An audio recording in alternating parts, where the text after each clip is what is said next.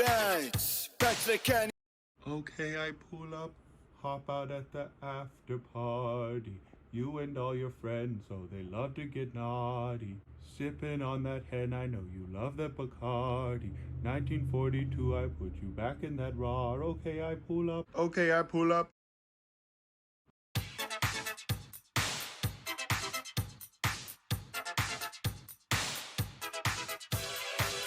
Right, back to the canyon, Junior, Norman, Payne and Kev. Rewind.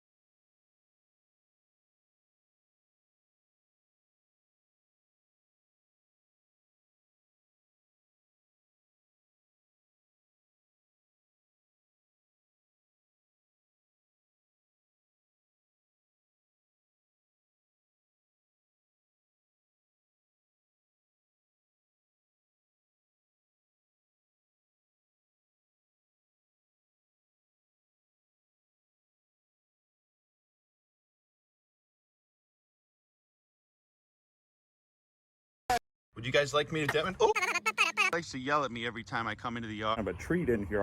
Look at this massive toad. Good morning, everybody. Welcome back to the Urban Rescue Ranch. It's me, your dad. You're probably wondering why I have a tent in my living room. Well, don't pay attention to that. The little watermelon I got for an amazing deal because it has seeds in it. I'm going to plant all these seeds. Also, I just ate this thing, but I still have no idea what it is. Either way, I'm going to give it to my new son. That was a little gift to me from a friend here in Texas named of YOX2 Reptiles. I believe this is some sort of frog. He's a handsome little boy, and he likes to eat fruit and meat and all kinds of fun little things. This is also an adorable little boy that I caught, but I did not catch this and bring it back. But I did catch these guys. Take a look at this. These are called tokay geckos. Look, this one's shedding a lot. And look, if I put my finger here, he'll get really angry and he'll want to bite it and it'll bleed. Would you guys like me to demonstrate? Oh, would you guys like me to demonstrate a bite for you? Really angry, invasive geckos? Would anyone like me to demonstrate a bite with these invasive geckos? Just kidding, I'm not going to do it. But they're very happy in here. I got them a lot of moss and some crickets. They've been eating real well. They have plenty of water. I just had these lying around. I'm going to give these as gifts to people. Oh, I also have this. This is my new son. If you guys know me, you know old Uncle Ben hasn't kept any frogs or toads or reptiles in quite some time. And mainly it's because I've been so dang busy getting all this stuff set up here at the farm. But ever since I was a handsome little boy, I always wanted to have my own cane toad. And I am going to upgrade all these things for these guys, or I'm going to give them away to friends that have better enclosures. Now, these fellas are invasive, so I can legally just take them and keep them as little pets, and it's better than killing them, which is what most people do. Look at this massive toad. So these are cane toads. They get very big, and they eat mice. Bam! I just put this little cave in here so he'd be a lot more comfortable. Look how cute this little man is. I love him. But his name is Hypno Toad. I'm giving this as a gift to one of my friend's kids. I like him even though he's really mean because he looks like that little monster from Fallout New Vegas. You know, the gecko one? And these tegus are young, so they're super, super friendly. I got them as a gift from a good friend of mine, and these little guys here are going to be keeping them alive for a while, but they have all the fruit they could possibly want. They've got all the crickets they could want in here, and there is another one in here that's just buried. I don't know where he is, but look how friendly he is. He'll literally just let me pick him up, and he just doesn't even care. The best part about these little guys is that they get massive. This little guy will be just about as smart and large as a dog. I don't have anything in here, but I'd like to have some kind of bird. Perhaps a green monk parakeet or two to go along with the invasive theme. We could catch these in Austin. And of course, we have Big Ounce Boy here, who's getting very fat and handsome. He's been eating a lot of hay. I've been giving him a lot more hay. Mostly Timothy. He likes to reach into my mouth and see what's in there because he thinks there's some kind of a treat in here. Oh, Chapo's doing really well. He's getting pretty big. He's getting to be a big, big boy. Still about the size of my shoe. This little guy really was a true runt. I'm glad I pulled him away from the mom. That may have had something to do with him not growing as fast, but at the same time, he's definitely just stunted in his growth from just his genetics. Little boy with dwarfism, aren't you, buddy? Aren't you a little boy with dwarfism? But that's okay because we love him. We keep him inside and he's a handsome little boy. Hypno Toad. Also, this is my pumpkin patch at the front of the house. It is thriving, actually way better than the pumpkin patch in the back. Baby Kevin, who is now teenage Kevin, is big enough to reach his head over here with his little emu friend named of Shrek. Actually, you know what? No, this one's name is James Charles that's fine. This is why I'm naming him James Charles. He likes to run around and bob his head like a little bull. Look how friendly he is. He's still a very friendly boy. Pretty soon we're going to be able to let him out and run around and play with the rest of the big boys. Just to be safe, I'm going to keep him in here for another couple days. It's going to be real warm tomorrow. And then I'll graduate these boys to go into this enclosure. And I got a big surprise for you guys. Bermuda grass in the front is finally starting to grow in, which is so nice. So we got this bat box in the mail from a very wonderful, beautiful person. Thank you very much. We love you, appreciate you. We're going to put this up somewhere. I think I'm either going to put it up there or we're going to put it up on our pole over there. Those bats will help mitigate the mosquito problem. This is the new gate setup I have. So I'm going to put 8-foot fencing along this so the animals can stay out here and not get out. My friend got us this trampoline so that we can jump from the trampoline into the pool. The pool, I started filling it up, but then it started to leak at the bottom. But it's been 2 days and it hasn't gone down very much at all. So I'm just going to keep an eye on it for now. We might have to return it and get another one. But everything else here is thriving. Things are still a little bit of a mess here, but that's because Uncle Ben has his hands full with what's going on inside. But this will all be neat and clean, and we have a lot of big plans for what we're going to do with this space pretty soon. For some reason, all of my bees come here to drink the water. I'm not sure why they like it so much, but I have to pick these little twigs here, set them in here because the bees will drown if I don't give them some way to climb out. As you can see, Kevin still loves me per usual, and Karen is still an adorable little precious queen. There's a nice little egg that we'll be incubating today, if my handsome son will allow it. This pond still has a lot of water in it. We still don't have anything but toads living in these little ponds. We still need to put liner down, and Greg Woodstock, the pond guy, should be helping us, but I think they're going to be helping us in 2023. Hey, good morning, Kanye. Kanye over here has just been munching on everything he sees, which is a good thing because he's keeping the foliage down. It's a bad thing because he's still a bit of a lamb and he has a little bit of bloat. Good thing is I went to Tractor Supply and I got everything that you could possibly buy for bloat in lambs, so he's gonna be fine. But he's a beautiful little man and he likes to yell at me every time I come into the yard, so I'd come over and scratch his cheek like this. This is probably one of my favorite creatures here on the ranch. And I think this chicken here that's friendly is also pretty cute. Now I think about it though, where's DaBaby? Whoa, is that hit rapper and artist DaBaby? This man's such a deep thinker. He likes to go by himself to the corner of the property, be laying down here, scratching his head, and he'll look back and he'll say, good morning to you, Papa. What are you up to today? But DaBaby's just a handsome little boy. He likes to fold his arms and cross his legs and just lay down and rest all morning. Sun comes out and gets really hot. He'll probably move under that tree or any other trees in this area. Oh, look at Kanye coming over. This is DaBaby in peaceful mode. At nighttime, he turns a little evil. Now, just about anybody I bring onto the property, DaBaby will jump on and attack at night. But thank you for coming here, DaBaby. Thanks for being so handsome and cute, even though you have a large music career to uphold. I know you've been visiting Africa and doing tours over there, so I thank you for coming back here every day just to be on my videos while you do that. This is a good man, everyone. I vouch for him and his character. Was that a little poop right there? You pooping while laying down? That's interesting. A little education for you guys. This is their cloaca. They have one hole that everything comes out of. It's pretty neat. One little hole here that a DaBaby has. Everything comes out of that one hole. I do wonder why he doesn't hang out in here more often though. These are my adorable little pig, Hamilton, who is a lot friendlier now. This mama is no longer scared of me. She just likes to hang out with the other guys and she does not mind me at all. They have 2 houses for now, but pretty soon I might close this off and make it a separate thing for them. A lot of the chickens are free ranging now just because they can. Looks like we have a new species of algae here that's growing at the surface. Oh, I'm sorry. Are you jealous, Chandler, of my pristine, top quality pond? The pumpkin patch here is thriving, but I still need to have some friends come out and help me pack down these weeds. These ducks decided to stay in this area with this pond, but as you can see, it's starting to get real nasty. Which is why I put this little thing in here whenever they need fresh water. This is what the chickens will drink. I'm gonna show you guys real quick how the chicken coop is doing. We now are officially getting eggs again. There's 5 in here. Guys, pretty soon we will be getting a good liner in here for all these guys with a filter, with a pump, all that good stuff. Before you judge my ponds, Chandler, this place used to be a crack house and it's doing a lot better than what it used to be. I'm sorry, Chandler. Do you have a thriving pumpkin patch? All the chickens have moved to Karen and Kevin's enclosure, but honestly, I'm gonna start rehoming these chickens, you guys. We do not need these I am Kamanis. Aw, what's that, Kevin? I'm a stronger, more capable male, and I'm feeding your wife right here in front of you? Must be so hard for you to watch me feeding your wife right in front of you as these chickens eat the scraps. You know what I'm gonna do right after this, Kevin? Right after I feed your wife and give her a little kiss on the head, I'm gonna steal your Now I've fed Queen and Poggers. I'm gonna go inside and show you guys what's in that tent in my living room. That's it though, guys. That's the farm tour. We're gonna go back inside. Uncle Ben gone grilling with the Wadham? What the big ounce doing? What these fellas doing just sitting here? Sometimes I like to grill out for these boys. Okay, just gonna go ahead, put this little guy right in there. And bam, we got 6 eggs cooking. Uh-oh, looks like they've escaped. Oh, where have my clappities gone? Oh, where could they be? They look like coconuts and they smell like dogs.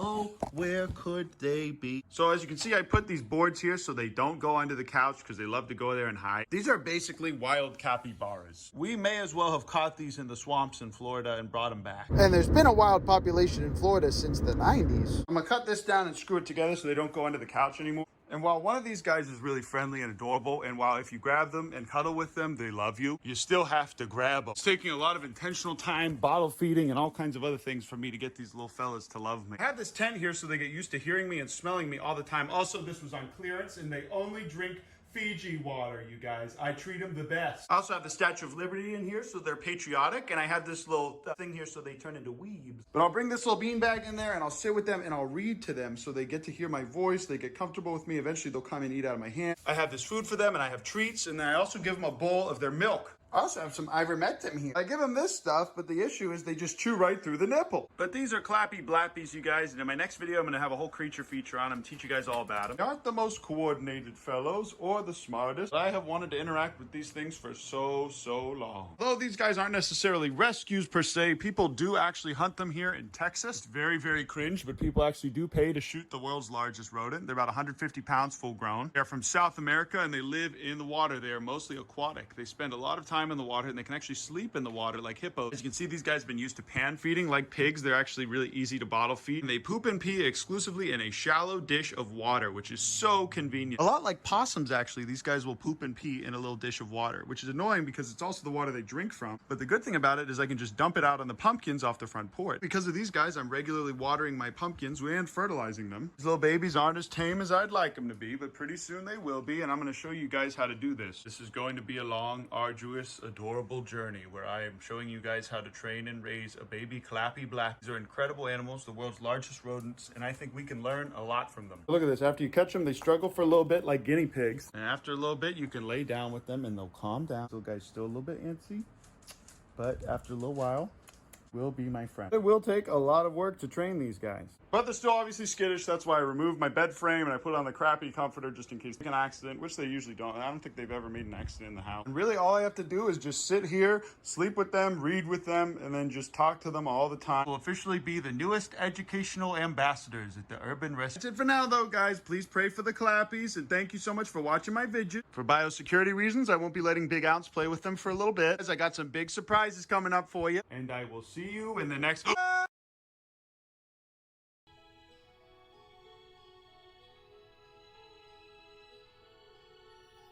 There, out in the darkness, a fugitive running, fallen from God, fallen from grace. God be my witness, I never shall yield till we meet face to face. Till we meet face to face. He knows his way in the dark. Mine is the way of the Lord. Those who follow the path of the righteous shall have their reward. And if they fall as Lucifer fell, the flames, the sword, stars, in your multitudes, scarce to be counted, filling the darkness with order and light.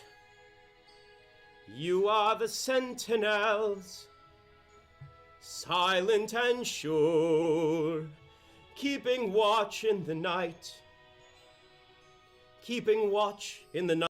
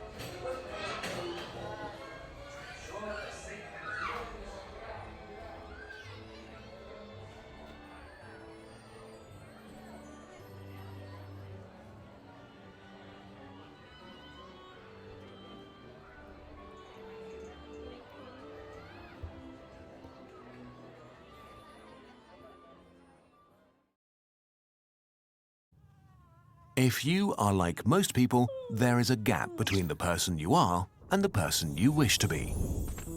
There are little things you think you should do and big things you ought to achieve. From working out regularly, eating healthily, learning a language, working on your novel, reading more, or simply actually doing your hobby instead of browsing Reddit. But it sometimes feels that to achieve your goals, you have to become a different person. Someone who is consistent, puts in more effort, has discipline and willpower. Maybe you've tried your hardest to be like that, and it worked for a while, until you find yourself slipping back into your old ways. In the end, you always seem to fail, and with every failed attempt, you become more and more frustrated and annoyed with yourself. If you believe success and hustle internet, it's all your own fault. If you don't succeed, you just didn't want it enough and the failure is all you. But change is actually hard, and as with most things in life, understanding why makes things easier.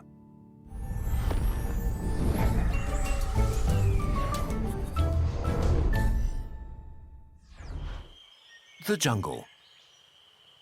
Imagine your brain as a lush and dense jungle. Moving through it, say to make a decision to do something, is like moving through an actual jungle. It's hard and it costs energy. Your brain hates expending energy, so it came up with a trick. All your actions and behaviors leave paths in the jungle of your brain. As you start doing something, you trample down some plants and make rough, improvised trails through the undergrowth. The more often you do the thing, the more pronounced the trail becomes. Over time, it turns into a path that is easier to tread, so you take it more often, and it turns into a street. As you repeat doing the thing over and over for years, the street turns into a highway. Traversing it becomes effortless, familiar, and comfortable. The more pronounced your brain highways, the more you get used to their comfort.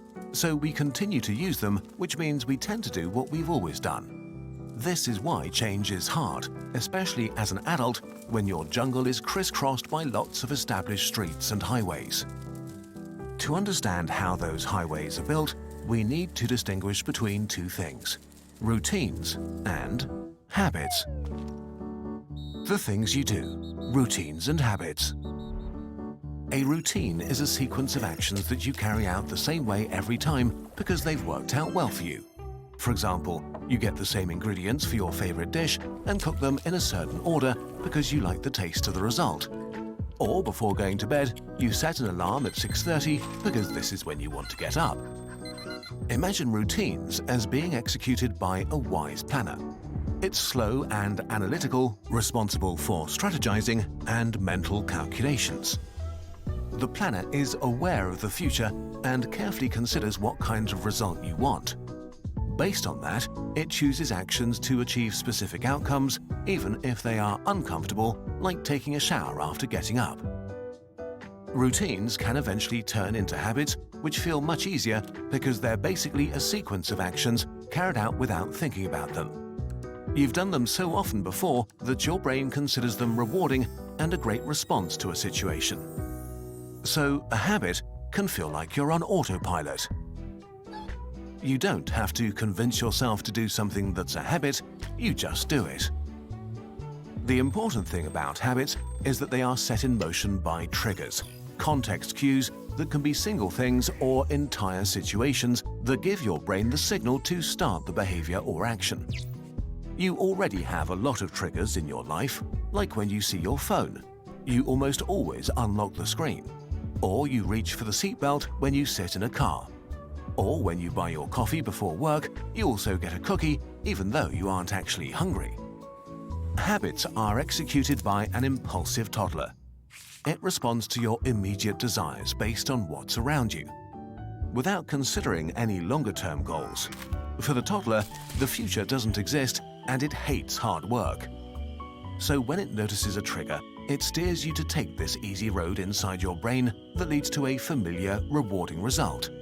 If you get coffee, the toddler also wants the cookie just because that's what you do every morning. This rewarding feeling is also how most of your bad habits started. Chocolate is tasty, browsing Reddit is occasionally mildly entertaining. This is why you repeat these actions, even if they're bad for you.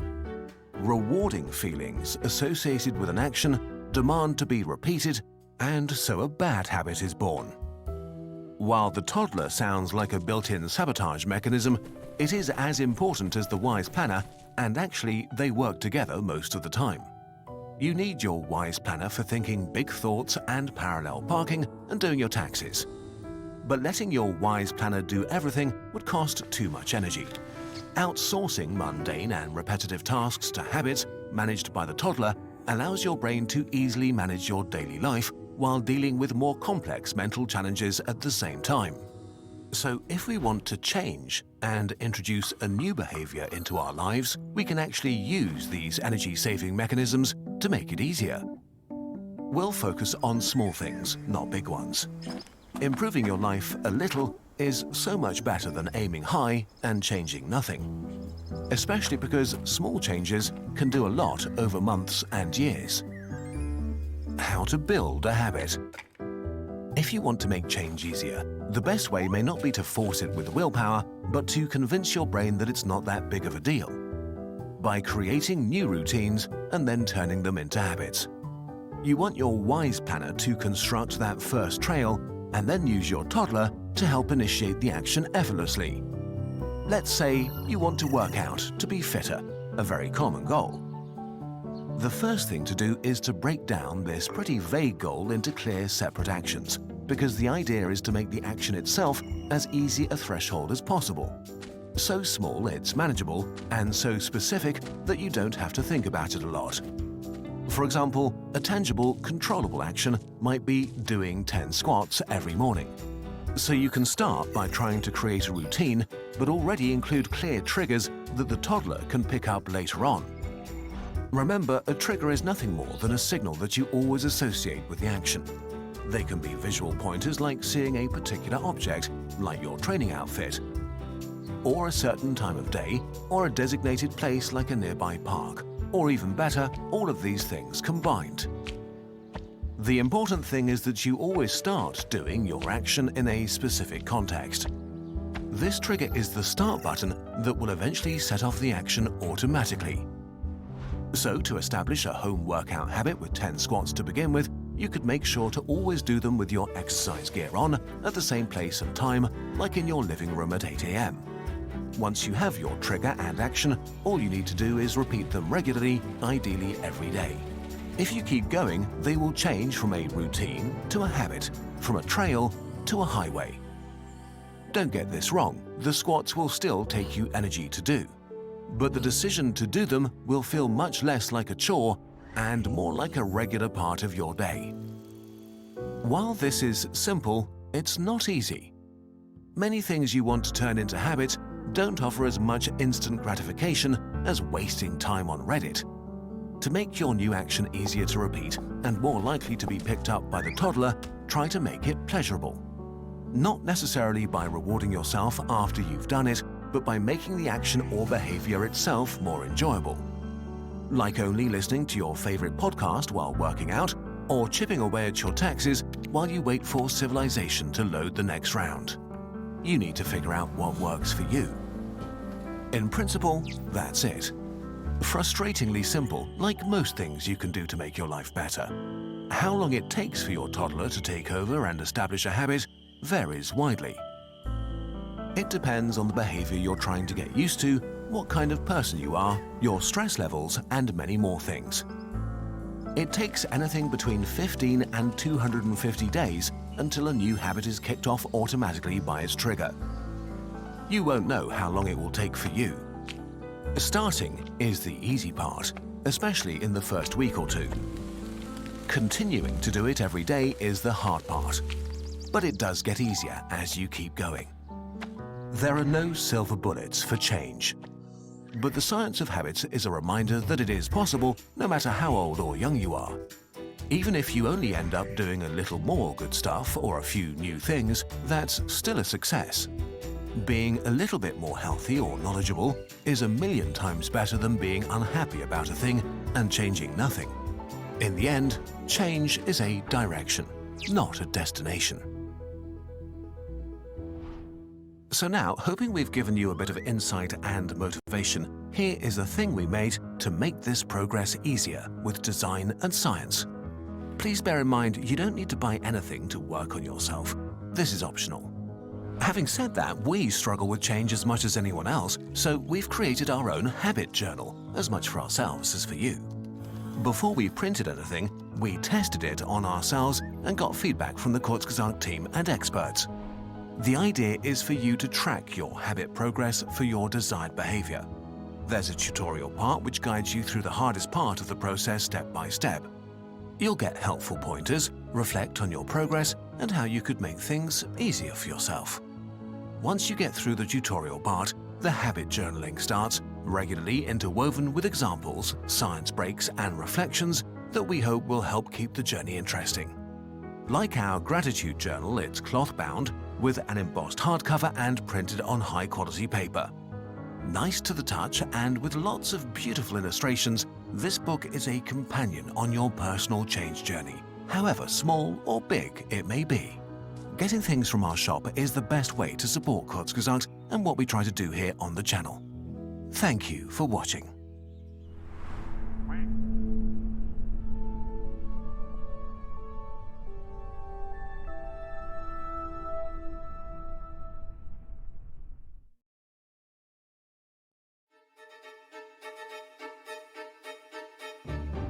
Halloween. What attraction should I do for a spooky episode this year? I know, I'll just go to a nondescript listicle site that does minimal research in a lazy but effective attempt to capitalize on nostalgia and familiarity. Well, what do you know? The top 3 scariest defunct Disney attractions. Let's see. No, already did that. Ugh, did that one twice. Wait a minute. What is this?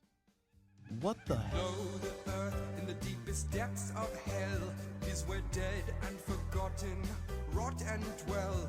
But the souls beneath are not those of friends. Instead, it's theme park rides that have met their end. They go to defunct hell. All of the fun they bid farewell. Disney, Universal, and Cedar Fair. Now most of Six Flags is down there. They go to defunct hell.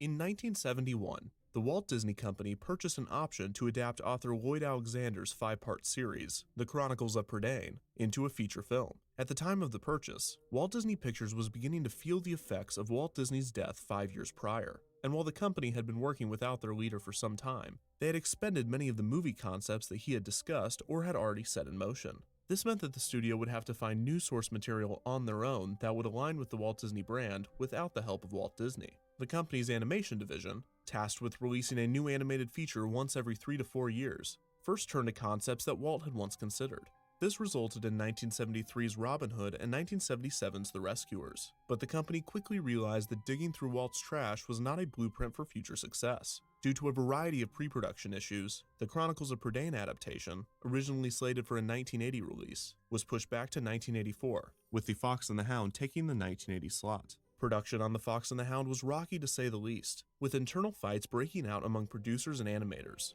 The arguments always seemed to come back to the question of what would Walt have done, and more often than not, the winner of the argument had the idea that felt the most Disney. By the time the Chronicles of Prydain adaptation, now working with the title The Black Cauldron, entered production in 1980, the what would Walt do mindset was proving to be counterintuitive. It became clear that it was impossible to mimic a creator that was known for pushing creative boundaries. Because of this, the Black Cauldron team was allowed to take a more ambitious route for the animated film, a darker, more epic tale than most of Disney's features. It also helped that fantasy interpretations of medieval times was at peak popularity. The early 80s loved castles and knights almost as much as the late 2000s loved vampires and werewolves. The film centered around a young farmhand named Taran, a psychic pig, and a sinister villain named the Horned King.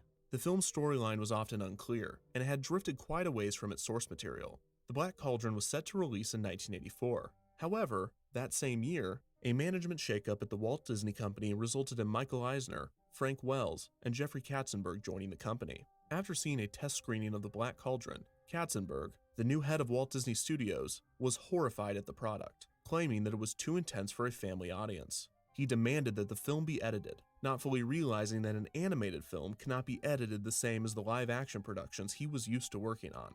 After the animation team explained this to him, Katzenberg became frustrated and stormed off to edit the film on his own. The film's producers called CEO Michael Eisner, who was able to convince Katzenberg to stop and calm down. The film was eventually edited, with over 10 minutes of the more graphic sections of the movie being cut. The film's release was delayed to 1985, where it debuted in July as the first Disney animated feature to receive a PG rating. The film, taking over a decade to produce, cost an estimated $44 million, making it the most expensive animated film at the time of its release. Critics praised the technical aspects of the film, but lauded its storyline and characters. It grossed just over $21 million at the box office, resulting in an over $20 million loss for the Walt Disney Company. The film's failure made the new executive team question the existence of the company's animation department, with Eisner, Wells, and Katzenberg seriously considering transitioning to a solely live-action model for Disney. The Black Cauldron was a failure and an embarrassment, and merchandising the film was certainly out of the question. Almost all of the Walt Disney Company wanted to forget its existence. Almost. Now, there's Tokyo Disneyland. The Japanese may not be buying our cars, but they are buying our culture. Here's American industrial robots telling the history of Japan, programmed not to mention World War II. So, while the band plays on, Japan's eating it all up like rice. In its first year, Tokyo Disneyland expects 10 million visitors. The mouse biz is big biz in Tokyo these days. Now, if they'd only buy our Chevrolets. That casual racism is scarier than any jump scare I could come up with. On April 15, 1983, 2 years before the Black Cauldron's debut, Tokyo Disneyland opened. A joint venture between the Walt Disney Company and the Japan-based developer, the Oriental Land Company, Tokyo Disneyland was immensely popular right out of the gate, with attendance figures similar and often better than the Magic Kingdom and Disneyland. This was good news for the Walt Disney Company, although many executives were disappointed that the profit from one of the company's biggest successes in the last decade had to be shared. Disney and the Oriental Land Company did not reinvent the wheel for Tokyo Disneyland, and the park is very similar to the Magic Kingdom in Walt Disney World. This is most obvious with the park's icon, Cinderella Castle, but the two nearly identical structures have a key difference. In the Magic Kingdom, Cinderella Castle hosts the popular restaurant, Cinderella's Royal Table. This is absent in the Tokyo Disneyland version. On opening day, there was nothing but closed doors where the entrance to Cinderella's Royal Table was supposed to be. This was because the castle was not meant to host a restaurant. It would instead house an attraction named Cinderella Castle Mystery Tour, a creepy walk through the castle's dungeons complete with encounters with famous Disney villains.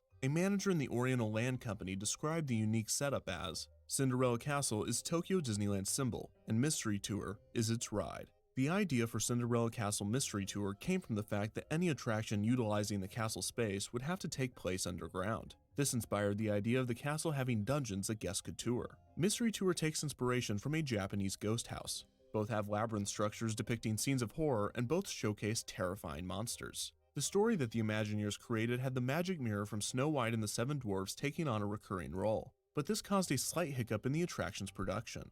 The Imagineers felt that the magic mirror would not be recognizable if its actor's face was, quote, distinctly Japanese. However, they were also aware that the voice, language, and dialect could not be American. In order to meet these self-imposed restrictions, Imagineers had Tokyo Disneyland's entertainment division translate and record the lines for the mirror. They then took those recordings and filmed an American actor lip-syncing to them back in the United States. At the time of its opening, Tokyo Disneyland still used the A-to-E ticket book system. This required guests to purchase an admission ticket to get in, and additional tickets to ride the attractions in the park, typically buying them in a ticket book which held multiple ride tickets. The attractions were ranked in ticket categories from A to E, with A being for the more mundane rides and E being for the more thrilling attractions. The Castle Mystery Tour was listed as a D attraction, placing it among the ranks of the Country Bear Jamboree and the Enchanted Tiki Room. The tour was presented with the tagline, "Can you conquer the evil forces of the Disney villains in the castle?" Guests would gather outside of the attraction's entrance, located on the backside of Cinderella Castle. They would then be welcomed in groups of around 20 to 30 people, being led by a cast member, typically female, wearing a uniform similar to the huntsman from Snow White. The tour was reliant on the cast member's spiel, a ride style that is rarely implemented. The Jungle Cruise and the Great Movie Ride are two of the only Disney attractions to utilize it. A spiel ride typically provides cast members with a pre-approved script. It is then their responsibility to memorize and repeat all of the information while hitting all of the beats. This is to ensure the guests receive all of the necessary exposition to understand the ride, and often more importantly, to allow the cast member to believably interact with the attraction's characters and props. Within these requirements, the cast members are generally encouraged to stick to the script while also making it their own. This personalization can take the form of timing preferences, body language and delivery, and sometimes, though mostly discouraged, script changes.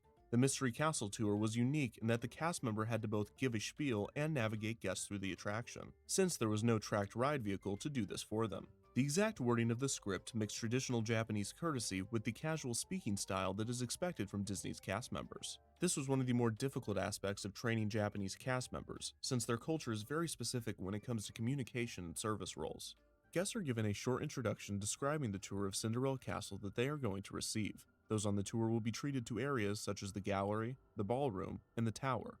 The guide leads them into the first room, pointing out portraits of famous Disney heroes: Princess Aurora, Pinocchio, Snow White, and Taran from the Black Cauldron. Just as the guide begins to applaud the heroes and their victories against the villains, the magic mirror shows up on one of the walls, displeased that the villains are being demeaned once again. The portraits on the walls change from the heroes to their coinciding villains, as the magic mirror continues to argue with the guide. The mirror wishes to showcase the power of the villains, and challenges the tour group to enter the mysterious dungeons of the castle, with a door on the wall swinging open on its own.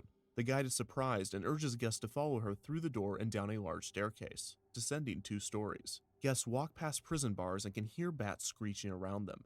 The guide comes up on a spooky laboratory, with a book open to a recipe for poison apples. Miscellaneous magical science equipment is indiscriminately scattered throughout the corner of the room. The witch's shadow can be seen as a crow rocks back and forth on a skull. The guide decides to leave before the witch shows up, taking guests down a series of dark tunnels. The witch is heard laughing as they escape. The group walks further into the dungeon, with the magic mirror appearing to be reflected down a corridor. They quickly encounter a scene of a swinging axe controlled by a knight. The scene gets even scarier when a previously still set of knight's armor begins to shake in fear. A chest along the wall is pushed open by living skeletons, and the guide screams and gives chase. During the flee, guests pass a short corridor, where a projection of the Night on Bald Mountain portion of Fantasia plays, showing Chernobog gathering his army of demons. The guide quickly directs guests away from the scene, walking a bit before stopping at what appears to be a peaceful water feature. However, Maleficent's minions appear in the water below, threatening guests to either leave or face the evils of their master. As guests rush down the hallway, the goons follow, peeking their heads through holes in the dungeon walls. Guests get a glimpse of the outside of a castle, with a lightning storm swirling around it. After this, a talking skull warns guests not to continue, but the guide pushes on. The group then enters the Cave of the Hidden Jewels, filled from top to bottom with shiny golds and diamonds. The guide is thrilled, but a lightning strike reveals that they are not alone in the room. A large dragon roars as steam escapes its jaws. The guide waves guests out of the room and into an elevator. Everyone is relieved, until the voice of a demon echoes throughout the lift, revealing that he is controlling the ride as guests ascend. The doors open and the guide timidly exits, afraid of what could come next. The group enters a room filled with tapestry displaying the story of the Black Cauldron. The guide then describes the film's plot, an integral part of the spiel considering that no one watched the film. A translation from jtcent.com outlines this part of the script. The guide says, "Once upon a time, the world was ruled by evil. The Horned King, the evil lord, used the Black Cauldron to manipulate and control the soldiers of death. Then, the courageous and pure-minded hero, Taran, deprived the power of the Great Kiln using his Sword of Light, and peace was restored to the world. The magic mirror interrupts the guide once again, taunting the guests and saying, "This is the final challenge. Will good win or evil prosper? The good will face this challenge with courage. The Black Cauldron is waiting to swallow you whole." The guide then chooses a guest, almost always a child, to carry the Sword of Light into the next room. Guests enter the room of the Black Cauldron, with skeletons lying around on the floor. The room goes dark before the fire and smoke illuminate the face of the Horned King, a large, terrifying animatronic that looms above guests. The Horned King addresses his victims by saying the most terrifying anything to ever appear in a Disney anything. He says, "Everyone welcome. In this Black Cauldron, everything in the world is controlled. Don't be afraid. It will all be over shortly. No one can escape from here and you'll be sacrificed to the Black Cauldron. O Satan's kiln, awaken and resurrect the soldiers of death. Rebuild an army without rivals. The army of death, rise. The devil's servants, go and capture them and throw them into the cauldron. Don't leave anyone behind. The Black Cauldron wants more bodies. I swear to the death. Ha ha ha. Nobody can destroy me." Just as all seems to be lost, a light illuminates in the group. The Chosen One and the guide are pointing the Sword of Light directly at the Horned King. "What's that? Capture those fools and gratify the Black Cauldron." The sword shoots beams of light, and the Horned King screams as lights flicker, smoke bellows, the music intensifies, and he is defeated. The lights dim as the guide cheers that they have won. The rest of the group follows suit, celebrating their victory. The sinister music is replaced with a triumphant symphony. As a door rises, light spills into the room, and guests exit encountering the only portion of the ride to display English, with a sign saying, "Good conquers evil." The guide directs everyone's attention to the tour's hero, placing a medal around their neck. The guide then thanks everyone for going on the adventure before directing them back outside. The Mystery Tour was one of the most unique and bizarre Disney attractions ever created. Extraterrestrial Alien Encounter, the 1994 addition to the Magic Kingdom's Tomorrowland, which is widely considered Disney's scariest creation ever, warned guests up front of the ride's intense themes. Mystery Tour did the exact opposite, drawing guests in, promising them a tour of the beautiful Cinderella Castle, only to send them on a horrifying chase through the castle's dungeons. Mystery Tour was one of the longest attractions at Tokyo Disneyland at about 16 minutes in length. As previously stated, a single sign at the end of the attraction is the only English guests would be subjected to during the tour, unlike most rides at Tokyo Disneyland, which make an attempt to implement English throughout for international guests. The guides quickly learned to warn American and European guests not to ride the attraction because of this. The Mystery Tour officially opened on July 11, 1986. Tokyo Disneyland created some promotional material for the ride, but with the massive crowds that the park drew in, the Mystery Tour's success was almost guaranteed. In its first few months of operation, wait times of 2 to 3 hours were common. Tokyo Disneyland would further promote the Mystery Tour by creating this absolutely terrifying walk-around character.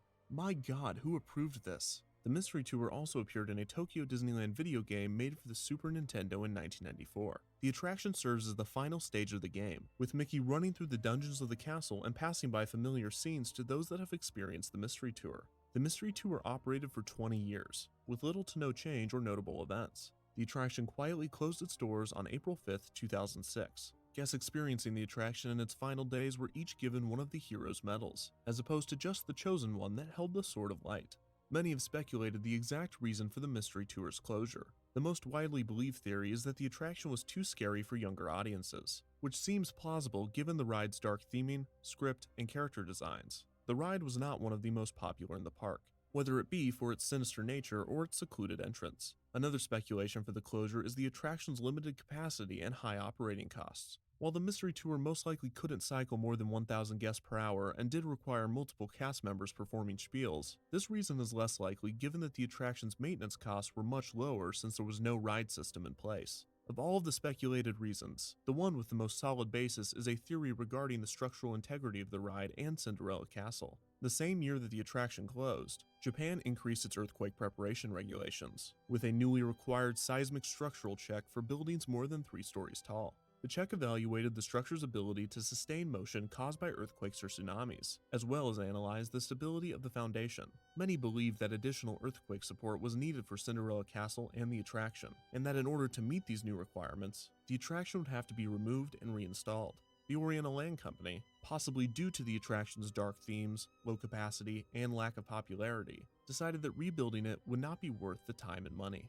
On April 15, 2011, just over 5 years after Mystery Tour's closure, a new castle tour entitled Cinderella's Fairy Tale Hall opened. The attraction is a lot different than its predecessor. It is essentially a walkthrough exhibit, with mini figurines, artwork, and photo opportunities. Disappointingly, there was no continuous story to Fairy Tale Hall. It's almost the exact tour that was promised to guests at the beginning of Mystery Tour before things went awry.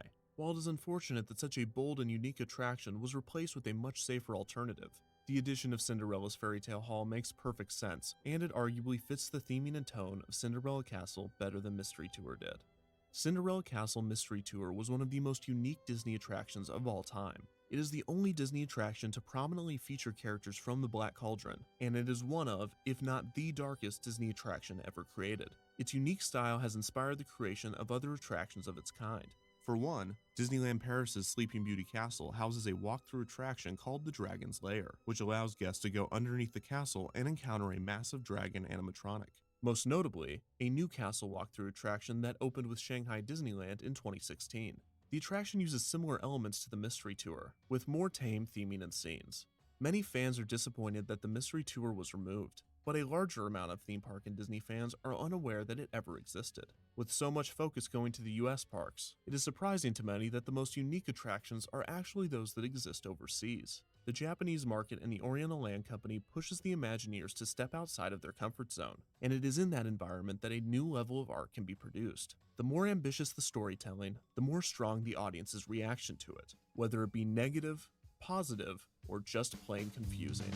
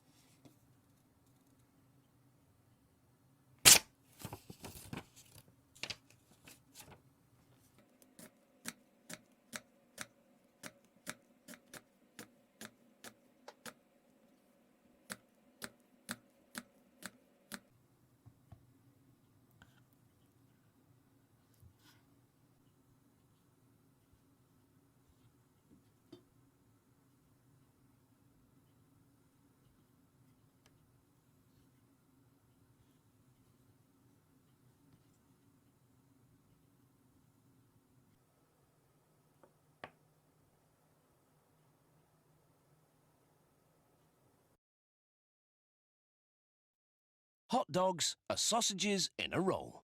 It's likely that German sausage makers came up with the idea. German immigrants were selling them from pushcarts in New York's Bowery as far back as the 1860s.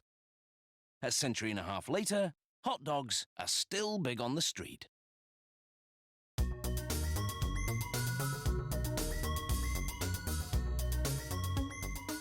To make standard hot dogs, they use a mix of pork, beef and chicken. The cuts they use are called trimmings, pieces of meat left over from cutting steaks or pork chops, and they're mainly muscle tissue.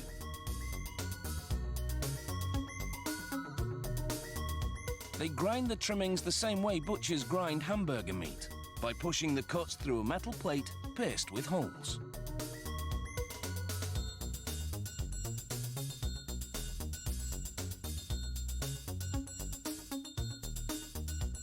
They add processed chicken trimmings to the ground meat, then mix in food starch, salt, and other flavorings. The starch thickens the mix while the flavorings vary depending on where the hot dogs are to be sold, because people in different regions have different tastes.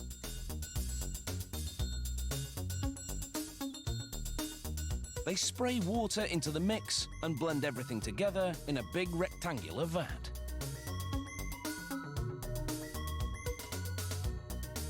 A dash of clear corn syrup adds sweetness. Hello, how are you? Oh, I'm fine. How are you? I'm very good. And tell me about your latest fashions.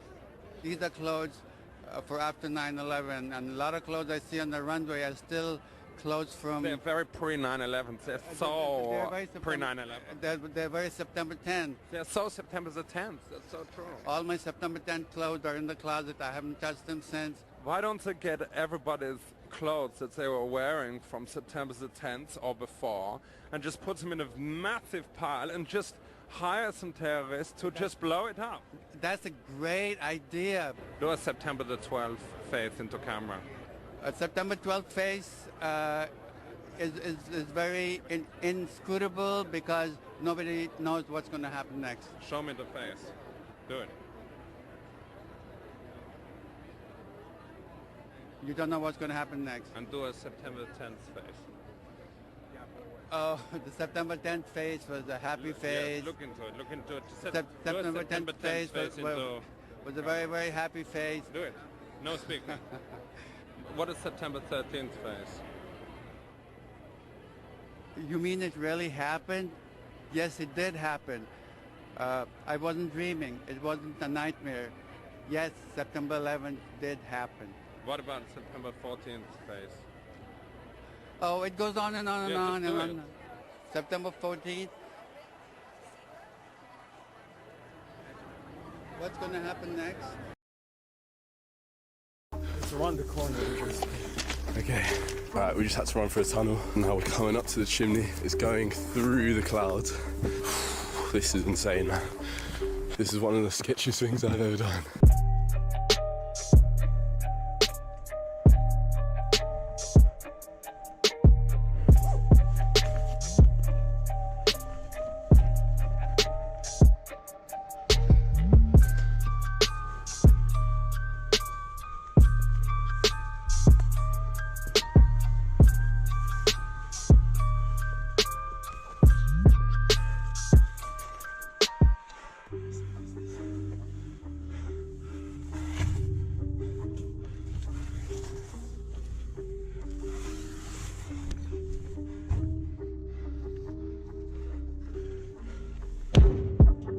Yes!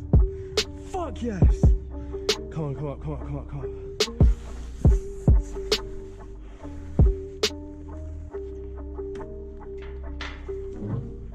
Okay, you can't see shit, but we're halfway right now and we're above the clouds. We just came out to the outside. That was the hardest ladder climb I've ever done. Okay, let's get to the top. And let's watch the sunrise. Woo! How you feeling, Ben? Guys, swear down if you don't subscribe.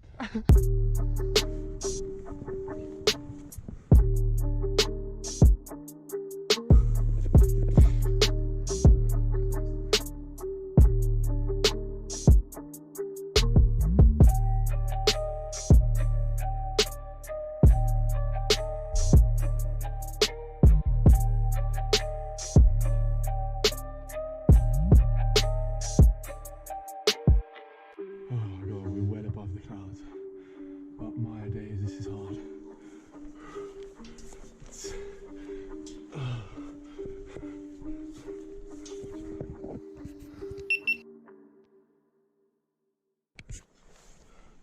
We got the top, bro. This is it. We fucking done it. Oh my god. Come on. Oh, we're so close. Alright, you ready? 3, 2, 1. Oh, fuck.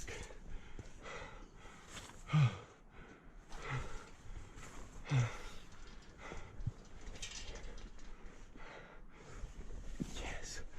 Fucking hell. Oh my god, we made it. We fucking made it. Oh shit. Ah. You got it, you got it. Come on, bro. Bro. We did it.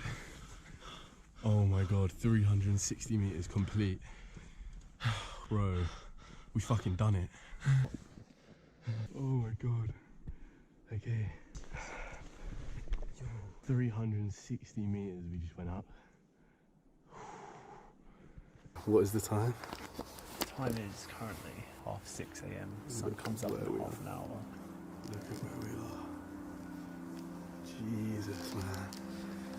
This is the ladder that we come up. And now we wait for sunrise.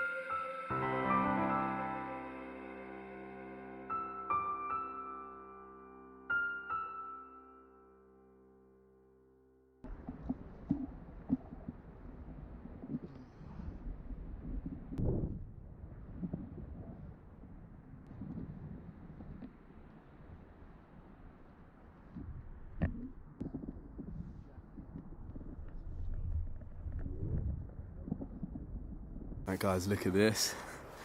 This has been, I think, by far the craziest thing I've ever done. Like, this is one of the maddest experiences I've ever had. We're gonna go down now. Hopefully we don't get caught and hopefully we get away and all is good. Let's do this. Goodbye. Woohoo! Crazy. We're fully in a cloud right now. Look at this. Jeez.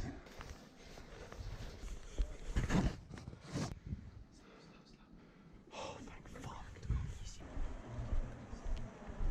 Oh my god. We fucking did it. Yes! Let's get out of here, let's go.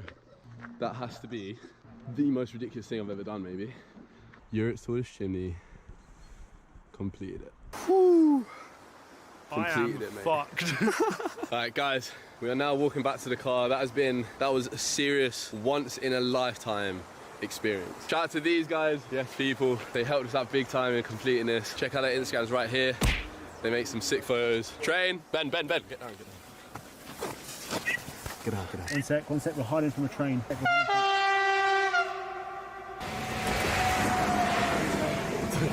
You're not phone? phone to my mum. Hiding from the train. What is happening? If you want to see more content just like this, make sure you join the NS Nation by smashing that subscribe button. If you want to go and pick up some brand new merch from my merch store, nightscape.london, we just released some brand new hoodies. We also got tees, bandanas, posters, all that kind of stuff. Once again, thank you for watching. Remember to like, comment, and subscribe. I'll see you guys very soon. Peace.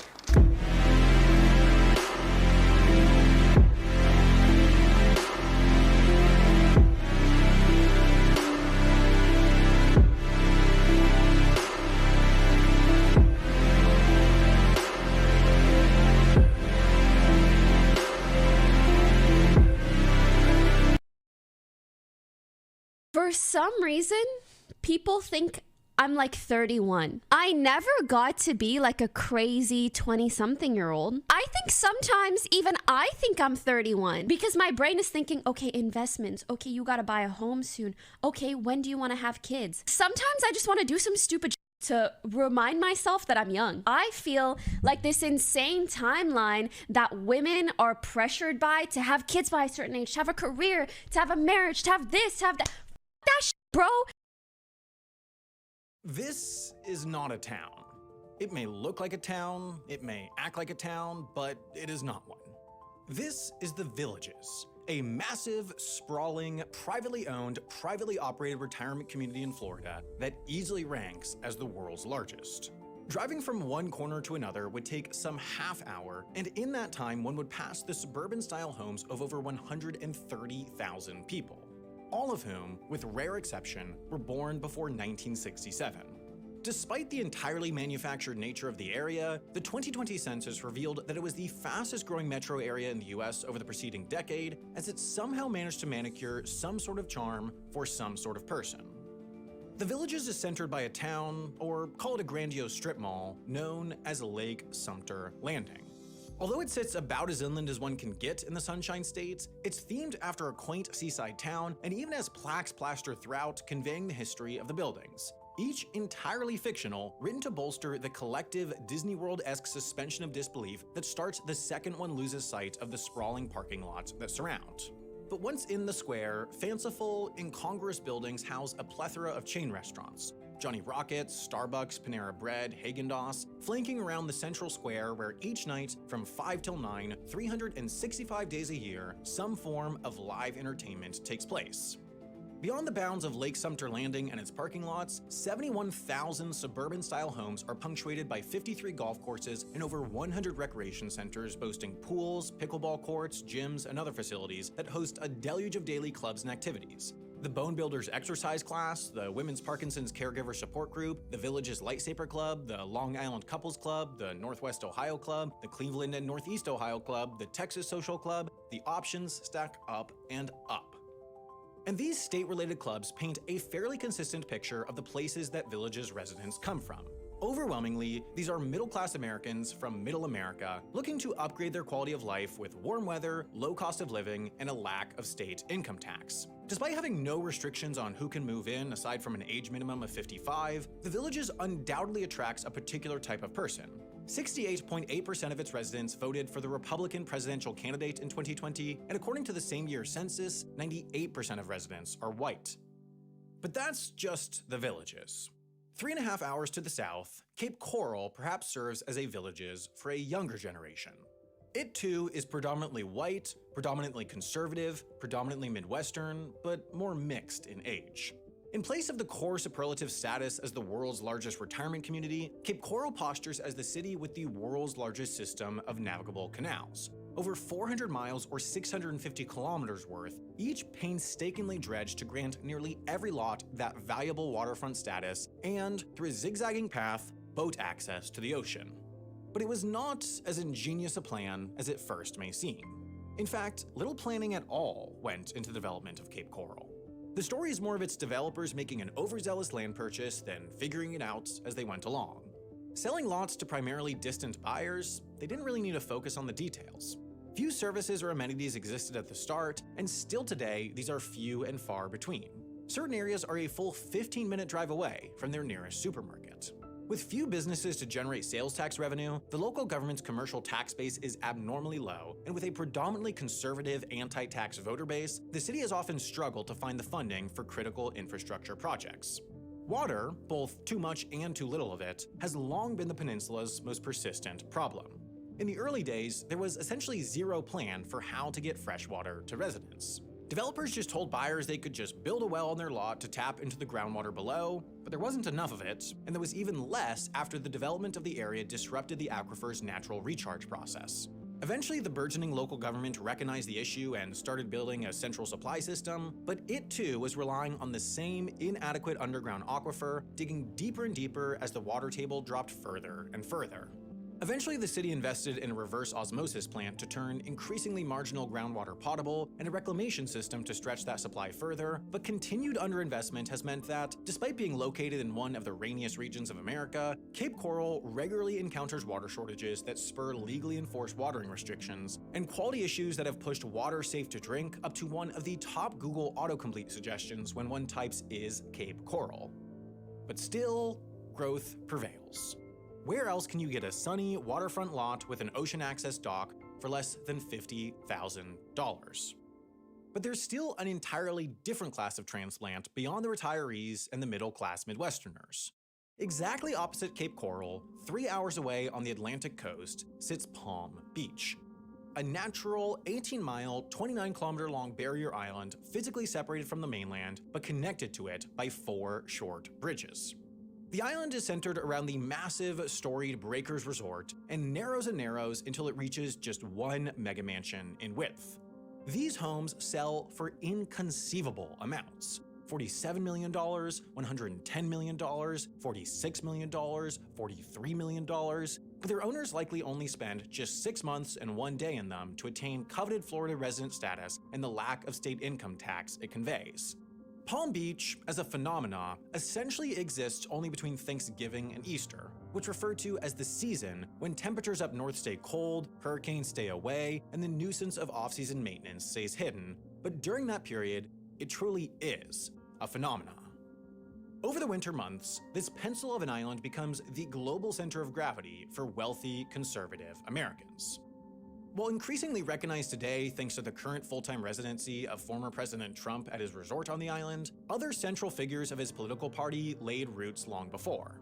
Disgraced former Fox News chairman Roger Ailes lived in his $36 million mansion up until his death. Prominent radio host and political commentator Rush Limbaugh owned a mansion listed for over $100 million after his death. And failed Republican Senate nominee for Pennsylvania Dr. Mehmet Oz bought an $18 million, 10-bedroom, 14-bathroom beachfront mansion on the island in 2018. All controversial figures, they each undoubtedly appreciate the privacy and exclusivity that have become known as Palm Beach's core competencies. Little is public on the island.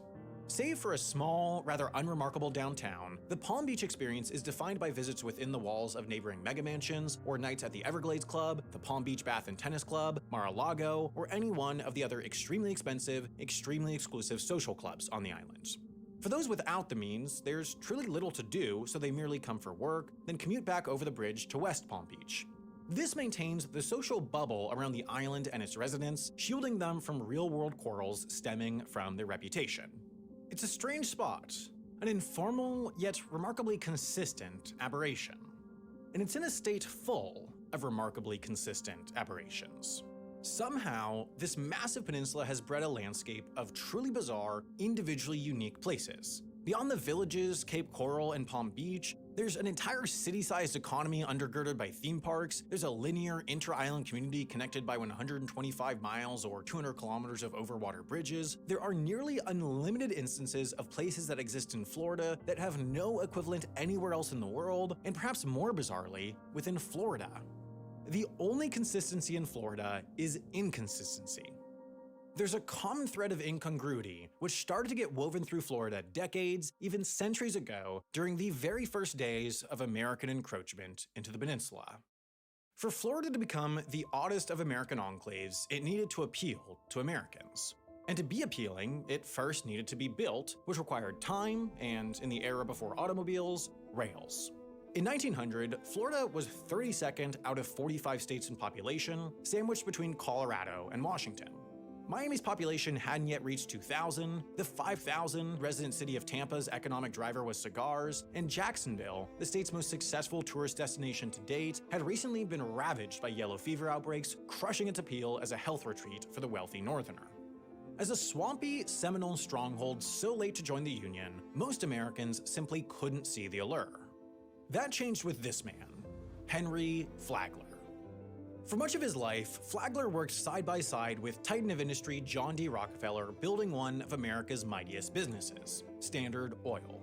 Then, in the 1880s, after spending some time in the state, Flagler turned all attention to Florida and began manufacturing one of America's mightiest attractions. First for Flagler was the hotel here, the Ponce de Leon, an immediate success that hosted the likes of Theodore Roosevelt and Mark Twain. Then Flagler, fueled by dreams of an American Riviera, pushed into the swampy, disconnected South, building a bridge across the St. Johns River, establishing the growing network as the Florida East Coast Railway, and extending the line down to Palm Beach, where he would build the world's largest hotel, the Royal Poinciana. Soon, the rails reached Miami, allowing fruit produce to go north and well-off tourists to vacation in the sunny South. In 2 decades, Flagler had laid the physical groundwork for coastal Florida to take off. Equally important, he helped reimagine it. By beating back mangrove forests and building on beach sides, Florida was no longer the swampy backwoods. It was a spot to retreat from the cold, to relax, to escape the media attention that came with extreme wealth, and to rub elbows with the other fortunate few of similar stature. Flagler's Florida was intentionally not for everyone. Effectively a string of jewels, his network of railroad hotels were for the elite and those who worked for the elite. Conscripted prison laborers toiled in disease-riddled swamps, building the rails at breakneck pace, while hotel workers had to move inland and contend with the marshlands. This divide was especially obvious in Palm Beach, where the separation between upper and working classes was part of its fundamental, foundational design. West Palm Beach wasn't an outgrowth of Palm Beach's success. Rather, it was planned and plotted beforehand as a commercial town on the other side of Lake Worth for hotel and estate employees. While captains of industry meandered around Palm Beach's sleepy, forested walkways, West Palm Beach functioned like a frontier town bustling with shops on Clemente Street and notoriously ruckus saloons along Banyan. While places like this didn't fit the budding narrative around Florida, its workforce made the dream of a warm winter escape possible for the elite, while the island's natural separation made its existence bearable. Turn of the century South Florida was tiny, it was segregated along racial and class lines, its allure was highly fabricated and problems were thinly veiled, but it had an identity. And more than anything, it was now tempting. In the 20s, the state roared to life.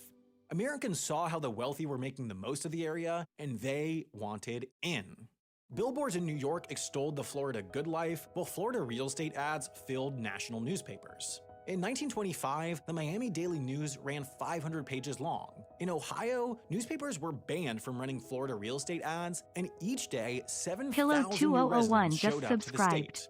To keep them pouring in, the state nixed income and inheritance taxes, loosened real estate regulation, and left alone spectacles like horse and dog racing. From 1920 to 1925, Florida went from under 1 million residents to 1.3 million and became the vacation spot for Midwestern and East Coast Americans. Connected by rail then road, and with proof of concept in Miami and Palm Beach, the rest of the US finally got it. What Florida offered Americans was that it was so different from America. The craze reached a point that buying Florida real estate sight unseen became a norm, occasionally leaving new owners with lots sitting under feet of water.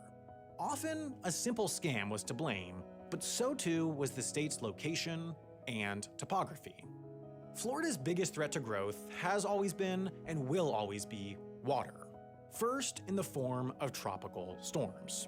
What makes Florida so appealing from the world's richest to a Midwestern retiree, the pleasant water temperatures, still winds, and warm air, is also what makes it so storm-prone. At the western end of Hurricane Alley, the peninsula couldn't possibly be more thoroughly in the bullseye for tropical storms. It was a hurricane in 1926, then another in 1928 that stopped the Florida land boom in its tracks, and the 1935 storm of the century that ripped away Henry Flagler's most audacious Florida undertaking, the overseas railroad that connected eastern Florida to Key West. But storms come and go, water recedes, newspapers and boosters act like they didn't happen, and federally backed insurance allows people to build back so it doesn't look like it happened.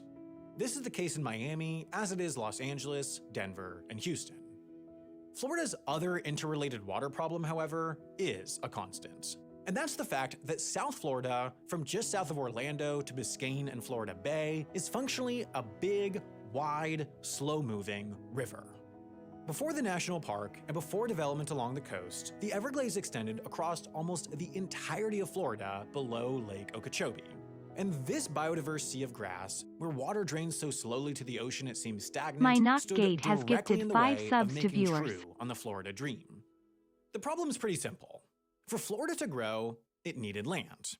In the early days of Miami and West Palm Beach, canals and ditches to reclaim land were the responsibility of local governments and land companies, but by 1948, after record drought, then record flooding, Florida needed a bigger budget to reconfigure its statewide river. With the creation of the $200 million Central and Southern Florida project, the state and the Army Corps of Engineers took off on a 20-year project that almost entirely reimagined the Everglade watershed. Like Flagler's Railway 50 years prior, the undertaking was exceptionally ambitious. In cost and scope, it was the most audacious reclamation project taken on by the US. In principle, it was as bold and self-assured as any other Florida land project or real estate development. They quite simply aimed to drain an entire state. And from the perspective of anyone looking to move to the state by mid-century, it worked. With federal dollars, the 3-mile, 5-kilometer wide Kissimmee River and its floodplain north of Lake Okeechobee became C-38, a 58-mile, 93-kilometer long canal that no longer flooded seemingly on a whim. Below the lake, South Florida water planers built the 105-mile, 169-kilometer East Coast Protective Levee, along with an assortment of water catchment basins and eastbound canals that whisked water directly to the ocean without flooding the urbanized East Coast. By the late 60s, the South Florida Water Management District overseeing the project had drained half the Everglades with the aid of some 1,700 miles or 2,700 kilometers of canals and levees and 16 pump stations that carefully monitored and jettisoned water away from urban and agricultural areas. Just as the vision of Florida as a dreamy destination was carefully cultivated, so too was the actual land. Painstakingly, expensively dried up and handed over to a wave of real estate developers who, in turn, transformed it, divvied it up, and sold it to the hordes of post-war Americans pouring into the state. The project was just in time. In 2 decades, from 1940 to 1960, Florida's population more than doubled, then from 1960 to 1980, it doubled again. Since 1980 to now, it has doubled for the 3rd time. With ample barren land, ambitious master plan communities like Cape Coral and the Villages breaking ground, and new generations of America's wealthiest making their way to Palm Beach, Florida is now for the escapist and the elite alike. In a century, Florida as an idea and Florida as a place has been completely redesigned. While different sections of reclaimed swamp, slender islands, and former farmland came to serve Americans of varying age and economic standing, all are bound by the same brash, brazen disposition of their developers and the complete enchantment of those who fully latched on to the Florida dream. In many ways, Florida mirrors less the development of the South or the East, but rather the West.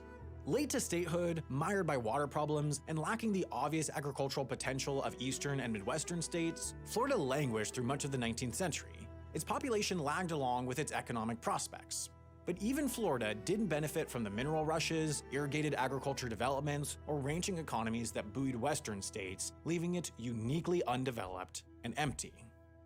Florida was America's last frontier. By the time Henry Flagler first laid eyes on Palm Beach, railroads had stretched coast to coast for decades, settlers had claimed every worthwhile nook of the Rockies, Alaska had long been transformed into American, yet none thought to bother with the miserable, swampy wilds at the country's southeast. It was effectively an ocean, or at best something in between. Hardly an area that one could think of as land until individuals so audacious, so unrealistic, so confident in the impossible task of turning nothing into something, came along. There were no homesteads to lay claim to, no rivers around which to centralize, no fertile valleys to draw people in. Every inch of Florida had to be developed. There were boosters and there were buyers. That is the story of the state. Differentiation is critical to business. When an entrepreneur goes into a pitch room to find funding, they don't say they're going to make a taxi company or a bookstore or a DVD rental store, but better. They say they're going to do something different. They say they're going to make Uber or Amazon or Netflix. Uniqueness is necessary in business. Investors don't take risks on slightly better, and buyers won't leave the comfort of what's known for the same proposition. To take the plunge, they need the promise of at least the potential of a massive leap forward. Florida is a business. More so than every other state, it had to sell itself. With every inch requiring development, land had to be bought, improved, and sold. The weather was a start, but to convince a far north buyer to leave the comforts of home, and especially to end up on their land rather than their competitors, developers had to do something different. They had to build a themed, age-restricted wonderland. They had to offer a city of waterfront lots. They had to turn their island into an inherently ultra-exclusive hideaway. Weird sells, and weird attracts weird.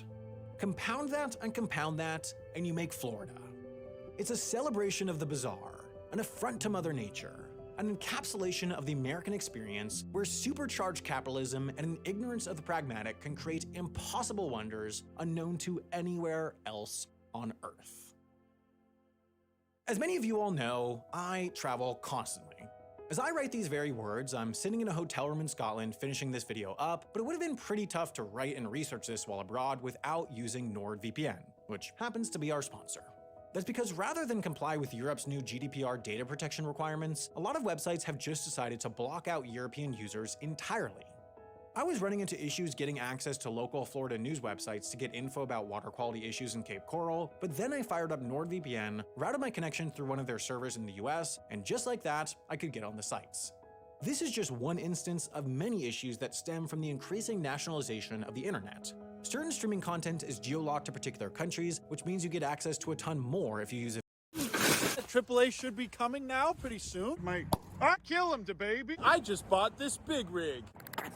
What are those bubbles coming from? Homelander moment. Oh, yeah, baby! Woo! All right, guys, welcome back to the Urban Rescue Ranch. Today, we're cutting down the lean-to. Look at this sussy sign. This is my buddy Colton. He's helping us here with getting rid of this lean-to. It's just kind of in the way for the new construction. Okay, we're throwing all this stuff away. This was DaBaby's old house. Wow. Turns out rats were using it as a nest in my storage container. Throwback. Here we go. Oh, baby. I forgot that I just used plastic for some of these. We also had a lot of volunteers come out from a base Christian fraternity. Throw it at that pole. Make sure you hit it. Yeah. I'm gonna hit it. Don't hit my... Ah! Look at all these beautiful boys. Just took an epic thumbnail pic for the last video I posted, you guys. That's right, I don't do it in order. Take a look at this. This is my son, DaBaby. What do you think he's thinking about, you guys? What is he looking at? Okay, more for me. Hey, it's me, DaBaby. Stop eating my food. Okay, so right now what I'm doing is I'm turning this nasty tent thing here into a decent shelter for the Rio where they get shelter on all sides. And I can lock them in here if they decide to be stupid and not get out of the rain. I'm leveling the ground here around it with the shovel. Pretty soon this is going to be finished, but look at this, you guys. This area used to be where the pigs would go to poop. There's pumpkin plants here, pumpkin plants over here, a Kevin boy right here. But look how happy all these creatures are, you guys. After I'm done finishing this, pretty soon I'm going to move all the Rhea to be over here with Kevin again. And we can focus on diet specifications for ostrich and emu instead of Rhea. Even though these guys essentially all eat about the same thing. Isn't that right, soldier boy? All right, everybody. As you can see here, this thing is done. Now I can technically herd them all in there and close them in if need be, and they'll be fine and safe from the weather. We got this cute little fire pit here, and now you can see my house from here. And you can see right through here. I got rid of all the old nasty tarps on this thing, and we're gonna get rid of a lot of the stuff in there. Funny how this chimkin and her baby are just sitting there. Look how she's still sitting on top of her baby. She is such a good mom. We moved all these fence panels in the back thanks to our friends at the Baylor Bucks fraternity. We still have to throw this stuff out. All of this is scrap though, and we're gonna take this all to the scrap yard. Lot of metal, and we can at least get something for it, or we'll try and sell it, but realistically we're probably just gonna have to scrap. We got this bad boy here that we're gonna be using tomorrow to unload some of the stuff for the Bental building. The foundation is now complete, and we knocked the lean-to down. Finally got rid of all the trash over here, and now I'm gonna get rid of this nasty stuff. And yeah, you guys, my worm farm is back. After a long time, what are those bubbles coming from? Look at this, you guys, my worm farm, it's back. And all you thought, oh, Uncle Ben, you could never create such a successful worm farm again. That was just luck the first time. Well, take a look at this. The trick is the Minecraft lunchbox. I'm so good at worm farming that I'm just gonna go ahead and dump all this out because I don't even care. I can do it again. I'll let these worms escape for another day. I'm sorry, are you unable to create such an amazing worm farm? Chandler from Chandler's Wildlife. I'm sorry, Justin Rhodes. Are you unable to farm such amazing quality worms as these? Well, here they are, you guys, eating like crazy. Now the baby's getting into the rat tight feed too. But look, you guys, they have already done a number on all this grass here. I need to start feeding them more. Also, now that the foundation is closed up, I made this peanut butter poison patty so we could get all the rats out of my attic and walls. Sure is a cold morning out there. Good morning, everybody. It is me, Uncle Ben, and I am forklift certified now, so I'm going to be using this. Today, we're going to be building a barn. I have this forklift here. Oh, yeah, baby. Woo! What's up, guys? I just bought this big rig. We did it, guys. And while I'm waiting for my buddy Matt to show up so he can operate this forklift, I'm not about to run the risk of destroying all that metal by myself. It says feels like 32 outside, so I have these adorable babies in here on my couch. And I like to just sit and stare at them like this for hours. Certified forklift moment. Check out my brand. Pardon me? Ahem. Sorry, I won't interrupt.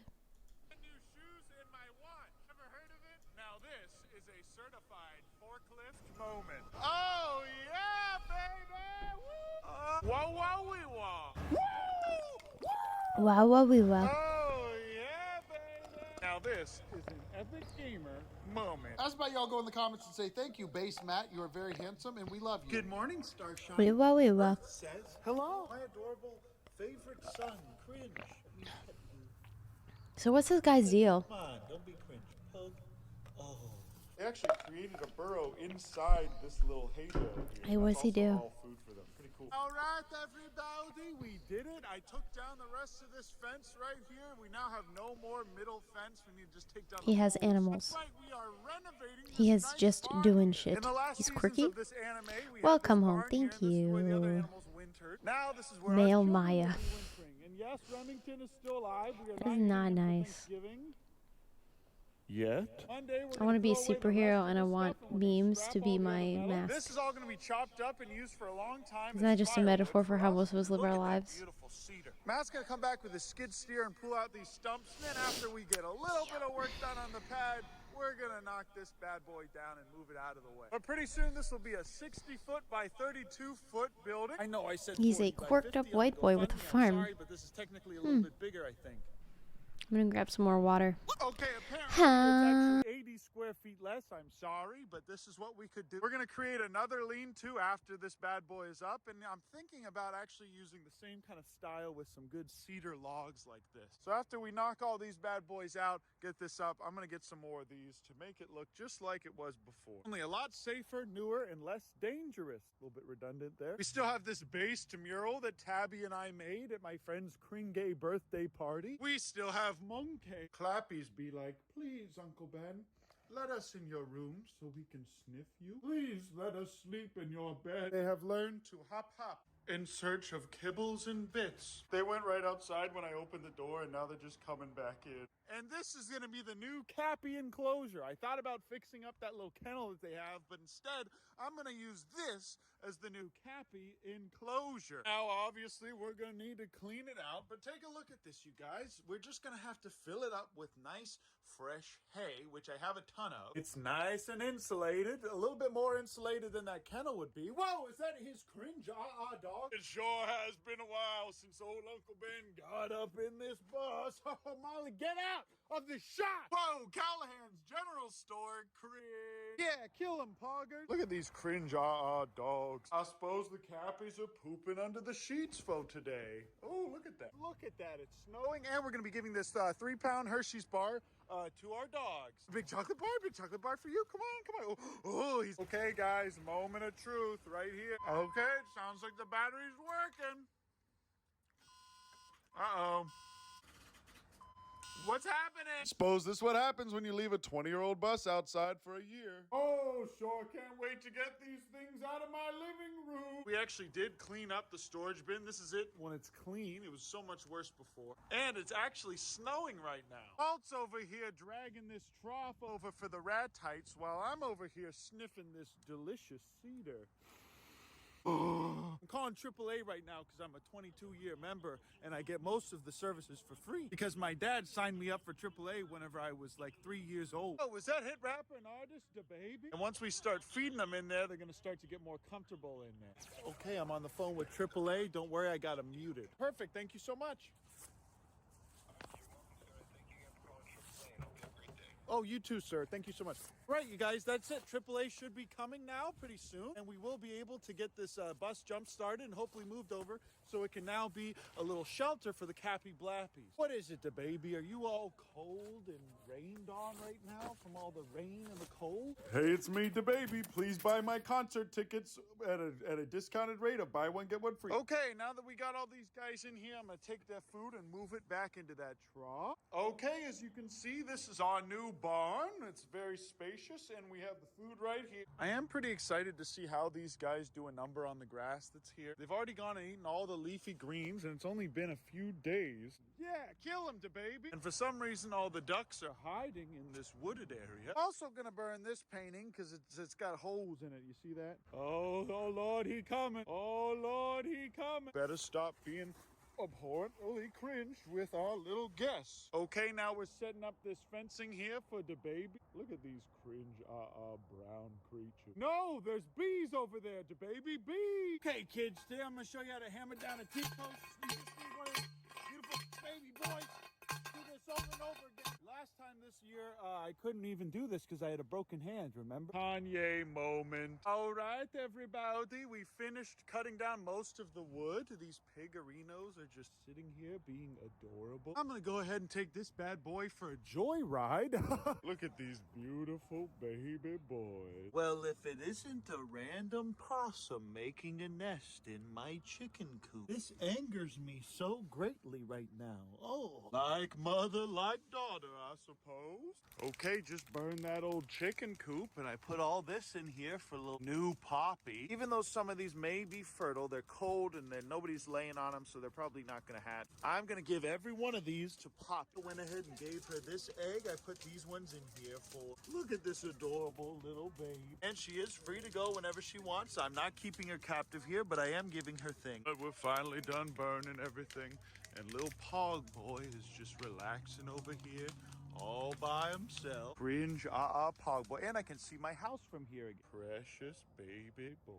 Good morning, everybody. I'm done making the Cappy enclosure. Actually, I still need to put 2 walls on here, but this is good enough for now, even though it's a bit shanty town, dare I say. But take a look at this.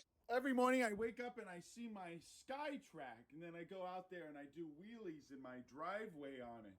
Okay, guys, that's it. Thanks so much for watching my video. I love you. I appreciate you.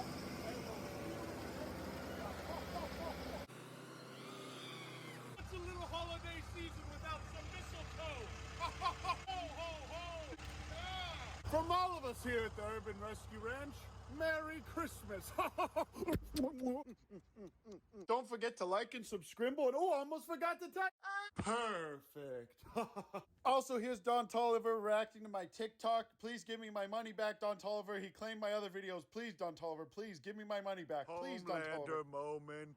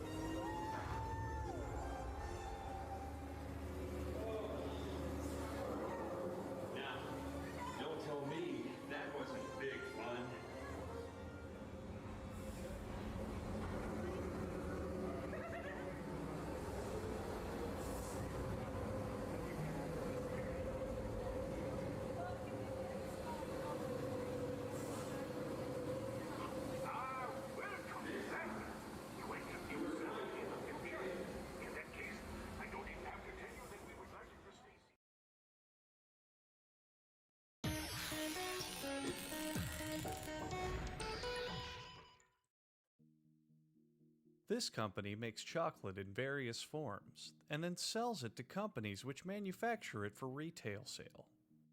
It also supplies chocolate components such as cocoa powder and cocoa butter. First, an innocent cocoa bean bag is made out as an example to the employees who don't meet their daily quota. Its succulent beans spill into a collection tray. A conveyor belt moves them to a cleaning system, which is a cage filled with starving refugees who lick the beans clean of any dirt and debris. Next stop is a micronizer, which heats the cocoa beans and spins them at a constant rotation, separating them from their families.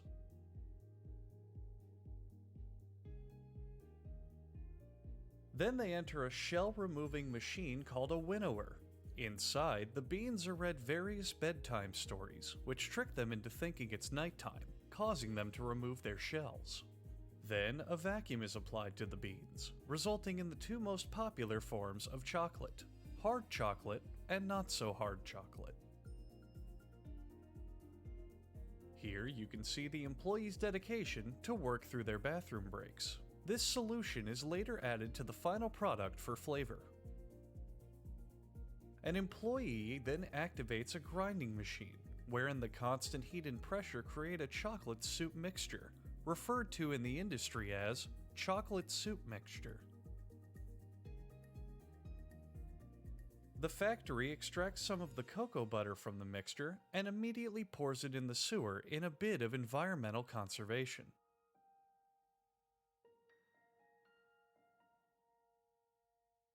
By this time, the beast has been awoken and must be fought back by employees with various instruments. Doing this allows the chocolate to pass through mixers and refiners to give it a softer texture, and also prevents the beast from ushering in 1,000 years of darkness.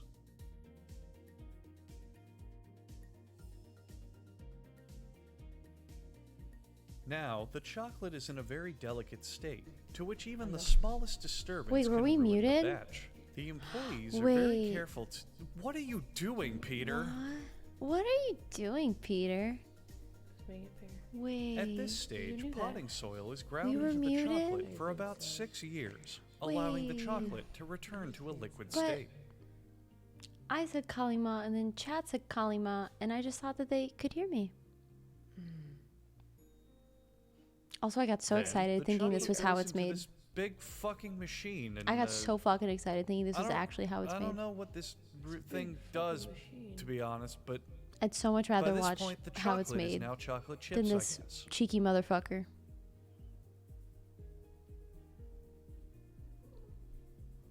Still muted. The chocolate Was this chips you, are then Sison? jostled ever so slightly to prevent them from What are you falling doing, asleep, Step Peter? creating their rich and stressed out flavor. The hand motion giveaway, Kalima. Oh, shut up. Hey, I'm The gonna chocolate go chips sleep, are cooled until about 50 o'clock. because I can't keep my eyes open. I was gonna try to make it to 200 hours. The chocolate tired. chips are then given a Had, like, brief no sleep last experience night. of typical Californian Ah. traffic. Do, re, me. Dorime. Finally, the chocolate Dorime. chips are Oh. again jostled, So we'll this do, time just to piss them tomorrow off. we're gonna celebrate 200 hours and do more giveaways. Yeah, tomorrow when we wake up, we're gonna do the giveaway for another Switch Ah. between her chat and my chat. So be here tomorrow. Be here tomorrow. Just stay in the stream overnight. Duh. That's how you'll get a Switch. Duh. Don't close the stream, idiot. I mean, When hinges creak in doorless chambers, and strange Okay, good night, frightened chat. sounds echo through the good night. halls. Whenever candlelights where the air Scoot my steadily boot step. right to the middle. I'm right here. I'm saying I still have a little bit of energy. I wanted to talk to you guys for a bit if that's cool. Clever engineering behind all the iconic Yeah, effects 200 is only and 20 minutes away, rides but she's of real tired, so Disney's leave The her Haunted alone. Mansion. Leave her alone. While there are multiple We were gonna installations watch of the Haunted Flava Mansion Flav, around but the world, today's video not will be now, referencing not the today. We've been through a original lot. at Disneyland Resort. We went So through a sit lot back, tonight. relax, or stand in a queue line, which Disney you're was probably already doing, amazing. Did you because this guys is really how the like it? Haunted It feels like a Mansion wee bit of a works. blur, but it was a lot How of it works on fun. Amusement Labs is What's brought up, to you Dr. by Vinner's Guns? patrons. Join Great today and Disney get early day. access and perks You had through the fun link too, below. Skunk? Yep, now give your chat 2 switches, please.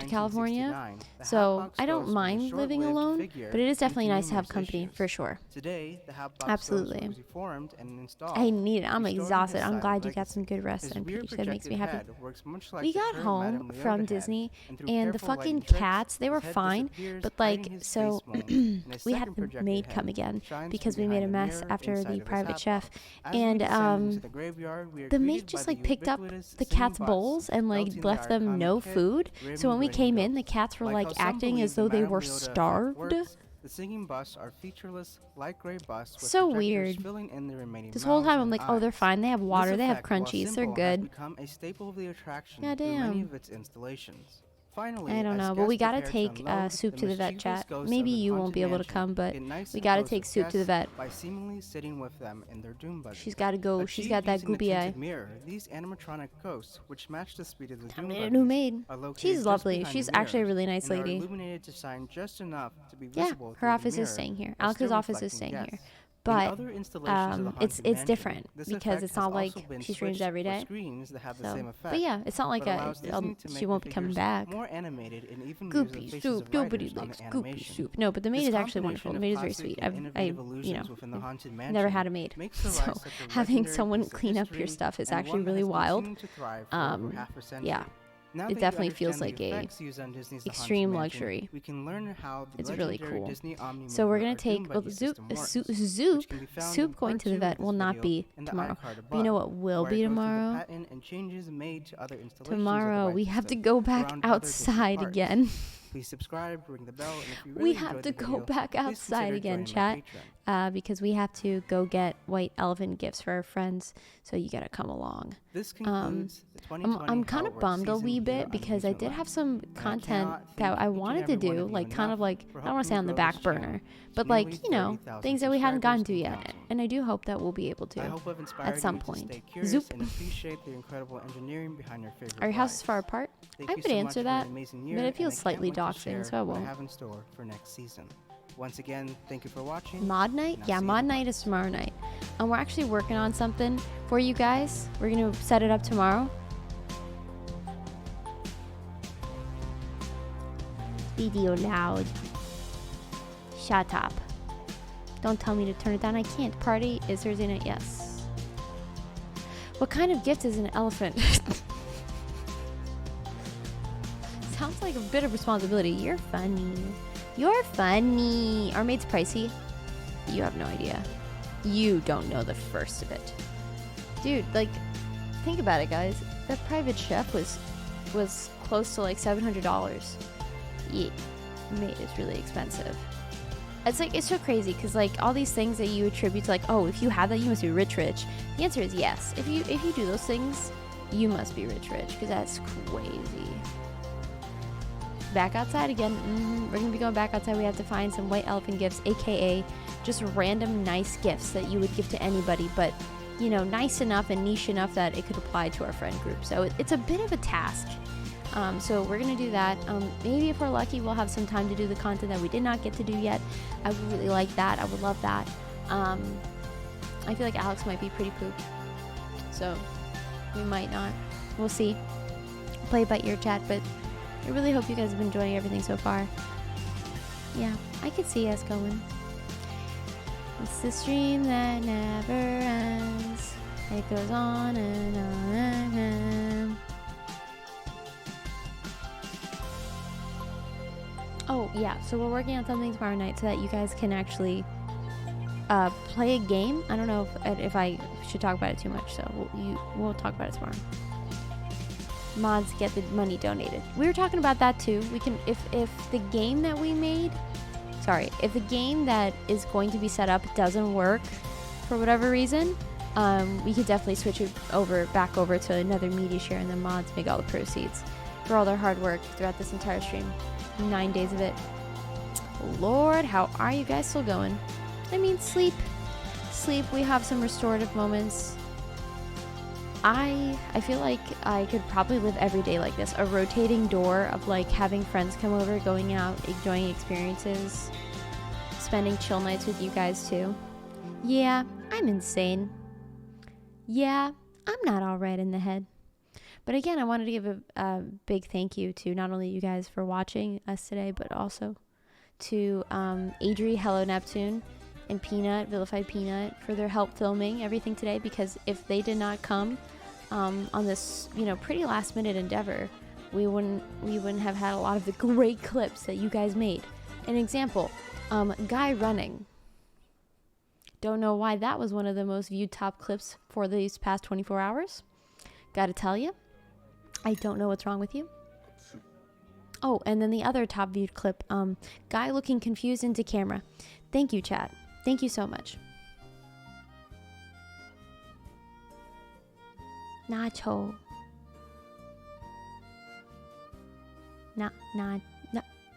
Chips and guac. Sex, I'm about to eat nachos! It's the greatest moment of my life! What is this? I like it.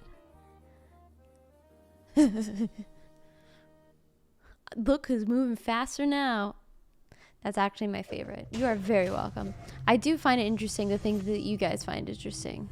What's up, everybody? Welcome back to my laboratory, where safety is number one priority. What will happen if you throw a bath bomb inside of a liquid nitrogen? I don't know. Let's check this out. So we got here. Maybe I should smoke more weed to get the answer.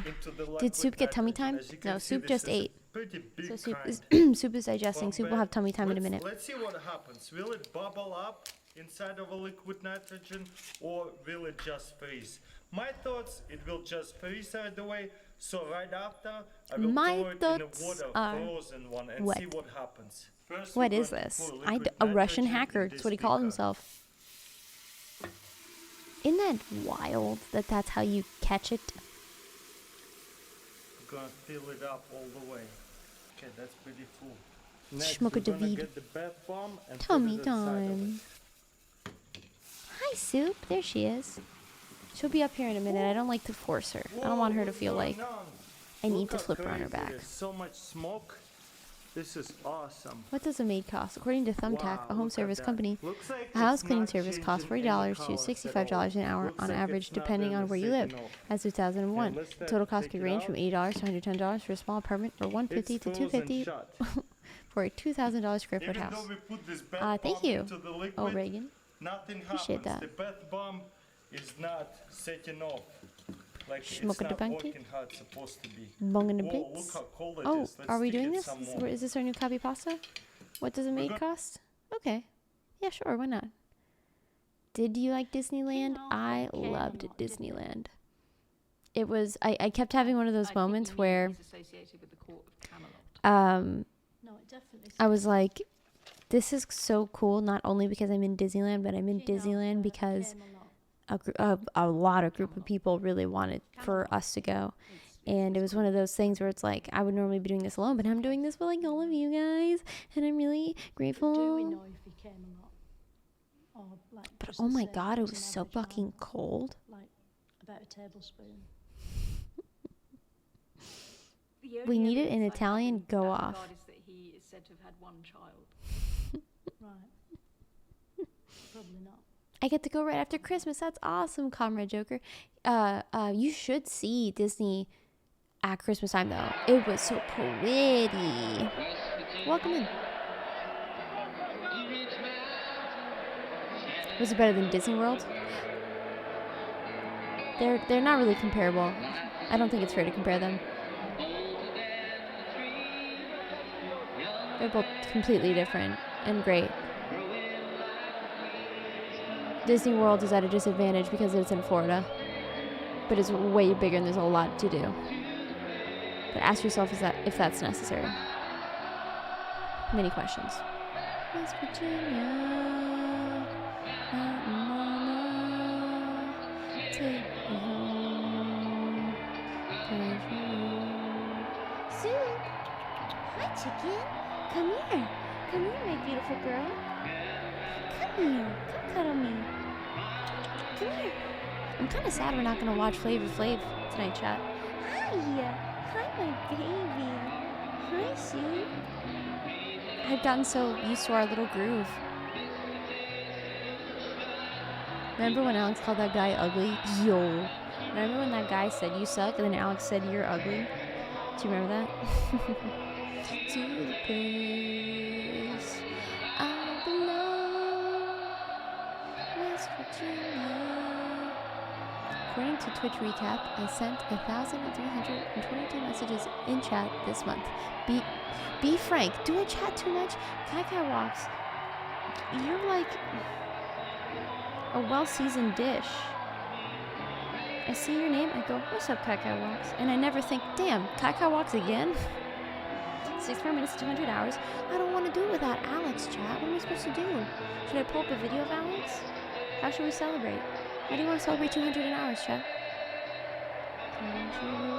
I'm taking suggestions. How do you want to celebrate 200 hours? To the play. Please watch Flav. We're not going to. Alex went to bed. West Virginia.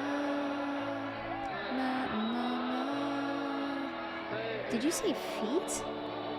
With tummy time. You can celebrate 200 hours with tummy time. She's sitting right next to me, so. Get high. I'll get wicked high if that's what you want. I'll celebrate. I'll do a fat rip. I'll do the longest yeah boy. Turn Deborah into Alex. I wish it was that simple. I really do. Take a blinker off the stizzy, then pass out for 200 hours. Retweet. Cheers to that. Alright, fine. I'll take a massive hit at 200 hours.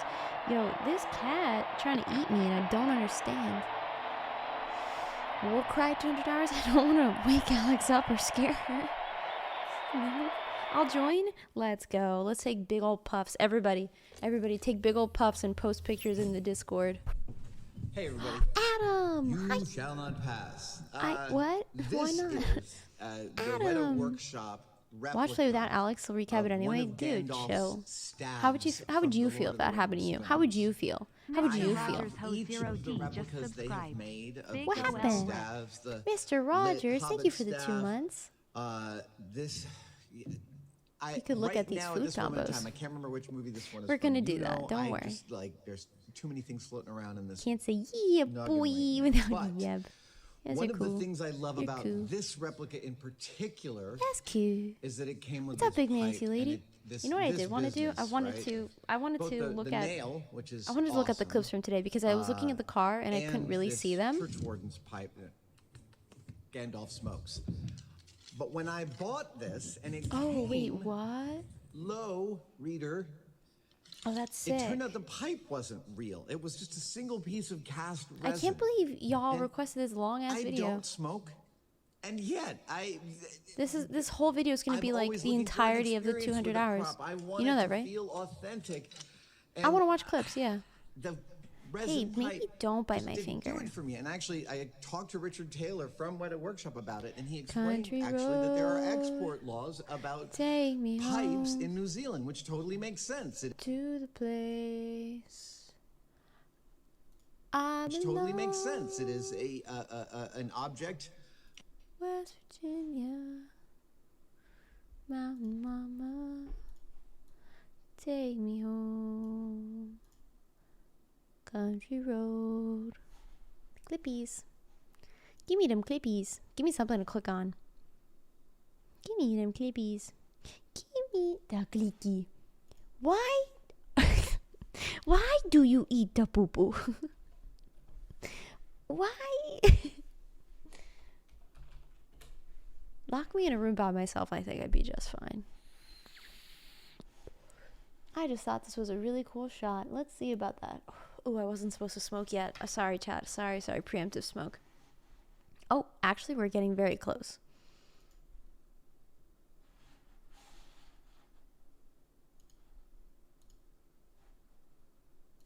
Would you work? Work.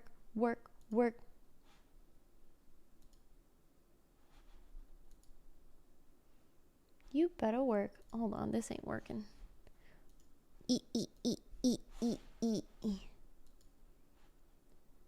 You were just the worst, aren't you? You just suck huge, massive balls. Well, chat, looks like we're gonna have to watch the clip like this.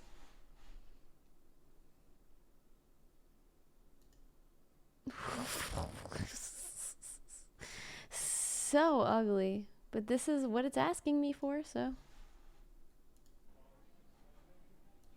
What, no audio? Where was the audio? Oh, I think I know what happened.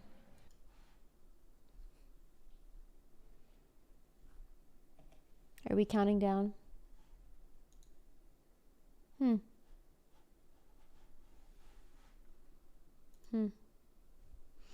Let's go. 3, 2, 1. 200 hours! That's 200 hours of this fucking crazy ass, ridiculous ass, Mr. Toad, wild ride having ass, happy 200 hours chat. I'm gonna take a big hit for all of us.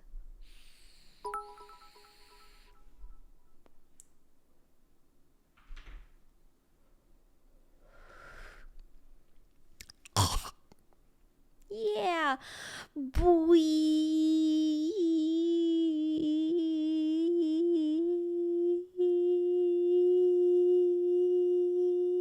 Thank you, Potato, for the 2,000 bits.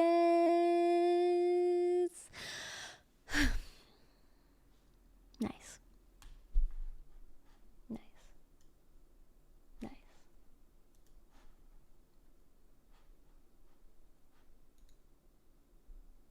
What are you doing? You guys sit on me? What are you gonna do? We are here. Now breathe.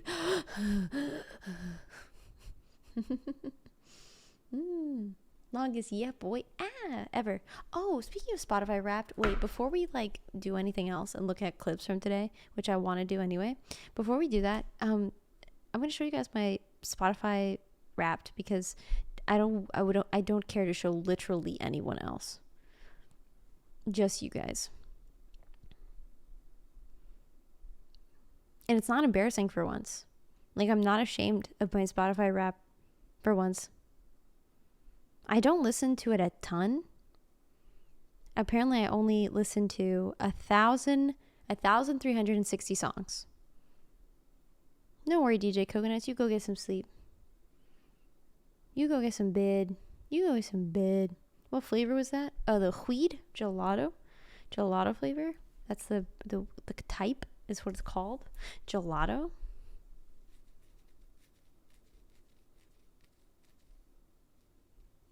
Okay, I'm trying to find the part that I thought was interesting. Motherfucker. I'll just show it to you with my fingies. With my fingies. Gelato's good. That's what I'm smoking too. No shot. That's what you're smoking. Brown down brown. My Spotify Wrapped has been the same Taylor Swift album for 3 years. You see, that's what I mean by embarrassing. As long as you like it, it's all that matters. You don't have to listen to anything new. Banner bop, but it's from your Spotify top 5. That's funny and not a good idea because all my top 5 songs are songs that, like, I don't even know how I managed to listen to them so much. Like, I genuinely don't. Clear Split was my number 1 this year. That's a good get pumped, ready to go anywhere song. So cool. So check it out. Check. Mike, check. So my top genres were indie pop, alternative emo, indie grunge rock, and progressive post-hardcore. Yep, I know. I'm like really cool. That's all I wanted to show you. Yeah, alt emo, I don't know what that's about. I'm not mad at it though. Take me home, country road. My top listened to band of this year. If you guys want to check them out, I love them very much. Their name is Mickey Darling. Very good band. Go listen to them. They were my top listened to band and my top music song. Last one sounds like a porn category. Post-hardcore. Oh, I see what you mean. Last year, I ruined my Spotify and Wrapped by listening to Hamilton occasionally, apparently. So, also a lot of pop punk, which again, not my intention, not my fault. And I was so embarrassed about it. I didn't show anybody. You're so cool. You want to kiss about it? No, you. Mickey Darling? Yeah, go check them out. They're genuinely really good. I like them a lot. They're like a really silly little boy band. Don't take themselves too seriously. Really unique sound. Very fast-paced, energetic, tongue-in-cheek. Love it. Go get you some. Go cut you some of that pie. Let's kiss about it. Why not? Okay. I'm really excited to discover some of the clips you guys made today. And starting with, finally, this working. I don't think there's audio, though. So weird. I can't hear it.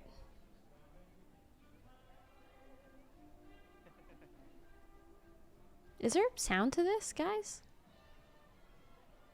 Mickey Darling. There's no sound to this, right? No audio. That is so strange.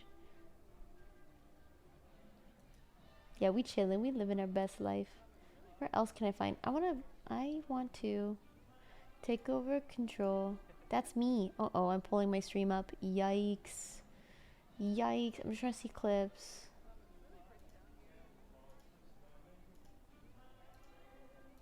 Yikes. Oui, mademoiselle. I'm being stared at by soup. Does that button need to go up? It's very quiet. Okay, hold on. Prove it. Nope.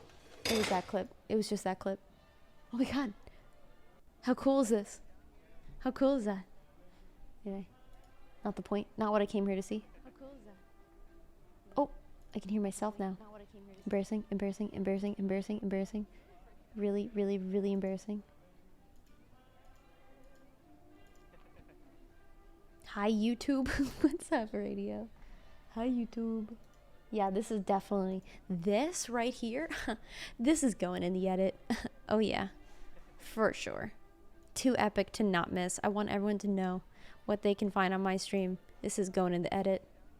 For sure. Stare at the soup.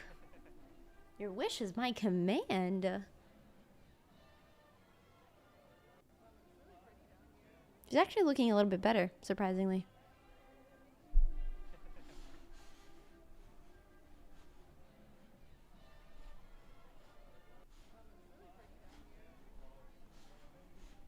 Oh. Look, who's moving faster now. I thought this one was so strange. Guy weirded out by camera. Whoa. Guy running. Can't miss that. Disney Shuffle.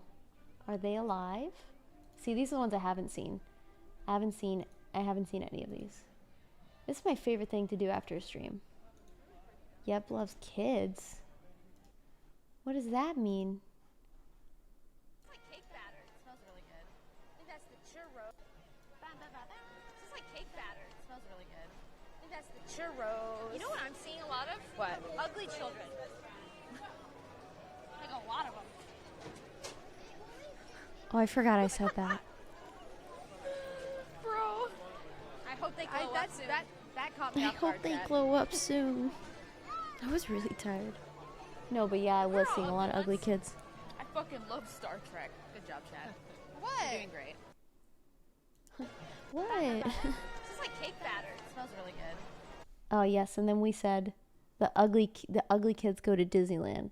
The pretty kids go to Disney World. So true, bestie. I can explain. Okay. I'm having okay. a great time. Great time. Alex looks great. I look like.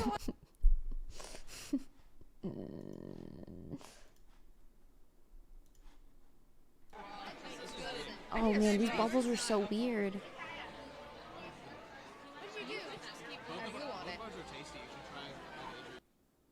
Have you thought about what it's going to feel like after stream ends? It's going to be a crazy come down.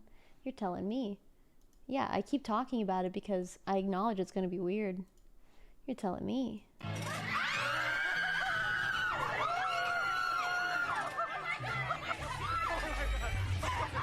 Yo, this ride was... Okay, I'm going to give you my honest review. I'm going to give you my...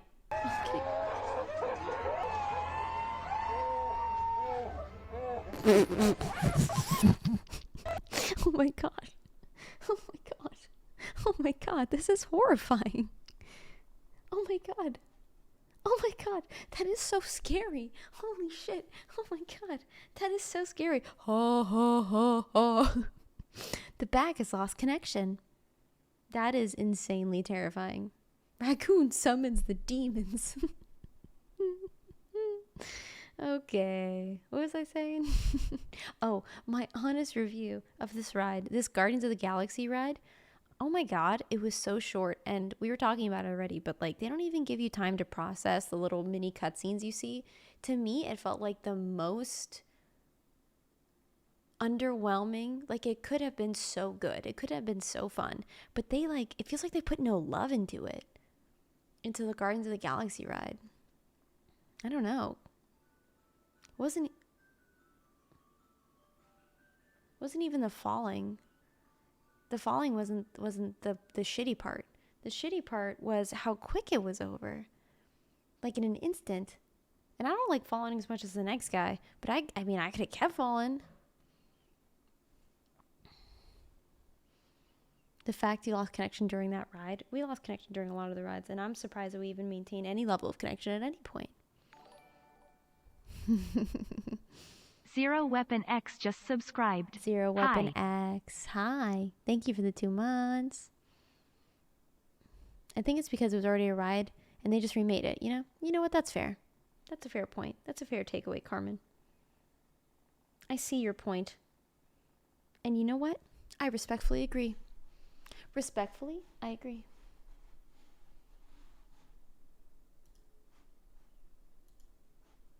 Oh.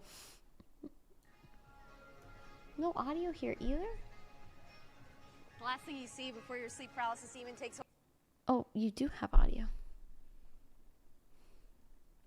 What's the schedule for tomorrow today? I have a question. When you ask that, if I don't say trapeze artist comes over at 9, dominatrix instruction at 3, and 5:30 we're going to binge drink until we pass away. If I don't say those things, is that disappointing for you?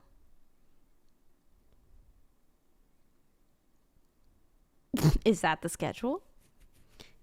Like, are you asking because you're hoping for something tremendously exciting? Peanut, go away. Are you asking because you're hoping for something tremendously exciting? Or can I just be honest with you? We've been streaming for 200 hours now. What's the schedule for tomorrow? We're going to go and find white elephant gifts for our friends in the morning. Who knows what's going to happen at night? And at night, we're going to leave you to go see our friends who don't live here from out of town. So that's the schedule. Oh, Peanut, no, I didn't mean it. Peanut, I didn't mean it.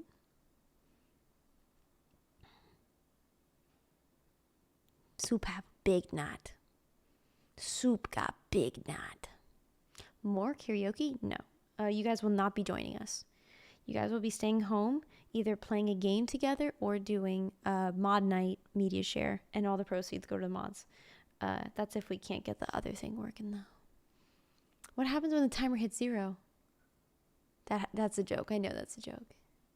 I know that's a joke. Anyway, sorry that we don't have dancers dancing and towers towing or anything like that scheduled for tomorrow, guys, but this has been an incredible production as is. And I normally am very hard on myself, and I feel like saying that means a lot, so I'm saying it with my chest. This was a lot of work. I'm very proud of it, and I'm happy with what we've done. Dominatrix dominating. How did I get sucked into just watching 2 people have a normal day? Is it normal? But I like the thought of it. I really do. But do we have shopper shopping? No, but tomorrow we will. Can we order pizza for dinner tomorrow? What are you? What are you, fucking cute or something? Yeah, I guess so. I mean, when you... Oh, we won't... Oh, you mean you. Not us.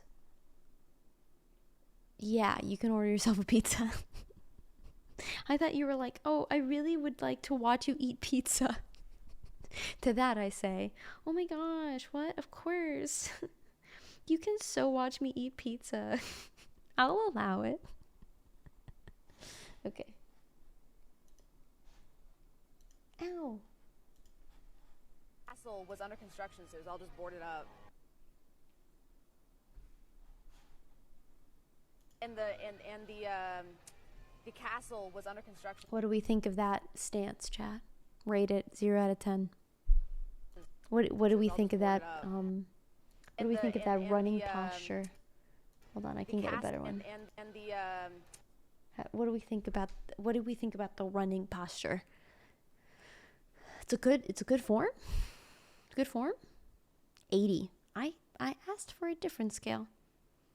You really like his form. I mean, it did very nice. Might be an alien. He's not moving his arms. Is that why it looks weird? Could be why. He's doing some real high knees. And I feel like he's gonna kick himself in the butt.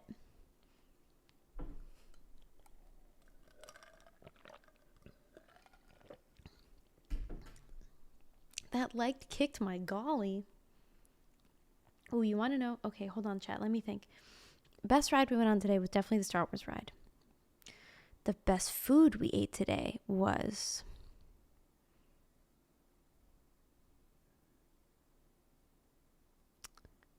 the mushroom ragu pesto pasta. And the best drink... the julep. Go to the Blue Bayou. Very, very, very, very tasty. The glizzy could have been better. Did not have a churro, unfortunately. Right now I'm just looking at clips from today.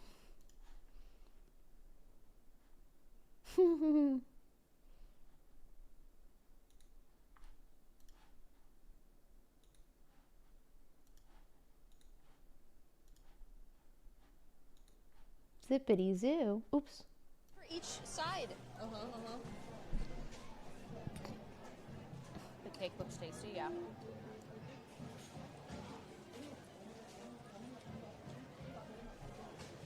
Do you like it? No. It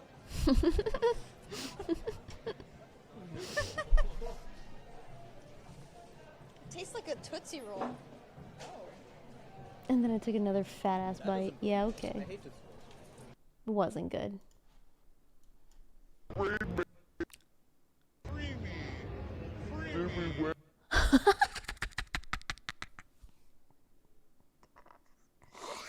Wait a minute.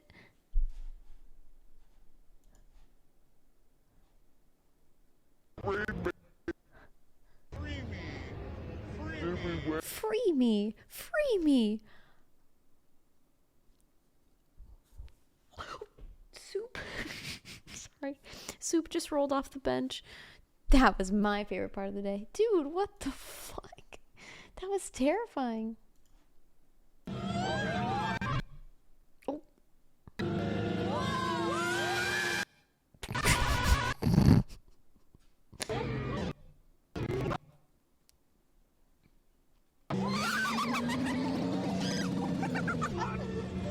Ma'am, I'm scared. It's okay, it's okay, it's okay. We're slow down, we're slow down. Disneyland churro.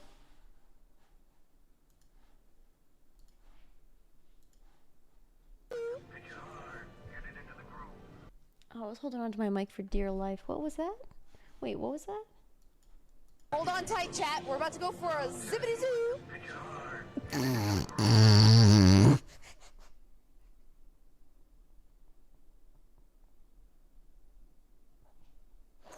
You know, one of those things that you say that you know no one is going to remember because, you know, it's been a long day, but it's like, it doesn't matter. Like, you could just, you know, you can say whatever you want, and more than likely people would brush it off. You don't have that luxury when you stream or where people listen to what you say. You don't have that luxury. A zippity zoo.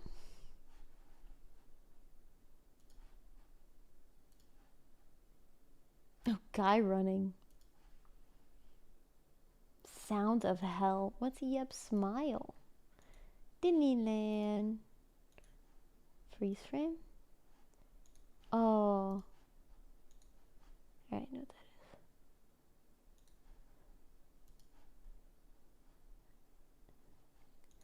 What did I do? This says, God damn it, Yep. What did I do? Get my fiance for Christmas. Oh, that was just up as Goofy. A wedding? Oh. Was this the Sounds same like it's the clip? one thing you're missing. What should I get my fiance for Christmas? Oh, that was just up as Goofy. A wedding? Sounds like it's the one thing you're missing. I do have them paused. I do have them paused, Spaz. What do you mean?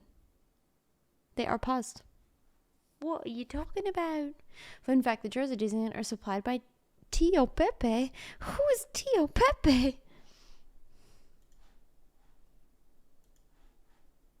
Some other like color that's like super rare. Oh. Well, where'd they go? I think I saw one of those Japanese cartoons where they had these. You know those Japanese cartoons? Ew. Oh my god, it has an eye. Ew. You get it? You told someone to get married for Christmas. I said what I said. I said what I said.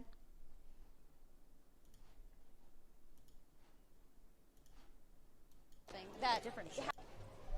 I just remembered something that it happened while I was a kid in Disney World, and I don't know if anyone in chat, in either chat, remembers this thing. It was like a Mickey tour guide that you would rent when you would enter a park, specifically Epcot, I think.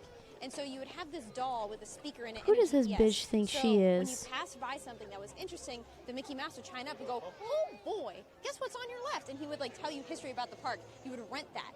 And he would also like tell you when you have like times coming up for fast passes. Oh. Yeah. Wait, but genuinely, like, I know someone said that they remember it vaguely, but I want you to know that blew my mind, and I used that Mickey like twice. It was a very cool invention. Good question. Wait. Rude? Oh boy, guess what's on my... What are you doing, you crackhead? Why are you playing with toys right now? What are you, insane? Sorry. Anyway, I still think about that. That lives rent free in my mind. How you could rent a Mickey who would tell you fun facts. Where do we go? I want the emote like Carlos has. I was gonna punch that guy. In that moment, I knew if I had stopped to do this, I was gonna punch this guy. Look, look, look. I was like, oh, oh, oh. I was gonna punch that guy. I was gonna punch him. I was gonna nail him. He's lucky that I have a semblance of self-restraint. I would have wailed him right in the chin. I would have sent him to the moon. I would have knocked him out. I would have sent him to meet his fucking maker. You don't just, you don't walk behind a horse, do you? No. Why would you walk behind me? Fool. You idiot. What did he say? What did who say? Mickey? What are you asking me? Spatial awareness. I could have ended him. Oh, Richard. What are you saying? Richard, what are you saying? Pal Mickey Interactive Plush Tour Guide. Well, what did you find? Well, tell me more, Richard. Don't tell me to go to sleep. I'll go to sleep when I want to go to sleep, which will be very soon. I just wanted to watch some clips and talk to you guys for a bit. I'm gonna lose my mind. I'm gonna lose it. Look, there he is. Son of a bitch. Introduced in 2003. Freeze of Walt Disney World theme parks. Is being discontinued when existing stock runs out. Although Pal Mickey will no longer be available for purchase, the interactive plush will continue to operate in the 4 theme parks. The remaining Pal Mickeys will be available for purchase while supplies last. What? It's an interactive plush Mickey that allows you to make your way through Walt Disney World Resort with your own personal guide. Oh. Well, but why did they stop making it? It costs $65. That is it. $65. Dude. I recently had Mickey show me about the parks, and I found him to be helpful and fun. My new buddy would shake and giggle when he had something to tell.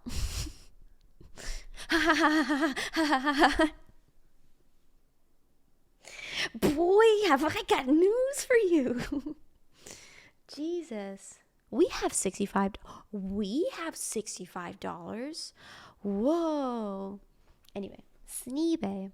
Yeah. I don't know. Why was it discontinued?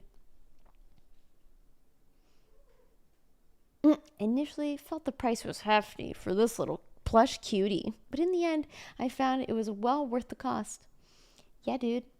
Anyway, I don't want to talk about it. Motherfucker, I have something to tell. I am trying to speak to you. I love this ADHD TV. Go away. Go away. Go away. That was really Finnegan good. just subscribed. That was really what? Ready? Yeah. Ready? Ready? Whoa, G Finnegan, thank you. Thank you for the 61. For the 61? Where in your message is the number 61? I'm done today. I'm clocking out. Matter of fact, I'm putting in my 2 weeks. This is my formal notice of resignation. It was an honor and a privilege. Thank you so much for the 4.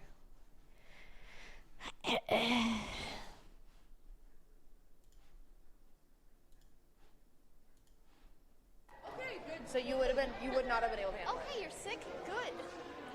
Oh, there's a bathroom? Oh, there's Peanut, yeah. Oh, I kind of have to pee too. Okay, go pee real quick. Don't You forget can't your hear mic. us at Give it all. to Adria, Peanut. What's up? Sup? You showed them the I pissed photo. myself. Did you? Yeah, Yeah, I no. pissed myself. Jesus. Peed on the ride. What can I do? What's up, I was Jalen? by I look myself like too. I'm having... I know, we showed... I miss the cowboy song. It'll be back soon, my friend. I miss it too. Can't ban me if I ban myself. What's next? That's funny. Email HR for an exit meeting. Fuck. Fine.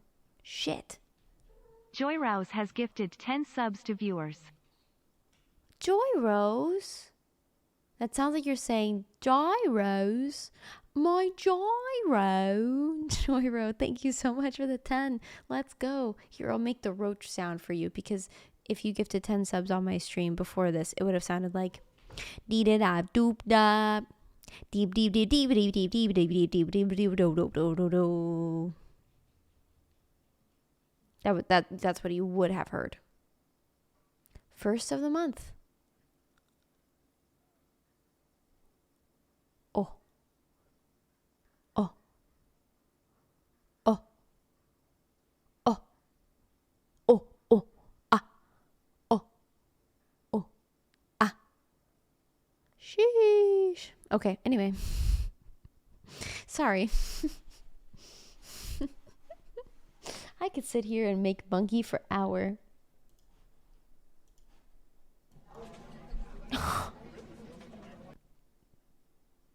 Okay. Sure. Yes, I don't disagree.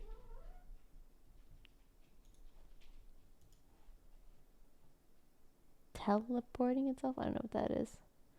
I don't know what a lot of these are. I'm just looking for the ones with titles. If you want a little pro tip, you should know that a streamer will be way more interested in your clip, and so will others if you title it.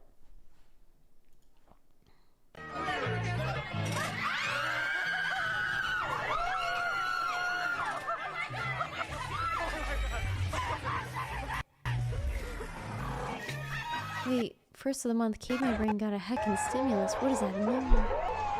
Like, I understand the rest of the sentence. First of the month, like, what does that mean? What does first of the month mean to you? What does that mean to most people? I don't even know what that means to me. Clips are made with the stream title. If you hit the clip button, you don't publish it. Clips are made with the stream title. If you hit the... Yeah, this I know. Why are you telling me that? Of course I know that.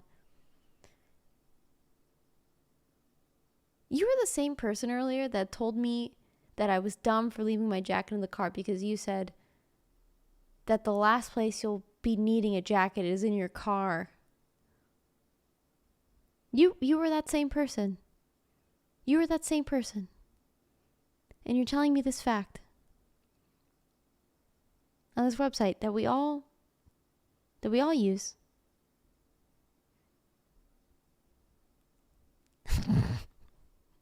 I can't believe this. Hold on. You know what I really want to see? Where's Alex's channel? Uh-oh. Uh-oh. That never happened. That never happened. It was a misclick. It was a misclick. It was a misclick. Hey, that's me.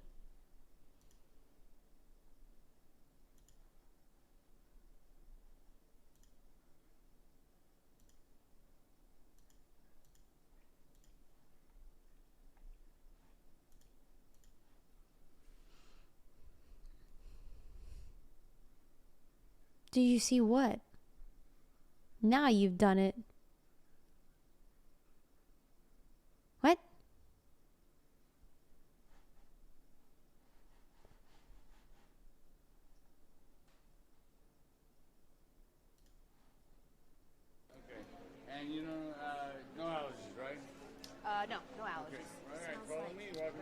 Thank you, Arthur. Oh, it's so pretty. It's gonna be a little dark in here, Chad. Yeah, this is so cool. Why is it so quiet? Okay. And you know, no allergies, right? No allergies. All right, follow me. Welcome to Dubai. Thank you, Arthur. Oh, it's so pretty. It's gonna be a little dark in here, Chad. Yeah, this is so cool.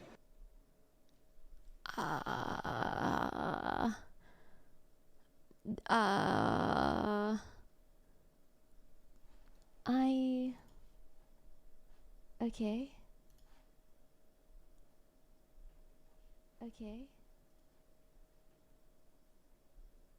Who's moving faster now?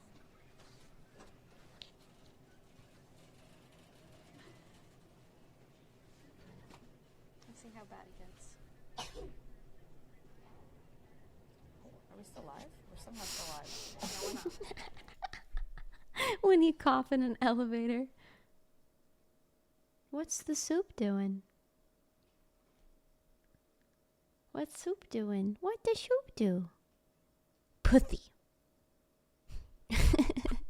Damn. I'm realizing how really hard it was to listen to the stream earlier. My apologies, chat. Thank you so much for sticking around. Soup play with bag. Lumi go for the kill.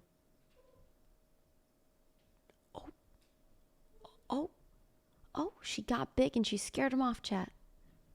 Do it again. Conflict. That made me laugh. What is going on? Well. Cats. Drama. Can't live with them. Can't live without them. Now I have Country Road stuck in my head. Country road, take me home to the place I belong. West Virginia, Mountain Mama. You know what the human race needs more of? Choose? Are you trying to confuse me because I'm high? Are you trying to confuse me, Quispy? Blue jeans, I belong. Is that how you wanted me to say that, Kai Kai Walks? Is that how you wanted me to say it? Is soup getting bigger? Oh my god, soup is definitely getting bigger. 1000%. It makes me so sad. She was so small, you remember? Character development by means of dramatized conflict. Indubitably. Okay. Let me get hold me closer. Blue Jean Mountain Mama. I almost did that perfectly. Answer, shoes. What, Quispy? You are trying to confuse me. Oh, look, Hemlock's out. You guys can't see him because he doesn't go this way for some reason. He only goes the long way. But Hemlock's out. Hemlock is my rabbit. Didn't ask. Getcha. Gotcha. So I have a question, chat. Do we want to continue with the Mediashare? Because I'm fine with it. I actually really like it. We can continue with it. Because I honestly don't know what to put on. So, Hemingway? Okay, chat. Yes, please. Okay, you got it. I'm happy to do it. I like the videos that you guys submit. They're interesting. They're good. You guys have good taste.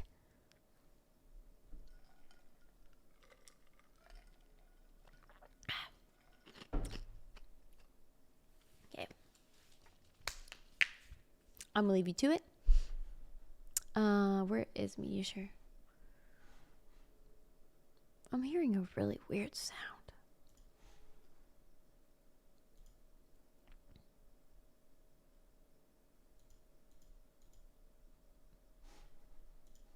I'm going to keep playing this video. We will finish this video. But before I go to bed, friendly reminder that when we wake up, we're going to be giving away some Switches before hitting 200 hours. So just keep the stream open if you want a chance of winning a Switch. Real easy. And we're going to be taking it easy from here, guys. We're going to have our little bits of content planned But overall, we're going to be relaxing a bit. Thank you so much for supporting us up until these 8 days. I don't know how long we've been going, but this has been super cool. But we still got 22 hours left, so let's make the most of it that we can, okay? Am I going night-night? Yeah, I'm going to lay down. I'm going to, like, clean off. I'm going to wash my face. I'm going to lie down. So I'm going to let this video play, and I'll be right back, all right? Over which the state exerts some control. So they can't ship out a real pipe. So I made one. This is the one that I made. Good night to you guys before I lay down. Be right back. Again, I don't smoke. I did buy a single bag, this is like a couple of years ago now, of tobacco, and I put it in, and I just wanted, I smoked a little bit just so I could get it to smell like tobacco. That's the experience I wanted. And this has been sitting with this staff this whole time. And I just pulled it out to show somebody, and I was telling that story, and I thought I should tell you that story. In fact, I'm gonna go even farther than that, and I think today's one-day build is gonna be that I'm gonna show you how I made one, and we'll make one together. It was really easy. I make no warranties about the safety of making your own pipe. When I say I smoked, I mean, I literally like put tobacco in it, lit it. I didn't inhale, ladies and gentlemen. I was just imparting the smell. But this is not about making a pipe that is safe to smoke from. I wouldn't smoke from it at all. You know, if you want it to smell like tobacco, you could do as I did, but this isn't I don't want to get in trouble for this. So this isn't a real pipe. What we're making is a very reasonable simulacrum of a pipe. But again, I do not want to warrant that you should be smoking out of this pine pipe I'm going to show you how to make. So let's be clear, I didn't. Yeah. So, yeah, I love these things. These, every one of Gandalf's stabs and Radagast's are magnificent. I also have one of Sauron's. I don't have a Gandalf the White. Those went really expensive really quickly, and I haven't found one I love, but it's the only one I don't have. So we are gonna, I have a piece of simple pine board here, and out of this, we're gonna make a church warden pipe. I think that's what this is referred to as. Well, I'm aware now, as I've looked into the manufacture of pipes, that one of the ways they're often made is a long drill, a long hole is drilled through a straight piece of wood, and then that wood is steamed for this curve. I'm gonna be doing a much simpler, straightforward, I don't have a steamer version, which is I'm going to make it in 2 halves, and I'm going to chisel out the tobacco smell. I'm going to chisel out the hole in here, and then I will glue the 2 halves together. Yeah, you can see. Ooh. That's okay. Am I going to get 2 out of this? We'll see. Just do a rough trace.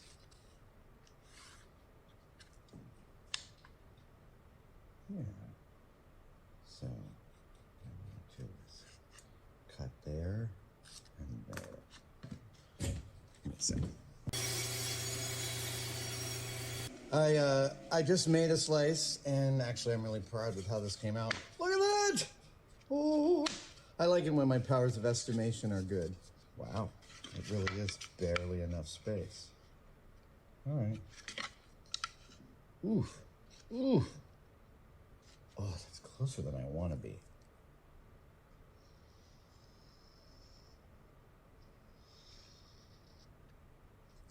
Okay, it's gonna be too thick, which is fine.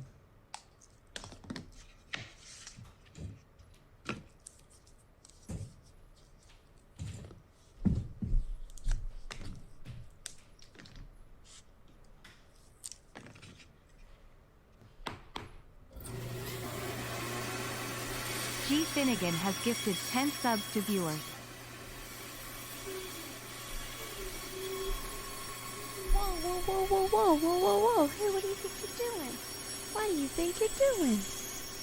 G. Finnegan, what are you doing? What are you doing? Okay, I'm gonna go bed.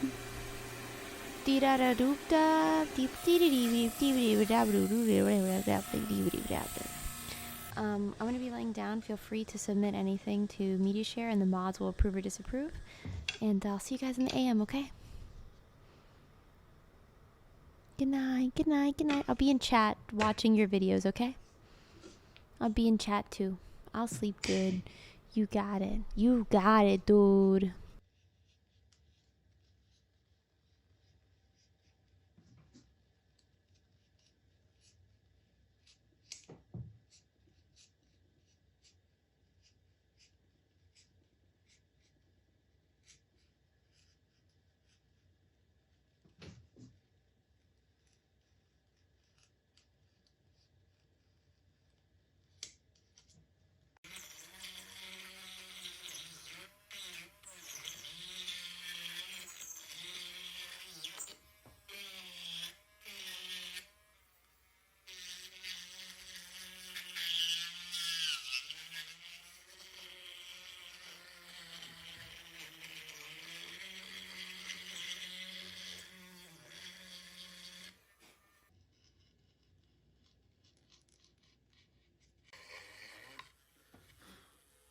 The bit that I'm using is just a really long, slightly tapered, double helix cut hardened bit.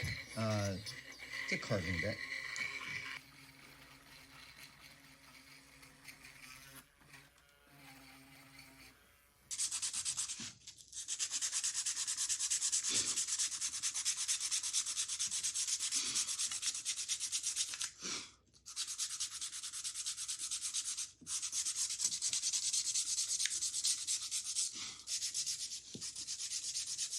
Ow!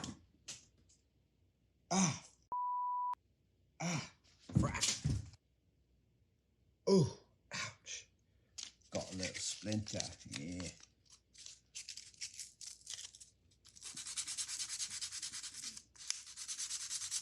All right, so what I've done is I've used an X-Acto to carve the first channel, and I did that by cutting, well, actually, I used a snap blade knife. I did it by cutting down first. How do I show you this? Let me show you this. If that's my piece of wood, the first cut I made was down the center with the X-Acto blade, and then I came in from one side and cut to that, and the other side and cut to that. And then I used the Dremel to, there we go, to take out that entire notch.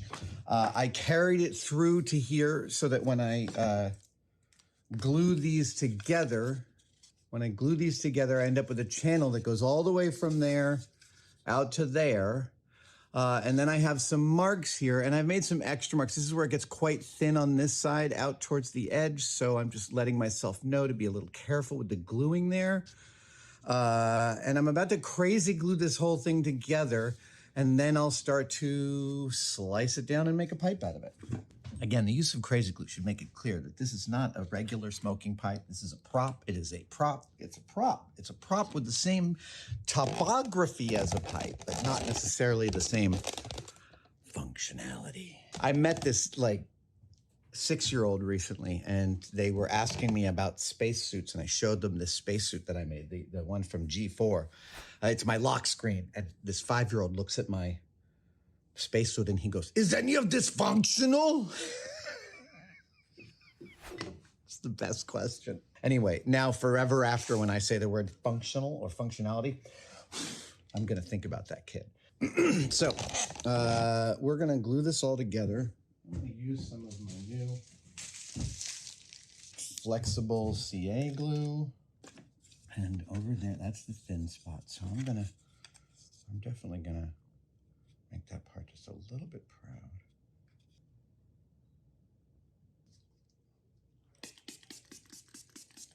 So glue on one side, accelerator on the other. Get them over each other. You want to not be spraying your accelerator near the open top of your glue if you can help it. These aren't perfectly aligned, but they're aligned enough.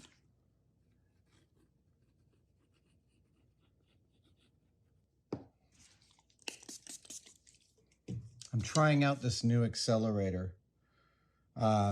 Star Bond. We'll see how it goes.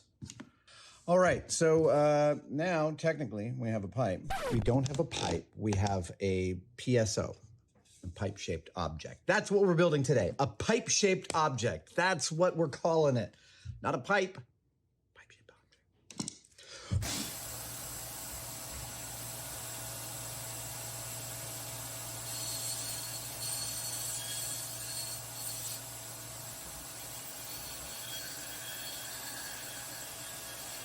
I don't know much about carving, but what I'm learning is you want to get your overall shapes right before you start like rounding things out.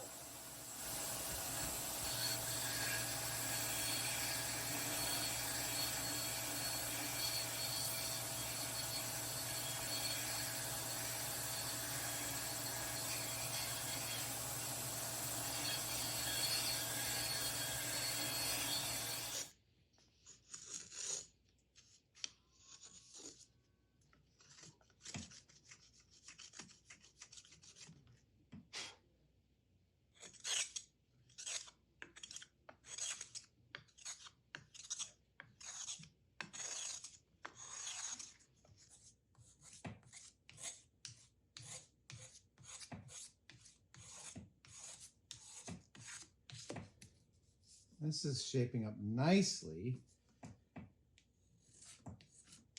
Look, the plan I'm following with this is, I think it would be easy to look at this and be like, I don't know how to do that. And the answer is, I don't know how to do this. I'm just, you see how I'm starting. I have a structure inside. I'm trying to avoid blowing a hole between my outside and the structure. But that is really my biggest plan here, is just to make sure I don't somehow compromise the structural integrity of this. And, you know, as I'm spinning this, I'm just looking for irregularities, high spots to take off and allow to be a slightly better shape. And it's just like, I just keep on looking. All right, that's a little bit of a problem. We'll hit that. And Joy Rouse has gifted 20 subs to viewers. Sandpaper. Ooh, yeah.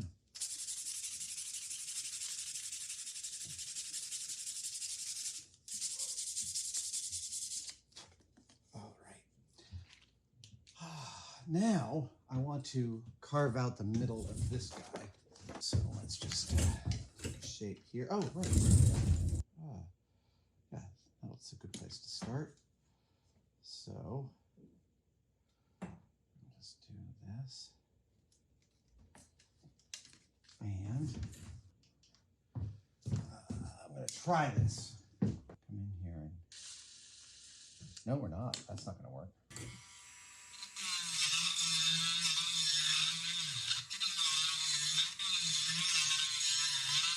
So now I'm thinking, oh, wait, I can see if this works. There we go. Hey! Yeah, you don't want to inhale that, but exhaling is fine. I know what I could use. It could be this. This could do it. All right, let's try this. So it's going to go, oh yeah, it's going to go all the way. Right? Let's just double check. It's going to go all the way.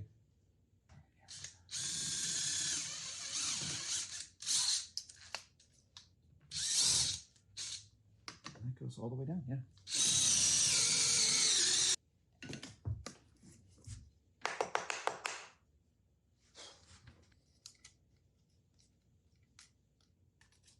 Circle templates for the win.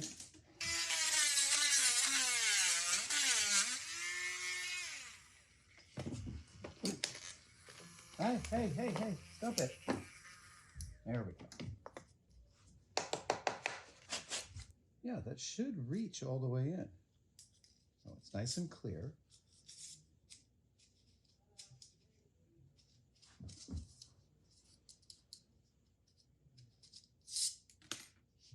Ah, much better. Okay. So now I'm going to do some shaping of this outside and get that close, because then I'll finish the bowl based on that outer shape. We're going to go to the belt sander first.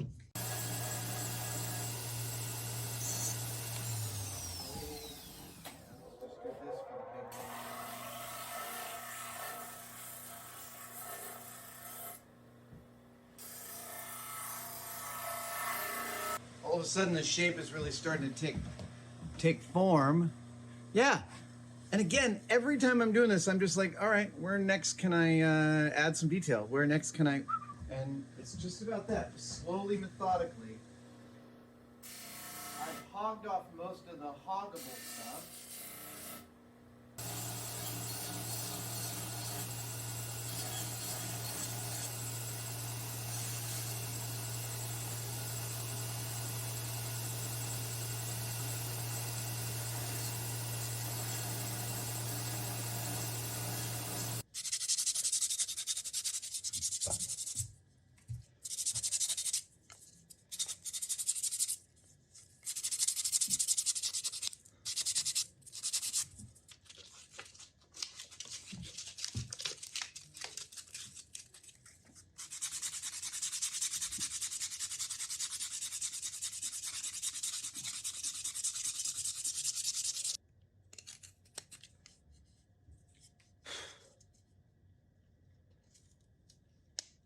So now I'm doing a little bit of carving just to get this shape. This transition here, it looks ugly right now. I just want it to look pretty. I'm just gonna keep on literally chipping away at it.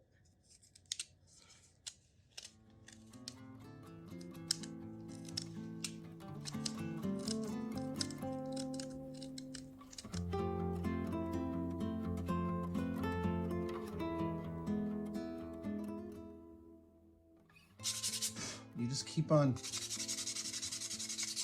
sanding down different bits until you can't find any more bits that seem to need to be sanded down.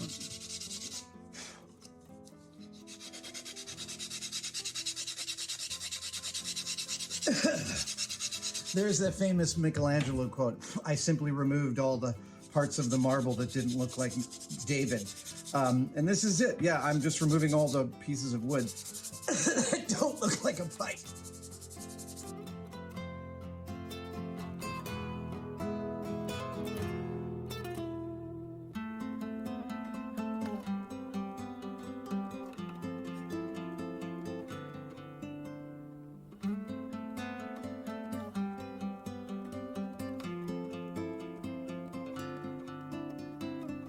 Okay, it is the moment of truth. I'm very happy with the transition. I'm happy with how this feels. At a certain point, I stopped trying to copy the other pipe exactly because the pipe's just got to be its own thing. That transition, it's just got to work for itself. It's never going to get it perfect, but now I want to find out if it fits in here. And the answer is perfectly, perfectly. Dude. Ever since I built that other one off camera, I've been wanting to show you this build, and I'm really pleased with how it went. This is just great. That is, honestly, Weta, you guys are my heroes every single time. That is a beautiful piece of engineering right there. So yeah, the next step is I'm gonna stain this, and then I'm gonna seal it, and then we're gonna have a, in case you were wondering what kind of plane I was using, this is a little convex bellied plane called a violin plane, and it's for hogging out the inside of a violin carving. It was absolutely perfect for sort of taking off long, thin pieces of this. It was great for reducing it. I love these things. They're only like 20 bucks. I'll include it. I actually can't remember exactly how much they are. So don't go by me, but we'll include a link in the description below. Time for some stain. Stain! I'm going to use a dark mahogany on this. I just love putting stain on wood. It is a very satisfying, high return endeavor.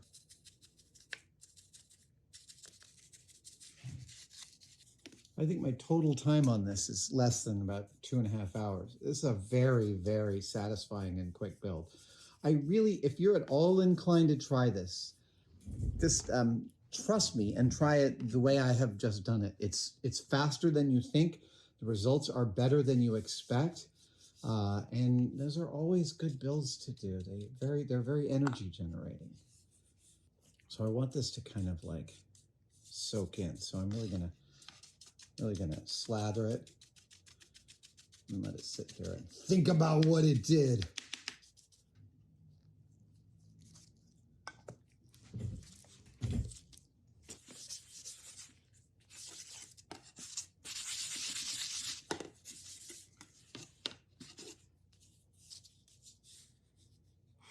I'm going to let this dry. I'm going to let this dry right now for a day or so, and then I'm going to hit it with some slightly darker paints, and then probably a clear coat or two. Yeah, we'll see. I'm really happy with that. Just great. We've got our stained pipe. It is still a little bit of a light value, and I want to take that value down, so I'm going to hit it with a couple of things of some paint, some acrylic paint. Try and get it looking more. See how this has that kind of, yeah, that sort of use-worn semi-gloss finish. That's what I want to get. This still looks like brand new from the pipe shop. So we'll take a little bit of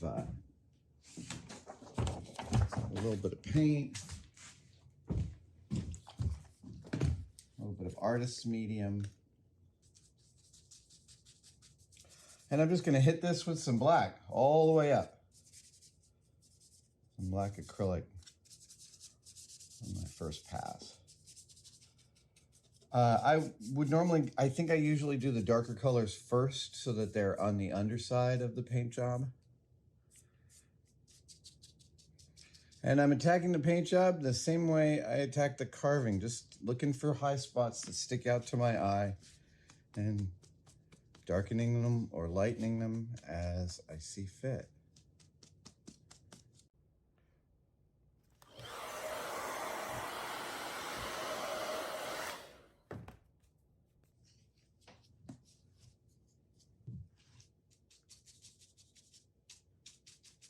Now I've got some burnt umber. Is that what I've got here? Burnt umber, yep. So now I'm going to go back over. And in the end, I'm kind of giving this thing a faux wood grain.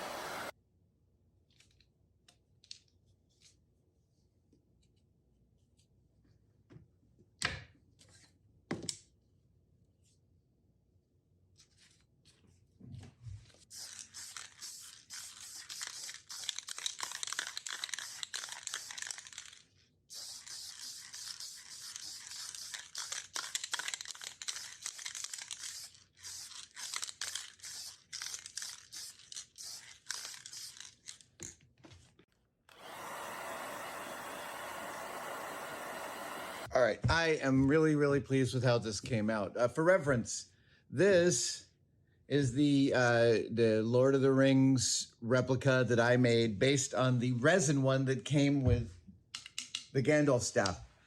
I've been looking for the resin one. I can't find it. I don't know where it is. I might have given it to someone. It could be sitting at the bottom of a bin somewhere. Who knows? But that's the one I made a few years ago. This is the one I made today.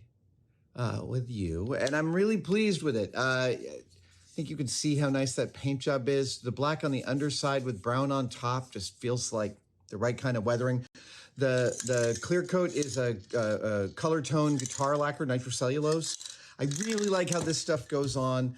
The blow dryer dries it nicely, and I put on not a thick coat, so I end up with a kind of a semi-gloss. And I can take this down, but before I give this any sanding, I'm just going to let it sit for a day. But it fits beautifully into the Gandalf staff. Yeah, we'll get some B-roll of that.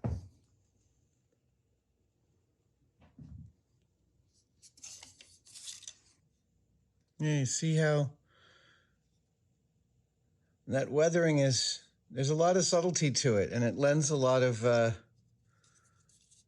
storytelling. I'm also really pleased with this transition here. It feels right. Yeah, that's the one I made a few years ago. It's been banging around this whole time. This is today's. Look at these beautiful things.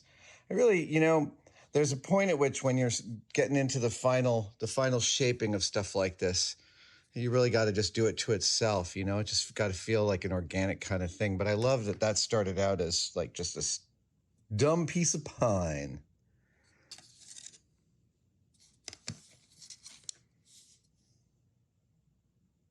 Well, I think that's another excellent one-day build under our belt. Thank you, everybody.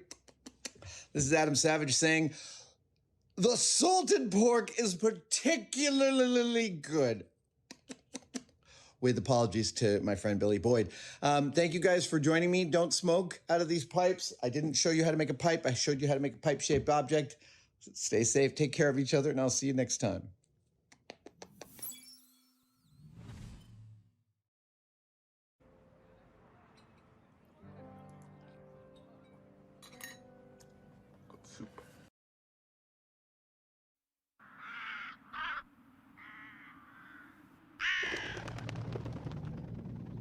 Last night as I slumbered, I had a strange dream, one that seemed to bring distant friends near. I dreamt of the faces of people I loved, and I awoke with an heart full of cheer.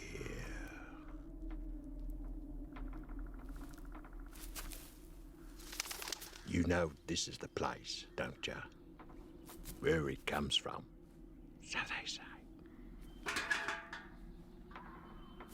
Story has it, a boy came face to face with that animal.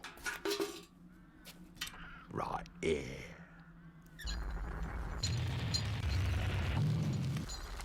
Right where we're standing now.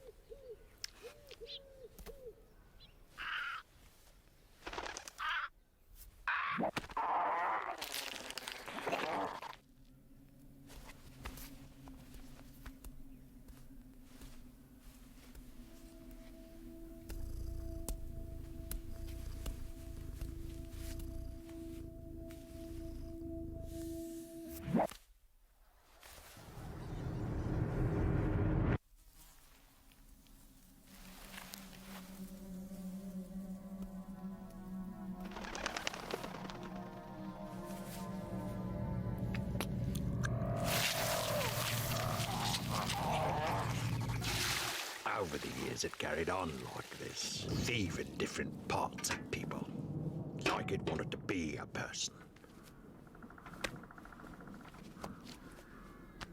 Until that animal looked just like you or me on the outside. But the only human part it never got was that.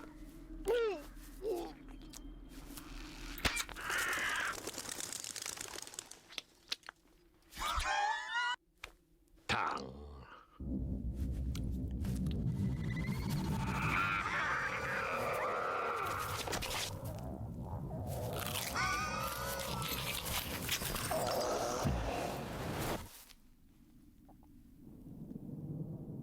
Last night as I slumbered, I had a strange dream. One that seemed to bring distant friends near. I dreamt of the faces of people I loved, and I woke with an heart full of cheer. And I woke with an heart full of cheer.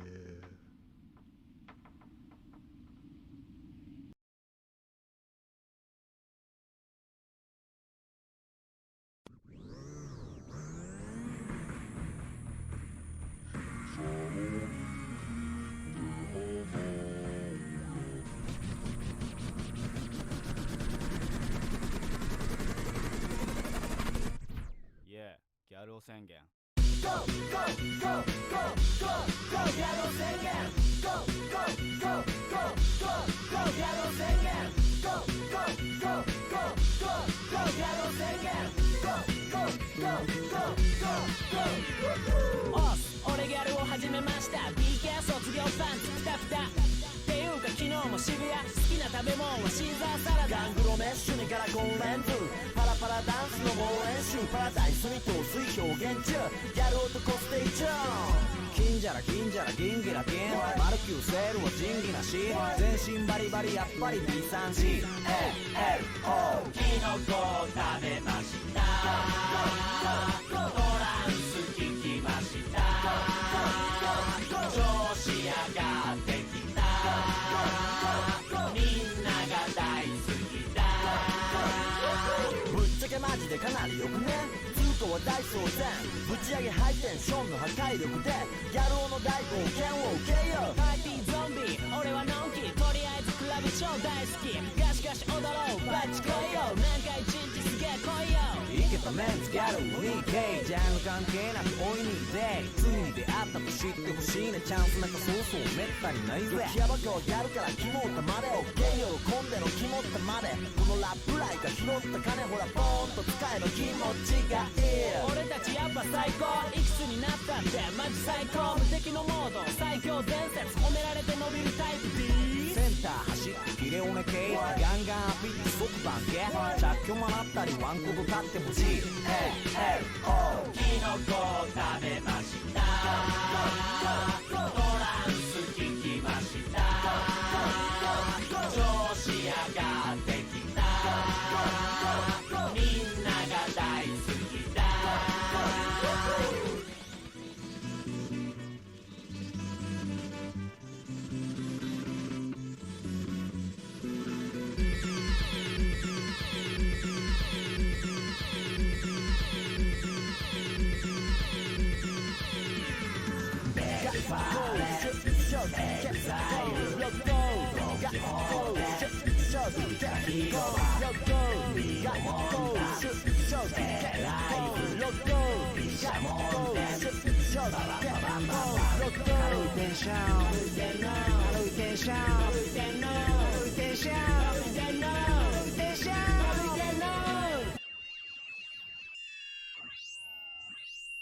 キノコを食べましたトランス聞きました調子上がってきたみんなが大好きだ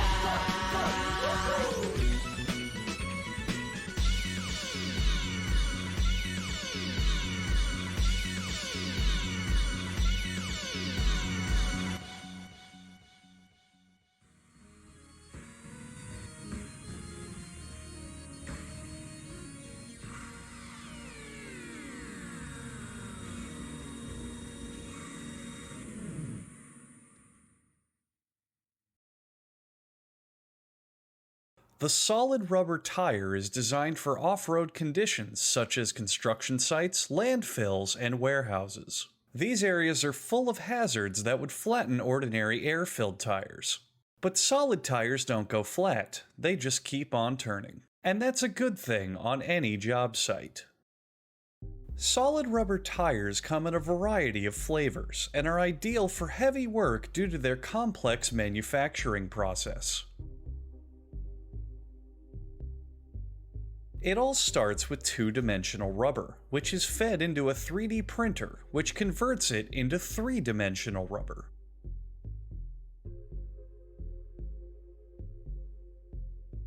The 3D rubber is melded into the beast from the chocolate episode, and then rolled into a mass known as the polished turd.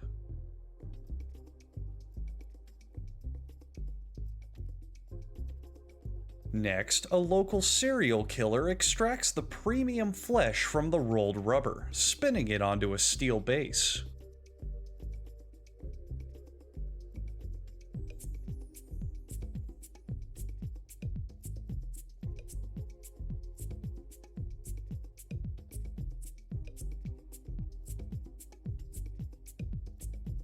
Slices of rubber are taken off to be taste tested by the employees.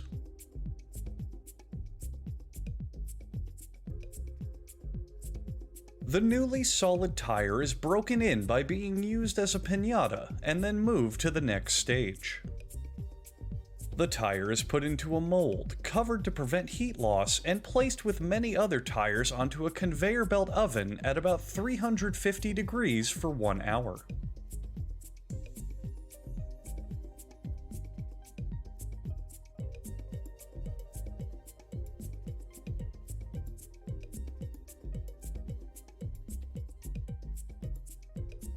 Exiting the oven, the tires are shown to neighboring factories to display how well the business is doing, and then they're removed from their molds by hand.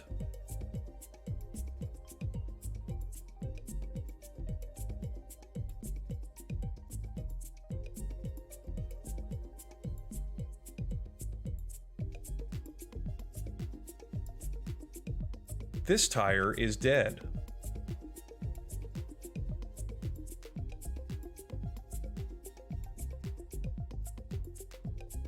The remaining tires are then coated in liquid rubber, which both helps seal in any remaining cracks and looks like straight up dookie.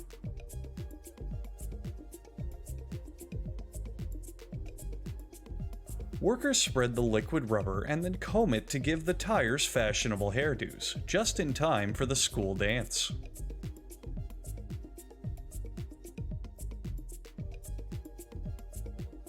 This tire tried to fight for equal rights, and must be euthanized.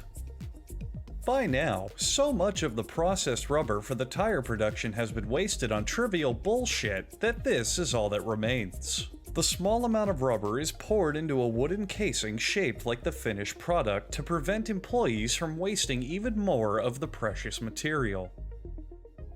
The wooden casing is then fashioned into a boat paddle, because no one ever thinks to look for treasure inside a boat paddle.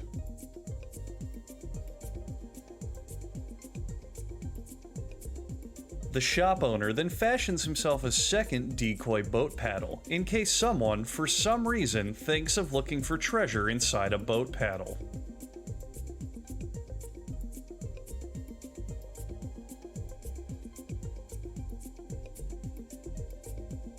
In Canadian, this logo means decoy, furthering the ruse. Finally, after a long aging process, the casing is broken open, revealing the finished tire.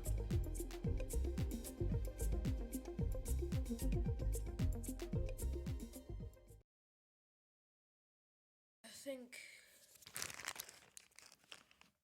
it's decided. It's gonna take some time. I am already tired, as you can tell. But yeah, I'm still making this video.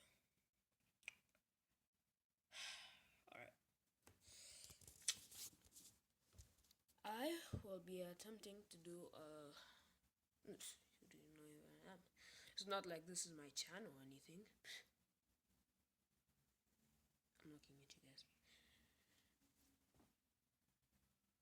Sorry, yeah. Hello, my name's Konwani, and I will be attempting the longest boy ever.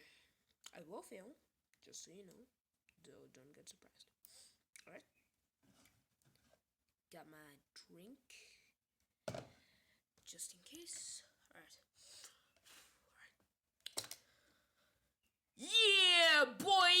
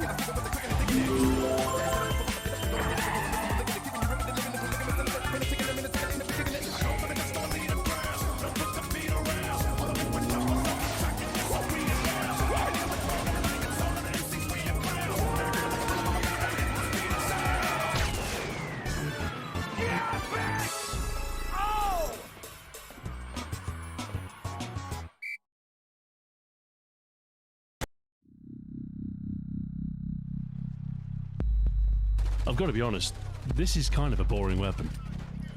Design-wise, it's ugly. A couple of rectangles overlapped, like a gun drawn by a child. And yet, for some reason, it's quite popular. The Glock, a polymer-framed pistol hailing from Austria, and perhaps the most successful of the Wonder Nines.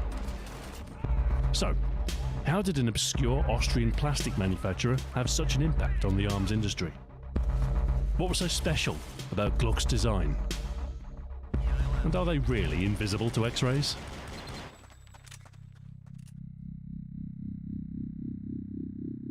During World War II, Austria's service pistol was the Walther P38, a perfectly serviceable semi-auto pistol, and it retained its role for some time after the war. However, by the late 1970s, there were better alternatives, and the Austrian armed forces began seeking a replacement pistol in 1980. The most likely contender at this time was the Steyr GB, designed in 1968 and boasting some novel features, but it faced stiff competition from other European manufacturers such as Beretta and Sig Sauer. But surely the Austrians would select a homegrown weapon, and Steyr were pretty much the only Austrian arms manufacturer going. It was a shoo-in. However, there was an outsider. A man named Gaston Glock. He was the founder of a small manufacturing company based in Deutsche Wagram that made polymer products, originally curtain rods and doorknobs. By the late 1970s, Glock had found a niche in products for the military, entrenching tools, knives and disintegrating links. They'd never made any firearms before, but when Glock caught wind of the upcoming tender for a replacement pistol, he decided to design his own. He was guided by the standard set by the Austrian Ministry of Defense. The new weapon had to be a 9mm semi-auto, high capacity, ambidextrous, drop safe, easy to maintain, and of simple, interchangeable construction. Unhindered by any preconception or existing tooling, this was an entirely new pistol designed to an exacting specification. He called it the Glock 17, as it was his 17th invention. That its magazine capacity was 17 rounds was serendipity. In 1982, Glock submitted his handgun design to the Austrian military for testing, where it would be up against heavyweights such as Sig Sauer's P220 and 226, H&K's P7, and the Beretta 92. The prize was an order of 25,000 units. And somehow, the rank outsider clinched it. Glock's design proved its capability, outperforming all of its rivals. Now, the Americans had just settled on the Beretta, so news of a hitherto unknown name in firearms beating established manufacturers was surprising to say the least. There was concern that the high-capacity magazine would prove useful for criminals, and that the plastic frame would be invisible on airport X-ray machines. It was described as tailor-made for terrorists. However, most of these fears were unfounded. The metal components of the Glock are still quite recognizable as a firearm, and by now, high-capacity weapons were the norm. Eventually, the resistance to the Glock dissipated. After all, you can't keep a good design down, and more police and military forces realized the Glock's potential, with the weapon seeing rapid adoption throughout the 1990s. The plastic pistol from Austria was ready for the silver screen. Die Hard 2 wasn't the first film the Glock made an appearance in, but it's probably the first memorable one. The fictional Glock 7 is described as a porcelain gun made in Germany that doesn't show up on your airport X-ray machines and costs more than what you make in a month. The quote is wrong on almost every count, but the gun was new, and it was cool. As its popularity surged, the Glock became an increasingly common sight, often seen in the hands of fictional law enforcement, such as in RoboCop 3, The Fugitive, and Beverly Hills Cop 3. Fellow Austrian Arnold Schwarzenegger was reportedly a fan, and the Glock makes an appearance in True Lies, Eraser, and End of Days. Even the word Glock itself became a byword for firepower, a frequent reference in gangster rap, such as Ice-T's OG Original Gangster, Dr. Dre's Let Me Ride, and Ice Cube's You Know How We Do It. Right from the start, the pistol has refused stereotype. Civilian, police, military, terrorist, gangbanger. The Glock is for everyone. This universal appeal was helped by a large number of variants, model numbers starting with the 17 and ascending. The Glock 18, a fully automatic machine pistol, the 19 with compact frame, 20 made for the hard-hitting 10mm auto round, 21 in 45 ACP, the 22, 23 and 24 in 40 Smith & Wesson, the 25 in 380 ACP, and the 26, a subcompact Glock in 9mm, ideal for concealed carry. The list goes on, a whole range of calibers, a whole range of sizes. Despite some issues with the earlier 40 cal models, mostly a consequence of hotter than usual rounds, Glock's original design has proven quite adaptable, and today, the pistol for everyone is everywhere. Naturally, this means they're a popular choice for video games, and the Glock is one of the more attainable weapons within a typical arsenal. However, being a pistol, it's often sidelined to a secondary role, a backup to your SMG or assault rifle. It's not a glamorous job, but such is the pistol's lot. But in the early days of the FPS, lower-ranking weapons within the power hierarchy got their share of attention by being the first weapons you got to play with. This coincides with the Glock's rapid rise in popularity during the late 90s, so early appearances in games like Duke Nukem 3D and Half-Life aren't too surprising. As more realistic games took hold, we start to see a reflection of the Glock's popularity with law enforcement and military units. Games like SWAT 4, the Delta Force and Rainbow Six series all feature the Glock in some form. Of course, it's not always called the Glock in games. It is a commercial trademark, so it's often changed to avoid legal trouble. Most often, the Glock 17 will be known as the G17, or perhaps as one of its military designations. In some cases where firearms are less of a focus, it might be entirely generic, the 9mm pistol or similar. There's no mistaking its boxy exterior though. The Glock's familiarity is its key distinction. The entire Glock lineup is broadly similar. They all look and behave in pretty much the same way. But there is one exception. The forbidden Glock 18. It is disproportionately popular in games, probably because it's more interesting and exciting than the semi-automatic pistols it resembles. In gameplay terms, it fills an interesting role that not many other recognisable weapons can. A pocket-sized auto, seldom controllable, but always quite good fun. The Akimbo Glocks from Modern Warfare 2 are a particularly memorable example.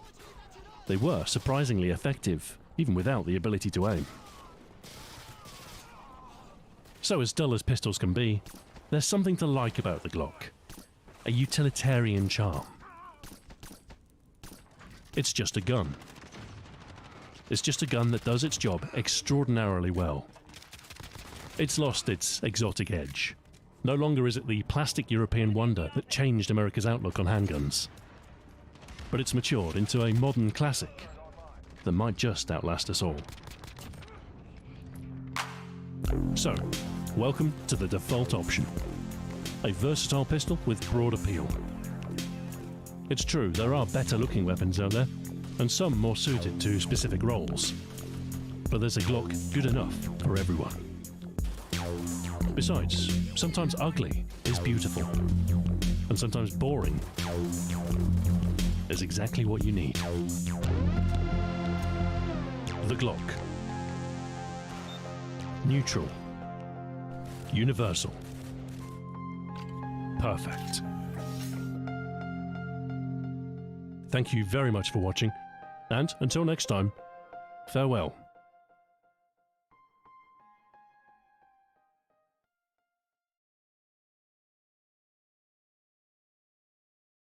How many Latinos in the crowd tonight? I am also Latinian. Now, notice I asked Latinos. I wasn't very specific. Because if you call a Latino the wrong one, there's an issue. You call a Mexican a Salvadorian, we get mad. You call a Puerto Rican a Dominican, they get mad. You call a Cuban anything but a Cuban, you're going to get stabbed. So for everyone here and everyone at home, I have found a way to figure out who's who. It's very easy. All you have to do is listen to the way the person is speaking Spanish. You don't have to understand a single word, just listen to the flow. That'll let you know. For example, Mexicans, when we speak Spanish, we sound high. Seriously, you ask us a question, we drag it out. Hey bro, how's it going? Pues aquí nomás, hombre.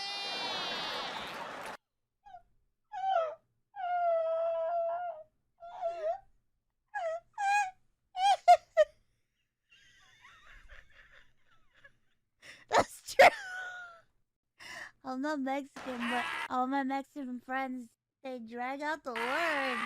Pues tú sabes, güey. You know, Cubans, I found out Cubans, you guys speak Spanish, like everything means something. It's very serious.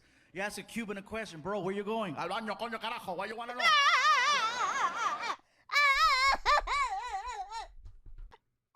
Asking, dude. It's like, why is he yelling? I don't know.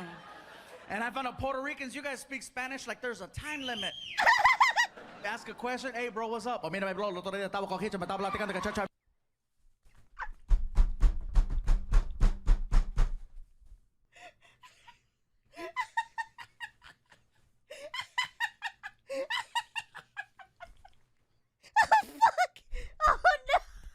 Oh fuck, he got me. He got me. Why is he yelling? I don't know. It's true. And I found out Puerto Ricans, you guys speak Spanish like there's a time limit. I feel so Ask a attacked. question, hey bro, what's up? Oh, mírame bro, el otro día estaba con Hitch, me estaba platicando que chacha Benito, yo no sé lo que está pasando aquí nomás. Dame más gasolina. Just fast. Even Mexicans were like, hey, write that down. Quick. Another way is the beverage. The beverage will let you know who you're dealing with. For example, a Mexican's preferred drink of choice is tequila, okay? Okay. A Puerto Rican's preferred drink of choice is either Don Q or Coquito.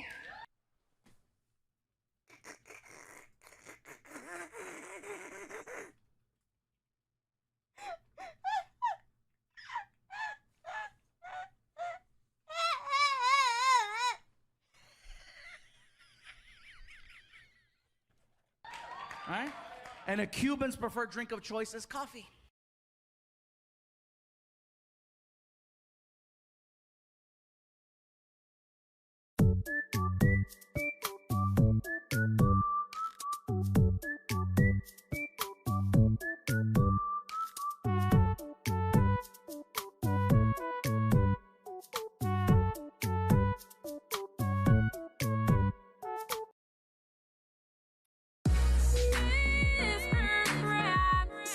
Is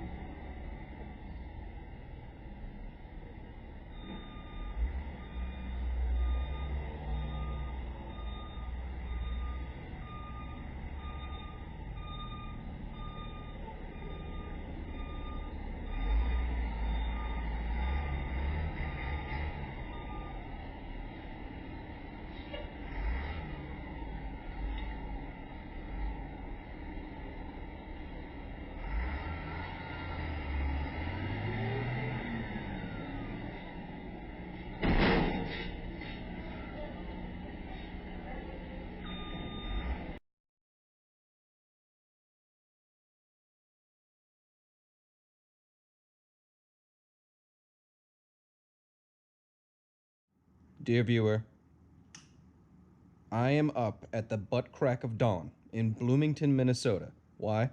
For the explicit purpose of catching an entire day of speedrunning here at Games Done Quick 2022. It is a 24-hour-a-day, 7 days for a full week of speedrunning for charity on Twitch. To date, they've raised $37 million. They're the single largest donor to Doctors Without Borders. It's a fantastic event that I've wanted to be here in person for a very long time. And I figured that since I'm coming here, there'd be no better place to learn about the ins and outs of muscle memory than from these geeky, twitchy controller and mouse and keyboard wizard people.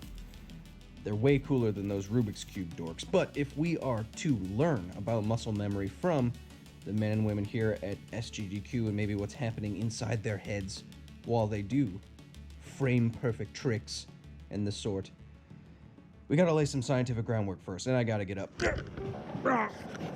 Get up!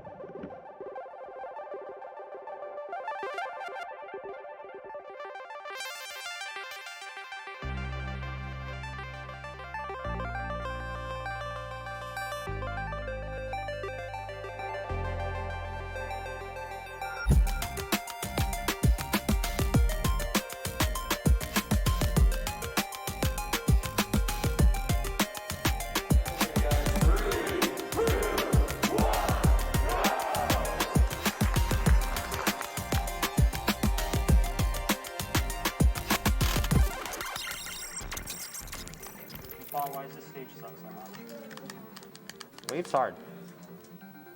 Think about how many things you do on a daily basis that you're not really even thinking about. Whether that's brushing your teeth or riding a bike or checking Twitter and then checking Instagram, then going right back to Twitter even though no one liked your post. These are all almost autonomous, unconscious motor movements that we're making with our hands and other parts of our bodies. This is an implicit long-term memory in our brain, specifically motor learning, or what we have called muscle memory. Now, muscle memory allows us to make efficient movements through the world, to not have our consciousness intrude on what we have done 1,000 times before. In fact, once we do stop and really think about what we're doing, that's when we can mess up.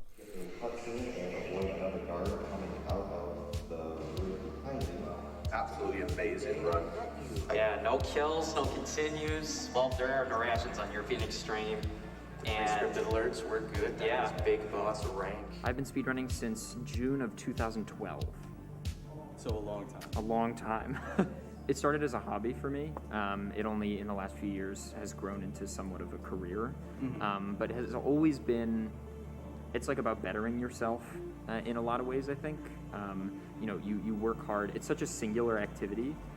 You know, GDQ is great because it has that sense of community, and you know, it reminds us that we're all working on these things together. There's a lot of, you know, Discord servers where people share information and strats, and even back in the day it was IRC servers, and it really is just this striving for perfection, or striving for at least a better version of whatever you did before. I mean, practice is such an integral part of the process, and so your goal is for those things to become automatic, right? Because the more automatic it becomes, the higher your percentage chance of success becomes, for sure. And time. Oh, I won. It Good says job, first. Adaf. It says Good first job. place. What is actually happening in your brain when some motion or action becomes autonomous? Well, the neuroanatomy of memory is not located in any one spot. It's all over your brain. And so in the motor learning stage of muscle memory, you see certain spikes in activity in certain areas of your head. But in the motor memory consolidation stage, those areas become less activated, but the connections between them get stronger. It's a basic way of how the human brain works. The more you activate certain areas and activate each other, the more efficient those pathways become. The easier it is or not to activate those synapses. And what's really interesting about motor learning and muscle memory in particular is that it's a different kind of long-term memory than explicit long-term memory, which is declarative. So it's facts and other things you can say about the world that you know to be true, like the capital of your country, or the fact that your Tinder crush is definitely not 6 feet tall. So if I go and ask these speedrunners what they're actually doing to make down to the millisecond precise movements, they might not even be able to tell me. Yeah, let's count down here, guys. 3, 2, 1, go! In terms of Mega Man 6, there's a lot of like canceling that's involved, so there's a lot of like very rapid movement with it, so there's a lot that I have to think about to make sure I'm doing that accurately. It's very technical on movement. When I first started, I was probably thinking a lot more about what I did. I also did a lot simpler strats back then, so it was more of a worry. During that is, you know, thinking about, oh man, this is coming up. I gotta be ready for that. And there's still some of that with a few very risky tricks, but for the most part, it's just a flow for it. Yeah, usually kind of thing? Yeah, usually at this point it's subconscious. Some things you'll have a visual cue for, but there's some examples of like stuff that you can't even see, and it's just all by rhythm sometimes as well. Once you get into a flow of things, it's just really satisfying and just fun to be like, oh yeah, we're going through this and doing these kinds of cool tricks here and there. And Terex has nerves of steel. You know, he doesn't care. He's just so good at this game. It's kind of nice to know that you're really good at something, even if it's niche.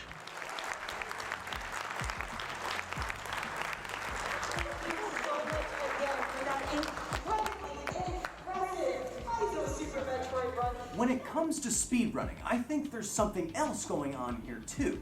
Now, whenever you make a movement with your muscles, no matter how complex, your brain has to send a signal to those muscles, right? Well, over evolutionary time, your brain has made that process more efficient by somatotopically mapping parts of your body on to the motor cortex of your brain, which you can see here. Now, on the motor cortex of your brain, as we figured out through transmagnetic stimulation of people's brains, parts of your body are represented right on it, with those parts of your body taking up space proportionate to how much control you need over those parts of your body. So your legs are connected to your hips and your feet. Yes, that makes sense in this brain mapping, but they have less overall space than something like your hands. Now, for speedrunners, I believe that going on studies I've seen from violinists and what happens to their hands and the representation of their hands in brains, that speedrunners are having a disproportionate size hand and maybe eye map forming on their heads that allows them to be so quickie and games done fastly. But to really find that out, I'd have to get in there for some of them. Go team, it's a face!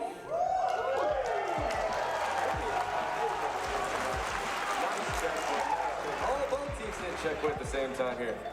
They're neck. Yeah. So I do a lot of hard challenges, not just necessarily speedrunning, and a lot of that is definitely, like, it's very rewarding. Like, you know, something I like to say is most of the most rewarding things in life are hard.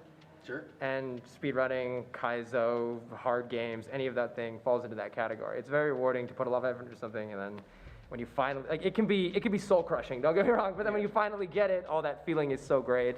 Speaking of Carl and what he's learned, let's see if he can glean any information here. And when you're doing a speedrun, at first a lot of it is coming up with cues, visual cues, audio cues, ways to train your brain to be able to do something that has a very precise window very accurately so that you can do it every time.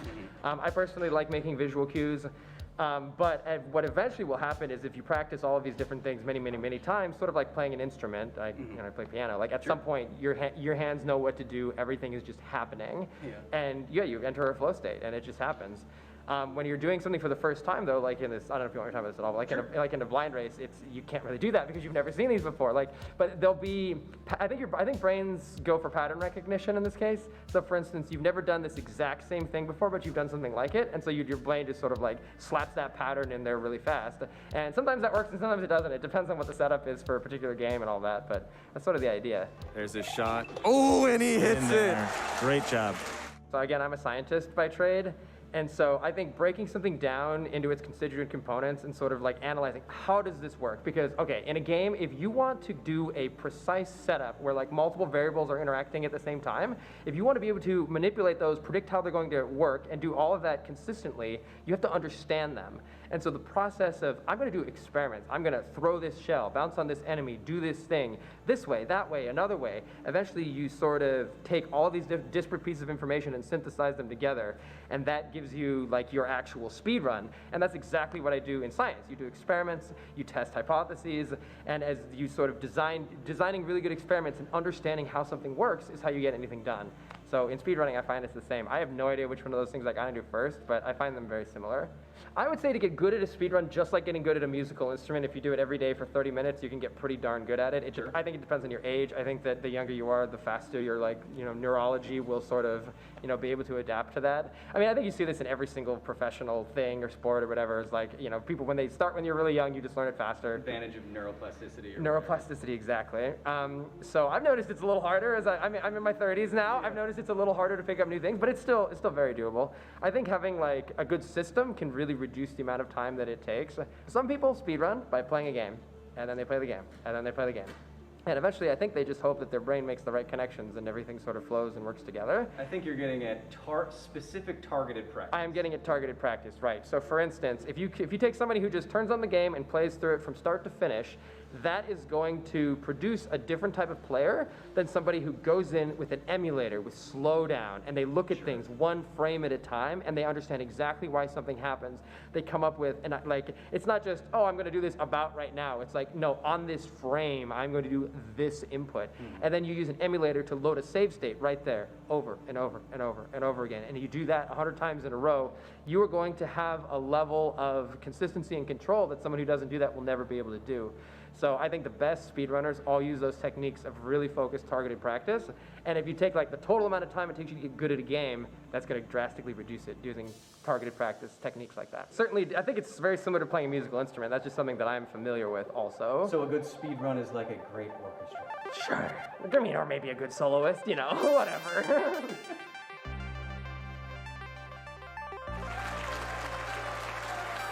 After my time at GDQ, I thought a lot about the interaction between the public interest in speedrunning as content and the actual perfection of it. Specifically, I thought about how platforms like Twitch incentivize players to grind for hours and hours at a time across thousands of attempts. Is this the optimal way to learn a motor skill like speedrunning? The best way for you to bring down your final split another precious second? There aren't many studies on gaming and motor learning specifically, but the best I could find of the few was this: long-term motor learning in the wild with high-volume video game data, which looked at motor skill retention, muscle memory, with thousands of gamers playing a simple FPS over a period of months for up to hours a day. What it found was that muscle memory does indeed improve over time with dedicated targeted practice, as Carl Sagan42 said. However, it uncovered an interesting wrinkle, like a fold in the cortex. This study was able to identify that simply practicing over and over, endlessly grinding runs like a Twitch streamer might do, did not lead to more learning and motor skill retention. In fact, after a certain amount of time, tangible returns like accuracy and acuity, specifically number of targets hit and number of targets hit per second, started to noticeably diminish. For this simple FPS specifically, that time of practice was never more than a single hour. Of course, this simple FPS study is impossible to overlay directly onto a 4.5-hour speedrun like Final Fantasy X or a less than 30-minute button mash like a fan-made Super Mario Kaizo, but it does beg the question of whether or not endlessly grinding actually makes your brain a better speedrunning machine. The study surmises that at some point, mental and physical fatigue halts any real progress in motor learning, and for every game, the perfect amount of practice per day is going to be different. I want to stress that I'm not a speedrunner. Maybe 1 or 2 runs a day and that's it, is enough, instead of 100. It's interesting to me that gamers who have made their careers speedrunning on platforms like Twitch, who are incentivized by donos, cheers, and KEKWs to play for dozens and dozens of hours a month, might be shackled to a suboptimal way to play and practice their favorite games. But then again, this is just one study of one simple game. Does suboptimal, as a study defines it, really matter, when with the support of millions of gamers around the world, you can still pull off something spectacular.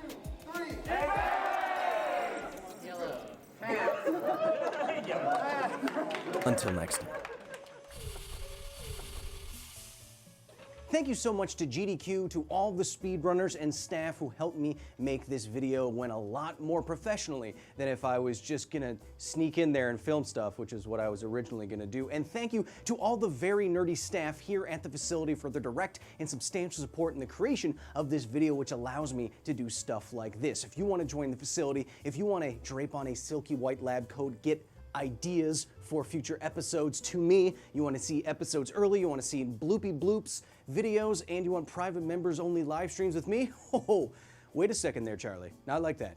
You can go to patreon.com/Kyle Hill and join the facility today. And hey, if you support us just enough, you get your name on ARA here each and every single week. And as you can see, there's literally hundreds and hundreds of you, so I have no idea how I'm gonna pass the time. No, seriously, again, thank you to all the runners who agreed to be interviewed, who gave some flavor to this story of muscle memory. I do think that speedrunning is its own beast in terms of learning what skills you need and practicing those skills, and I find it very interesting that there could be a point of diminishing returns for practice, which intersects with what society wants speedrunners to do.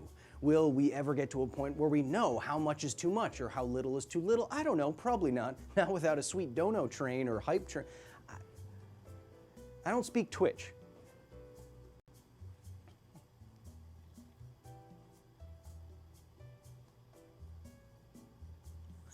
Let's get some hearts in the chat. All right, Omega Lols, thanks.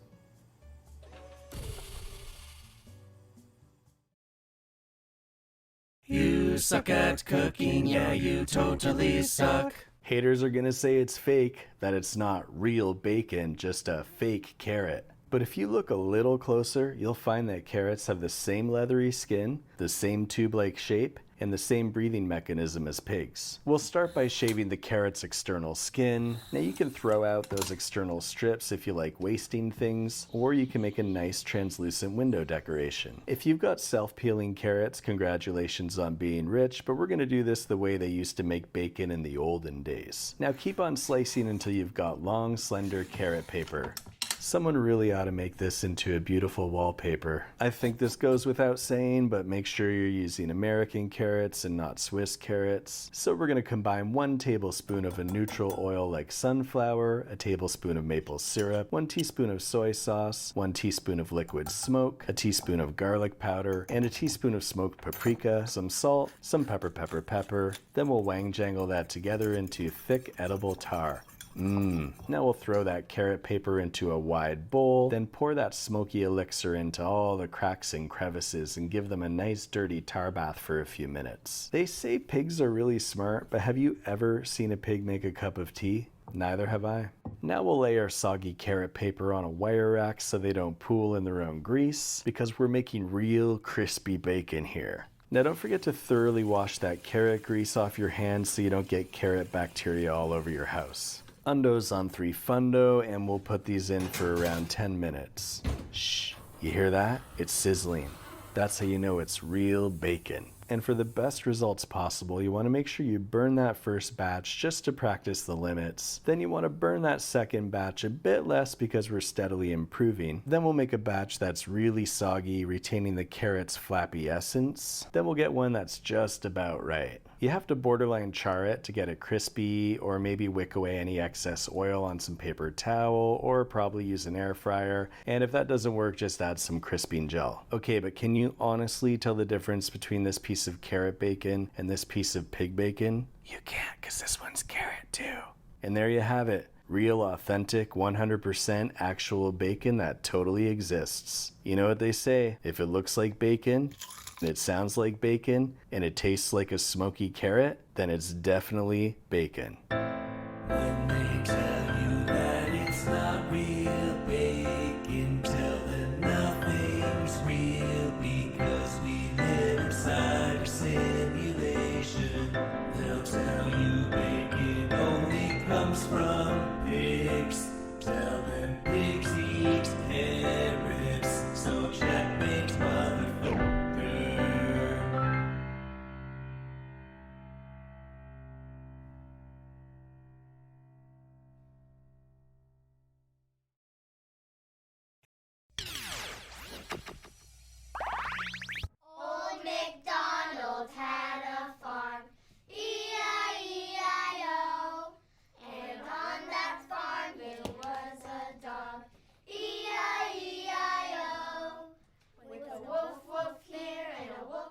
That's my son up there.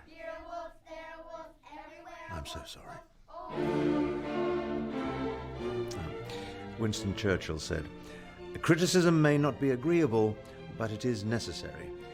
It calls attention to the unhealthy state of things." And the state of children's theatre in this country is most certainly unhealthy. He said watching me was like watching a hee-haw girl trying to play Lear. I don't even know what that means. The direction was staid, the sets ramshackle, the costumes unremarkable, hardly worth the free admission. But we tried hard. Try telling that to the spirits of Ibsen and Brecht, because you've just trampled all over them. All of you. Space. He's harsh, but he has impeccable taste. I never see a kid's play unless he recommends it. Up above the world so high, like a diamond in the How dare you, sir? Does the fourth wall mean nothing to you? Amateur. He reviewed my performance as Templeton in Charlotte's Web when I was 8. Said I was, quote, pedestrian, fit only for cleaning the stage, not for treading upon it. Turns out he was right. This is where I keep some of my favorite reviews. Oh, here's one. Little Orphan Annie, as performed by Jenny Mason, age 7, really deserved to be an orphan, given this performance. Really Rosie? I think not. Perhaps really shitty would be more appropriate. It's my favorite. You're a good man, Charlie Brown. Perhaps deserves the title, You're a Bad Play, Charlie Frown. I sort of twisted it there. You're mean. I'm mean? The only cruelty I see is you submitting your audience to a dull, trite, and utterly unconvincing performance. Not for one moment did I believe you were a tree. Where was that emotion on stage? You see my point. Sometimes it's hard. No one likes a critic. But then one sees something like Fuller Elementary's production of The Very Hungry Caterpillar, and then, well, it's all worth it. 1, 2, 3. The production was full of pathos, postmodern wit, devastating ambivalence. I truly believed the caterpillar was very, very hungry. 2, 3, 4, 1, 2, 3, 4. And all was dark.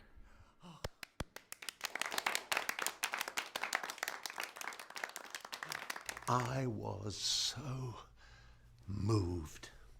This is how audiences must have felt when they first saw Olivier play Hamlet. Oh, bravo, boys and girls. Bravo. Except for you. You were god-awful.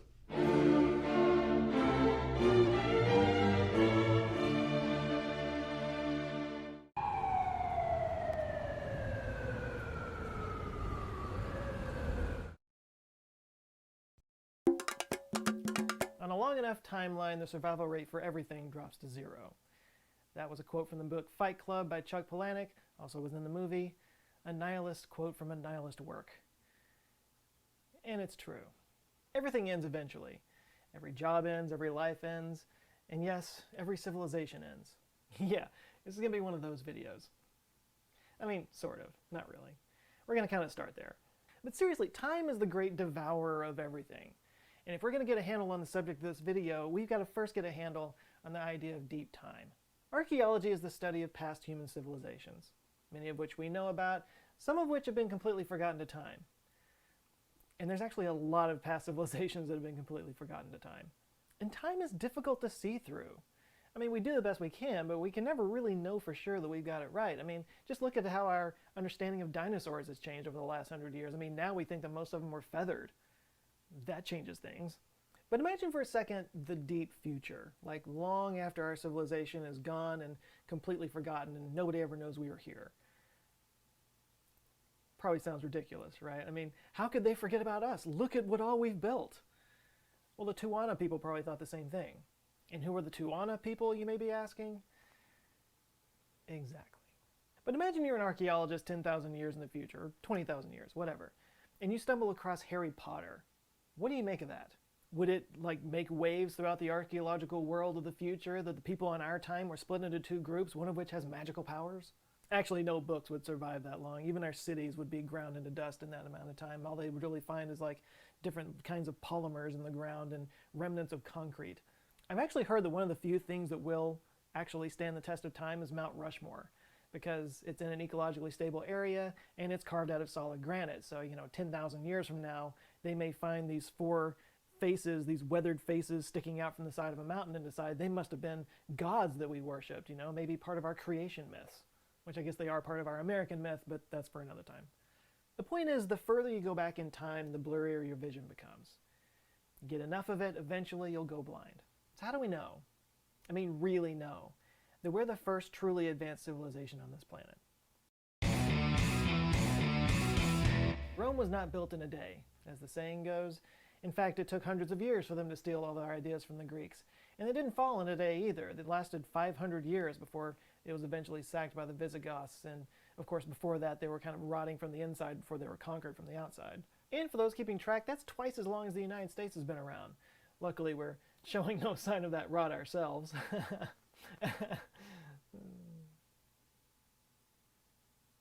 So the US has had 240 years, Rome had about 500 years, although the Eastern Roman Empire didn't fall until the 1400s in Constantinople. And then after that, there was the Holy Roman Empire in Europe, which was neither Holy nor Roman nor an empire. It gets messy. But still, 500 years is a good run, half a millennium, but the Greeks before them lasted 900 years. Now, they went through a few different eras and changed a bit along the way, but still. But Greece can only stand in awe at the ancient Egyptians, which lasted for 3,100 years. Yeah, Cleopatra lived closer to today than she did to the building of the pyramids. That is nuts. And just before that were the first known civilizations in Mesopotamia, the Babylonians, the Assyrians, the Sumerians, and along with that came the first written language. So that gets us back to about 3,500 BCE, about 5,500 years ago from today, and this is basically when civilization started. And just to clarify, there are some criteria that anthropologists agree on that defines a civilization.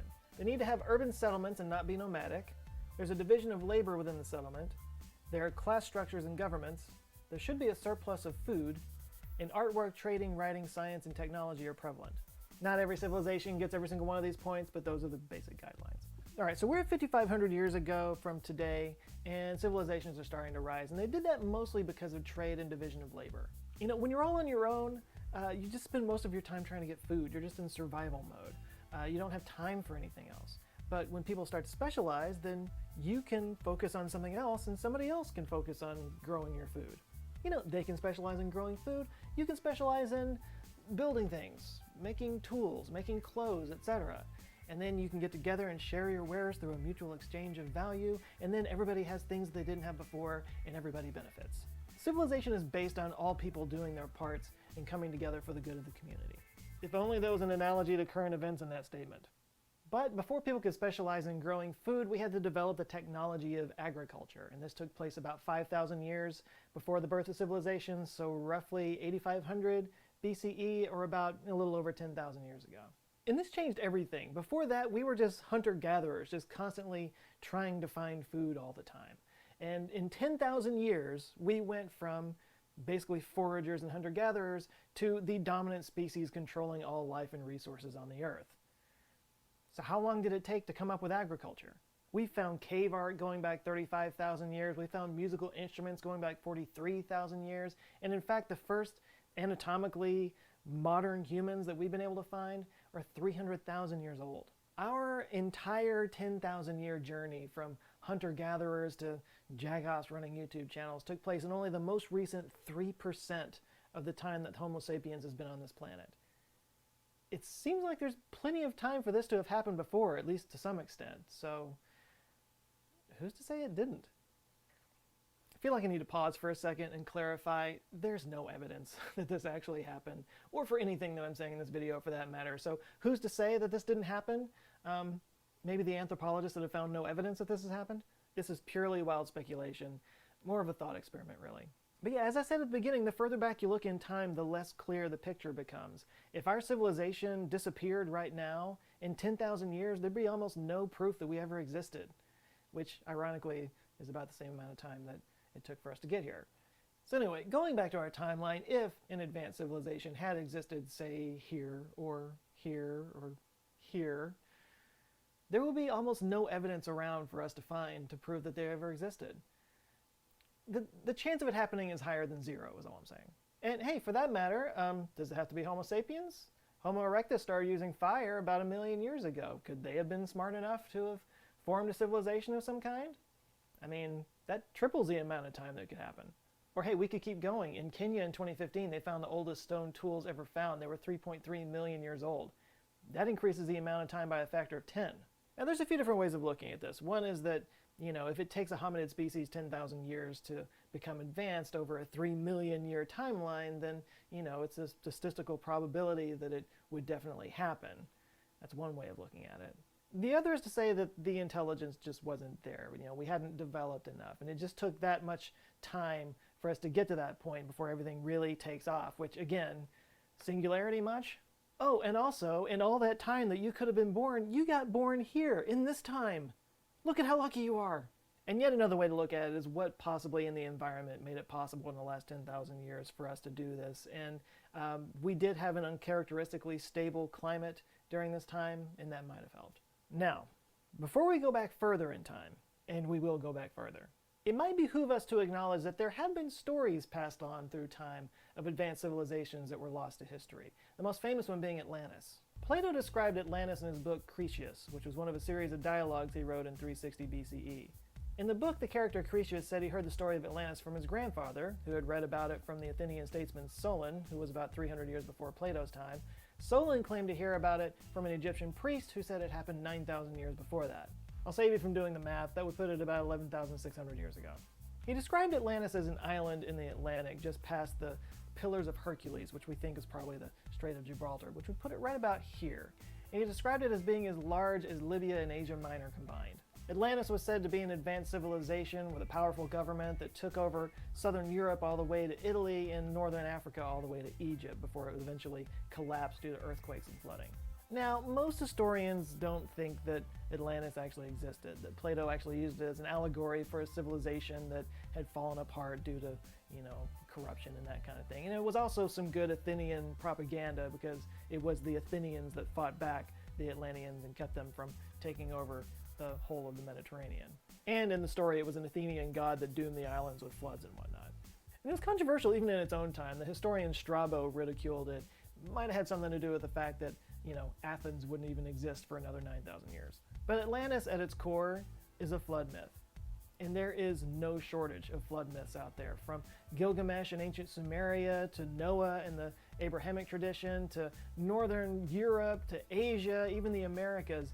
The idea, the story of a flood wiping out civilization and restarting the world is nothing short of ubiquitous. Is this nothing more than a universal trope?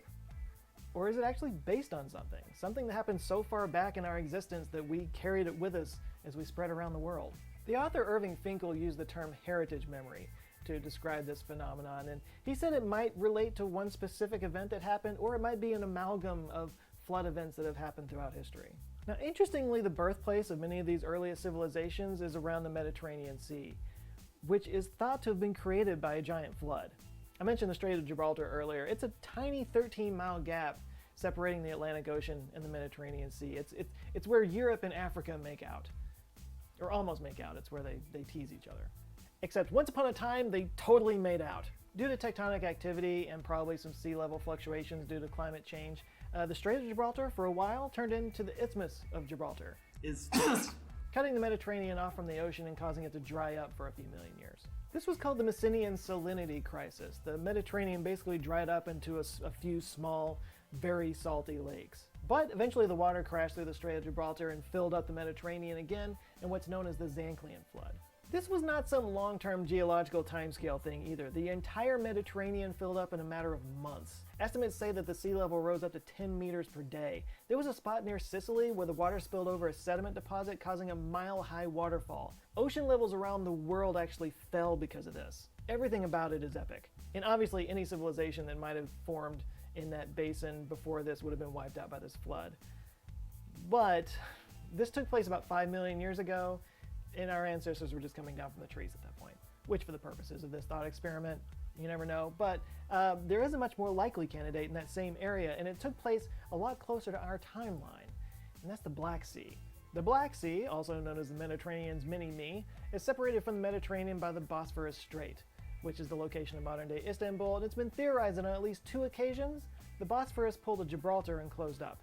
When this happened, it would have formed a much smaller inland sea, freshwater lake, really, fed by glacier water from the nearby Caucasus Mountains. You know, fresh water that you could drink. Might be a nice place to set up a city-state or two. Well, one theory by William Ryan and Walter Pittman in 1997 suggested that around 7,500 years ago, roughly 5,500 BCE, water spilled over the isthmus, separating the Black Sea from the Mediterranean, creating the Bosphorus Strait and flooding the lake. The water would have spilled into the area with a force of 200 Niagara Falls and flooded 100,000 square kilometers of land. And another theory by Andrei L. Chapalgia suggests that a similar flooding event may have happened between 17,000 and 14,000 years ago, triggered by the end of the lake glacial maximum. This one has an excess of meltwater from glaciers flooding the Caspian Sea to the east and then spilling over into the Black Sea via the Manus River. Now there is some evidence supporting these theories, but it's heavily debated because, I mean, let's face it, they're mostly attempts to try to prove the Noah story true. But there are a lot of flood myths and stories around lost ancient civilizations, so it's not the craziest idea. I mean, it's not like I'm saying it's aliens or anything. Let's get back to our timeline, shall we? When we left off, we were talking about the oldest stone tools that were found about 3.3 million years ago. That would put us about in the time of Australopithecus afarensis, the famed Lucy skeleton. Between then and now, there were multiple hominid species that came up and were around for hundreds of thousands of years. Maybe one of the most successful ones is Homo erectus. It actually got started 1.89 million years ago, and they didn't go away until after humans came on the scene, Homo sapiens. So they lasted 9 times longer than we have so far. Homo erectus wasn't too dissimilar from us. You know, they cooked food, they took care of their elderly and infirm, they built shelters, used tools, may have had a language, we don't know. Is it possible they were able to achieve something resembling a civilization in nearly 2 million years?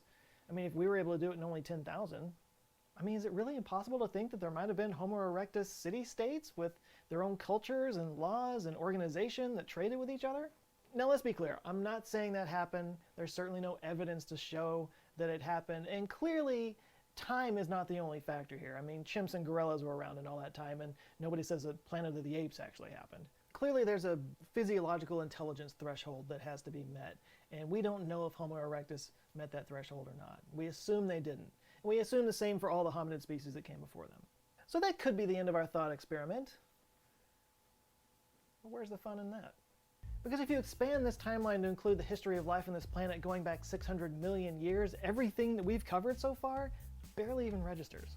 Could there have possibly been an earlier mammalian species that took over the planet after the dinosaurs ended 60 million years ago? Or to keep going back even further, could there have been a dino species or a reptilian species that became intelligent and created a bit of a civilization? How would we know?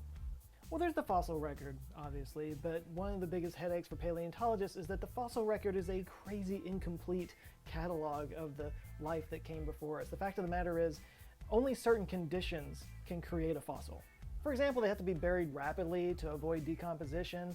They have to be enclosed in some kind of sediment that can harden and protect the skeleton. And it also has to have the right chemical composition to turn bone into rock over millions of years. Really, most animals that have ever existed didn't fossilize. So what else could you look for? This was the question put forth by Adam Frank and Gavin Schmidt in a 2018 paper in the International Journal of Astrobiology titled The Silurian Hypothesis, Would It Be Possible to Detect an Industrial Civilization in the Geological Record?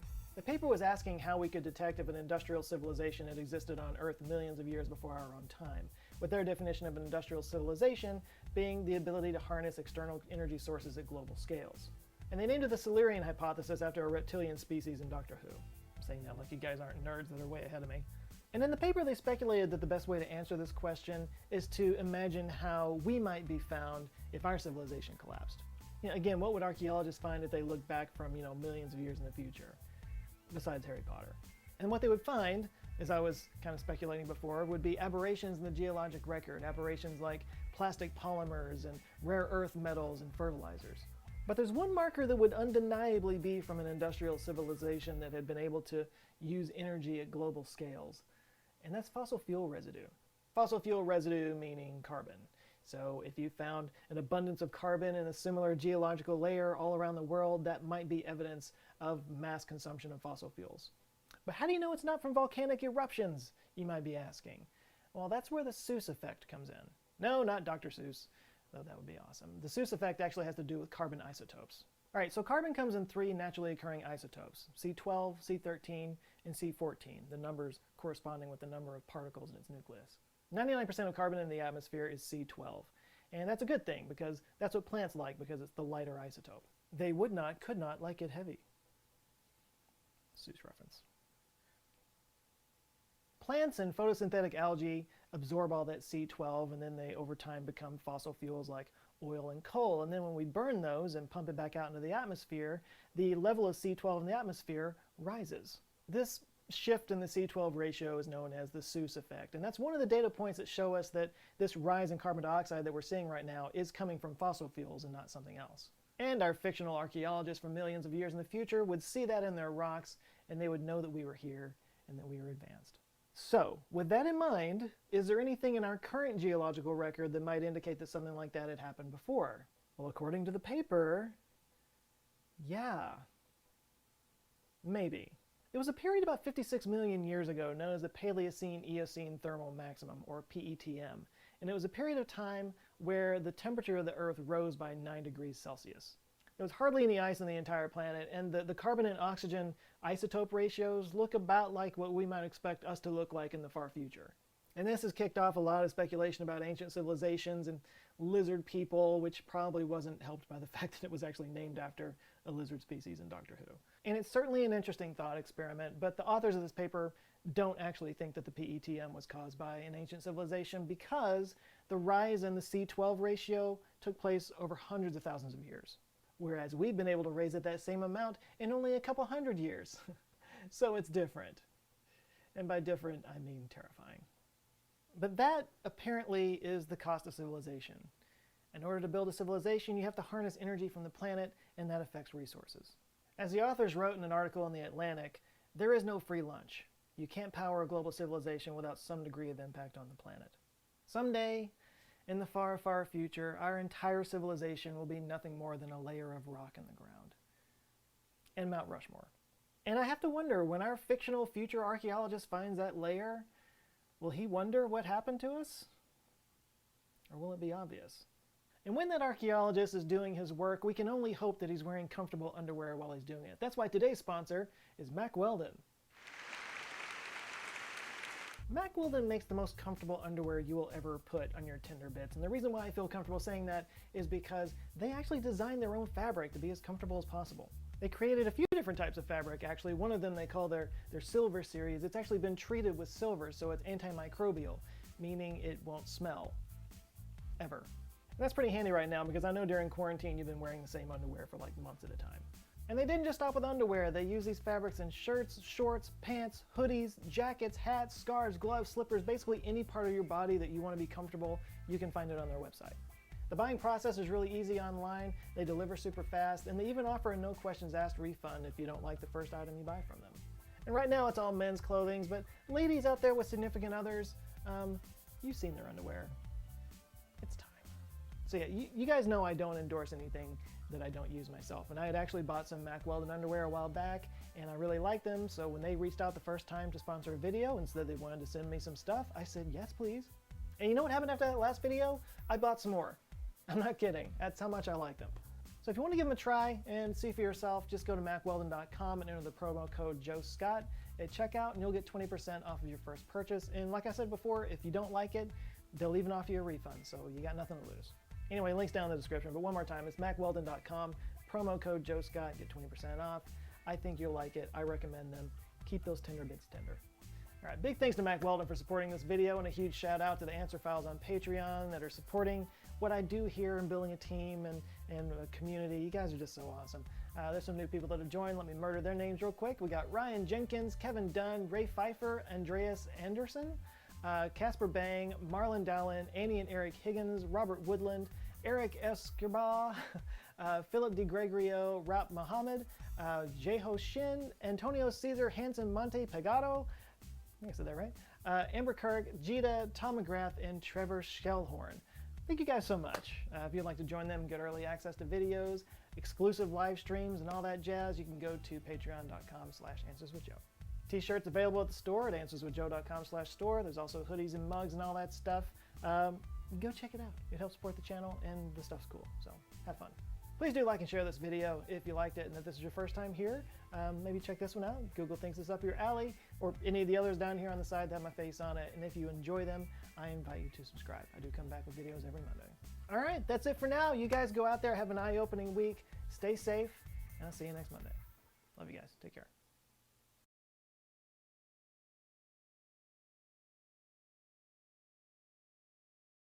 Great Scott! My name is Kevin Perger, and welcome to another edition in Defunctland. For background/context on this series, please visit thepurge.com with the link below. Before we get started with this episode, I have a couple of things to say/announce. First, no voice modulator. I've been trying to perfect this for the last 10 or so videos, and apparently I was just making it worse. So while this voice seems unnaturally high to me, hopefully you like it better. Also, we have a subreddit now. Please go subscribe to it so we can have post-episode discussions, more suggestions, and we can find more people to visit Defunctland. I will also be placing polls here from time to time, the first of which is for what we will name the land that Pretzel Dark Rides and Superstar Limo are currently in. If I find that a majority of you prefer Facebook, I might make a Facebook group, but I'm trying out the subreddit first. Alright, enough of me, back to Defunctland. Today we will be attempting to resurrect Universal Studios' extinct attraction, Back to the Future: The Ride.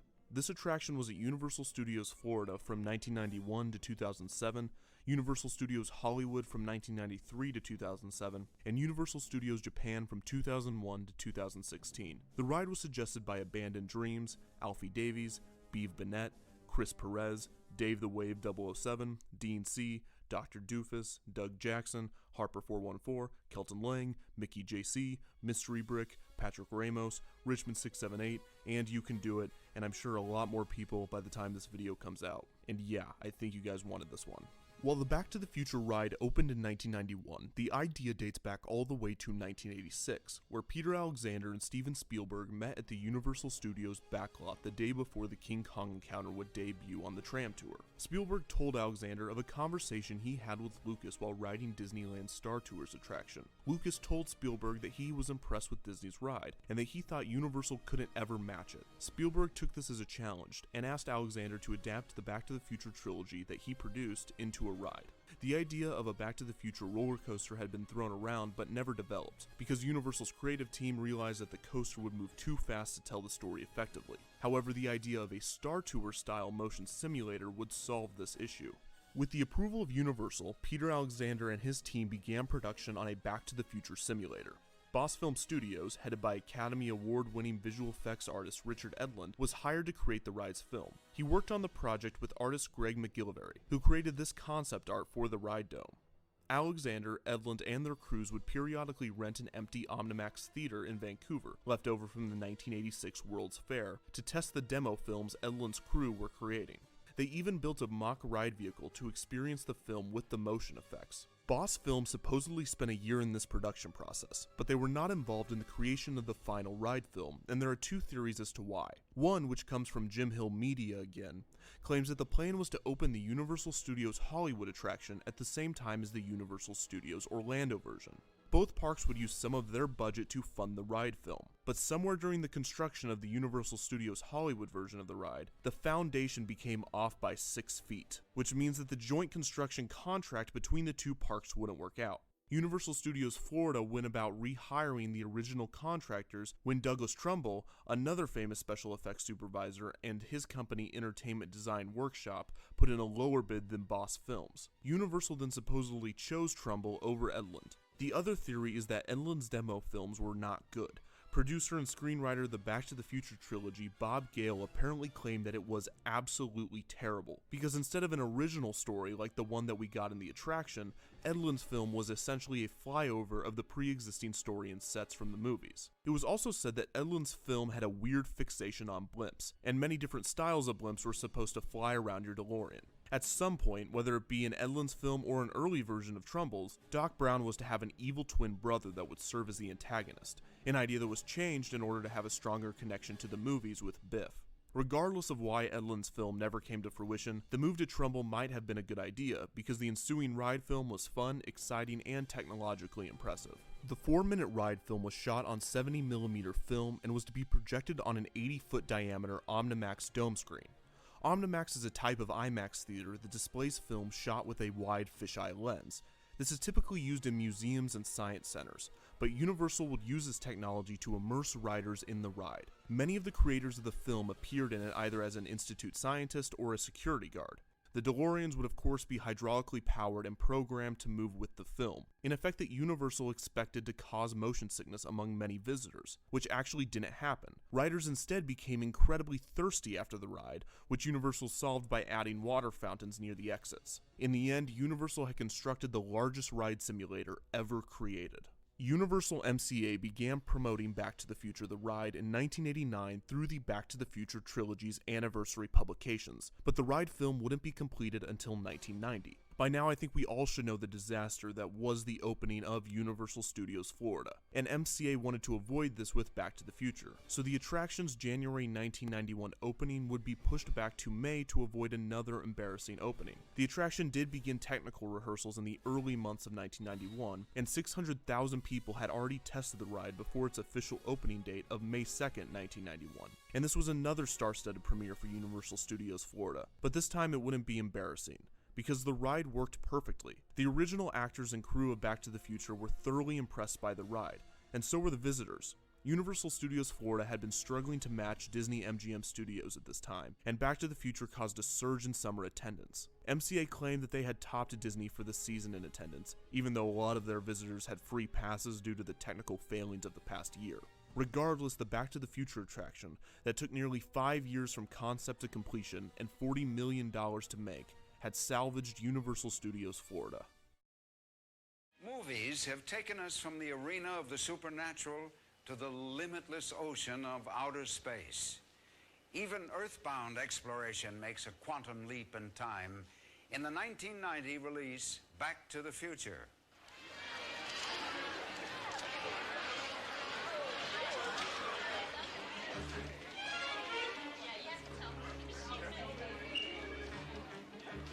Hello, anybody home? Huh? What are you looking at, butthead? Wait a second. This sucker's Doc Brown conned into his time travel experiment. Now that you're here, time travel volunteers, I can give you your pre-flight briefing. There's a lot you'll need to know if you're to successfully cross the space-time continuum. We'll have to hurry, though. With Biff still on the loose, anything could happen. Biff! Hasta la bye-bye! My time travel volunteers. You and you and you. You're my only hope. Board Doc Brown's Wonder Car and enter a new dimension for the most awesome ride of our lives. The Back to the Future ride was the most staffed ride at Universal Studios, requiring 35 employees to guide guests to the cars, buckle them up, and ensure the ride went smoothly. However, the ride was very simple to start and took just the push of a button. Guests wait outside the Institute of Future Technology, watching video of the Back to the Future trilogy, as well as the new footage of Doc Brown with other scientists and his other inventions. Once inside the Institute, it is explained to them that they would be volunteers in one of Doc Brown's time travel experiments. They were also informed that Biff, who had escaped from 1955 in Doc Brown's DeLorean, is somewhere in the space-time continuum. Doc shows images of his new 8-passenger convertible time machine, a way to explain the ride's cars. Biff appears unbeknownst to Doc, asking the guests where the time machine is.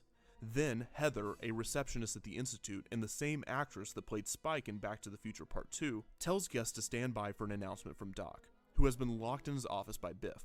Biff steals the DeLorean and sets off into the space-time continuum. Doc explains that he needs the guests to travel to 88 miles per hour and bump Biff's DeLorean, which would open a time vortex that would send them back to the Institute. Guests are given some safety instructions before being guided into their DeLoreans. Once the doors close, the DeLorean hovers, speeds up to 88 miles per hour, and leaves the Institute. The Omnimax dome created an incredibly convincing illusion, and the DeLorean had exceptionally jerky movements to sell it as well. The experience seemed as though the individual guests' cars were alone, but this belief would be broken if guests simply turned their heads to the left or right. They would see 3 other cars. There were actually 24 cars, 12 in each of the ride's 2 domes. There were 3 tiers of DeLoreans, 4 per step, so each had the best possible view of the OmniMax screen. Also, the 2 separate domes ensured that the ride would never completely shut down. Doc and Biff frequently appear on the DeLorean screen as the 2 cars fly through time, visiting 2015 Hill Valley, and oh look, it's a styrofoam cup left on the model table. They then crash into the clock tower and visit the Ice Age, then the Cretaceous period, where they encounter a dinosaur and a lava fall. Biff loses control of his DeLorean and begs Doc to help him. The guests are able to successfully bump Biff, sending both back to the Institute, where Biff is taken by security. Doc thanks the guests and reminds them that the future is what they make it. The guests leave the Institute as the song Back in Time is played. Outside the Institute, there were replicas from the film, such as the hoverboards, as well as one of the modified DeLoreans and the locomotive from the 3rd movie. As I said, the ride was a huge success and a fan favorite. After problems with the construction of the Hollywood version were revised, the California attraction opened in 1993. 8 years later, a Japanese version of the ride opened at Universal Studios Japan. So why did it close? Well, theoretically, the lifespan of the ride was always limited, as they did travel to the future of 2015. So if the ride would have survived long after that, it would have seemed outdated. This wasn't a strong reason though, as it would still fit within the movies. The actual reason is that Universal wanted to move on to newer franchises, as they did with Jaws and Confrontation and many of their other previous attractions. Universal Studios Florida decided to shut down one of the 2 domes of the ride in 2007, claiming to be looking into future opportunities for it. The ride officially closed in Florida on March 30th, 2007. The Hollywood version received more of a proper send-off, with Christopher Lloyd and Bob Gale present at a special event to count down to the ride's closure and give away a DeLorean car. The Hollywood version officially closed on September 3rd, 2007. However, the Japan version of the ride wouldn't close until May 31st, 2016. The Back to the Future rides in the United States would be replaced with the Simpsons ride, a ride that followed a similar queue, plot, and ride experience, this time only themed after The Simpsons. A few notable differences are the move away from OmniMax to overlapping projections, as well as the less jerky, more smooth motion of the ride's cars. Also, the new ride would be completely animated, while Back to the Future's ride filmed used stop-motion animation and models to pull off its effects. The Simpsons rides would officially open in May of 2007. The Japan version of the ride would be replaced with another simulator attraction, Despicable Me Minion Mayhem, which could already be found in the United States parks. The Japanese version of the ride opened in April of 2017. While Back to the Future the ride can no longer be found at any Universal Studios park, it does live on in a few ways. One is an incredibly depressing cameo of Doc Brown in the pre-ride video sequence of the Simpsons ride, where he appears attempting to borrow money in a desperate attempt to save the Institute of Future Technology. Another way is the DVD produced of the ride's film. Sometime around 1993, an employee of the ride recorded the entire attraction, including pre-ride and on-ride footage, and began selling bootlegs of it, some of which can still be found online today. 2 years after the Back to the Future rides closed in the United States, Universal decided it might be a profitable idea to release all of the ride footage on a special version of the Back to the Future film. The released film is unfortunately pretty terrible, because it is cut down or cropped quite a bit from the IMAX version, has lost frames and has flickers, and includes a horrible, inaccurate virtual dashboard of the DeLorean. That said, there are people on the internet attempting to recreate the original IMAX reel, and they are also doing some other interesting things that I'm going to talk about in a moment. So that is the history of Back to the Future the ride. I want to take another minute for me and answer a very popular question, which is Defunctland a real thing? My answer to this is currently no, but I want it to be. And I think I've found a good way to do this that wouldn't require buying a large portion of land and probably violating every copyright rule in the United States, which is a virtual reality park.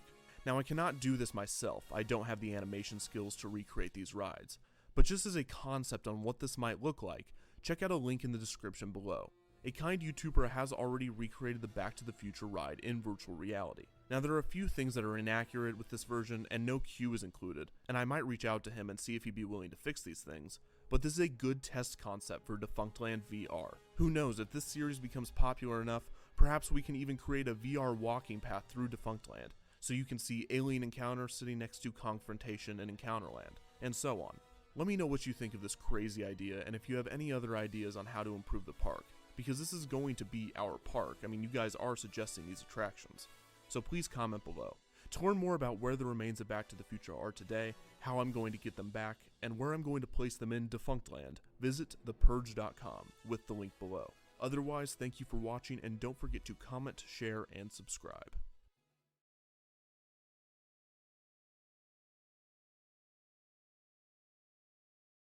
Hello and welcome to No Effort November, a series of videos for the month of November where no effort is made. Today's video is about a microwave oven. Have you ever felt like innovation in microwave oven technology has simply stagnated over the last 20 years? Even in the age of the smartphone, about the most interesting things we've seen come to the designer microwave oven space are Alexa integration so that Amazon can collect yet more data about consumer habits, and these weird slim ones that are kind of popular for some reason. I mean, sure, it's way less practical, but think of the style! But for the most part, your standard microwave oven isn't all that different from the standard microwave oven of 20 or even 30 years ago. Almost universally, they contain a small microcontroller hooked up to a basic keypad and display for a user interface, and why not make that a clock while you're at it, because you never know who might not have enough clocks in their kitchen. The microcontroller then controls, in a micro fashion, the functions of the magnetron and its associated circuitry, the turntable or moving waveguide, some microwaves have one of those, and of course the little light bulb, all based upon the user's inputs, of course. When it's done bombarding your foodstuffs with radiation, it will then beep at you, typically loudly enough to wake a sleeping person, thus honing the skill of stopping the microwave with 1 second left in hangry teens the world over. But why be so basic? Sure, many microwaves have sensors, most commonly designed to detect steam, which help automate some cooking functions. Seriously, if you haven't discovered the sensor reheat function on your microwave, you're missing out. But in most cases, that sensor can't help with too many things. After all, different foods heat differently, and without some sort of database to reference information on how different foods cook in the microwave, and the ability to tell the microwave exactly what it is that you're cooking, well, the sensor can only be so useful. Wait a minute though. That sounds ridiculously easy to implement in 2020. Heck, that was easy enough to implement in 1997. So Sharp did. This is the Sharp Carousel Multiple Choice, the best microwave oven ever made. Yep, here I go again talking about kitchen appliance design that peaked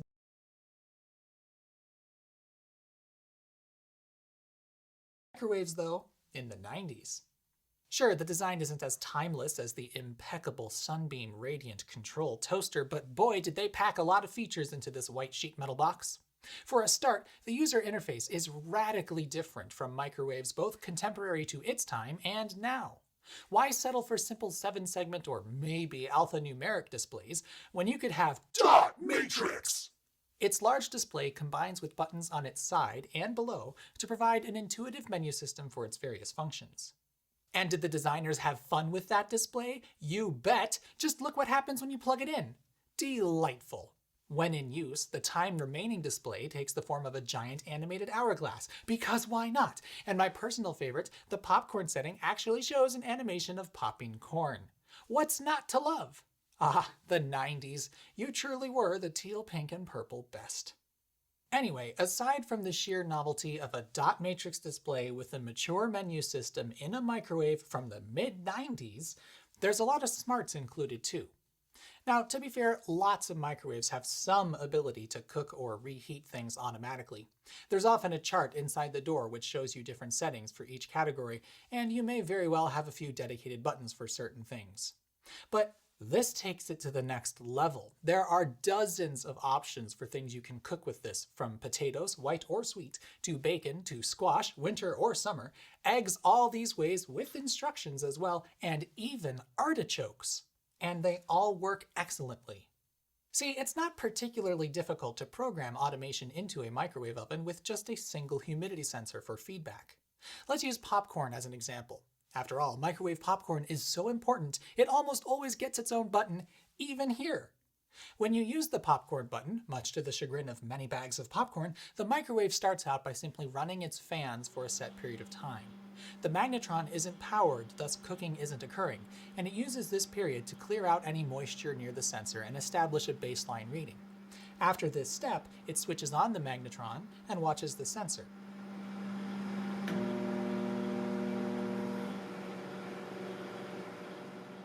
A bag of microwave popcorn typically stays sealed for a while as it starts to pop, so the sensor won't see a change. But eventually, the pressure builds and the bag's seal bursts. A cloud of steam exits the bag, which the sensor will pick up right away. Now here comes the fun part. The microwave can use a lookup table to estimate the remaining cooking time based upon how long it took for the bag to burst. A smaller bag of popcorn will start popping faster, and thus the steam sensor will read steam sooner. And a larger bag of popcorn will take more time to pop, so it takes longer to see the steam. All you need is the time between magnetron switch on and steam detection to have a solid idea of how much longer it needs to finish popping. And this works so well that you can throw nearly any bag of popcorn of any size in this microwave and it will always completely pop and never burn. No guesswork needed. Many microwave ovens have popcorn buttons which are, to put it nicely, bullshit. If your microwave wants you to tell it how big the bag of popcorn is, well then it's probably not using a sensor for anything and instead got the lazy treatment of pre-programmed times based upon the inputted weight. This is precisely why you are told not to use the popcorn button. However, microwaves do still exist with proper sensor cooking for popcorn. Samsung models seem to do it fairly well, at least in my limited sample size of 2. But anyway, you can apply this logic to virtually any food item you can imagine. All it takes is some experimentation, categorization, and creation of lookup tables. Do this for each kind of food you want to make a one-touch option, and you'll have true automatic cooking. And again, it's not like no microwaves on sale today can do some forms of auto cooking, but I don't know of any mainstream models that are anywhere near as versatile as this one, let alone as easy to use. Each auto setting is one touch, and if there are any special instructions, they're right there waiting for you. And lest you think this is just dressed up pre-programmed timers, it's not. I didn't just happen upon this microwave. This belonged to my grandparents who bought it new. And my grandmother used its automatic functions extensively, and they never failed. Her favorite use was a potato. Throw in a raw potato, any potato, and it'll come out perfectly cooked every time. Oh, and it's not just cooking until it sees steam, like for popcorn. Depending on the item it cooks, it can cycle the magnetron at different power levels to achieve the best results it can. I'm sure there are some settings in here which don't work too well, but they're few and far between. Truly, I don't know why this isn't just, like, standard fare in microwaves these days. This tech surely ain't new. Not at all. Of course, there are some nifty Internet of Things ideas floating around, like a steamer/toaster oven which can scan the barcode of a food item, consult a cloud-based database on how to cook it, and then cook it for you. It looks like this is bleeding into the microwave space too, but for outrageous prices. And yeah, that's a neat idea, sure, but there's a lot you can do with just a basic sensor and a bit of read-only memory. This microwave proves it without a doubt. And of course, it won't be bricked in 3 years when the startup behind it inevitably folds. Ah, but we're not done with the things this just does better. You haven't heard it yet. Pressing buttons doesn't just give you a basic beep for feedback. Oh no. You get this. Sophistication. Pressing start brings you this. And best of all, when it's done.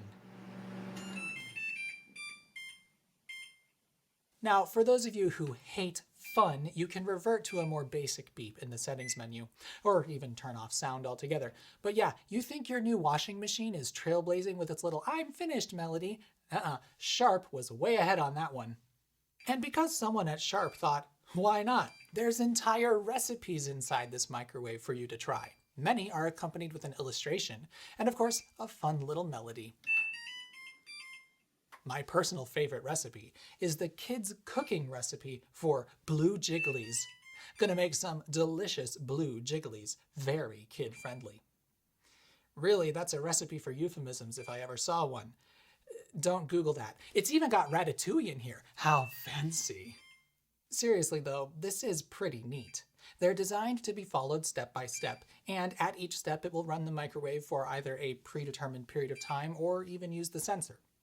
Now, this is absolutely gimmicky, but there is a definite flair of smart appliance that, honestly, seems a lot smarter than many of the so-called smart appliances you can buy today. I mean, like I said, Just look at the microwaves for sale in a home improvement store. None of them are as advanced as this one. As far as I'm concerned, the only true innovation in microwaves between when this was made and today is Panasonic's use of an inverter to drive the magnetron at lower power levels rather than just cycle it on and off at varying duty cycles like most, including this one, do. But that's a pretty niche benefit, all things considered. Now, if you're wondering why I have my grandma's old microwave, well, let me tell ya.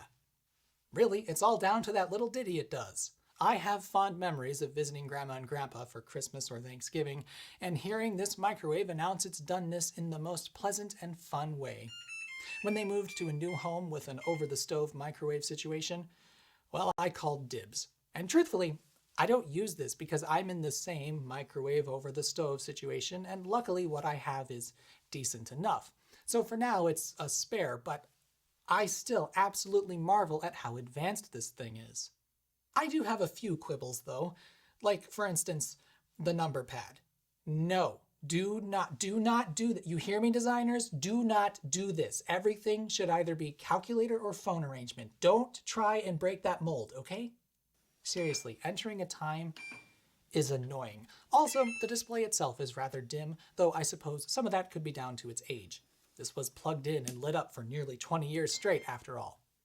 Also, I think it would have been better to make the clock more dominating on the screen rather than just shove it in the corner, especially because it dims the screen when idle. Not that everybody needs another clock to set though. Plus it does show you the date, that's kind of nice. And also, to be sure, the design hasn't aged all that well in general. Swoopy shapes have gone the way of the dodo, a particularly swoopy bird, and white appliances as a whole are kinda not in at the moment. Plus, of course, it's yellowing a bit, one of the main reasons I suspect white appliances are kinda over. Stainless steel and black may be cold, but it'll be nice and cold forever. But anyway, I remain perplexed at why this design has remained so obscure. I imagine that many people just don't use their microwave's auto functions, as after all, many frozen meals will have special preparation instructions, and after enough trial and error, you'll figure stuff out for yourself. But I do wonder if people would be more inclined to use the automatic functions if they weren't so cryptic. I mean, consulting a chart inside the door isn't the most user-focused design. And like, it's 2020. Full-color LCD panels cost like $2. Why most microwaves are stuck to 7-segment displays is beyond me. And hey, this microwave proves that it doesn't need to be connected to the internet, okay? Being online does not a smart appliance make. I'd call this smarter than all but the most absurdly priced microwaves, and heck, it still might work better than this scan-to-cook technology. If you put the ingenuity in at the time of manufacture, well, you won't need to worry about updates. Oh, looks like there's a firmware update for my light bulbs again. Better get on that. Hey there, I'll be exploring some more of this microwave's features, and also its quirks, more casually on the second channel. There'll be links in all the places, but for now, les bloops. In the age of the smartphone, about the most interesting thing we've seen come to the designer microwave oven space, things. Already. About the most interesting thing I forgot the S again, and they always worked. Her favorite, never failed. Don't change the words. You wrote the script, you proofread it. Why are you changing the words as you read it, you doofus? Gonna make some delicious blue jigglies. Very Fred Kindley. Hi, I'm Fred Kindley. In seriousness though,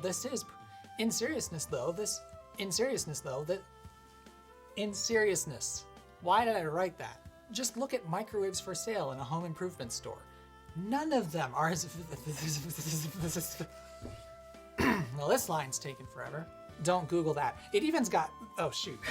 It even's got Ratatouille.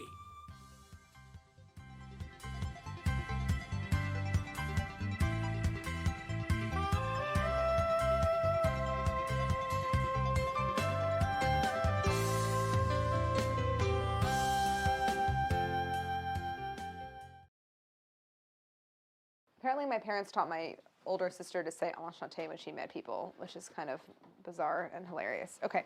Hey everyone, I'm Claire. Welcome to my home kitchen. Today I'm showing you a recipe from Dessert Person, and this is a recipe that is great for the dead of winter. It is a bright, happy, citrusy recipe, my Meyer lemon tart. It's sour but sweet, and you have a layer of jam. It's so pretty to look at, so I love eating it. I love making it. I'm excited to show you.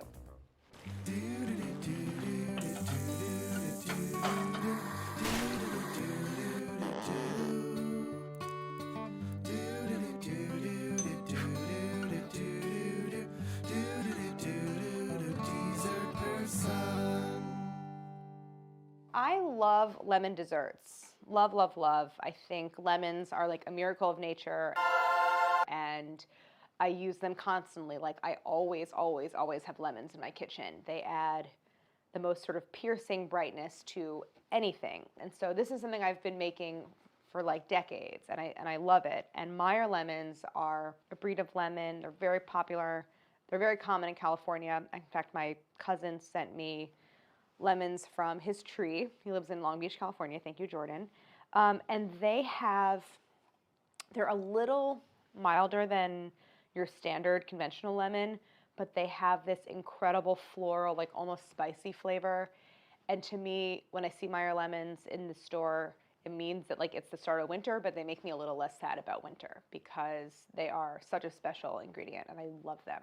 I mean, this recipe is a great one to demo because yes, we're going to assemble the tart, but I'm going to go through the process of making curd, which is itself a very, very versatile pastry component, and you can like spread it on scones or toast. You can put it in a lemon tart. You can like eat it with ice cream. There's just so much you can do with it. So it's a great, great pastry component to familiarize yourself with.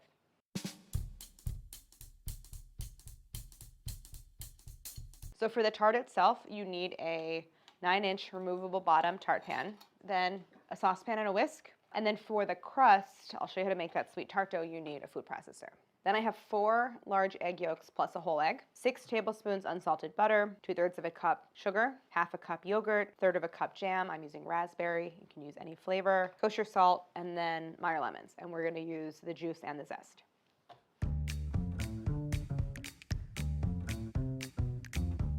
Before we assemble the tart, we have to make the sweet tart dough.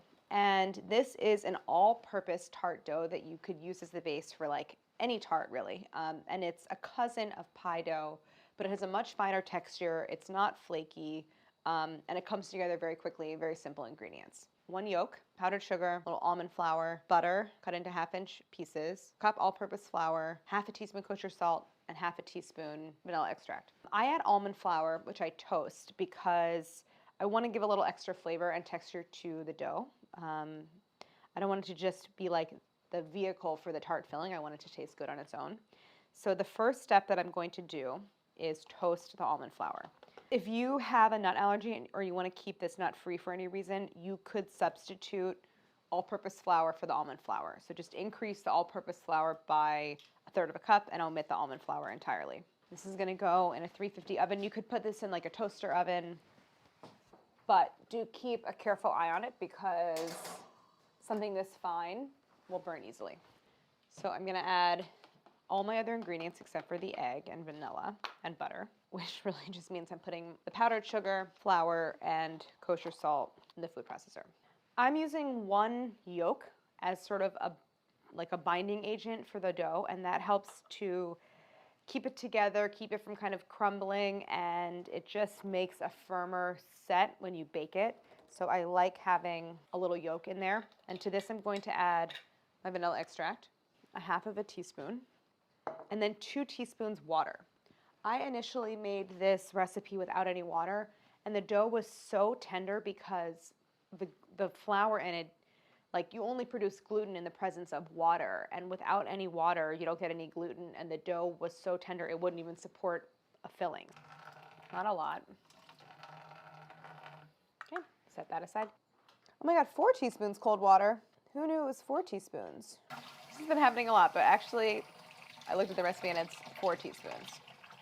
I'm adding 2 more. That seems like a lot, but I made this a million times by the book, so I'm gonna trust myself. It smells like toasted almonds, so I know the almond flour is done. Pull that out. Usually like the top layer gets toasted in the oven, so I spread it out pretty thin. You don't want to let it get very dark, otherwise it starts to taste a tiny bit bitter. But this just needs to cool for a few minutes, and then I'll throw it in the food processor with the other dry ingredients.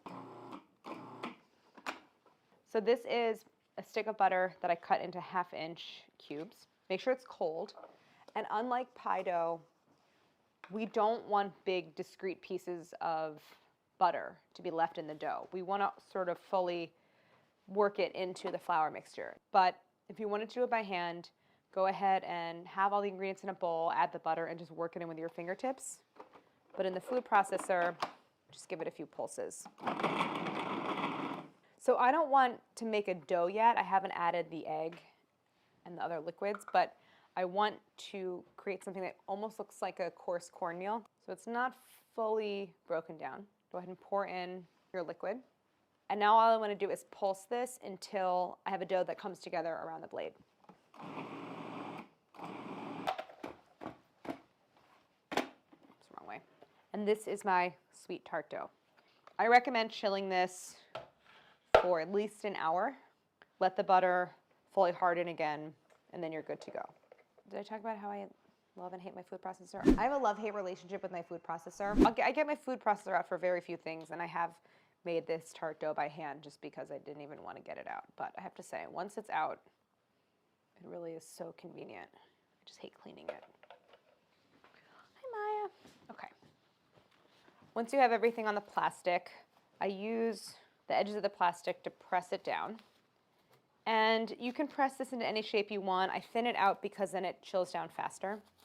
And I like to form it into a square. So then I tried to press out any big air pockets. Now, if you look at the texture of this dough, you can see it's very, very uniform. I don't see any bits of butter. What this ends up being a texture that rather than flaky, you get something that's a little bit more like shortbready and cookie-like, but that makes a sturdy base for a tart filling. So this goes into the fridge, and I'm gonna grab one that I made yesterday. This is what it looks like when it's had a chance to chill. So it's gone totally solid, that butter has hardened again, and it's had a nice long rest. So unwrap your dough. I'm having a hard time with this plastic. Now, a general principle that I go by is that like about half the dough goes around the sides and about half goes into the bottom. It's a slightly, you need slightly more for the bottom of the pan. So this piece is for the sides, this piece is for the bottom. And basically I cut the smaller half of the dough into like 6 pieces. And this part does not have to be exact. And this part's simple. You just press it all the way around the inner perimeter of the pan and into the sides. And this to me is the quickest, easiest way of getting a ring of dough perfectly even around the sides. Now I have a little bit left over. If there's any little areas where like the 2 pieces meet, I can press a little more dough into those areas. And you can see it's not coming all the way up the sides, don't worry, it will. Okay, so now I'm going to take the other slightly larger half of the dough and do the same thing, but this time press those strips into the bottom of the pan. So this is what we have. Now I can actually start to press it into the pan with my fingers. Another very useful tool that I recommend is a straight-sided glass or measuring cup. So I have a measuring cup here. So this is another good tool for pressing and thinning out the dough. It's not gonna warm the dough like your hands do. But for now, I'm gonna start with just my fingertips. And I'm thinning it out, making sure that all the pieces are fusing together, and then pushing it into any areas that are bare. And then when I get to the edge where the sides start, I'm being really careful to make sure I'm pressing the dough firmly into that piece of dough along the side so that it fuses. Now that I have an even layer of dough across the bottom, I'm gonna go in with the sides of my measuring cup and press the dough into the fluted edge. And I wanna press it so that the dough rises to just above the top of the pan. Okay, so that looks good. And before we bake this, just to prevent any further shrinking in the oven and to make sure the dough really holds its shape, I pop it in the freezer for like 5 minutes, if I can find a space for it. Yeah, I got a spot. Oh God. Oh. Hold on. Okay. Whew. All right. 5 minutes, that's all I need. In the meantime, so I guess I should say, we're gonna par bake this crust. meaning the crust gets baked without any filling in it, and then we pour the filling in and bake it again. So to do that, I want to bake it on a baking sheet, which is easy for removal in and out of the oven, and my oven's on 350. What do we say? It's been 5 to 10, and because the dough is in a metal pan and it's in a very thin layer, it doesn't take very long for it to become totally solid. So now I have a little paring knife here, and I want to shave off any excess tart dough. Do you deep fry those shavings? No, I'm actually going to hold on to the shavings. Don't throw them out, because it's very useful to have a bit of extra dough, which I can use to patch the tart crust if any cracks appear during baking. So now I have our tart shell, which looks really, really beautiful. It's filling the tart pan, and the layer of dough across the bottom is nice and even. I'm going to press a piece of foil into the surface of the crust and up the sides, but I'm not going to weight it. So this is a trick that I picked up from the Chez Panisse Desserts cookbook by Lindsay Shear, a pastry chef, a famous pastry chef. And in her tart dough recipe, she uses this technique, which is basically to prevent the sides from slumping. This step helps to keep that definition, but I don't even have to weight it down. Just the action of having the foil pressed into the dough will keep the sides supported. So you can see I've left the foil sticking up, and it didn't wrap it up over and around this exposed edge of the crust. And that's because I want to be able to see how well it's browning. I'm going to par bake this, so after about 15 or 20 minutes, I'm going to take the foil off and then bake it a little bit longer, just so the bottom has a chance to set. So again, 350 center rack of the oven. 15 to 20 minutes is enough time to put together the curd, so I'm going to show you how to make that. Lemon curd is like one of my all-time favorite things to make.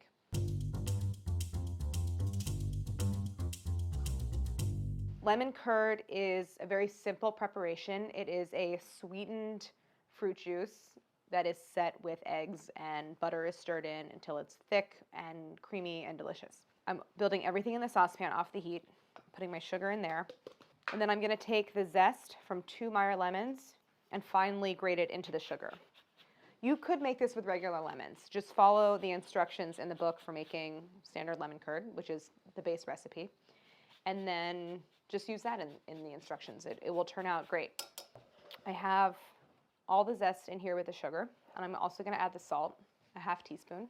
So this is a step I often do when I'm baking with lemons. I am massaging the zest with my fingertips into the sugar, and sugar crystals have sharp edges, and those crystals scrape into the zest and release all of these fragrant oils that are in the zest.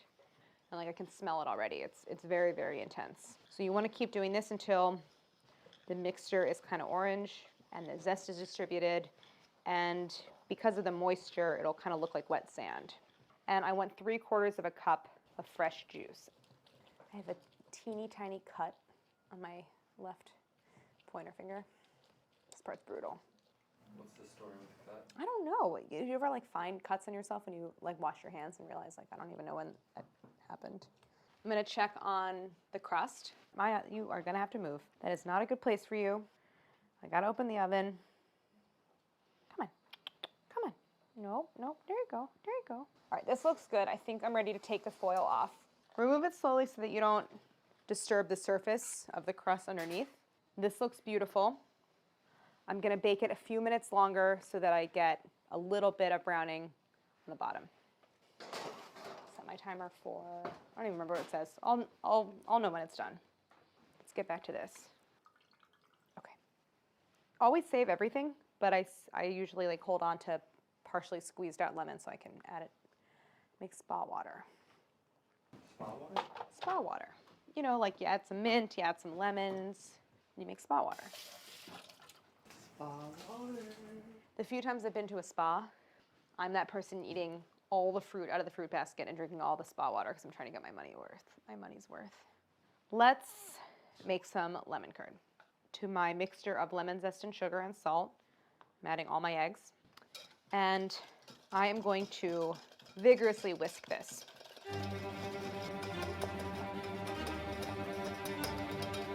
Make sure that you're getting the whisk into those edges and that there's no unincorporated sugar stuck in there.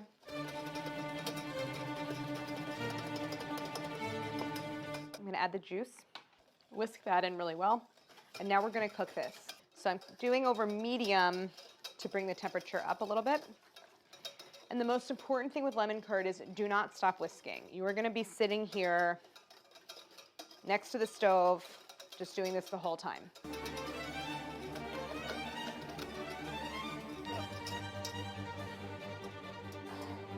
Oh God, okay.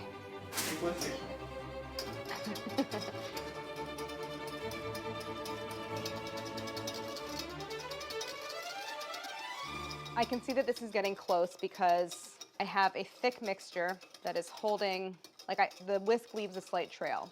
170, okay.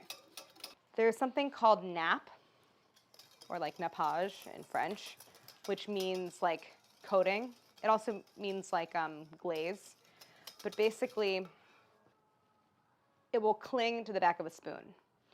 And there's no running or anything like that. That is perfect doneness for curd. So now that we have this beautiful cooked lemon curd, I am gonna whisk in my butter.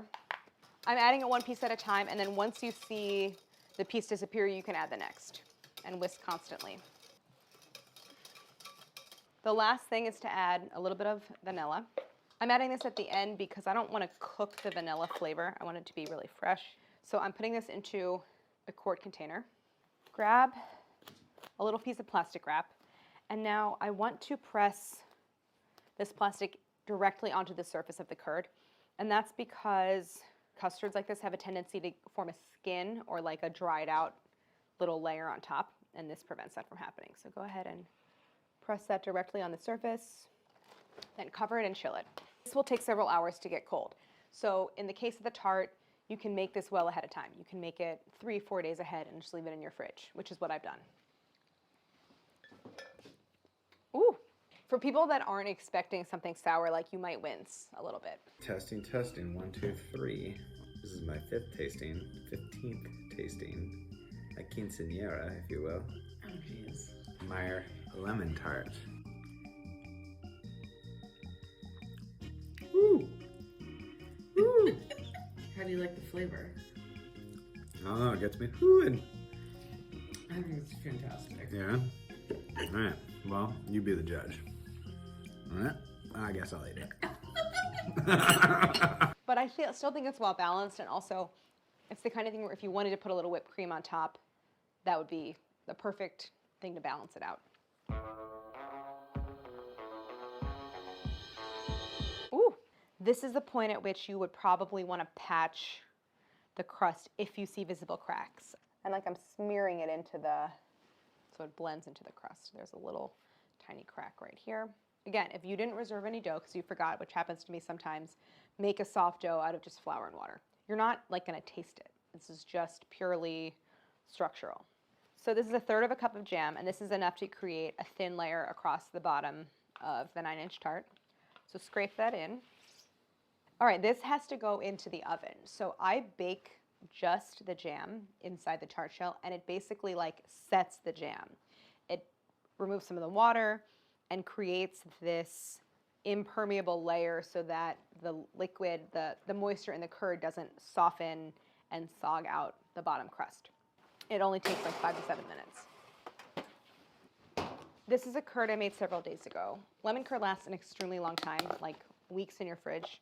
Because it's so acidic, it doesn't really spoil. And basically what happens is we bake this again and cook the eggs even more, and we get something that sets so much that it's sliceable and really holds its shape. Then 1/2 cup of yogurt. So here is, you can see that it liquefied a bit as I stirred and also incorporated the yogurt. And now this is ready to go and be poured into my tart shell as soon as the jam is set, which should be any minute now. I can see that this is kind of subtle, but it's a little bit more matte than when it went in. So that's what I'm looking for. That's how I know it's set. And I might not need all the curd. There could be a little tiny bit left over, in which case I don't think anyone's gonna mind having a little bit of lemon curd to snack on. You do want to try to fill it all the way to the top if you can, which is another reason why it's nice to have a very even crust all the way around. I'm smoothing with Count spatula to make a nice surface, and I'm also mixing in those little clumps of yogurt. Ooh, that's good. You can, anytime you're filling a tart or a pie with like a liquid custard filling, you can give it a couple of taps on the counter, pop any air bubbles. Oh, I licked this and I have to get rid of it. But I think I actually have. Ooh, pop. Pop. Oh, I think it's a piece of zest. All right, but I'm not going to drive myself crazy.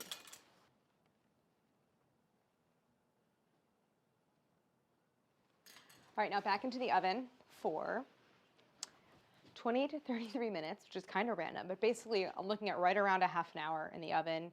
But you want to be careful about not overcooking it. So we'll talk about how do you know it's done. I'm looking for a wobble, but not a ripple. Okay. This is a new zone in my kitchen, which is sitting on my trash can. It's really kind of nice. I should say that there's no color on the surface of the curd. I'm not browning it. I just want it to be set. This looks so beautiful.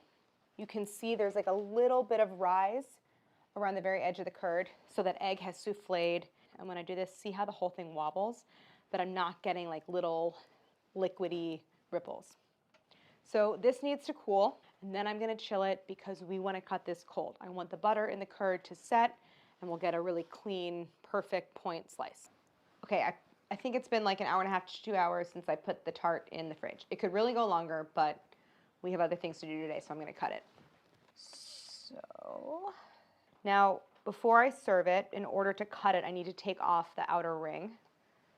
So I need to unmold it. And here is a little trick for unmolding something with a removable bottom.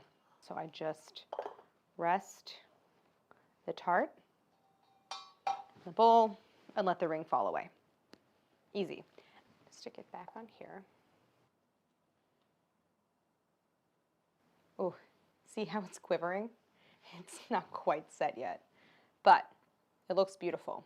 I just love the stripe of jam at the bottom. It's so pretty.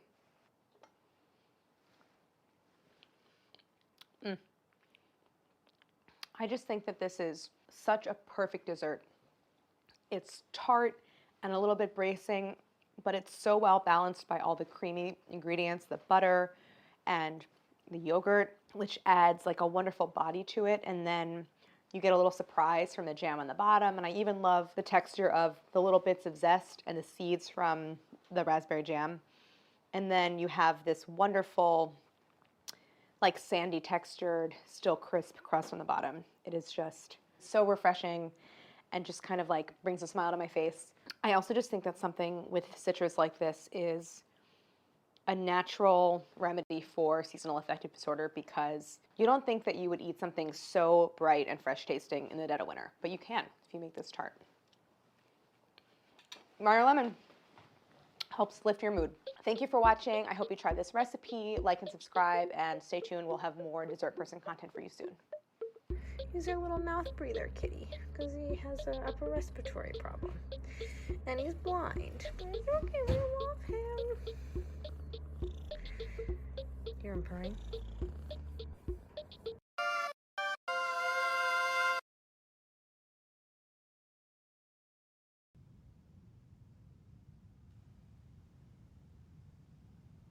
Psst. Oh, it's my friend Zach. Hello. Shh. Relax. Shh. I'm just making myself a cup of tea. Oh, no, what's going on here? Are you having yourself a cheeky little tea party, are ya? You bet your bottom I'm having a tea party. Come on, join in. Nah, you don't want me to join in. You're just having a good old tea party on your own. Old Mark Bernardo will just ruin the whole thing. Don't be such a fucking wet blanket. Nah, I don't want to interrupt your tea party. Get yourself a mug. Nah, I can't. Come on, grab yourself a tea bag. Nah, I couldn't. And get a party hat from the party hat drawer, 'cause it's party time. Nah, I couldn't possibly. Grab yourself a mug and get on in here. All right, you bloody convinced me. Yes! Yes! Say, Mark, all this talk of tea is getting me thirsty. Shall I pop the kettle on? Absolutely. Yes. All right, let's do it right now. A watched pot never boils. A watched pot never boils. A watched pot never boils. I think the thing they say is, a watched pot never boils. A watched pot never boils. A watched boils. Never boils. A watched pot never boils. There are tales of pots that have been watched never boils. And it is said amongst the peoples a watched pot that they do not boil. A watched pot never boils. Hey, boys. I think you're missing something for your tea. What do you mean? You made a big Arnott's mixed assortment of packy chippy dicky bickies. Scotch finger. Oh. And the best thing about a Scotch biscuit is it's for sharing. Oh. Time for naughty Chocky Ripple. He's a naughty boy. Oh no, here comes the Anzac Bicky for those who fought in Gallipoli. To commemorate all our boys for Anzac Bicky. How do you like your tea, mate? I have my tea with a little bit of milk. How's that? A little bit more. How's that? That? Spit. Okay, sure. How's that? Take it back a bit. Okay. How's that? Oh no, I've lost half my bicky in my tea. Don't worry, Zach. I'll get it for you.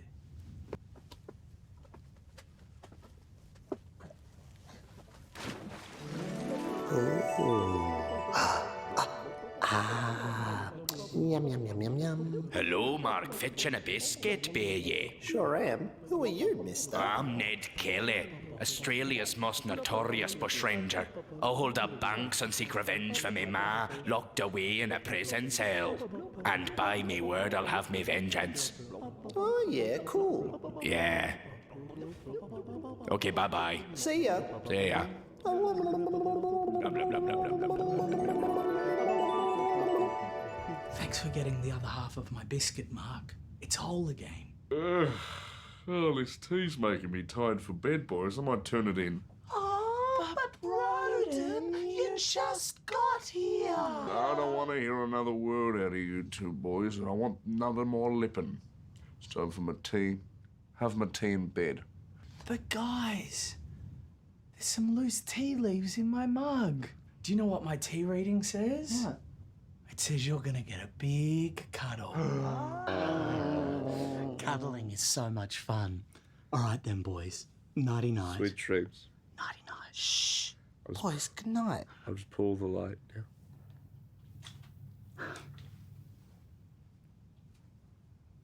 Auntie Donna.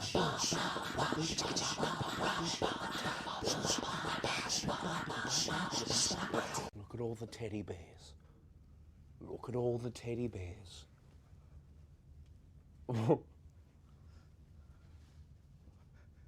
Look at all the teddy bears. Off to work. Off to work. Can't have a teddy bear, boys. More bickies for me.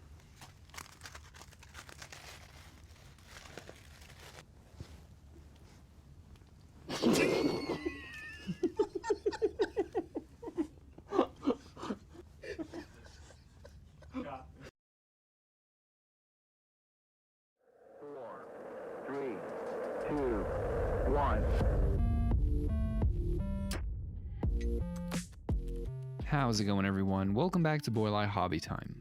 When I sat down at my desk this week, I had no idea what I was going to build. But I saw this little spaceman, and there was one word that came to my mind. Herliga. I don't know what that means, but this glass dome from IKEA has been sitting on my shelf for a while now. I thought, why not use it in something space related? Originally, I was thinking of making some sort of glowing void or portal, as one does, and using the astronaut figure as the subject of the diorama. But as I got working on it, I decided to course correct and go another direction. Either way, the first step was to get the battery housing and switch mounted into the base. I got out my drill press mount for my Dremel, and I drilled a hole in each corner where the battery housing would fit. After that, I took the base outside and I cut out the rest of the shape with a jigsaw. I made an exact fit so the housing would fit nice and snug. To get my toggle switch installed, I routed a little slot in the shape of the switch on the bottom of the base, and then I screwed it in place. Next, I took the positive lead from the battery housing, I cut it, and I stripped the little bit that was left, and I soldered it to the switch. I then took the offcut, and I ran it from another prong on the switch through the other side of the base to power the lights. It was at this point that I decided to go in the direction of a rocket instead of a portal. I saw these 3 filaments and I thought it would be cool to make a rocket with 3 boosters from them. I measured the interior height of the dome so I knew how much space I had to work with, and I began constructing the rocket from styrene tubes. Given the simplicity of its shape, Falcon Heavy looked like an easy rocket to recreate, at least at this scale. I pulled up a picture of the rocket and I measured it against that picture to make sure it was dimensionally accurate. I cut 2 additional rockets to go on either side. I used a slightly larger piece of styrene tube to make the bulbous section at the top of the rocket where they keep the batteries. I used a drill and an X-Acto knife to bevel the bottom edge of the large tube sections, and then I filled all the tubes with solid pieces of styrene, which I glued in place. Then I used the drill method again to form the ends of the rockets into a more pointy and aerodynamic shape.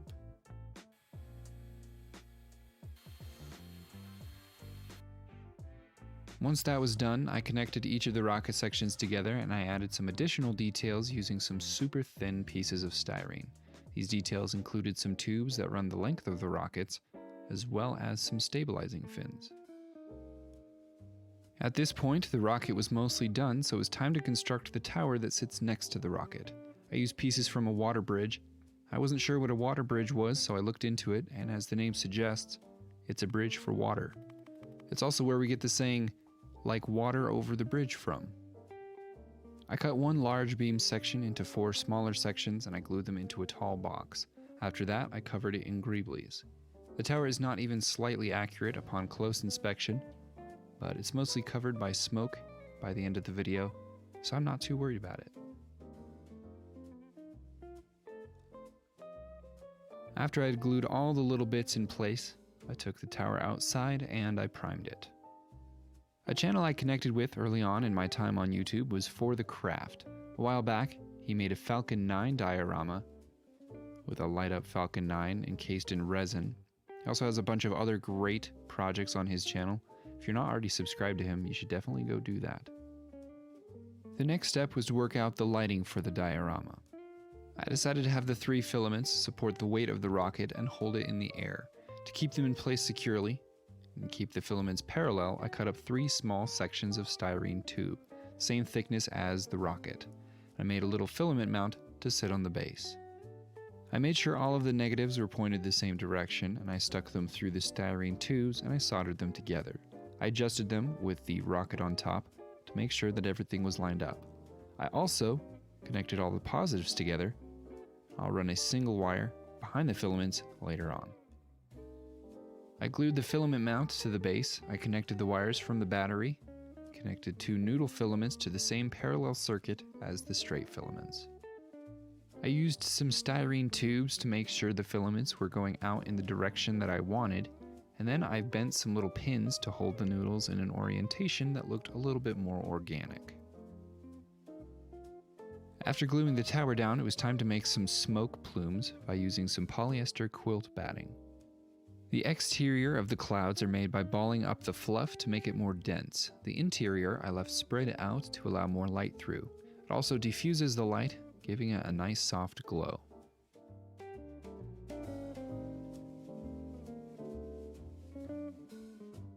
I just kept adding little cotton balls to the base until I was happy with it, and then it was time to do some painting. I painted on the SpaceX text, as well as the little red Falcon logo and FH at the top of the rocket. I also painted the little black bits on the side, then I broke out the airbrush to give the smoke one final layer of realism. I lightly went over all of the furthest cloud sections with black to block the light in those areas. And the last thing to do was to carefully put the glass dome back on the base. After that, I called it good. 5, 4, 3, 2, 1.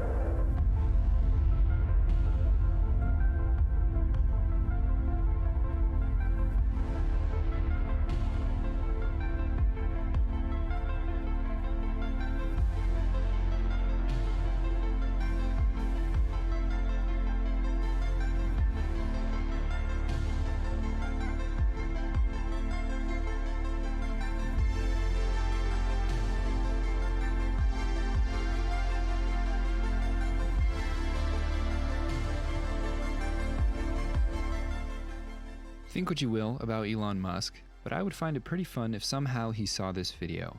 I know he has a lot of big things going on right now, and plenty of large rockets to play with, but maybe I could talk him into trading this tiny handmade rocket for a tour of SpaceX, or Tesla, or just a selfie.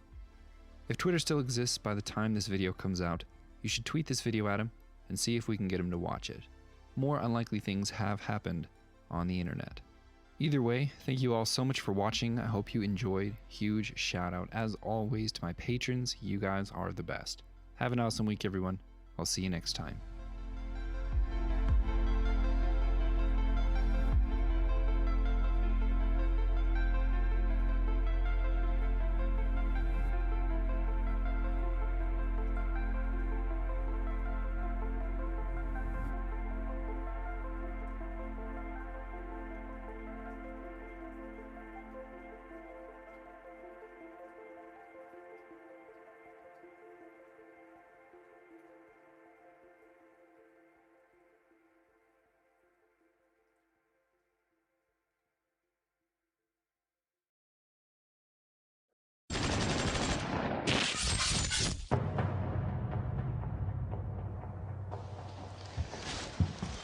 Detective Murphy, I just got here. What's the story? Well, we got multiple stab wounds on the victims, and there's obvious signs of a struggle from the upstairs bedroom down. Looks to me like a lover's quarrel that turned ugly. Real ugly. I'm gonna have to disagree with your detective work, though. I'd say it looks like we've got a serial killer. Think it's our guy? Matches his MO. Look at how the head barely hangs on by the flesh of the neck. Hands and feet are completely removed. Entire body's wrapped in its own intestines. Man, I could have sworn it was a lover's quarrel. Rookie mistake. The worst part is the man's 2 kids saw the whole thing. They watched as their own father was brutally murdered and sodomized right in front of their very eyes. It's things like that that just make you want to throw down your badge and find this gutless scum off the books. Cut. Good. That was really flowing for me. Yeah. I was feeling it. I thought it was great. Roger, can I give you a note real quick? Sure. I thought it was fantastic. Thanks. I'm gonna try it again. Okay. I want you to think this time, you know, this is not just a job for your character. Being a police officer is an obsession. Right. You know, when you were a kid, you watched your own parents brutally murdered, okay? So we're gonna bring that fire and that rage up a little bit more in this one, yeah? Okay. I want you to do it again. I want you to do it happier and with your mouth open. What? Yeah, happier and with your mouth open, okay? I love it. I love it. You're doing great. People, top of page 20 by lunch. That's the goal. Let's roll camera! Action. Detective Murphy, just got here. What's the story? Well, we got multiple stab wounds on the body. There's obvious signs of a struggle from the upstairs down. Looks to me like it was a lover's quarrel that turned ugly. Real ugly. I'm going to have to disagree with your detective work. I'd say it looks like we've got a serial killer. You think this was our guy? Matched his MO. See how the head barely hangs on by the flesh of the neck? Cut. Yeah, I don't think this is the way. I don't feel like this. Roger, you're doing a great job. You're doing a great job. Mitchell, real quick, if I may. I'm loving it. Loving every frame of it. It's great. I want to try it again. I want to try it with a bit more fire. You know, your character's seen it all. He's a tough cop, been on the force for years, but one thing that really drives him crazy is when harm comes to children. That's what we got here, right? So he could do anything. We don't know. I want that unpredictability. You know, you're virile, right? So we're gonna do it again, And this time, we're gonna go even happier and with your mouth open, okay? Mr. Sheldon, can we talk about this? You're gonna be great. You're gonna be great. Roger. Yeah, I have a question. Happier, mouth open even more. What? All right, team, time is money. I don't have to tell you that. Let's roll that camera. Action. Detective Murphy, I just got here. What's the story? Well, we got multiple stab wounds on the bodies. Seems like there was a struggle from the upstairs down. Seems to me like it was a lover's quarrel that turned ugly. Real ugly. I'm going to have to disagree with your detective. Cut. This is not right. What? This is It's how not to do working. this. Yes, it's not working. It's not working. Okay. We gotta fix it. Yes, thank you. Okay. Okay, Roger, we're gonna do it again. Forget everything, okay? Good, done. Clean slate. Okay. We're gonna do this completely way happier. Your mouth is gonna be way more open, okay? Just big time.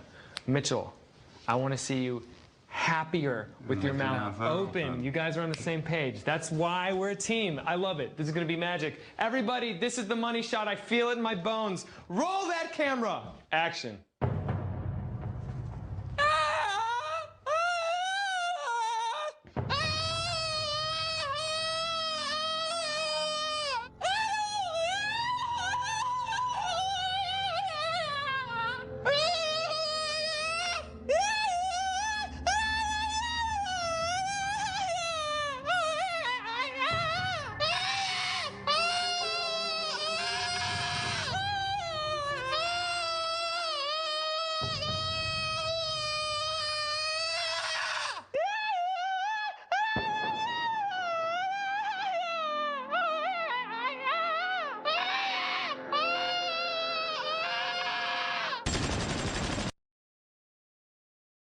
I think I forgot how to read. When I was a kid, I could read a book in a day. Now, I can barely get through a page. To fix that, I tried to read 5 books in 5 days. It's like somebody's just reading to me. I know I should have seen this coming. Am I broken? Let me explain. Thank you to Fabulous for sponsoring a portion of this video. Hey there. So you might be under the impression that I'm some sort of avid reader. Look at how I dress. I hate to brag, but Joe from You might want to murder me. Hello there. But every time I try to read a book for pleasure, I get through about 1 paragraph before the narcissism kicks in. Am I better than everyone? Am I an intellectual? It just sucks because I used to read a lot, but for some reason I just can't get through them, and I miss that. I miss the feeling of getting lost in a story. So today, in this video, you and I are going to figure out why bookworms stop reading, and hopefully, how to start again. I started my research trying to figure out if anyone else felt this way. After scouring survey data, polls, forums, and articles, I found that not only were prior readers lamenting the loss of the hobby in adulthood or after traumatic incidents, but found that leisure reading as a whole is on the decline. So this decline has been around since like the 1980s, and according to this Dutch survey that took place from the 50s to the 90s, it's been about for longer than that. Because of TV, I guess. TV goes way up, reading goes marginally down. TV really did kill the literary star. Gross. Now, some articles are trying to frame this decline as the end of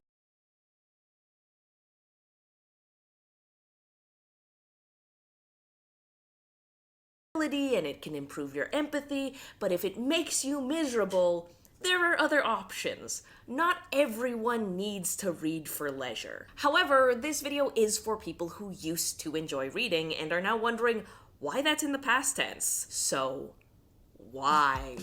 There are probably 4 reasons why you stopped reading. 1. You don't have the time. Generally, the younger you are, the more flexibility you have in your schedule. Once work, errands, and responsibilities become the norm and you don't intentionally account for reading, you'll likely be unable to find the time, at least until you remove something else from your schedule. 2. You don't have the energy. Reading is surprisingly complex since we aren't born with brain circuitry dedicated to it like we do for breathing or moving.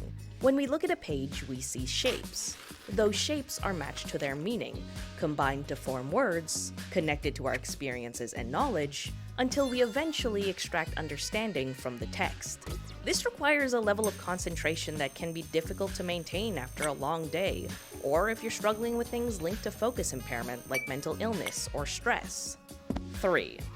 You don't have the practice. If you haven't read in a while, you might not be used to concentrating for long periods of time or grappling with dense writing. Attempting to tackle a text outside of your current ability could be frustrating and make reading feel impossible compared to shorter or simpler stories that can ease you back into the habit. Finally, 4. You're reading the wrong books. There are 3 common motives for reading: evolution, education, and escape. Book subjects usually complement at least one of these motives.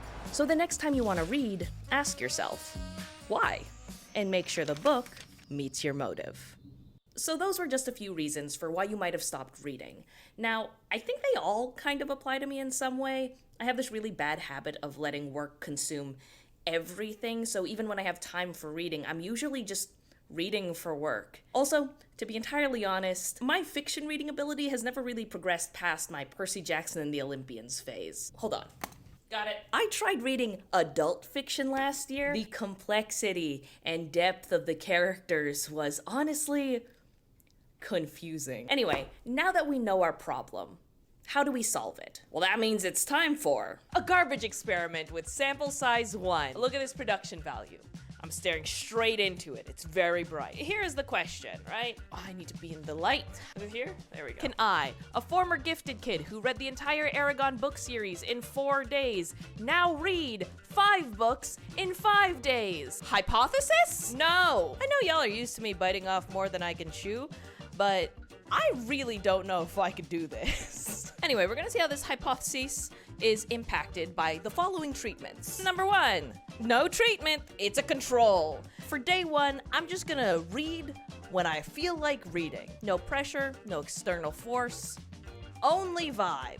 Treatment number 2, reward! If I finish a book on day 2, I'm gonna treat myself to a pizza party. Look at this ethnically diverse group of young people having fun with some pizza. That could be me. Treatment number 3. Shh. This is the cone of silence day. I'm gonna turn off all my devices. No meetings, no responsibilities, only book. Hopefully, I don't know. Life gets in the way sometimes. Treatment number 4, punishment. Huh? You like that? You like that visual gag? I'm not going to be reading Crime and Punishment. Russian literature scares me. I'm going to set reading goals, and then if I fail to meet those reading goals throughout the day, I will need to wall sit. Can you see that? Finally, treatment number 5. Audiobooks. So there's this commonly cited 2016 study that found that there was no discernible difference in comprehension between an audiobook and reading a book. However, other studies have found that audiobooks kind of encourage multitasking, which does impair comprehension. Neither of those things matter to me though, because when I hear things, only hear things, don't know where it goes. University lectures were brutal. So anyway, I'm gonna listen to the audiobook while reading the book. So it kind of becomes like captions for the audiobook. Really reverse engineered reading there. Surprise! There's a bonus treatment! So there's this 2021 study that found that gamification can improve people's reading outcomes based on certain circumstances that I think apply to me. Look, a citation. Anyway, this whole experiment kind of qualifies as gamification in the sense that the reward is clout. Like, comment, subscribe. Now you might be wondering, what books? I'm a strong believer in trying out books and giving up on them if they're not enjoyable. Except when you're doing a 5 books in 5 days challenge. So I'm going to be picking books of reasonable length that come to me highly recommended. I will reveal them at the beginning of each day, encouraging you all to keep watching this video. Really lost the energy at some point in this presentation. All right, I think that's everything. Let's go to day 1. Okay, so it is 9:47 on day 1, and we are reading Mutual Aid by Dean Spade. I've been awake for a while. I had every intent on waking up early and getting an hour of reading in, except I started answering emails, and then it was now. Anyway, during the past few years, I've been feeling really helpless and disillusioned, but I'm kind of tired of wallowing, so I wanted to start educating myself on how to actually do something. Let's start reading.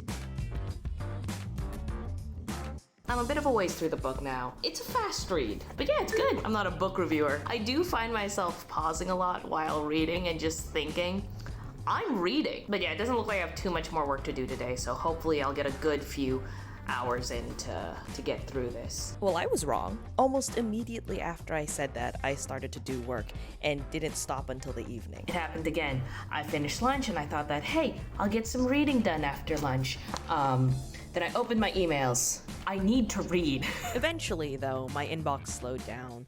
I shut off my computer and... Let's read. The book was small enough that I could just power through. I feel like such an adult. Oh, shoot. And eventually... Done. Good book. It took me about 4 hours to get through that, which was difficult to find in a work day. I don't feel like an extreme sense of achievement. Finishing a nonfiction book is kind of just like, I've done my homework now. But tomorrow I'm reading fiction, so maybe things will be different. It is 8:42 on day 2, and today we are reading Dirk Gently's Holistic Detective Agency by Douglas Adams. This is a copy I received from a friend who found it in a used bookstore because I kept saying, I can't find it anywhere. So she mailed it to me with fun decorations years ago, and then I never read it because I'm a good friend. The treatment for the day is the reward system, so if I can finish this, I'm gonna throw myself a pizza party. I will say, I kind of cheated because I picked it up last night and got a good chunk of the way through the book. My first meeting of the day is in 15 minutes, so that's 15 minutes of reading time. Let's do this.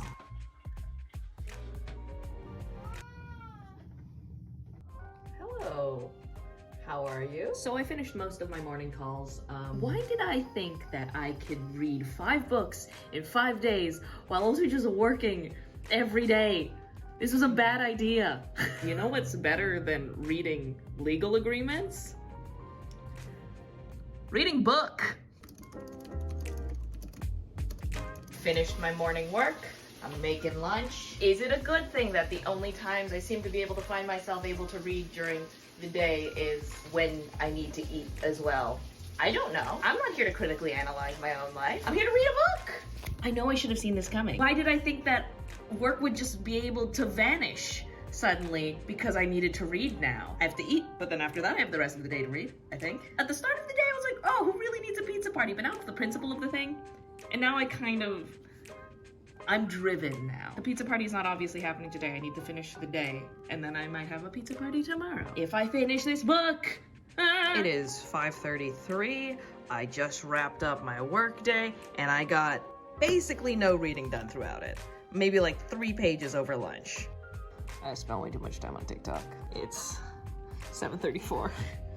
Still got this much book left. It's been a while since I read fiction, so it was tricky to get started. I found myself easily distracted by my phone or my cat. But as I got deeper into the book, the world around me started to fall away, and I was in Douglas Adams' absurd little fantasy. By the time I finished, 4 hours had passed, and I hadn't looked at my phone once. It is 11:19 p.m. I am done. This book really waits until the last 10 pages to make sense. But it's good. It's whack, but it's good. Pizza?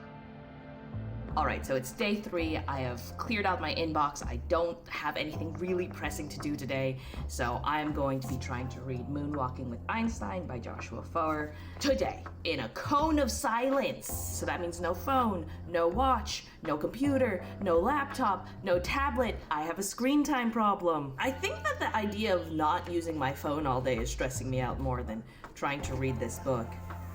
Let's do it. As a decent nonfiction reader with a bunch of free time, I expected this day to be the easiest. It wasn't. It's a good book. I'm 30 pages in, but I want to use my phone. I miss my phone. I have a problem. But is it a problem if I don't really want to solve it? The change in routine threw me off, and I found myself wanting to use my phone, if only because I wasn't allowed to. I tried to isolate myself in bed, but immediately fell asleep.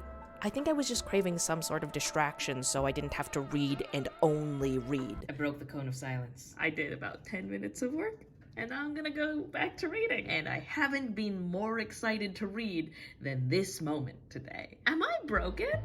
As a last-ditch effort, I started pacing, and it worked.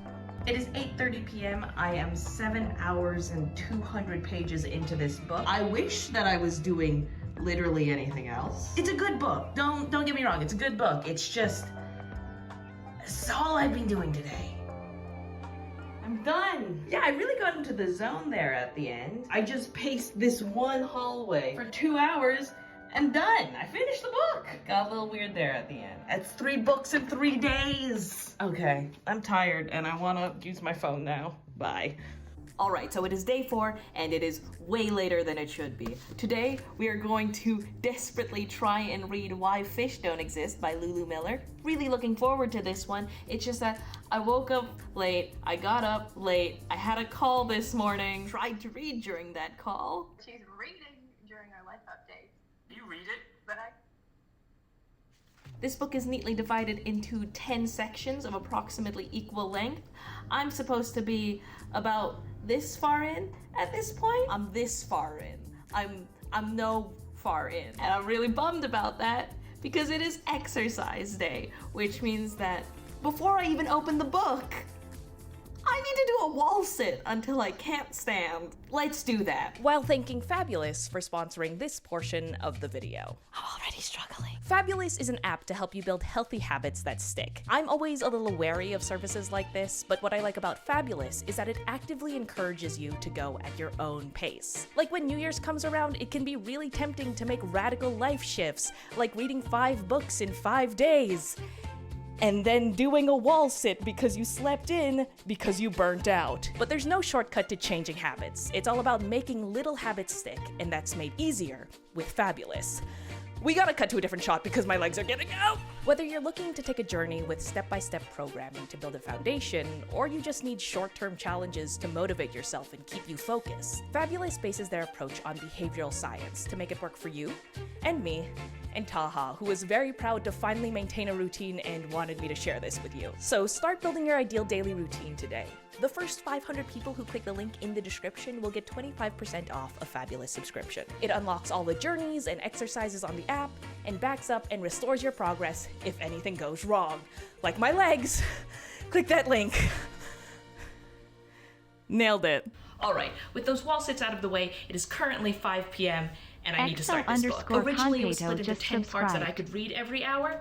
There are no longer enough hours in the day, so I reduced the number of parts. I'm in the hallway that solved all of my problems yesterday. I'm gonna pace and read and hope for the best. I never want to do another wall sit again.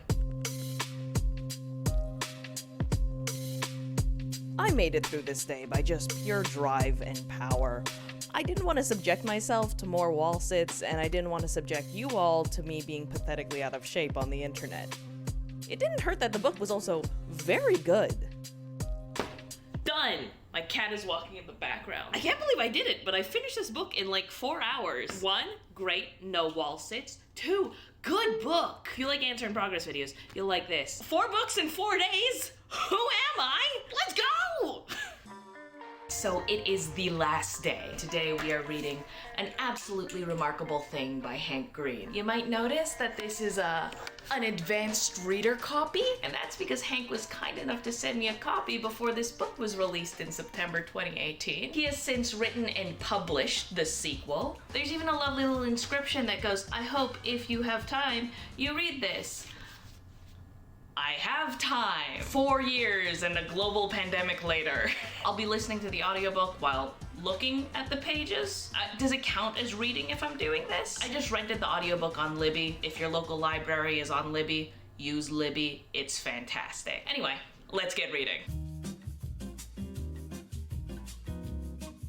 So I'm about an hour into the book now, and it's getting good. And the way I can tell, besides the obvious, is the fact that my eyes and my ears sometimes disconnect. Like, I find myself reading ahead of the audiobook and then getting confused. Like, I swear I just heard that. I get deja vu. So now I've just started to increase the pace of the audiobook. So now I'm at 1.85 times speed. Might go even faster, who knows? It's a good book. I should really get into book reviews every day. Good book. That's all I can say. I just realized that today and day 3 are weirdly similar. I don't have that many meetings, I don't have that much work, and I'm able to dedicate just a lot of the day to reading. On day 3 though, it was forced. Like, I still had work to do. It was the middle of the week.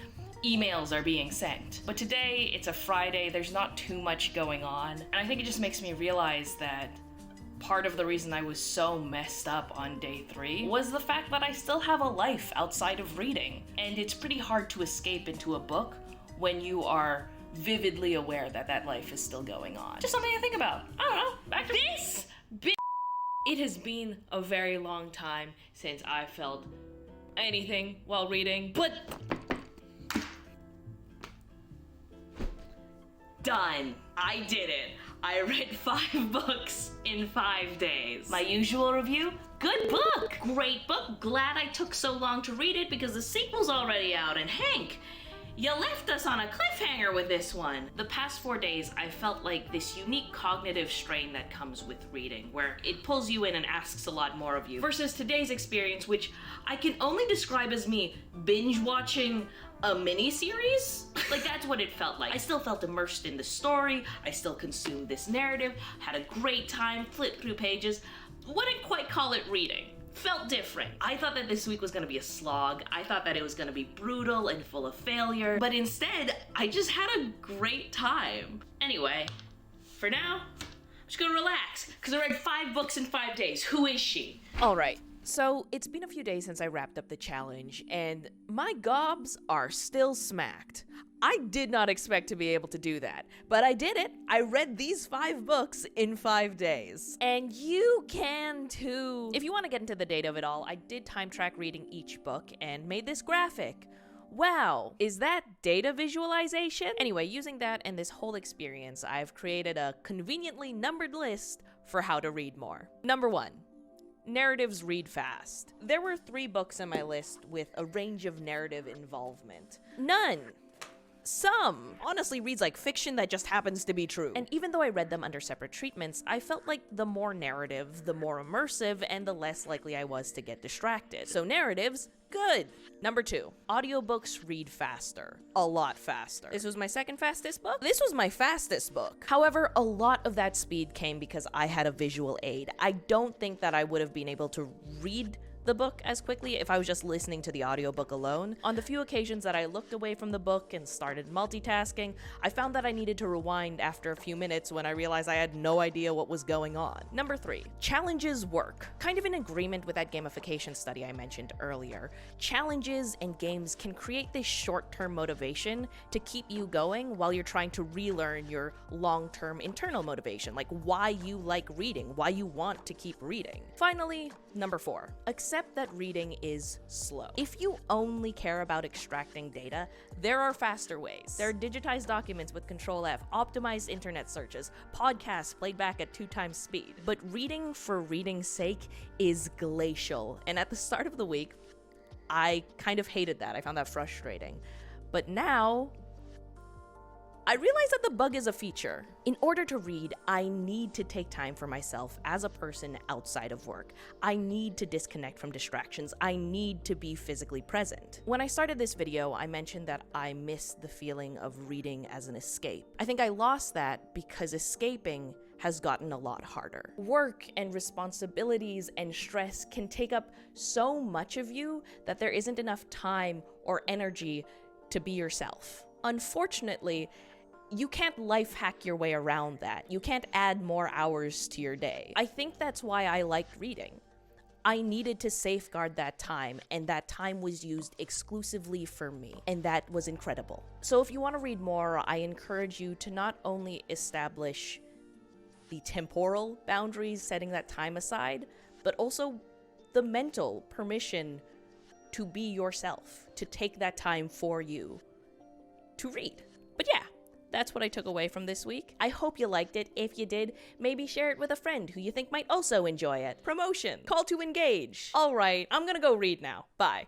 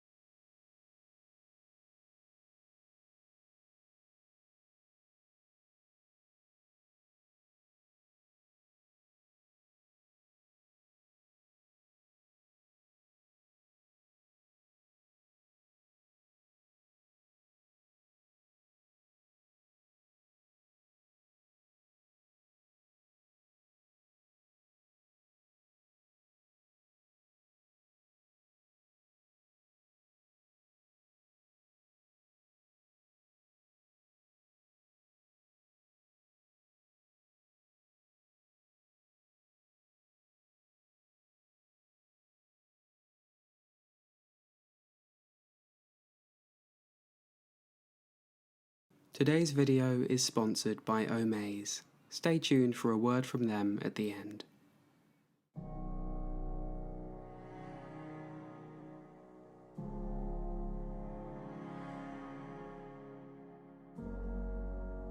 The deep sea is a realm of curiosities.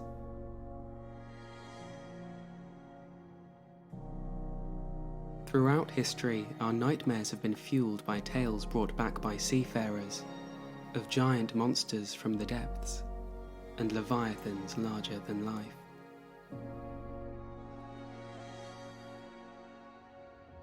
But in the last few decades, deep sea exploration has uncovered a place of wonder, conflict, and beauty. A hidden world alive with the coruscating dance of bioluminescence, concealing vibrant reefs and towering cities, supporting communities of organisms in ways that challenge and progress our understanding of life. And although there may be no Lovecraftian horrors lurking in our oceans, it may be true that the deeper you go, the stranger and crucially larger its inhabitants appear. The tendency of deep-sea creatures to grow to sizes far exceeding those of their shallow water counterparts is known as deep-sea gigantism, and it is a phenomenon best exemplified by the invertebrates of this dark and peculiar world. From isopods that exceed 40 centimeters in length to enormous cephalopods. It is a trend that seems illogical for an ecosystem characterized by low food availability and scarcity of prey, where you might expect a larger body to hinder survival. In this film, we'll delve into the research that might help to explain this observation and take a look at some of the giants that rule the depths.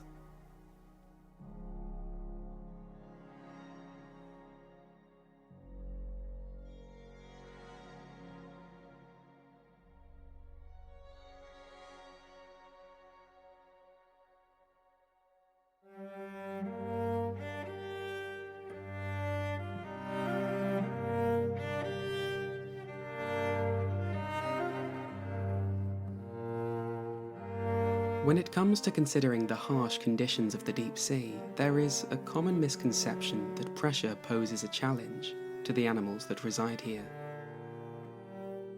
According to NOAA, for every 10 meters or 33 feet you descend, the pressure increases by 1 atmosphere.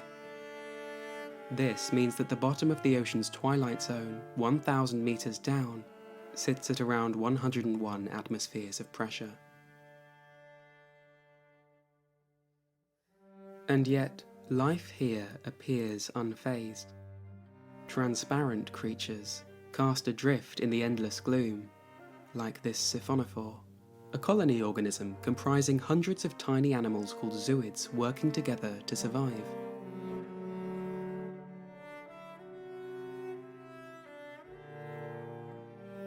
The largest of these siphonophores is able to grow longer than a blue whale.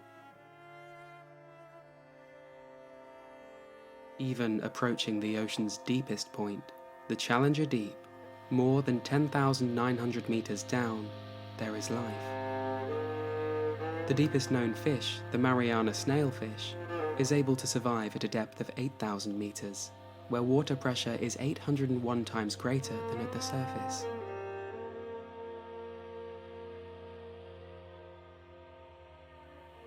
Pressure isn't much of an issue for these creatures that are themselves, for the most part, made of water.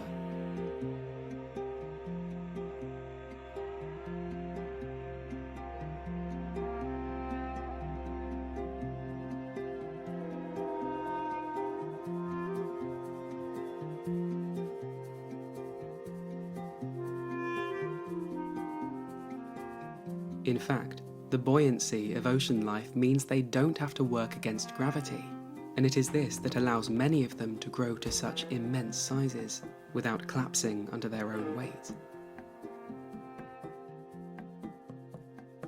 This explains how creatures of the deep are able to become so huge, but in order to find out why they do, we need to delve into their biology. Their immense growth has been explained in general terms by two laws, known as Kleber's rule and Bergmann's rule, both of which have attracted significant criticism within the scientific community. Kleber's rule proposed that animals that are larger will tend to be more efficient. A whale, for example, having a mass hundreds of times that of a small fish, will have a metabolism that is significantly slower. This is due to the nature of blood vessels and the circulatory system of animals. As body volume increases, the surface area increases more slowly, so larger animals have smaller surface area to volume ratios, and less energy per gram is lost through heat, requiring less replacement energy per gram.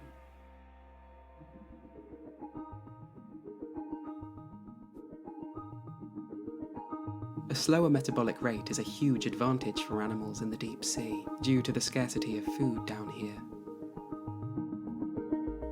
Below 200 meters, at the mesopelagic zone, light from the sun fades to a dim haze.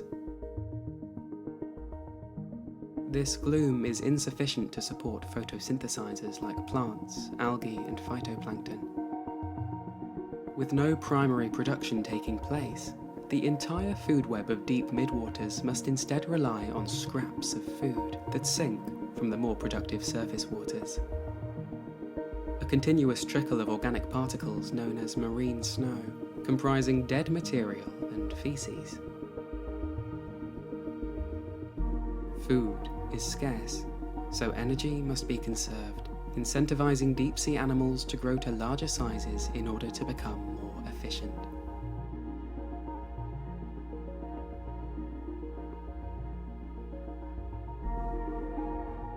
Take the amphipods, for example.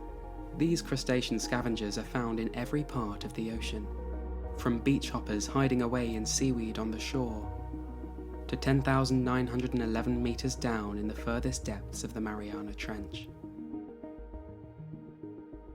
Here, the hadal amphipod takes to the unlit stage, even possessing enzymes that are able to digest wood. They can, and do, consume just about anything that falls to the sea floor, filling an important ecological function by recycling nutrients from even hard-to-digest material back into the environment. Without them, the seabed would vanish beneath a deluge of dead plant and animal material. These crustaceans can consume detritus at a rate between 60% and 100% of their body weight each day, for they are highly adapted to this task. Their legs have pincers with a movable half and a sharp edge used for tearing off pieces of food.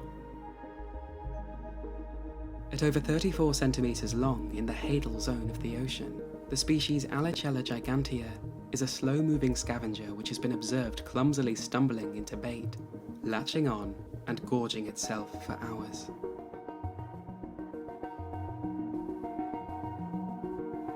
But although it is far larger than shallow relatives, its size is not so odd when we consider it has evolved to fulfill a niche that, in shallower water, is occupied by other large bottom dwellers like crabs.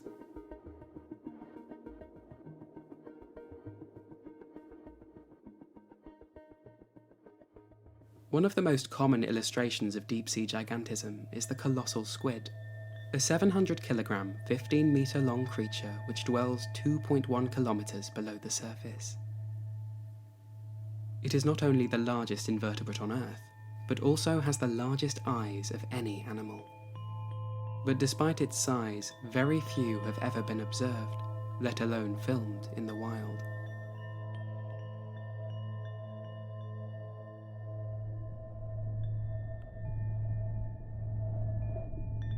Red devils, or Humboldt squid, may reach 2.5 meters in length, and are the largest of the so-called flying squids.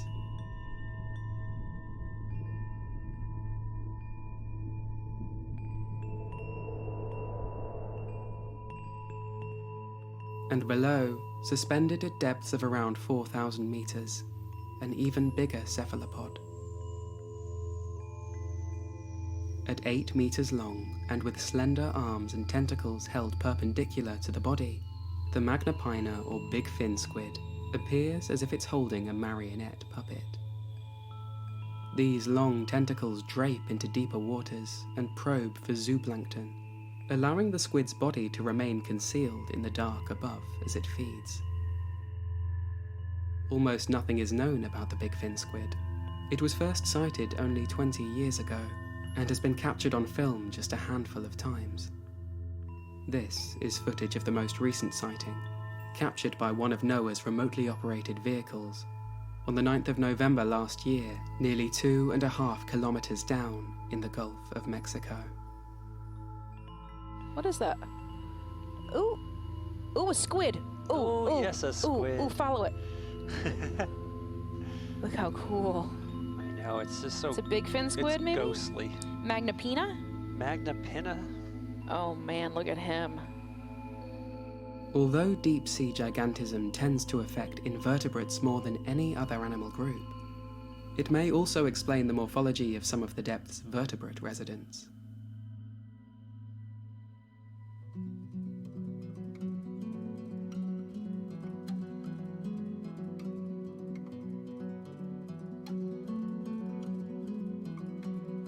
Lurking in the cold polar depths of the Arctic Ocean, one of the largest sharks can be found in the gloom. This is a Greenland shark, belonging to a family of deep-water sharks called sleeper sharks. Growing to nearly 7 meters long at depths of over 2,000 meters, they have evolved to enhance their efficiency in a number of ways.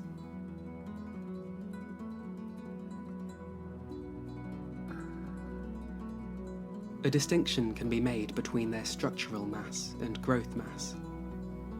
Structural mass, which contributes to internal and external body structures of an animal, requires energy to be used up for maintenance. Reserve mass, however, does not. Growing larger also allows animals to store more food in their reserve mass, and therefore travel greater distances without needing to eat so regularly.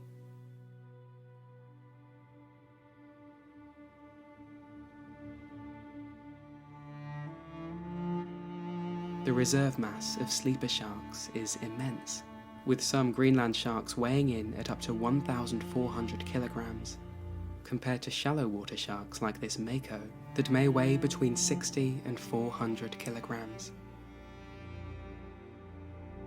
Living up to their name, sleeper sharks are one of the slowest moving sharks in the ocean, cruising along at 0.3 meters per second.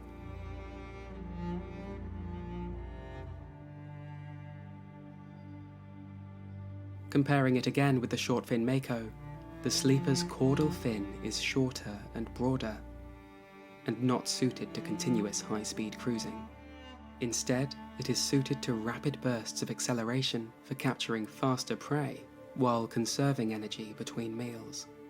But these sharks tend not to waste energy on active hunting techniques if they can help it. Instead, they scavenge, led by their sensitive sense of smell to large food falls like this baleen whale carcass. Here, they will gorge themselves and store large amounts of food in their capacious stomachs.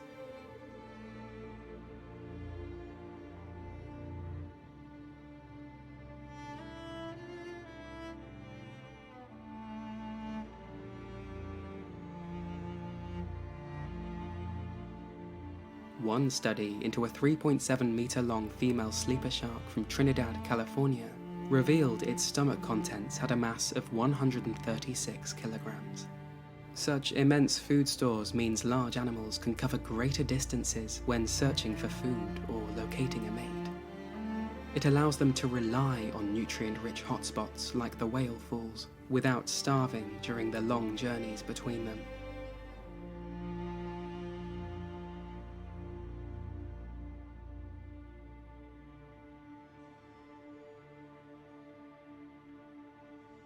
And what's truly remarkable is that the greatly slowed metabolic rates of these sharks means their lifespans are dramatically extended. When scientists experimented on the lens tissue of 28 female Greenland sharks from the North Atlantic, using radiocarbon dating on the innermost layer of the lens, they estimated the two biggest sharks to be around 335 to 392 years old.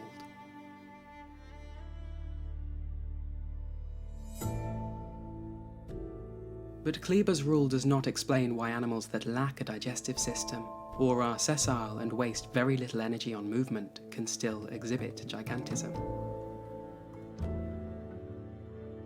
The sponge grounds of the ocean depths are populated by thousands of animals that demonstrate this. This sponge, measuring 3.5 meters long and 2.1 meters tall, was found at a depth of 2,134 meters near the Hawaiian Islands in 2015. It is the size of a minivan, and like most denizens of the deep, it survives on marine snow. In the case of this and other deep-sea sponges, its large size may simply be due to a lack of disturbance from waves or typical sponge predators like turtles.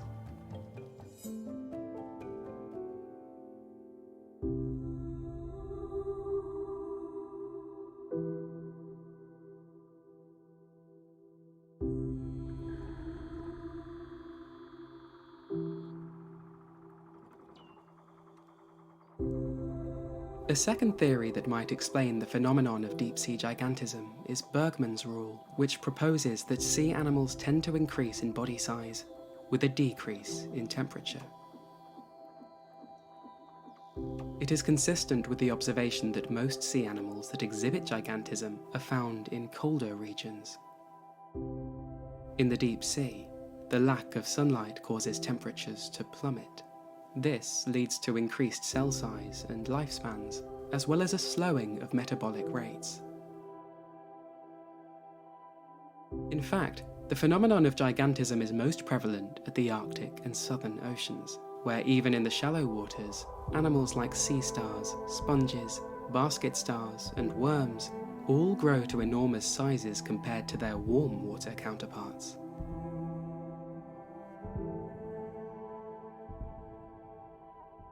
For well over a century, zoologists and explorers to the poles have recorded their observations from dredging creatures from the depths, including sea spiders the size of dinner plates, with leg spans of 60 centimeters.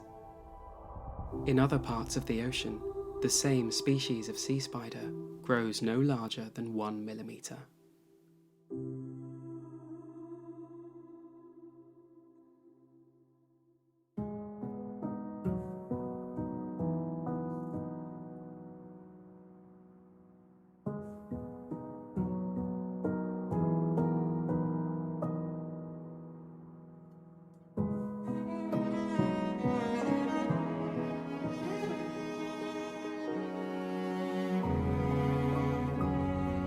Two-meter-tall giant sponges cling to drop stones, large boulders that fall from passing icebergs, providing islands of rocky habitat on the soft mud for filter feeders to cling to.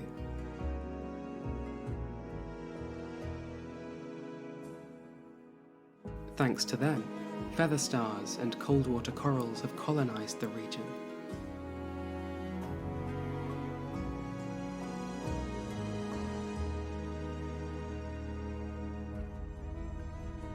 Well adapted to a stable and unchanging environment, these plant-like animals grow very slowly, but to enormous sizes.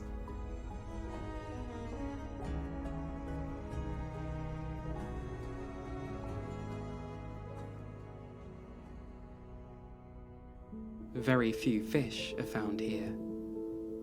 Unlike most marine ecosystems where they dominate the food web, fish struggle to survive the freezing temperatures. Instead, the Antarctic deep is a seemingly prehistoric world, dominated by the giant invertebrates.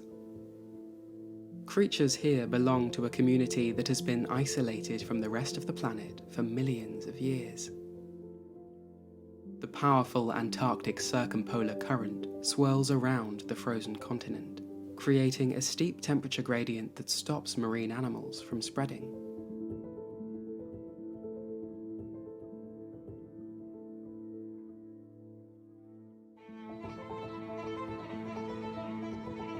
Their isolation has led to the diversity we see today, and the conditions of this cold underwater world has led to the enormous sizes they demonstrate. A slowed metabolism means many polar inhabitants can be described as living in relative slow motion, extending their lives.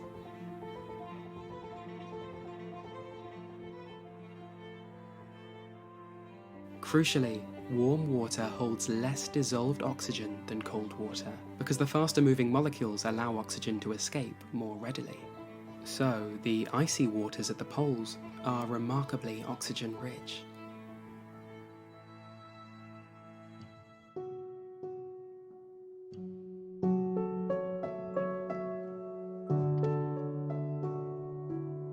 But while low temperatures increase oxygen availability, they also reduce metabolic demand for oxygen due to the slowing metabolic rates, and this creates a far larger ratio of oxygen supply to demand. This releases cold water organisms from oxygen-based constraints on body size that inhibit the growth of animals in the tropics. In other words, they can sustain larger bodies without needing to worry about not accessing sufficient oxygen to maintain them.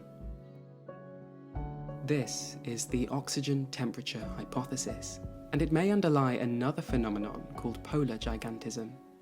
But if this is indeed the case, then polar giants may be particularly susceptible to warming temperatures, offsetting the fragile balance of their environment. Climate change is occurring at faster rates at the poles than anywhere else on Earth.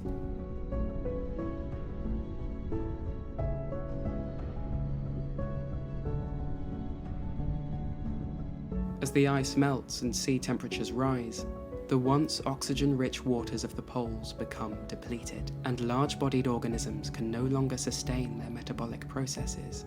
And on top of that, their fragile, once isolated ecosystem has already seen an influx of invasive marine life.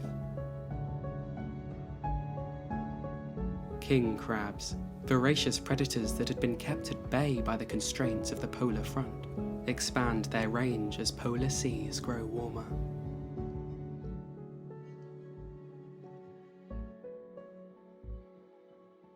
And here they devastate the sea floor.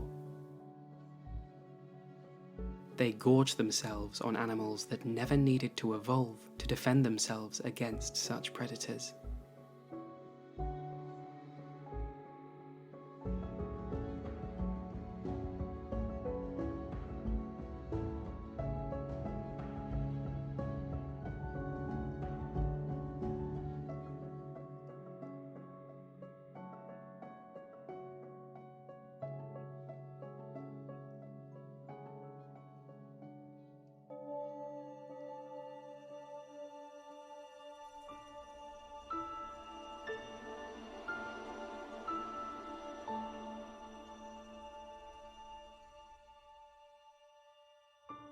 Examining the ecology of oceanic islands may hold the key to understanding polar and deep-sea gigantism. Islands are isolated from other landmasses, and so they tend to develop indigenous biodiversity through diversification of the organisms that arrived there. Over time, they transform to form new species that display an astonishing variety of traits to survive and thrive in their new home.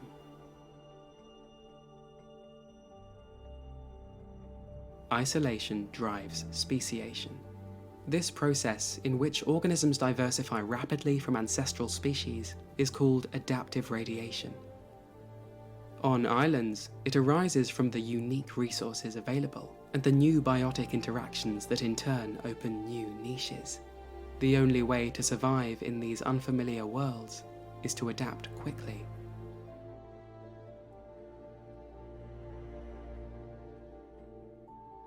In the Galapagos Islands, 13 species of small land birds, called Darwin's finches, are a classic example of adaptive radiation. Their common ancestor arrived on the Galapagos about 2 million years ago. Since then, they have diversified into 15 new species, each different in body size, beak shape, song, and feeding behavior. With so little competition to hinder their evolution, the finches were able to exploit numerous different lifestyles or niches.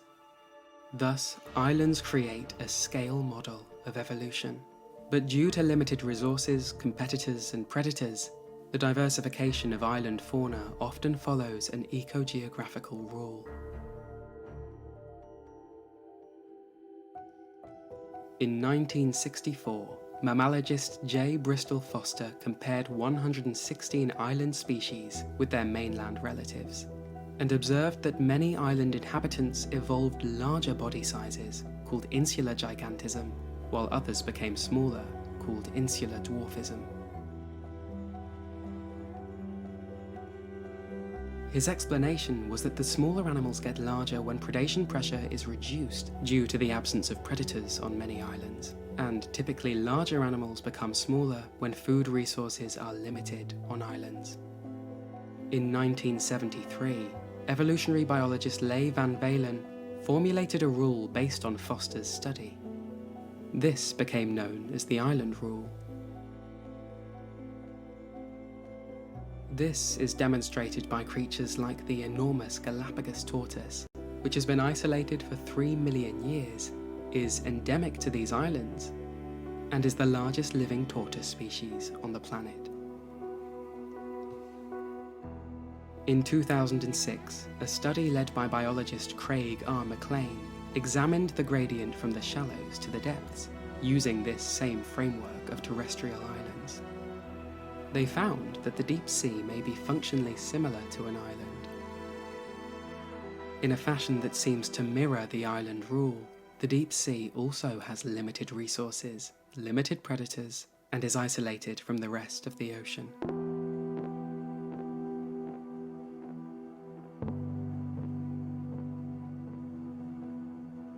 As a result, there was diversification in the depths too, following a mass extinction event that occurred during the Cenozoic period, 65 million years ago. Shallow water creatures ventured deeper after the event and diversified into deep sea fauna.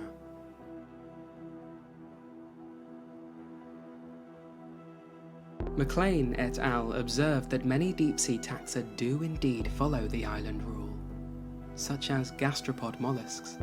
One of the tiniest gastropods, belonging to the genus Dentimargo, dwells in the deep sea and exhibits insular dwarfism in a similar manner to that observed on islands.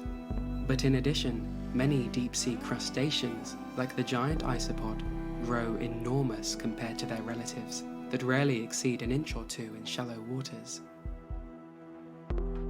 Down here, they can grow to 40 centimeters in length and weigh approximately 1.7 kilograms.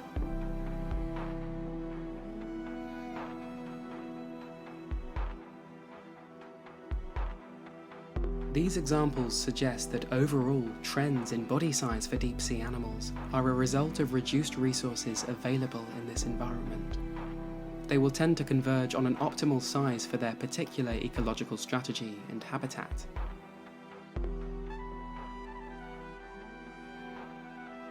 But unlike islands where limited resources selects for smaller body sizes, the opposite is true for the deep sea, as animals are not confined to a limited spatial range, and so can travel larger distances in search of food, thus requiring larger bodies to sustain them on these journeys.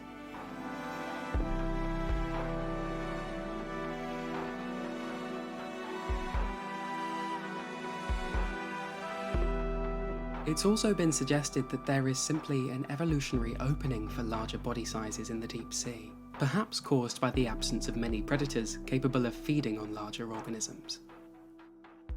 For example, one of the only known predators of the 13-meter-long giant squid is the sperm whale, which must venture down into the depths from the surface to feed on them. Or perhaps the need for animals to conserve energy simply means an active hunting lifestyle is less favourable.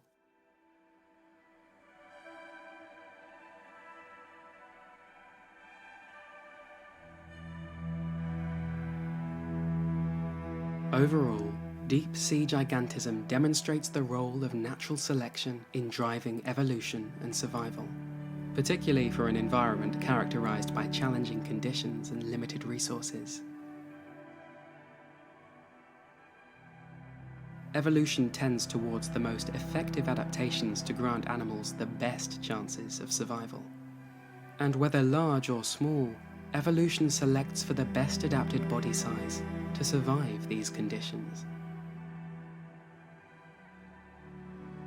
Though widely debated and often controversial, the research that has been done into the science behind deep-sea gigantism has significant implications in the human world. It is believed that climate change may have a greater impact on ocean dwellers than any other population of animals. As the colder oceans warm up, the balance of temperature, oxygen supply, and what organisms are present will throw the equilibrium off course.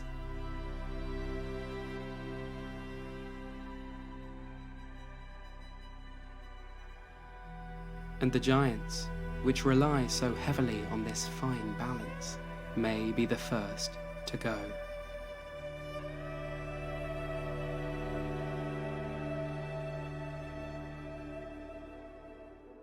This portion of the video is sponsored by Omaze, which has a sweepstake on right now where you have a chance to win a Tesla Model S Apex, an electric car that can do 0 to 60 in under 2 seconds with a range of 396 miles. And even if you don't win, you can help support the Peterson Automotive Museum, a non-profit that explores and presents the history of the automobile.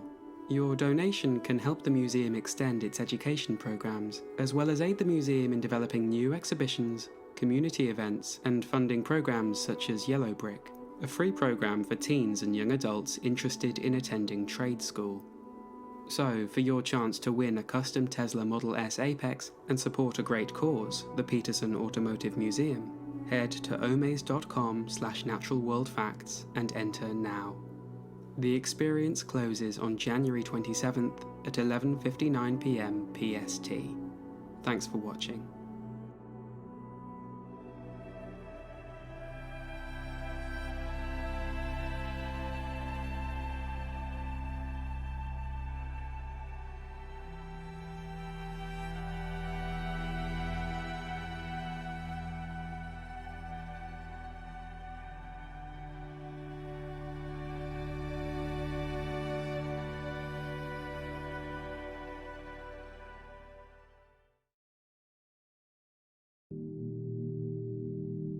Just knowing what's about to go on in that room. Coming to the tent.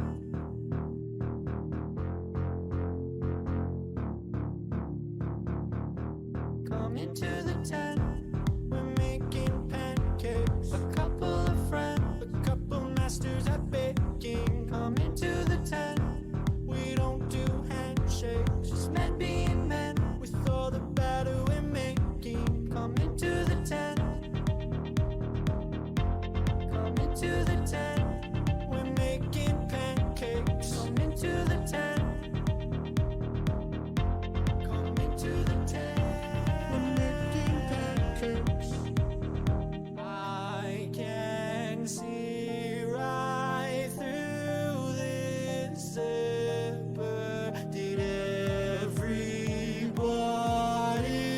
use that picture? Mixing up that sticky stuff. This quick ain't got shit on us. Dixie cups with batter and mud. I made this while my whiskey's up. Time is up, I'm tired as fuck. Working till my face is flushed. Order up a side of nuts to fill me till my breakfast comes.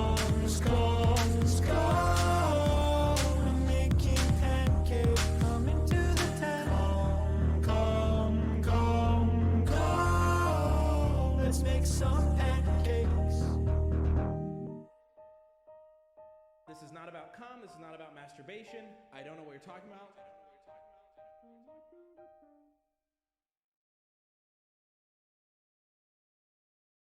Space. Space? What is space? Why do I have to wear a spacesuit? That is so formal. Too cold? Not a problem. I'll just put on a jacket. Why does everyone say you can't go faster than the speed of light? It's super simple. You just go the speed of light, and then you push on the accelerator a little more. Oh no, not the sun. The water will put it out. Hey Alexa, play Who Let the Dogs Out. I'm sorry, Dave. I'm afraid I can't Alexa, do that. play the thing. No. Alexa, play Who Let the Dog... Ah-ha-ha. Now I will be able to get all the best nudes. Hey, you should have closed your curtains. Ooh, I wonder what's in there. Oh, hey, how you doing, little fella? Oh, I think he's just sleeping. Aha! I knew it was fake the whole time. All this and more on this episode of In the... Space. Space. What do you know about space? Not a lot. Okay, let's start at the very beginning. Oh. Not the beginning of the universe. Oh. The beginning of how people thought space was. Oh, yeah, so the history of space. Okay, yeah. So we've got flat Earth, right? Now, there's going to be a whole bunch of people in the comments that go, oh, actually, they've known that the Earth was round since the Greeks. We know, everybody knows. No one thinks you're smart, shut up. But there were plenty of societies that did think that the world was flat. Okay, I saw this in a lecture once, or I overheard it on the bus, or something. But this is how it goes. You've got, like, this circular flat Earth, right? And then you've got land in the middle. They call this area the Mediterranean, because that's the middle land, right? It's right in the center. And then past the land, you've got water. Now, all that water is mostly fine, but if you go a little further out, there's a lot more water, like a shitload more water. These disc maps you see are not to scale. It goes way further out. But if you try to traverse them, what will happen is sea monsters, right? They'll destroy your ship. Easy. And you can tell that sea monsters are real because once in a while you get some weird thing that washes up to shore. If somehow you make it past the sea monsters, you encounter mud. Just mud? It's flat mud, and it mixes with the land, so you can no longer pass by it in a boat. So you can try to walk across it, but it's basically like quicksand, you know, you just straight into it. But somehow, if you manage to traverse this plain of mud, which is even larger than the ocean itself, it would start to get colder and colder. And eventually that mud becomes frozen, and then it turns to ice. And then it's just cold nothingness for far, far longer than all the oceans. And then eventually you come to a big mountain range. And this mountain range goes right round the Earth. And it is the thing that at the very top holds up the filament, which is the thing that encompasses the stars. So the mountains go up and then it like holds the star canopy above the Earth. It holds up the heavens. Yeah, that makes sense. Half of the model is there to dissuade people from trying to find new things, right? Because if you go out on a boat in the ocean, you die. It's the perfect dissuasion. Hey, look, don't bother trying to discover Australia. If you go out there, you're going to get eaten, then you're going to sink in the mud, then you're going to freeze to death, and then there's also nothing out there. And that's what keeps everyone safe and alive. You tell the same story to your kid in the village to not go out into the woods. Yeah, exactly. It's the same thing. And that, circling around, is why they tell us not to go to Mars, you see. Don't come back. I do think we'll colonize Mars. Probably not quite in our lifetime. You reckon? I think we'll land a person there on Mars in 20 years. 20 years? You're a dreamer, internet historian. A lot of the original impetus for the space race to the moon was out of competition with the Soviet Union, right? Then we beat them and everyone went, nah, can't be bothered. Now we're back at war with China, so I reckon space race back on. Otherwise, China's going to stick a big flag in it and say, actually, you know what, Mars? It's always belonged to China. Their flag would look better on Mars, just saying. It'd blend in too much. It already looks like a flag for Mars. It's got stars on it and it's red. It's perfect. That's hard to argue with. I say give it to them. And let's be real, a lot of people are probably going to die colonizing Mars, like, at first. They've got the manpower for it. Everyone will just be fighting over the bit where everyone's landing. It's not like someone will be like, well, I'm going to go over to this part of Mars, and, like, that'll be my part. Yeah, I think I'm going to stay here where the Twinkies and the women arrive. Think you'd want to sit up at the poles? Because that's where all the ice is, right? Resources.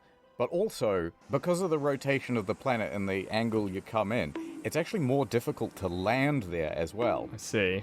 So you would have to actually essentially approach by land. Easier to defend. So you're there on the ice, you've got all your water, and then you're just picking off anyone who dares to approach one of those Mars rovers. The Curiosity rovers, I would presume. That would be super fun. So you're saying if you're going to fight for Mars, you'd stay at the top, 'cause this is mine. I like that. Yeah, solid. Build a big igloo, big ice wall, tell everyone to get the fuck out. That'd be awesome. I love that, yeah.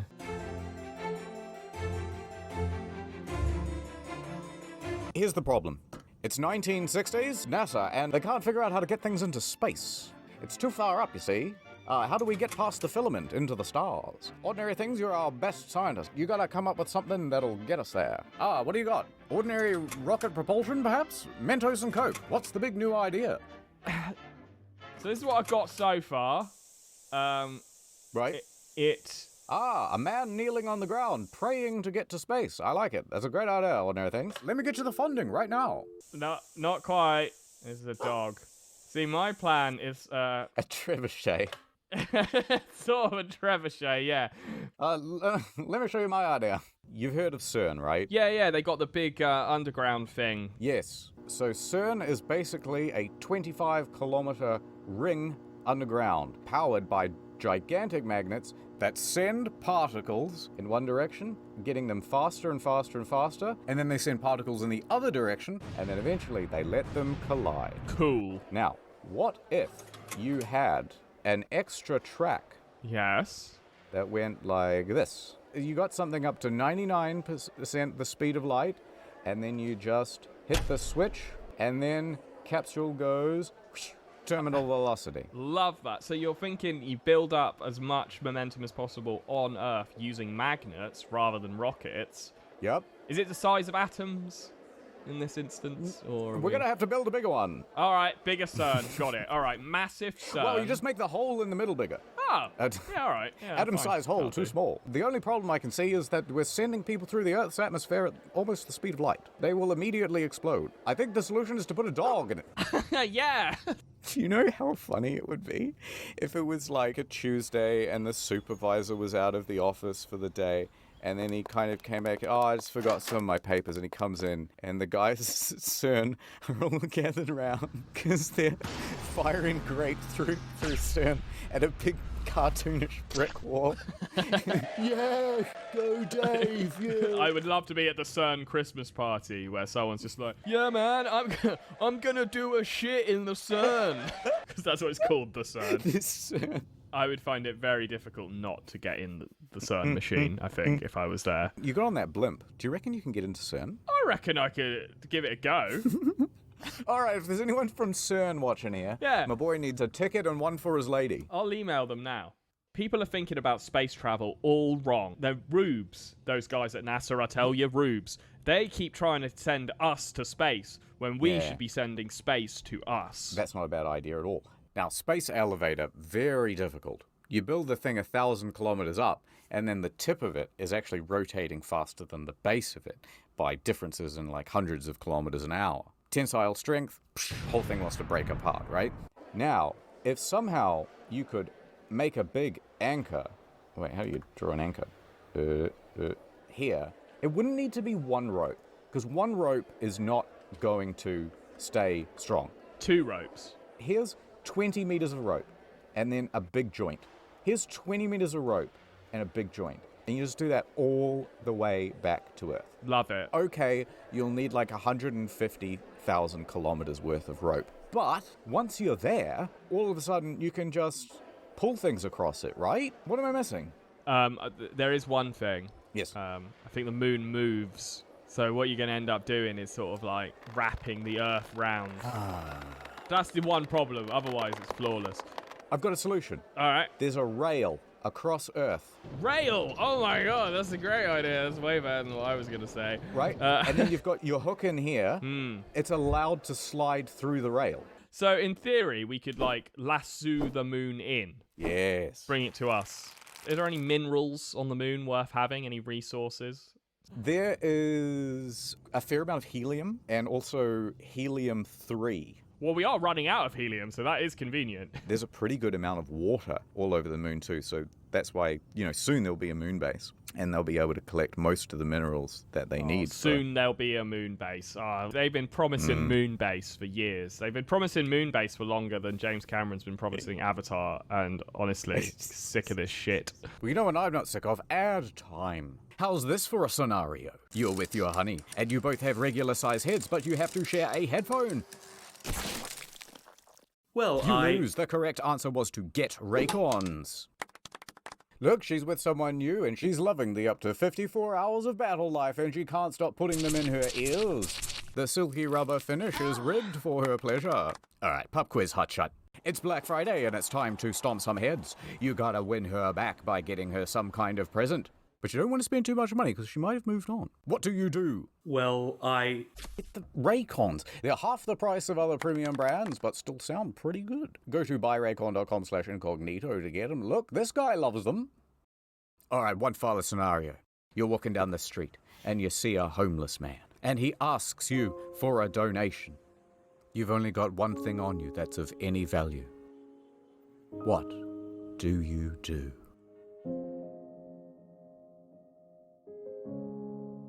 Take advantage of the noise reduction?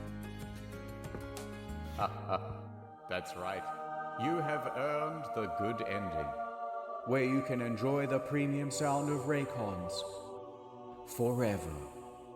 We've got a computer here too, where you can go to buyraycon.com/incognito to get 20% off site-wide. Whoa, 30% off holiday bundles. Whoa, this really is heaven. And free shipping to the United States. And over.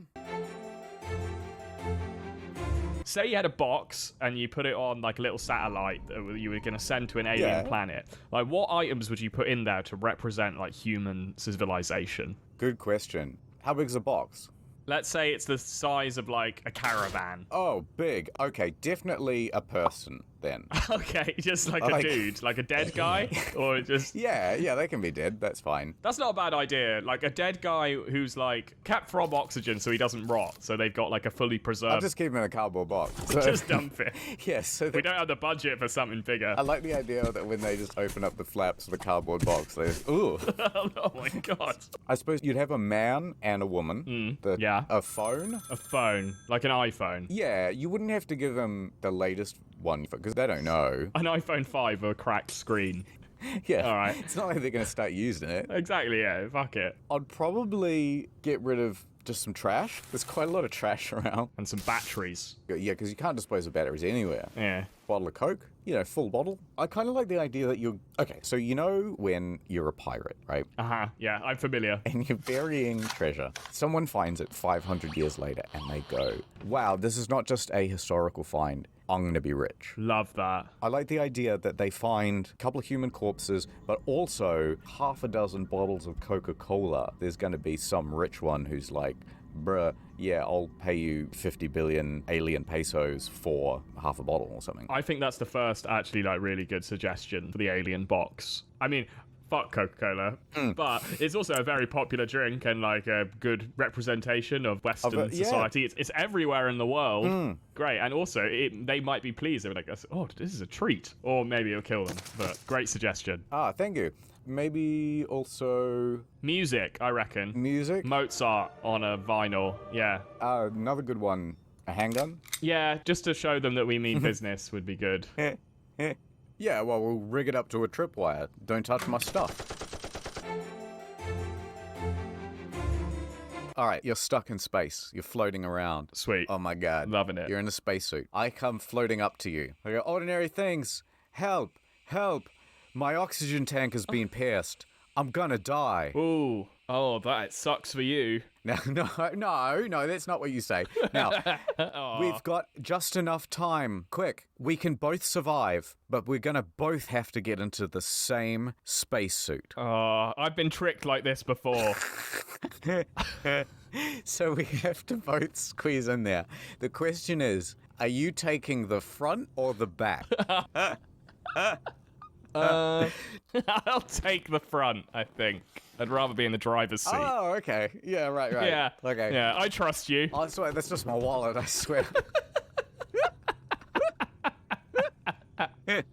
It's not gay if it's on the moon. Yeah, like legitimately, like you come back to Earth and they'll go, no, it wasn't. It's the moon. It doesn't count at all. It doesn't count, no. Neil Armstrong and Buzz Aldrin, they could have done it on the moon. Yeah. That wouldn't have been considered gay. And then I suppose we were lovers on the moon. You know, that's different. Someone shut this man up. Right, someone comes to you and says, ordinary things, you may see the universe, but we can't travel faster than the speed of light, so you have to go into the cryopod. Ah, the old time delay. Yes, you can go to Alpha Centauri, but it will take 100 years and everyone you know will be dead. Do you do it? I don't want to just be like launched into the equivalent of Mars in Alpha Centauri and just be like, well, I'm here and I'm dead.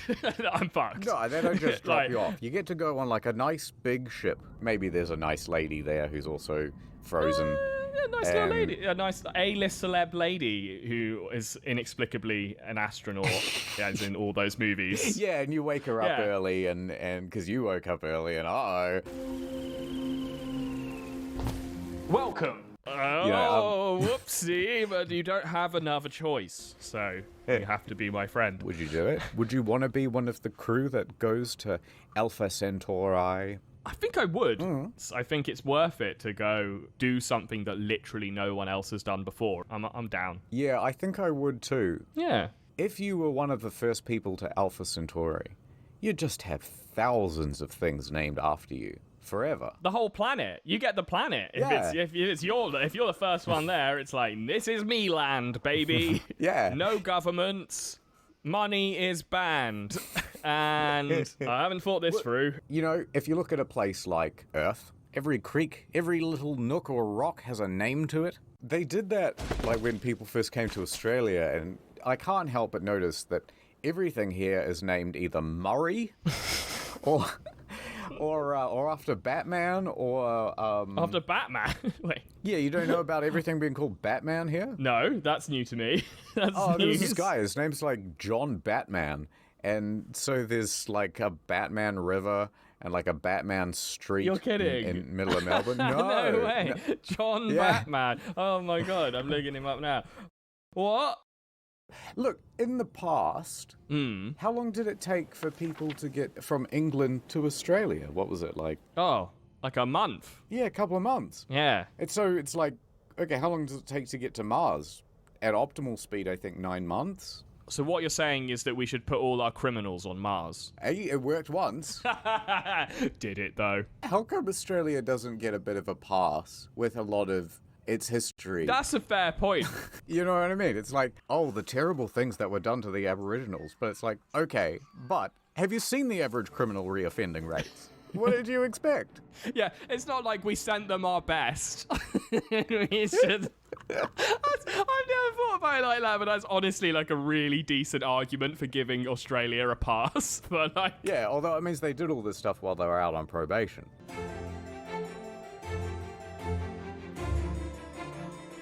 Now, everybody goes, oh, what the heck? Why'd you demote Pluto from planet to dwarf planet? Yes. And I can't help but agree. Yeah. So basically, they had an idea in mind to make Pluto not a planet, and then they changed all the rules to make it fit their space-based agenda. Celestial identity politics have gone too far. That's what I say. Yeah, exactly. There's 3 rules for a planet. Number 1, it must orbit a star. Okay, very good. We're all on board for that, and that's one of the old rules. That's fine. I can accept that. Asteroids, not planets. Cool. Number 2, it must be big enough to have enough gravity to force it into a spherical shape. Agreed. That's a brilliant one. Fine, I'll accept that. But if we see a cube planet at some point, then I feel like we will need to revisit this rule. But as it stands, fine. Yeah, if there was something as big as Earth, but somehow cube, they'd change the rules again. Cube Earth. Yeah. Now, the new rule they brought in was it must be big enough that its gravity clears away any other objects of similar size in its orbit. Bullshit. That is a very specific rule, just designed to persecute Pluto. Who came up with this rule? Well, it was a big committee made up of the deep space state, And one of the reasons that they essentially made this rule was because, well, Pluto actually has a moon that's almost the same size as Pluto. So Pluto wouldn't even just be one planet, it would be like several planets. But also, out in the Oort cloud, there are probably similar sized planets to Pluto, but hundreds, maybe thousands of them. I see. And so actually, even in our own given solar system, there would be thousands of them. So what they're running into is a naming problem. Because, well, we can't teach kids that there are thousands of planets. Yeah, you can. Yeah. Okay, turns out there are thousands of planets, and a lot of them are really boring and far away. Okay, but here's the main 9. Yeah, here's the big 9. Why don't you just call them the big planets and the small planets and be done with it? There's also a couple of objects in the Kuiper Belt, I think, that would suddenly qualify as planets. So Ceres would suddenly become a planet. Ceres? What even is Ceres? Oh, Ceres. Okay. But that's clearly a moon. It looks like a moon. Well, it's not what it looks like. It's how it acts, isn't it? It's in the orbit between Mars and Jupiter. Oh, what? Why don't we just make Ceres a planet? Yes. Instead. Absolutely. To be honest, I'm just going to show my ignorance a little bit. I've never heard of Ceres before. In a way, I feel like you've just made this up to make me look strange. Wait, what's make? Maki Maki. Maki Maki? Is that a type of sushi?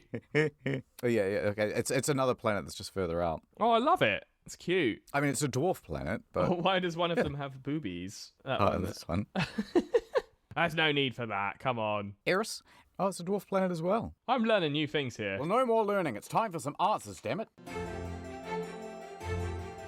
Big question time. Ordinary things. Yeah. Are there any aliens? No. All right.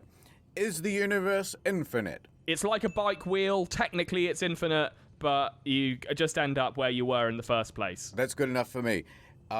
Is there a god? Yes, and it's me. Suck my... There we go.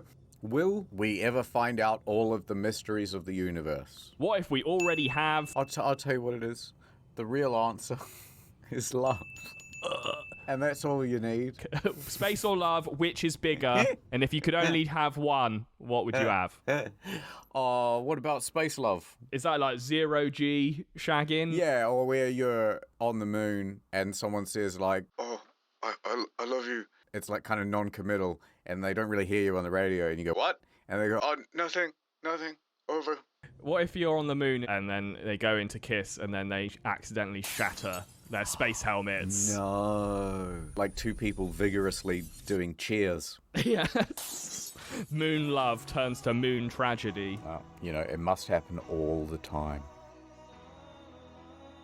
On the moon, in the future, we'll all have Raycons.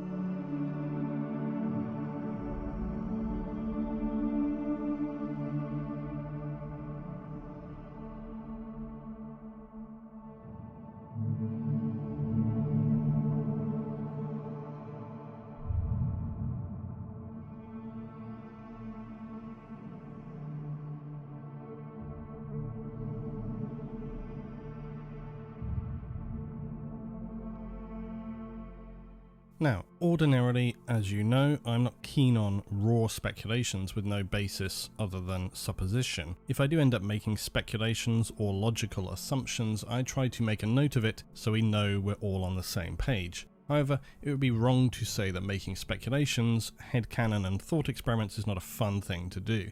I personally just feel if you're going to do that, you need to make it abundantly clear that that is the case, otherwise, where are you? A world of confusion is where. Today though, I thought it would be fun to do just that, collapse the guardrails and just start thinking what if and why and who, because there are just so many possibilities when it comes to the mythical figure of the Emperor of Man, and he is mythical in M41. Basically, all the stuff that we hear, entirely unknown, unprovable, almost children's stories by the 41st millennium.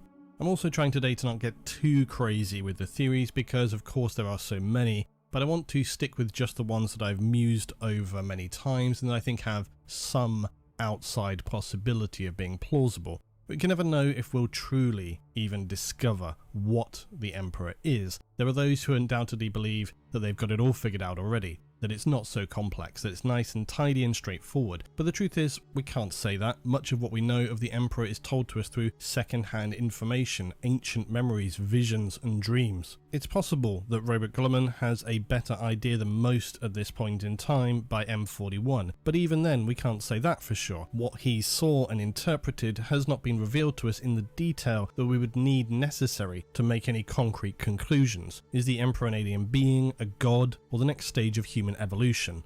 Discuss. Now really I only want to throw in this first option here to appease dissenters who, if I don't, will surely drag me into the streets of law and beat me. But please accommodate my mini rant whereby I do get a little tired of hearing people explain about the shamans as if it's some mysterious secret history that only a few people know about. It's basically been 30 years at this point, it's really considered to be highly questionable, and it's really something that everybody knows now. Much of the content in those original supplementary books of the first edition of 40k, be it The Lost and the Damned, Slaves to Darkness or even Rogue Trader, sit on what we might call at the very least somewhat outdated by now. They're great books, they're very interesting, but they are a little outdated and they have been superseded by other things because, as you know, I'm not fond of the R word, but I do consider that things have been, let's say, clarified when it comes to 40k, or perhaps stronger, more plausible explanations just put forward. But as I say, I never really understand why people cling to those things as if they are unchangeable bastions of, written in stone. They were the starting point, they have some relevance. But like most of 40k, it is a broad melting pot, a puzzle, a jigsaw piece of tons of information that you just have to draw from and put together. But for some reason, one of those things that people do get really obsessively clingy about is this shaman theory. Lutin, what is this shaman theory? Yes, despite many of us who are in 40k probably for more than a few decades, you do have new people coming in all the time learning about the Imperium and M41. I see it literally every day in the comments on the channel. So one of the original explanations for the origin and I suppose ultimate purpose for the Emperor is that he is essentially the combined souls of ancient psykers. It is told to us that many thousands of years ago, and we're talking maybe 40,000, 45,000 years prior to the Horus Heresy, so somewhere in humanity's very, very ancient past, where we were still hunting with stone tools, painting in caves, tribal shamans became aware of the natural flowing energy in all things. They could feel something moving behind the blunt reality that all others lived in. And for some of those shamans, it went even further. It allowed them to feel and even predict the events and fortunes of others. It's not stated, but we could surmise that these were the very first stirrings of psychic humans. As time progressed, it became clear that the warp was becoming uncalm. They didn't know it as the warp, they just knew it as this sort of other realm. And the shamans who, like the Eldar, had been able to reincarnate were becoming no longer able to do so, probably for similar reasons. And this greatly concerned them, along with the fact that they could feel something malevolent which hadn't been present before. We're not talking chaos gods, we're just talking some disturbance there. This all seemed to be pointing toward very bad things in the future, and this combined with humanity's speeding development was making these shamans concerned for the future, and their ability to maintain control of this knowledge that they had gained, and also from what they knew about the space behind reality that we now know as the warp. So the shamans began to speculate and foresee a time where humanity could be entirely disconnected from a relationship and understanding that they collectively held, and a future where humankind would be consumed instead by pure greed and ambition and destruction. I've always been moderately fine with this first part because it sort of makes a level of reasonable sense. Okay, ancient shamans had a true affinity with the warp, I think we could all accept that, and they felt that things were changing and noted that they couldn't reincarnate as before and felt they needed to do something about it. Okay, where it loses me is the next part, where it explains how all the shamans of Earth gathered in one place to begin the longest and most important debate in the history of humanity. Now, if we're talking about that kind of Neolithic period, but that's still a pretty big area for people to come together. It apparently lasted for centuries, this kind of conglomeration of shamans, and in this time they were supposed to discuss and research I'm not sure how or what they were researching, but they researched and concluded that they were all screwed, basically. Without some urgent action, they were going to be consumed into the warp when they were trying to reincarnate. So I have this big problem with the idea of these shamans, and remembering, like I say, we're in this very ancient time here, all somehow gathering and then having some kind of senatorial debate about what to do. I mean, I suppose if we're talking about seriously ancient times here, maybe we should take it all with just a pinch of salt and consider it more myth and less literal. The shamans are spoken about collectively often as well, as if somehow across this entire continent they held some huge Zoom call. And I suppose if we want to be open-minded, maybe it was just that. We could speculate and say that they could use their powers to communicate somewhat, not unlike astropaths. I think though that's being very generous to the explanation. Or maybe it was more like Final Fantasy VII. They all just feel this strange need to be in one place together, and they don't really know why, but they're inexplicably drawn to a location where they would all then debate and formulate this grand plan. But regardless, these shamans realise that they may only be able to reincarnate a few more times, and they're condemned then to a mortal death, left to whatever lays beyond, which they think is probably not good. They're already ancient in terms of lived experience, and they didn't want to accept this and sought instead a plan to escape the loss of this reincarnation ability, or at the least to sort of find a way around it. So they planned this mass death by poisoning themselves, which is pretty committed. Again, remembering we're talking about a time where there really isn't a calendar system or even a means of measuring time, so it's impressive that they could coordinate so specifically. Again, being lenient, maybe it didn't need to be that specific and they just said, okay guys, after 40 moons, we're all going to do it, right? So the shamans all kill themselves, return to the warp pools of energy, and this time they don't come back individually, they combine themselves together to be reborn forever as the ultimate being, the new man, the figure who would eventually become known as the Emperor. His mind was all of them and none of them, he was himself and the collective souls of all. The only part I do like about this theoretical creation is this concept of the Emperor being something like a collective consciousness, in some sense. And this might go to some degree to help explain why sometimes others see the Emperor differently, and why he seems to have so many faces, never a true face. But that any who do seem to see this true self for a fraction of a second, they're often really disturbed or terrified. Then again, it could simply be explained away by the Emperor's psychic power, and him artificially projecting whatever he wants, because we know he has that power. This is why sometimes people speculate that the Emperor didn't just grow bigger over the millennia. He wasn't just this giant always. He allows himself to be seen as that scale. Or maybe he did just use his powers to make himself bigger after the Dark Age and the descent into the galactic apocalypse. Maybe Malkador found him as a more regular guy, and then they took him to the big labyrinth under the Himalayas and they made him really big. Because back in human times like now, it would have drawn a fair degree of comment and made it pretty difficult to fit in if the Emperor was that big. Especially when you're functionally immortal as well and you're really trying to fly under the radar, Highlander style. Now, I wanted this origin piece in this video about speculative theories related to the Emperor primarily because of the age of this lore explanation, and the fact that one of my core principles for what can and can't be trusted hasn't happened when it comes to this detail in the lore, the 40k human history. And what that is that, as far as I can tell, this theory about the shaman's soul blending has not been really restated nor referenced significantly since.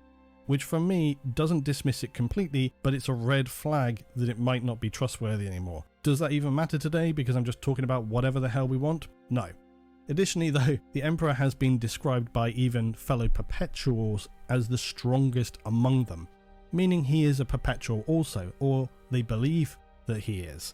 The perpetuals, from what we can largely discern, are not created, they just appear through natural human production, like Erda and Ol P.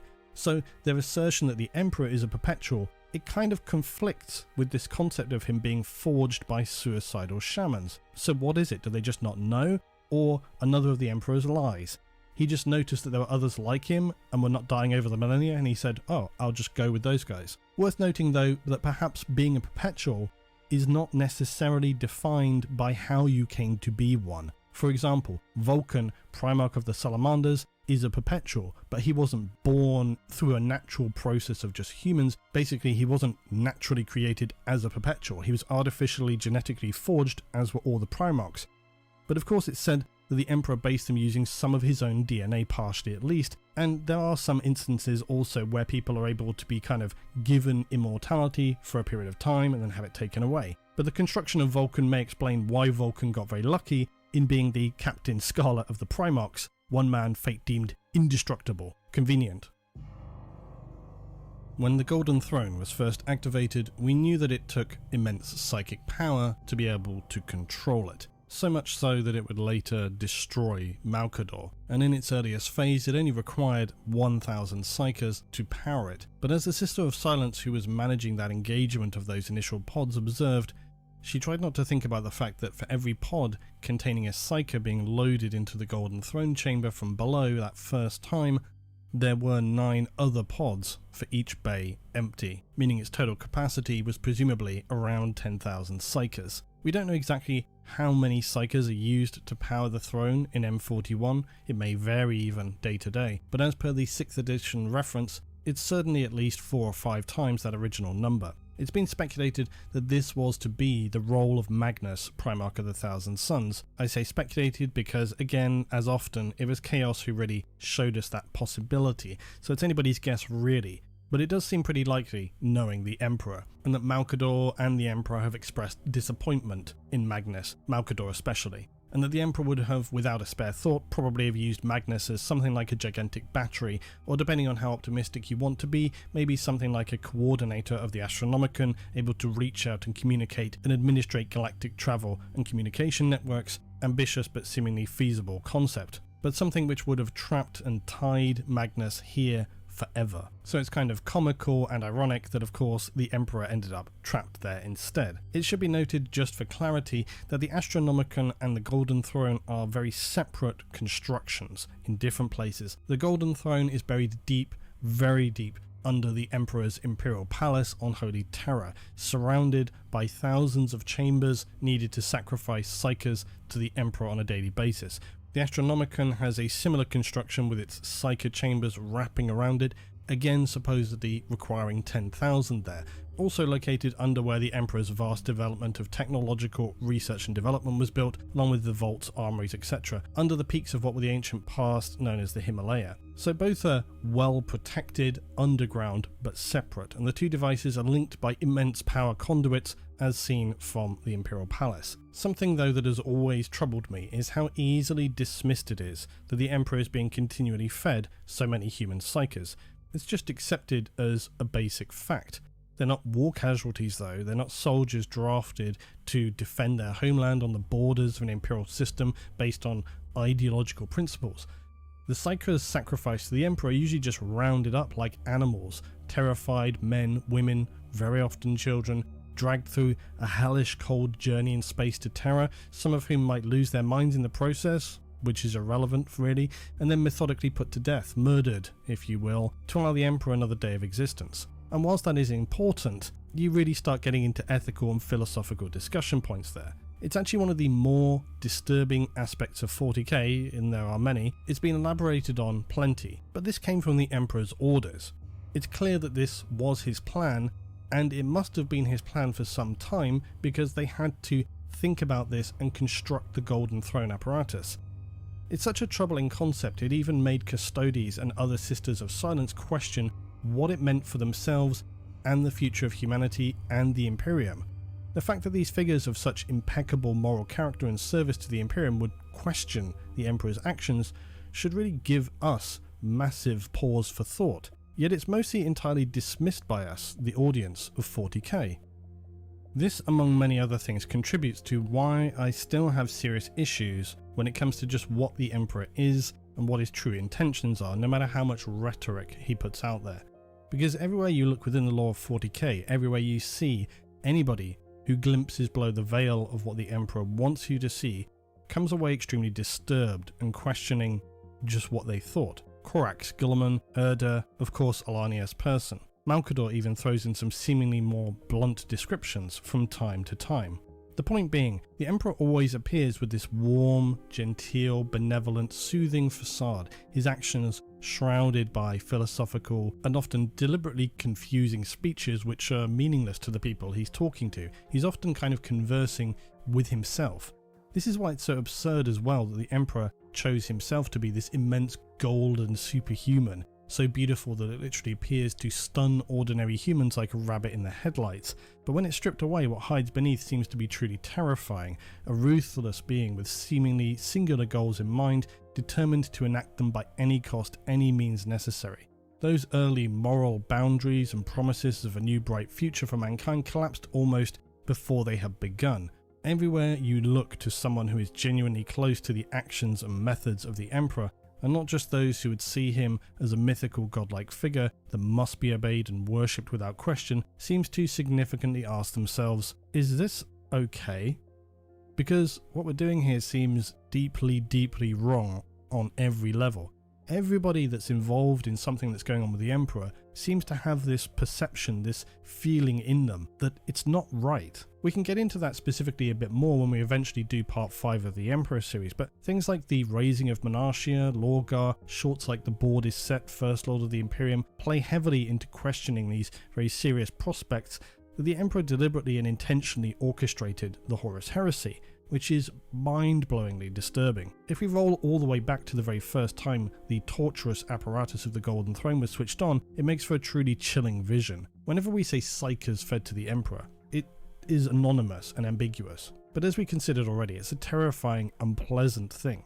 As one of the Custodes observed after it had been used for the first time in Master of Mankind, the Sisters of Silence had enacted their secretive, unspoken sanction. They fed the throne with the lives of 1,000 psychers. In every pod, he could see a corpse thrashed in its death throes, raking uselessly against the transparent panels. All of them were dead, every one of them, and none of them looked to have died swiftly and painlessly.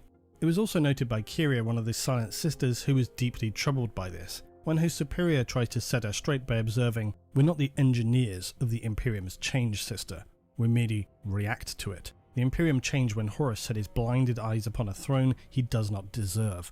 We do nothing but the Emperor's bidding. This is his will. This is what must be done."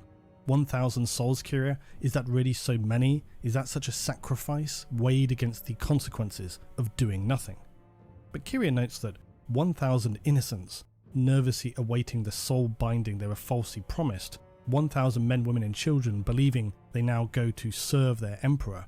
As her superior is reminding the sister of her duty and role and the critical importance of what they're doing in the wider scheme of things, the horrifying realization of the sister is that 1,000 souls, what do the calculations state? How long will they last? And the Mistress of the Black Fleet lifts her hood back into place, covering her silver hair, and she says they will burn for 1 day. She signs to her. The sister Kyria thinks to herself, what of tomorrow? 1,000 souls today? And she has of course realised this unbearable reality, that these 1,000 innocents are merely one single day. From here on, it's an unrelenting, torturous slaughter of humans. So this to me has often raised the question, nobody actually knows how the Golden Throne works, in terms of exactly what it's doing. We know what it's supposed to do, but only the Emperor knows this, seemingly. He says as much when speaking with his Custodes. In fact, the Emperor even somewhat alludes that he isn't entirely sure if he made it himself. He seems though to be in something of a lucid state, as he is through much of Master of Mankind. When discussing the throne device, he speaks to it as if it's some culmination of human knowledge, and that he somewhat can't take all the praise for its achievement, but of course that only with him could it have been possible at all, of course.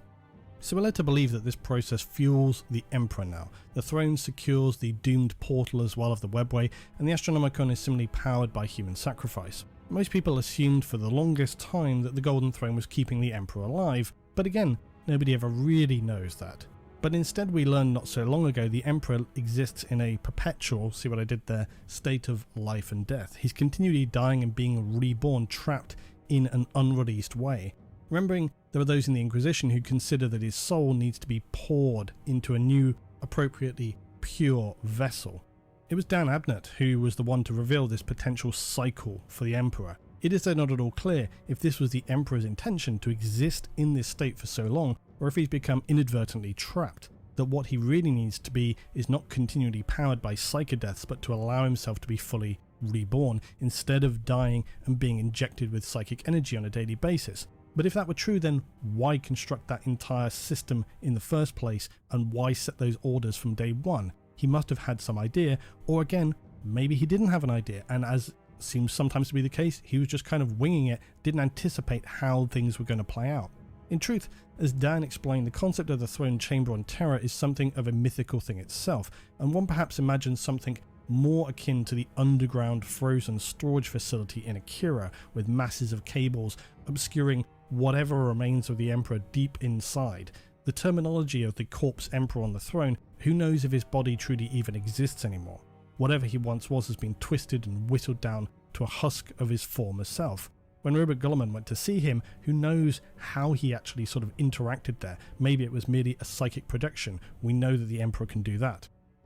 Like the shamans though, was this perhaps the Emperor's goal all along, to instead harvest millions, likely now billions of souls into his body, so that he may indeed become, not unlike those in the warp, a new god? Even Malkador has made veiled references to this indispensability of the Emperor at times, and at one point said, quote, "But will he be around forever?" That is the great question, that is the current test, says Malkador, seemingly to become entirely consumed and distracted from his conversation with this huge consideration about, will the Emperor be here forever? Does Malkador know something we don't, in terms of the true goal? And if the Emperor is a perpetual, why is he questioning that? He also seemed to suggest that without the Emperor, everything fails. Humanity needs the Emperor to rule them forever, like a god. The Emperor has now achieved this status of a god among nearly all of humanity for all intents and purposes, and if you join the dots, it's somehow difficult to not consider this was an intention for him, that maybe we as humble fleshbags are incapable of truly comprehending just how vast and complex his plan was from the start. Then again, maybe we're just thinking far, far too hard about someone with ambitions above their ability, and the Emperor simply made a string of catastrophic mistakes.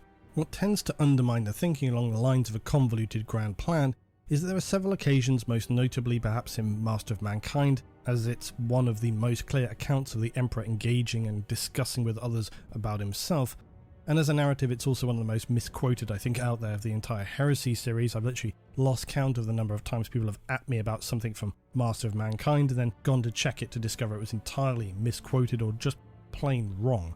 But regardless, the Emperor does, particularly in this story, have a habit of conversing with people around him, telling them things which objectively gain him nothing, other than to present his case as that of a person or figure who is not fully in control and merely attempting to follow his best laid plans, and as and when forced to, react to situations. Despite his foresight, it would seem, he was unable to foresee some critical pathways, which again leads us into other discussion points about the functionality of time and the warp yet again. Often the Emperor seems to actually suggest that people don't have the ability to make decisions. He seems to suggest that decisions are already made and you are just acting this out. He even says so to Malkador, which again comes back to my idea that 40k exists as the eternalist point of view when it comes to time. A counterpoint could be that when you are a thing as complex as the Emperor, it's believable that he would present his manner and approach at all times regardless of whether he was truly sincere or not. Much like a method actor, I suppose. So I don't think the Emperor appearing concerned at how all was not going to plan is necessarily indicative that this wasn't part of his plan, you might say. But it suddenly adds a single weight on the side of the scale that says maybe he didn't actually have an extremely convoluted, vast, grand master plan, but maybe some details we have seen were elements of a broader attempt to hedge bets. But once you start thinking like that, it's where you really start going down into a rabbit hole of what ifs. So, moving on. Now, next is something that I have noted before, but very, very far back on the channel, almost at the beginning of the 40k videos in fact. I always disliked this shaman explanation, but I do admit it has more weight in the actual lore than this concept of the Emperor maybe being not a literal old one, but perhaps some kind of seed laid down by them. Now, as I always say, it's important to be clear about evidence, and this one is very, very much just my own speculative headcanon. I like to imagine it's possible at least that some rogue old one, perhaps who was involved in the creation of a race such as the Eldar, had been living on a planet alone to escape the horrors of the war in heaven, and after a significant amount of time, decided that it needed to do one last thing to attempt to lay revenge upon both the Necron and the Eldar, for that matter, for not preventing their destruction.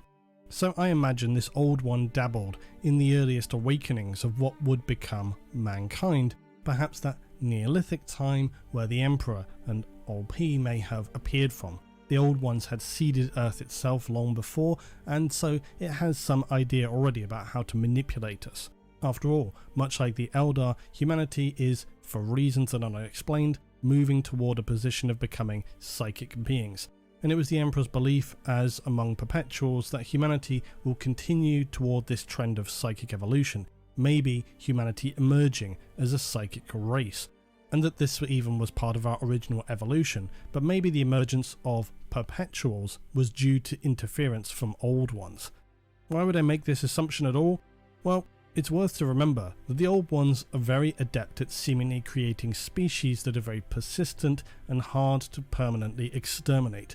The purpose for this was, of course, to give something capable of fighting against the Necron tier, who themselves had found a way to become functionally immortal, remembering that the Necron tier's original goal had been to gain that knowledge of how to be immortal from the old ones. So is it such a leap that the old ones wanted to just use that knowledge in the end by implanting it into humanity?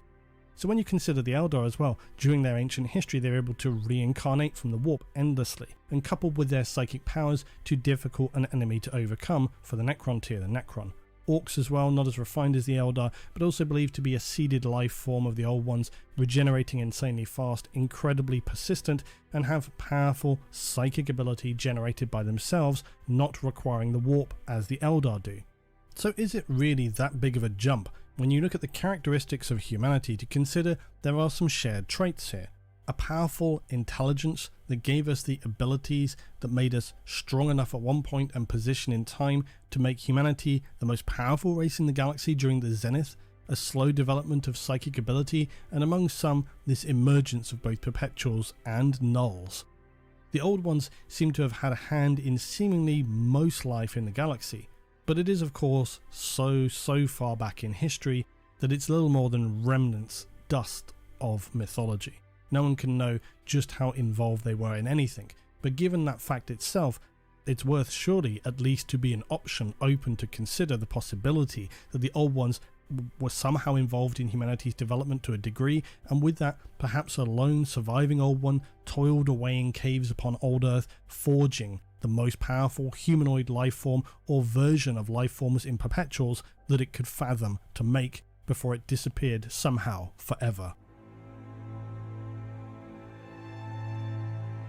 Then to follow on, I guess a fairly straightforward possibility when it comes to the Emperor, as he himself sometimes appears to believe all perpetuals are something akin to what humanity has the potential to become. Not necessarily the immediate next evolutionary state for humanity, perpetuals seem to be either abstractions, mutations, or perhaps leapfrogs in the advanced states of human form. Psychers now more generally seem to be where humanity is trending toward, although not if the Emperor keeps burning through them. The emergence of Psychers has continued unabated though since the Age of Strife, which is around M25 to M30, although very likely they did exist prior to this but were either not so powerful enough or avoided detection, more likely persecuted by other humans as witches and the like. The Emperor has been described by his fellow perpetuals as the most powerful among us, and the reason I'm mentioning this option is that potentially the Emperor is actually more bland in his origin story. Maybe it's not some grand, convoluted shaman plan or meddling ancient beings. Perhaps it literally was just fate and probability at play. The numbers just aligned, and the Emperor was a being produced by stock humanity. Again, the Emperor somewhat describes this himself as he talks to his past and senses his emerging power. He doesn't speak about how he actually came to be, just speaks about being a boy and sort of feeling his power, knowing that he can control others and basically murders somebody. That though could just be his immense latent power blinding himself from knowing just what he was in the beginning. Or if we're going to get more mysterious, maybe he can't remember. Maybe something happened between him and Malcador. Who knows? What helps support this idea though for me is that figure of Ol P, that Solanius person, who is another perpetual who is supposed to be older and been active among humanity far before the Emperor. Ol describes himself as being, by the time of the heresy, somewhere around 45,000 years old, making his birth, or however he came into existence, somewhere around 15,000 BC or 17,000 years BP, if you like. In this time period known as the Magdalenian, prehistoric humans lived around the area of Europe. There's a flourishing of human creativity beyond also pure survival, cave art, decoration of tools, engraving of stones and bones, so the beginnings of human culture. The Emperor, however, has been described as originating somewhere around 8,000 BC, that's 10,000 BP, and we're talking very roughly because specifics are almost pointless here. What is interesting though is that if true, then the fact that Ol P appears to have come into existence some 6,000 or 7,000 years prior to the Emperor, it's certainly suggestive that the Emperor is not the first perpetual. In some respects, this could also assist in adding a weight onto the scales of the shaman story, in the sense that if perpetuals existed for thousands of years already, maybe they were in fact these early shamans who had learned that they were able to reincarnate from the warp, and thus the Emperor is in fact something like a fusion of many perpetual souls from the warp. Hard to fathom, but we're throwing caution to the wind here, and it would help to explain about why he is so much more powerful than others. The more simple bottom line is, maybe it's not so confusing and convoluted. Maybe the Emperor just is what he says on the tin, a leap in human evolution. Perpetuals seem to appear randomly throughout human history. Maybe he just happened to be an exceptionally powerful, random, freakish one for reasons unknown. Simple as that. Although, I hope it's not as simple as that, because that would be incredibly boring and irritating, to be honest. So, it's heresy you're after then. Is the Emperor in actuality a god? You thought that was the heretical part? No, the heretical part is this. What if Malice is the Emperor? Now, for those of you not foaming at the mouth already or convulsing on the floor, there is of course the discussion about, is the Emperor some kind of god? That's been ongoing forever, and it's really something we need to look at in the proper Emperor series, not just this sideshow. But considering the status of Malice in the 40k verse as sort of not really spoken about, but not really discontinued either, it's far more chaotically applicable. Now, I don't really have time to go into the more solid meat of what Malice is and why it is and isn't a thing. So if you want to know the whole story about Malice, just go watch my video about Malice. I've linked it directly below this video in the video notes, and it's also linked at the end of this video. For those who are familiar already with Malice and the fact that despite what some naysayers might tell you, Malice is definitely a thing still in the 40k lore, books referencing it have been republished, and video games featuring the Chaos Force Sons of Malice right to the present. So it's a thing. And just for the sake of saying it, as I've noted before, things not being spoken about in 40k doesn't mean that they're not a thing anymore. There is a big history in the lore of 40k where things do not get spoken about for like a decade and then they just come back again. But Malice is not a chaos god in the more traditional sense. It doesn't appear to have a strong presence in the warp that we're aware of, and it is anathema to the other chaos gods. Interesting, huh? Because what else is anathema to the chaos gods? The Emperor of Man. Malice, unlike the other gods of chaos though, doesn't seek domination. It seeks oblivion in the purest sense. Although Malice is often said to represent chaos in the purest form, anarchy, destruction, and seemingly the doom of the other chaos gods, like many of those, it can represent this in an indirect way, meaning its actions may be in the service of pure chaos, but it may seek to achieve them via a more ordered or convoluted means, even if its followers, like the Sons of Malice themselves, do follow a path of disturbing, mad, mindless destruction. While the Chaos Gods fight amongst themselves, this being generally seen as an eternal struggle, a battle that can never truly be won. Whether they're truly aware of it or not is unknowable, but the Chaos Gods likely can't really defeat the others in this great game. To do so is presumed to then bring about the total implosion and cause some unknowable large-scale incident within the warp to occur. Some speculate this merely would be a reset of a calm state for the warp, But of course it could be far worse. It could simply be the galaxy and beyond tearing itself apart. There's something far greater than the Great Rift tears through the boundaries of real space and the immaterium. What some believe is that the unspoken fifth god Malice pushes back against the other Chaos gods, but in a way that is not sought through selfish lusting for power and domination. Malice seeks only to further division, cause confusion, contradiction, to force others to tear themselves apart through anarchy, vengeance. It seeks total oblivion. Now, I hear those of you standing at the back and shouting Lutin, the Emperor is all about order and control. It's true, of course, the entire thing about the Emperor is that he loves to take away people's chaotic natures and rule over them to a suffocating degree. From the very start, this really, though, didn't happen. It didn't in shades of grey, but every stage of the Emperor's grand plans caused more and more division and destruction. Has the Emperor been playing everybody all along? Not a great crusade, but the great ruse, the great charade. The fact that Malice is always represented as a being of pure malevolence, pure chaos, is perhaps deliberately misdirecting. What Malice seeks to destroy is the other Chaos gods. For one thing, it makes sense that Malice may not wish to reside within the warp as well. After all, it would then be constantly subject to all the horrors and powerful beings that seek its destruction. The Emperor has been trying to disconnect humanity from fueling the gods of the warp. This is his overarching goal, and thus to indirectly destroy Chaos. He may say that it's for the good of humanity, but after all the Emperor's lies and atrocities and contradictions and confusion, do you really believe that? In case you hadn't noticed, humanity ain't been doing too good for the past 10,000 years, and the Emperor sure as hell didn't seem to mind slaughter when it suited him, even before he was trapped on the Golden Throne. He presents himself as a benevolent protector, but whenever you look under the skin, it's a void of darkness and destruction. All who know the Emperor find this terrifying. Many even tried to stop him and failed.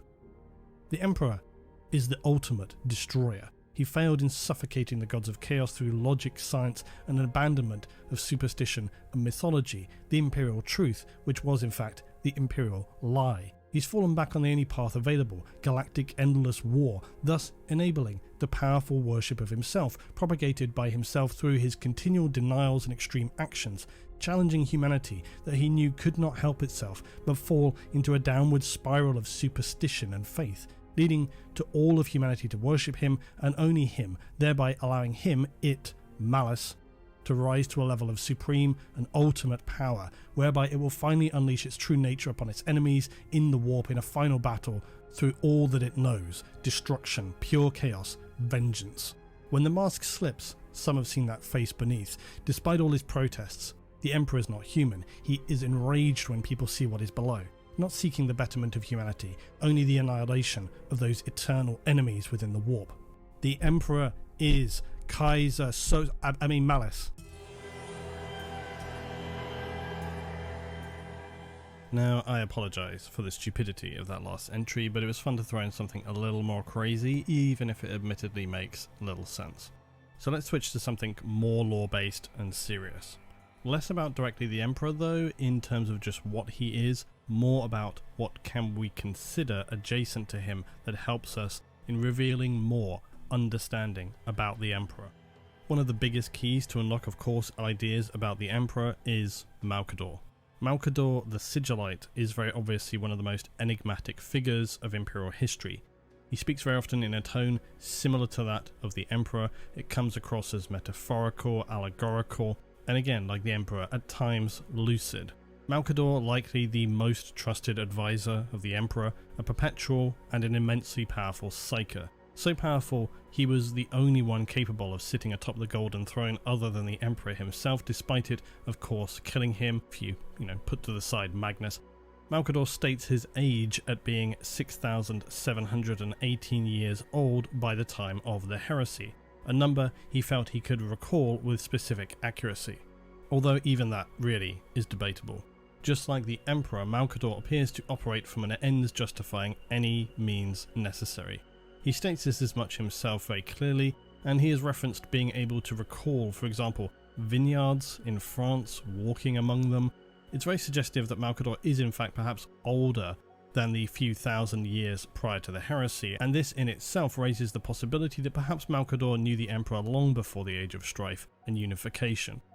Malcador seems certainly to have been present during the dark age of technology and has lived to see humanity fall into oblivion, relatively speaking, since the zenith of human achievement. The question though is, just how does Malcador and the Emperor relate to one another? By the time of the heresy, the Emperor always appears to be in the driving seat with confidence, or at least until you get into the latter stages of the heresy. But whenever we see Malcador and the Emperor either alone or when Malcador reveals tiny slivers of information that of course we can't fully trust, we get a slightly different picture. It always appears as if the Emperor is looking to Malcador for his lead, even though Malcador has said himself that the Emperor was not the Emperor until he met me, and also that Malcador always positions himself, of course, second to the Emperor. Now some assume this means very simplistically that Malcador just met the Emperor and said, hey, have you ever thought about calling yourself the Emperor of Man? It's got a nice ring to it. This to me always seems way too simple and kind of silly. I think there is very clearly a much deeper connection between the Emperor and Malcador because of how closely they connect and share, and seem to be the only two individuals who've got a clue of what all of their grand plans are in the service of.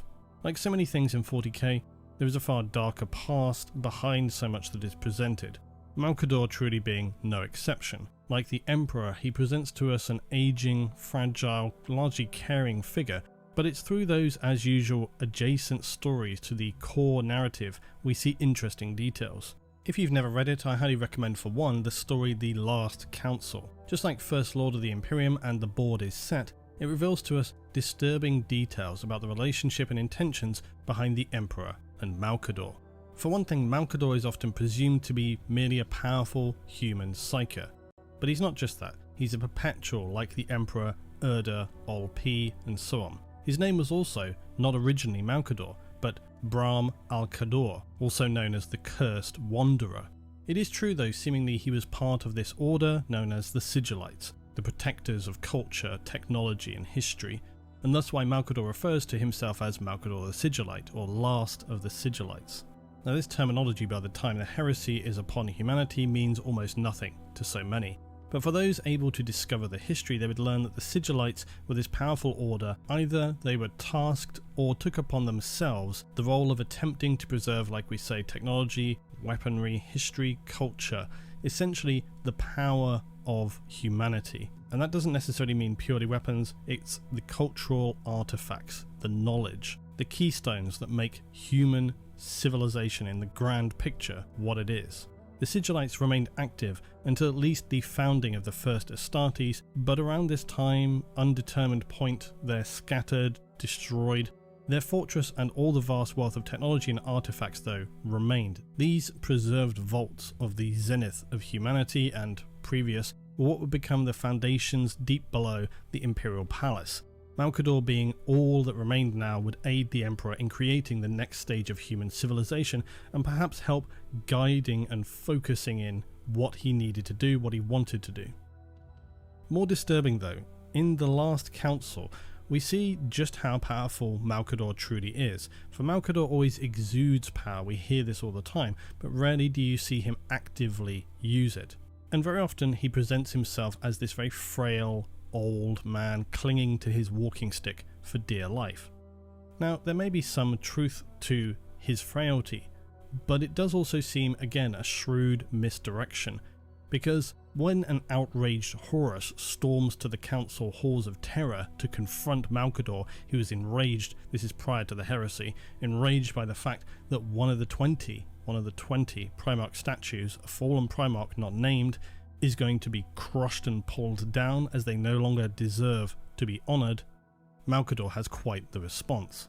Horus, Alpharius and the Khan are confronting Malcador, but the regent tires of Horus, especially when he dares to try and speak the name of this unnamed fallen Primarch.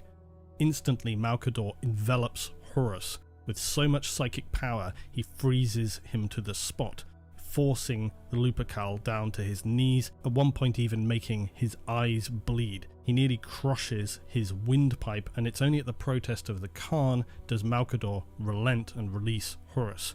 You get the impression that it was very close, and it was only this intervention enough to stop Malcador being consumed by some kind of distant rage beneath him, that he could have crushed Horus that day and ended him right there and then. a very visibly shaken Horus and the other Primarchs leave with all the bluster and wounded pride and ego that you'd expect, exclamations about this not being the end of it all and so forth. But this confrontation is what leads Horus to in part turn even maybe further away from the Emperor. He researches Malcador's past, and the Khan eventually returns to Malcador during the time of the heresy now, explaining that he knows who Malcador truly is, which seems to significantly concern Malcador. He reveals that Horus has learned his name, as we said, is actually Brahm al-Kador, the Cursed Wanderer. Worse, that they have learned that Malcador and the Sigillites during Old Night, the Age of Strife, committed mass-scale atrocities upon humanity, but these are unspecified. The Khan tells that Horus seeks to reveal to all that the Imperial truth was founded on lies from the very beginning, and that the galaxy cannot therefore be justly ruled by our father or any who support it. When all is said and done though, Malcador attributes this to just past mistakes, and essentially says, look, what use is it to worry about these past horrors now? He also dances around the evidence Horus has supposedly seen, and he even implies that he knows precisely what he wanted to leave in existence and what to destroy. He's essentially saying, if Horus has that impression, that's the impression I wanted him to have. And for some reason, this seems to actually appease the Khan. The Sigillites appear to have had the ultimate goal of securing and preserving humanity's culture, and as Malcador puts it, the soul of humanity. Yet the fact that Horus seemed to have found information that points toward Malcador and his order performing horrifying atrocities prior to the unification and construction of the Imperial Palace is quite troubling. Mainly because we tend to see the heresy almost entirely from the perspective of the loyalists. Now what I mean is where it counts, because obviously there's many stories which show us the traitors, their dealings with demons, how they were turned against the Emperor. In First Heretic we get the musings from central figures complaining about the Emperor and so forth. We get these ideas about the primordial truth, and there are revelations about possible futures. It always seems as if more is revealed to us from the loyalist perspective in terms of the really key things which underpin the development of the Imperium, especially as well in terms of human history and what brought Malcador and the Emperor to this point. That's the difference. So when Malcador, for example, in The Sigillite, tours the deepest depths of the Imperial Palace and reveals what I've often hinted at before now, the vault of all human knowledge and history has been long kept. Ancient artifacts, technology and weaponry, seemingly though no STC or AI that were shown to us, but you would imagine that would be a good thing to keep. We're also given a glimpse of where the Primarchs were first conceptualized and experimented with. There's always a sense when it comes to Malcador and the Emperor that things have gone very, very badly wrong though, which does somewhat undermine my common assertion that perhaps the Emperor had this grand plan and that everything is occurring actually as he wished for it to be, including the end of the heresy and him being interred on the Golden Throne. If things are going very, very wrong, that kind of doesn't work. Malcador regularly also comments as much that things aren't really going great. The Emperor as well, and then of course there is the game in the board is set where Malcador plays a projection of the Emperor, and they're playing this game seemingly that they've played many times. It's essentially the Horus Heresy, they're playing out pieces of the Primarchs and so forth. But in the board is set, this game that they've played so many times ends differently, this time with the Emperor in the singular final position before Terra, in the position of the Fool, and he's standing alone against Horus. This is an unusual outcome and remains uncertain, which is troubling for Malcador.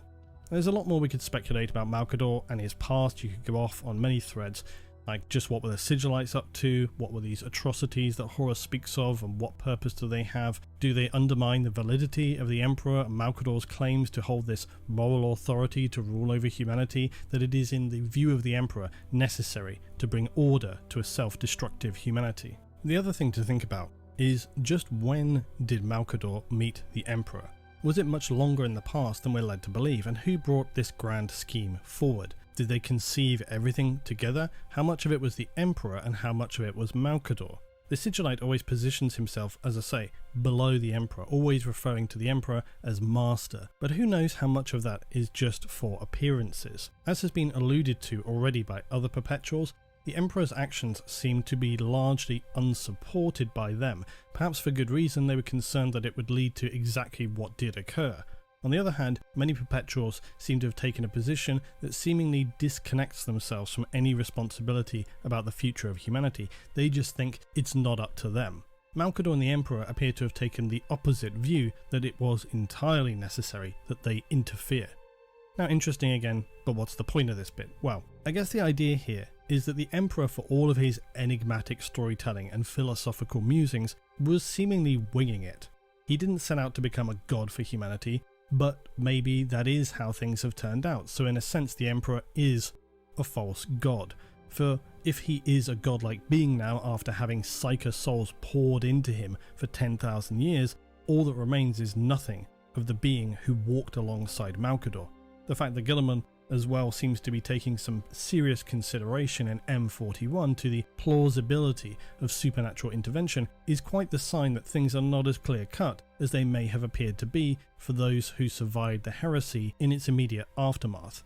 In fact, it's ever more looking like perhaps Lorgar may have been right all along. The Emperor is a riddle wrapped in an enigma, partially deliberately, partially through the obscuring mists of time. There are so many angles to take when evaluating the righteousness of the actions of Malcador and the Emperor. Did they have the right to force humanity down this path? Would it have survived otherwise? Very possibly yes. As I've said, there were some very advanced human civilizations, and were it not for the Emperor, I believe there's a very good possibility that humanity would have developed in this very technological way that the Emperor wanted to, without all of the Primarchs. So instead of saving humanity, I think there's a very good possibility that the Emperor is the cause of the doom of humanity. And as has been noted repeatedly, much of the grandeur and guiding ideologies that the Emperor espoused as being so important are crushed and dismissed at every opportunity along the way, laying out clear moral plans for humanity to be the rulers of their own destiny, but then this is just crushed whenever it is inconvenient. This occurred almost from the outset, as we know in Valdor Birth of the Imperium. This is the enduring and bizarre duality of the figures of the Sigillite and the Emperor. They seem to continually contradict their own choices and actions. On the one hand, benevolent saviours for humanity, on the other, a litany of crimes, evidences demonstrating immoral cruelty, almost sociopathic disregard for human life, rationalising it by an ends justifying the means, balancing of ethics, which reminds you of a few inquisitors. In this regard, I believe we see elements of Malcador shine through from his ancient past, this figure willing to do anything at the cost of anyone to secure his vision, and that may be of his order.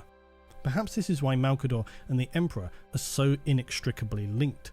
Although they present their master-subordinate relationship, they appear united in their belief in what they wish to see and what they're setting the foundations of. As I say, much like inquisitors who would tolerate any level of broken morality so long as the ultimate goals are fulfilled, the preservation of the human species and the isolation from or destruction of those beings within the warp.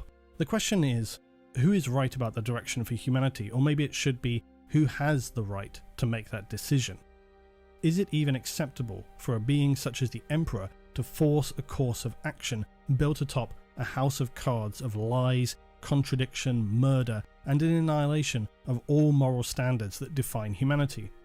Malcador and the Emperor's desperate rationalizations spread so thinly they cannot cover the fact that few, if any, humans really had a choice in what was to come.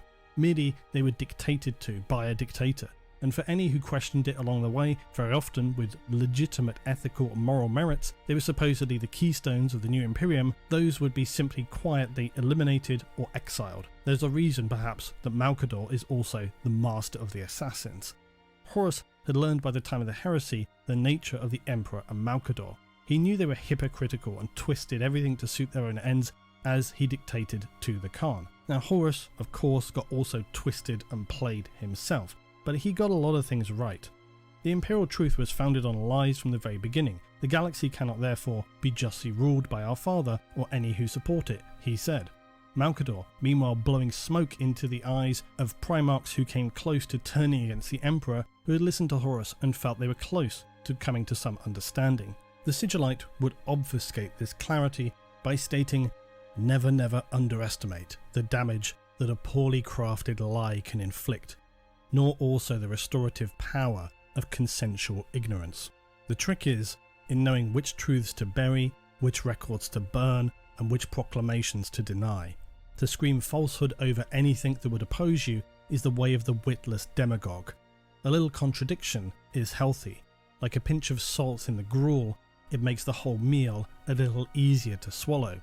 He also states, because I have to be able to believe, when all else is done, that should they so wish, even the greatest monsters of our time can yet be redeemed and forgiven. Now, in that context, we are supposed to perhaps assume that he's speaking about those such as Horus, but I think it equally works in a self-reflective way. Which to you sounds the more believable and the more palatable, Horus's interpretation or the Emperor and Malcador? Now, there are of course many more speculations about the Emperor, origins of the Imperium and characters therein. In fact, I have near enough already to do a follow-up video immediately after this, because whilst I was smashing through this first script and thinking about the possibilities that have pinged in the brain over the years, or the more common ones we've all seen by now, I have, though, no doubt you guys will also want to enthusiastically explain your own ideas in the comments below, so here's an idea. If you do, I maybe can include one or two in the second installment video, so as I always say, drop your thoughts please in the comments. We're talking specifically about speculative origins and or meanings of the Emperor. I hope you enjoyed this adjacent exploration of the Emperor. As always, if you did, please remember to hit the likes for the like god, it helps the channel, and more importantly to appease our Lord and Saviour, the Leviathan algorithm god. So I'll be back soon with an asterisk. As always, appreciate you all. See you in the next one.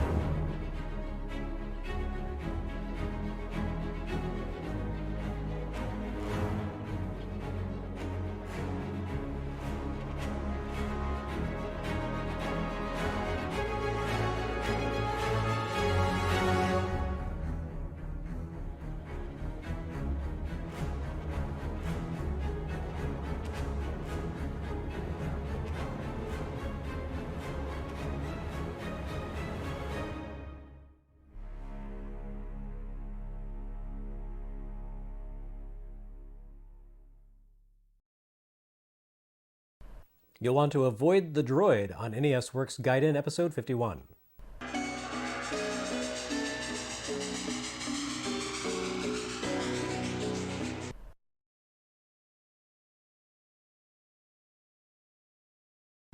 This episode sees 3 games based around the concept of shooting things with robots in space, all of which debuted in the span of about a week in December of 1985. DBSoft's Volgard 2 kicks things off. Not only does Volgard 2 jumpstart this brief robot shooter dalliance, it also cements the unfortunate fact that Famicom's salad days are over. We've seen more and more works of questionable quality pushing in at the edges over the past few months, but here the dam has officially burst. Even more disappointingly, it's not as though this week's tawdry trio comes to us from a new, untested publisher. DBSoft had been around for a few years by this point, publishing games on Japanese home computers like Sharp X1 and NEC's PC-88 range. And they'd even enjoyed a minor hit on Famicom over the summer with Flappy. So there's really no excusing Volgard 2, which, like Flappy, descends from DBSoft's computer heritage. However, where Flappy presented a direct computer-to-console conversion, Volgard 2 dares to be the sequel to a shooter called, yes, Volgard. Volgard belonged to that immense rush of 1984 releases that aimed to capitalize on the transforming mecha and robot craze in Japan. 1984 also saw the debut of the Transformers property, which had reworked Takara's Microman Diaclone toy line for the West. A big part of Transformers' success had to do with its cartoon, which Marvel commissioned its Sunbow Productions animation studio to create. A joint venture between Marvel, Hasbro, and advertising firm Griffin Bacall, Sunbow in turn brought on a variety of Japanese and Korean animation studios including Toei, ACOM, and Anime R. This made Transformers technically anime, and the show's airing in Japan helped bolster a massive wave of transforming robot mania. Heck, Japanese kids would eventually get more Transformer cartoons than we saw in the US. Anyway, this zeitgeist extended way beyond Transformers and into a massive rush of video games that attempted to convert the trends of toys and television into video game form. By this point, Famicom fans already had Jaleco's Formation Z, and SG-1000 owners had Orgus. And PC-88 fans had Volgard, among others, including Game Art's Thexter, which we'll discuss soon enough. All games in which you could control a transforming spaceship. Volgard stood apart from the rest of the transforming robot games of the era by also leaning into shows like Mobile Suit Gundam, Space Runaway Ideon, and Beast King Go Lion, with the inclusion of a component-based mechanic. Rather than simply allowing you to transform your ship at will, Volgard required you to first collect a number of components that would amplify your firepower. Only once you had gathered 2 additional companion devices could you switch Volgard from fighter to robot mode. It's a variant of the concept Nichibutsu explored in Magmax. By all accounts though, the transformation function fell afoul of the usual shenanigans that dog games like this. Your humanoid mech form moves much more slowly than a jet fighter, and in a horizontal shooter, it presents a much larger target profile. So making the transformation bogs down the action, it makes the game way harder. Volgard 2 attempts to streamline the system by only forcing you to acquire a single component before you can effect the transformation instead of 2. It does not, however, make the mech form more useful. Rather than focus on enhancing the playability and appeal of the robot mechanics for Volgard 2, the developers at DB Soft instead integrated a strange and overly complicated energy system into the game. Your ship has 2 energy meters at the top of the screen, and the lengthy energy bar along the top does not represent your life. Instead, you glean that information by peeking at the upper right-hand corner of the screen, where a number rises from 0 to 99 as you take damage. Once it exceeds 99, you explode, regardless of what that long energy bar indicates. The other bar depicts your ship's combat energy, which has the basic function of determining whether or not you can shoot at foes. It also incorporates a bunch of other rules. On a basic level, your ship's energy drains when you shoot, and recovers slightly when you destroy an enemy. However, collecting various items during combat will cause the energy meter to become segmented, which can result in you collecting alternate weapons, and determines the results yielded by the friendly carrier that appears at the top of the screen to dock with you from time to time. I honestly couldn't figure out precisely how this system works, and ultimately, I don't think it matters. It's a grindingly repetitive game in which every level plays the same as the last. About all it has going for it is the novelty of the robot transformation, and the fact that it plays more like Konami's Scramble or Super Cobra than anything else on the system. When you fire at foes, you also launch a bomb forward that can strike ground-based targets. Some terrestrial emplacements will fire at you, but really the air-to-ground strikes are primarily useful for the bonus energy meter refills they provide. You fight through wave after wave of enemy, defeat a boss, and then do the exact same thing all over again. Volgard 2 seemingly has a reputation for becoming impossibly difficult, beginning with level 4, though it reportedly contains something like 24 levels. It's hard to imagine wanting to grind through these same enemy formations dozens of times, but let's not forget that Famicom was primarily targeted to kids who didn't have full-time jobs and usually got stuck playing the one game they had access to. You go to the store and spend your full allowance on the game that has the coolest robot on the cover, and you force yourself to learn to love the lump of mediocrity you've inflicted upon yourself.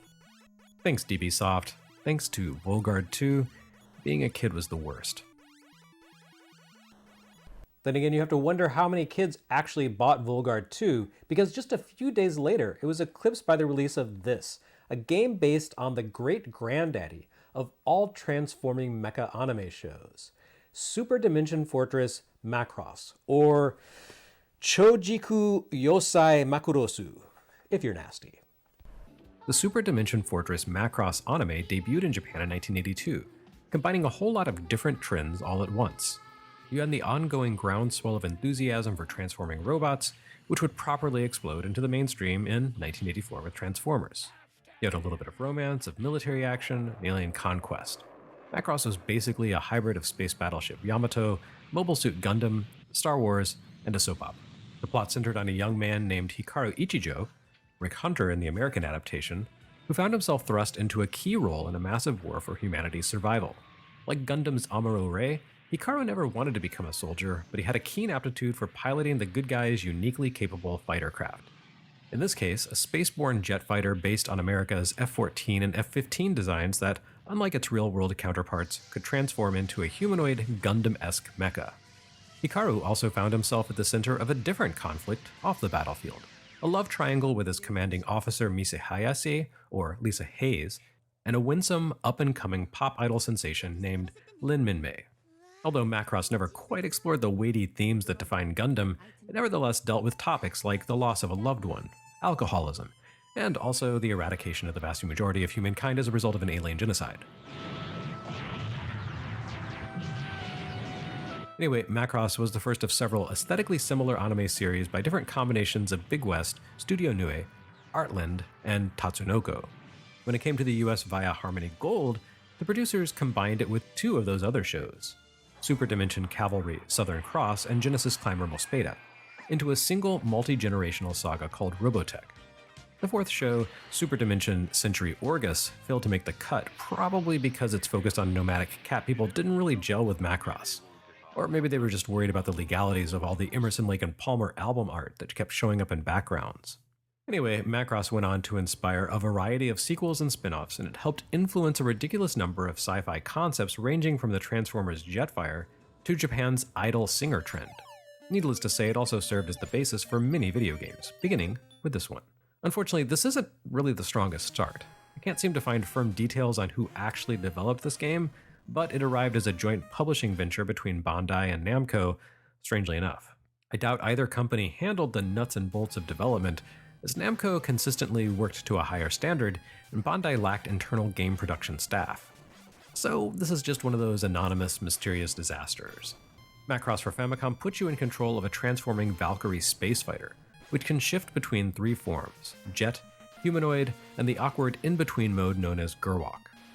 Each of these forms has distinct advantages and disadvantages, but unsurprisingly, you will almost always find yourself sticking to the basic jet mode since it's the closest thing the game can offer to fun. The android mode, per usual, presents a large target that moves slowly, meaning that you'll suffer more damage and end up with a game over whenever you transform. Then again, a game over seems like something of a mercy here. This is very rudimentary, by-the-numbers horizontal shooting. Macross deserves kudos for managing to capture the look of the show about as well as you could expect given the limitations of the hardware, with all the mech recognizably resembling their anime counterparts and a constant burst of explosions detonating in the background. It even has a little Minmay figure who hits a gong to begin each stage, just like in the in-show video game.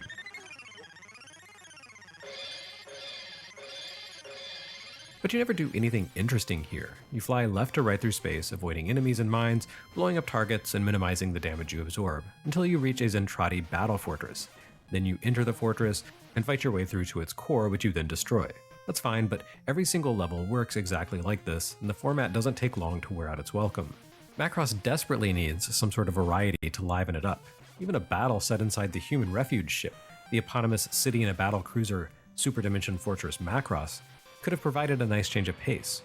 Or even better, sequences where you pilot the Macross itself in combat. Or anything besides the endless repetitive slog of monotony that embodies this game, like all the other shooters in this episode. If you like hitting buttons over and over again, and pointlessly dodging tiny projectiles, maybe you can find some entertainment in Macross. Just don't switch into humanoid form, it's the worst. Thanks Bandai and Namco for sucking the fun out of being a humanoid.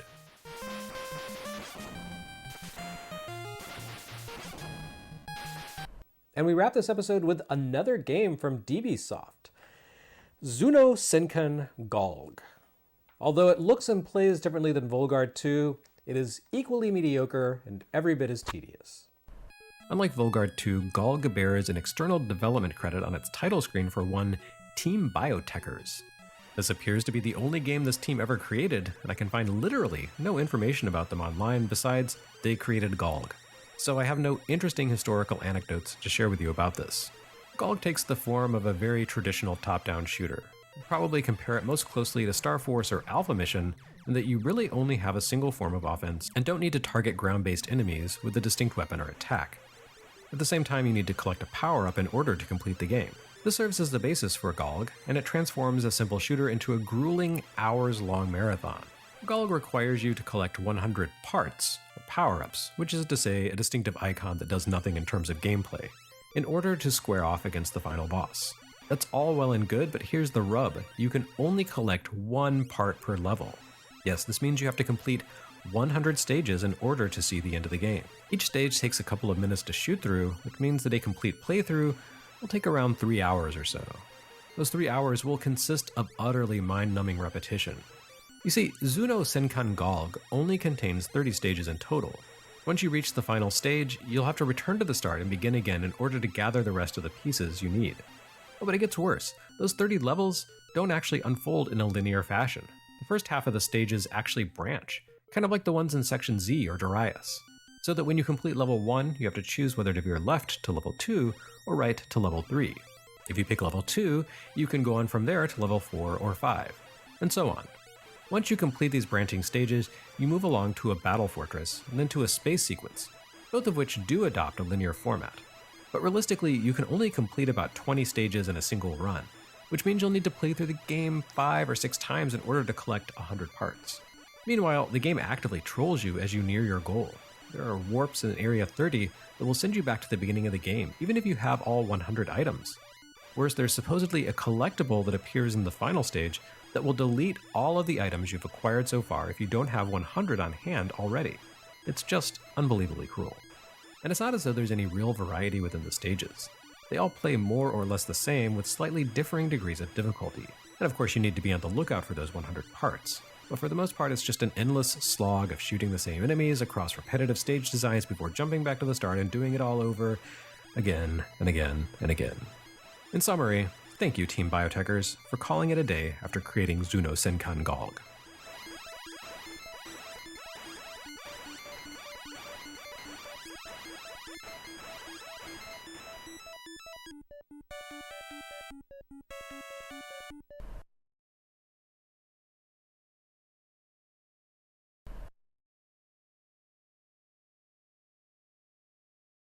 Next time on NES Works Guide In, war. What's it good for? Hey, Vsauce! Michael here. On July 1st of 2015, a long-standing ban was lifted. Visitors were finally allowed to take selfies at the White House. This is the first legal selfie ever taken on a White House tour. But a year before the ban was lifted, in February of 2014, I met with the president and secretly took an illegal selfie while on the toilet in the West Wing. Thanks, Obama. Why am I admitting to this crime now? Well, it's time for the truth.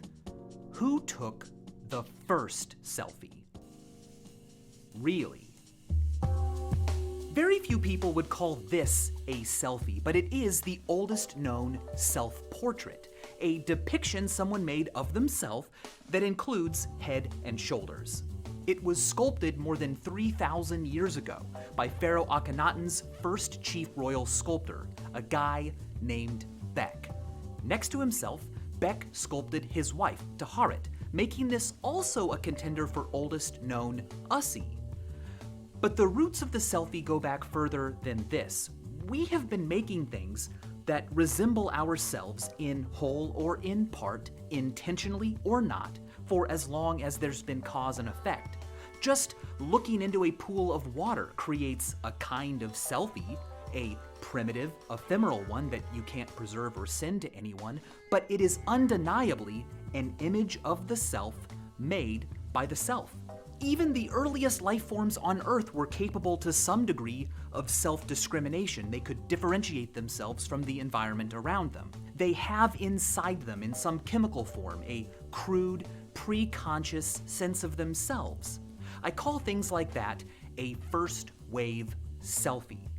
First-wave selfies are unintentional, automatic, or accidental resemblances something makes of itself in whole or in part, like prehistoric human footprints or the mental images animals have of their own bodies. The first big leap in selfie history, the second wave, began with the first intentional depictions of oneself. Second wave selfies include everything from Chauvet Cave's 32,000-year-old hand stencil prints to the paintings of Jan van Eyck and Judith Leister. But in the 19th century, self-depiction changed in another major way. A technology emerged that allowed likenesses of the self to be made faster and with less skill, that seemed more accurate, less mediated, and more indexical than ever before. Photography ushered in the third wave selfie. In the fall of 1839, outside his family's lamp and chandelier store in Philadelphia, 30-year-old Robert Cornelius stood completely still for about 15 minutes in front of a camera he'd built using a modified opera glass and a sheet of silver-plated copper.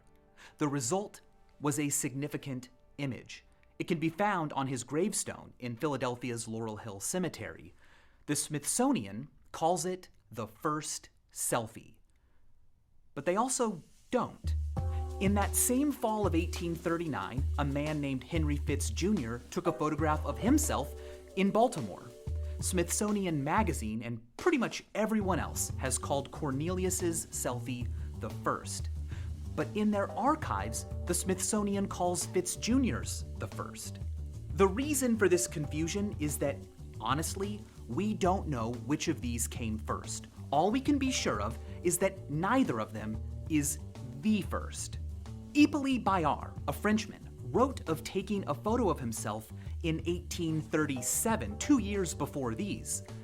But it's been lost. And other, even earlier examples may have been lost as well. Because these are photographs people took of themselves, it's largely uncontroversial to call them selfies. But you know, they're not like selfies.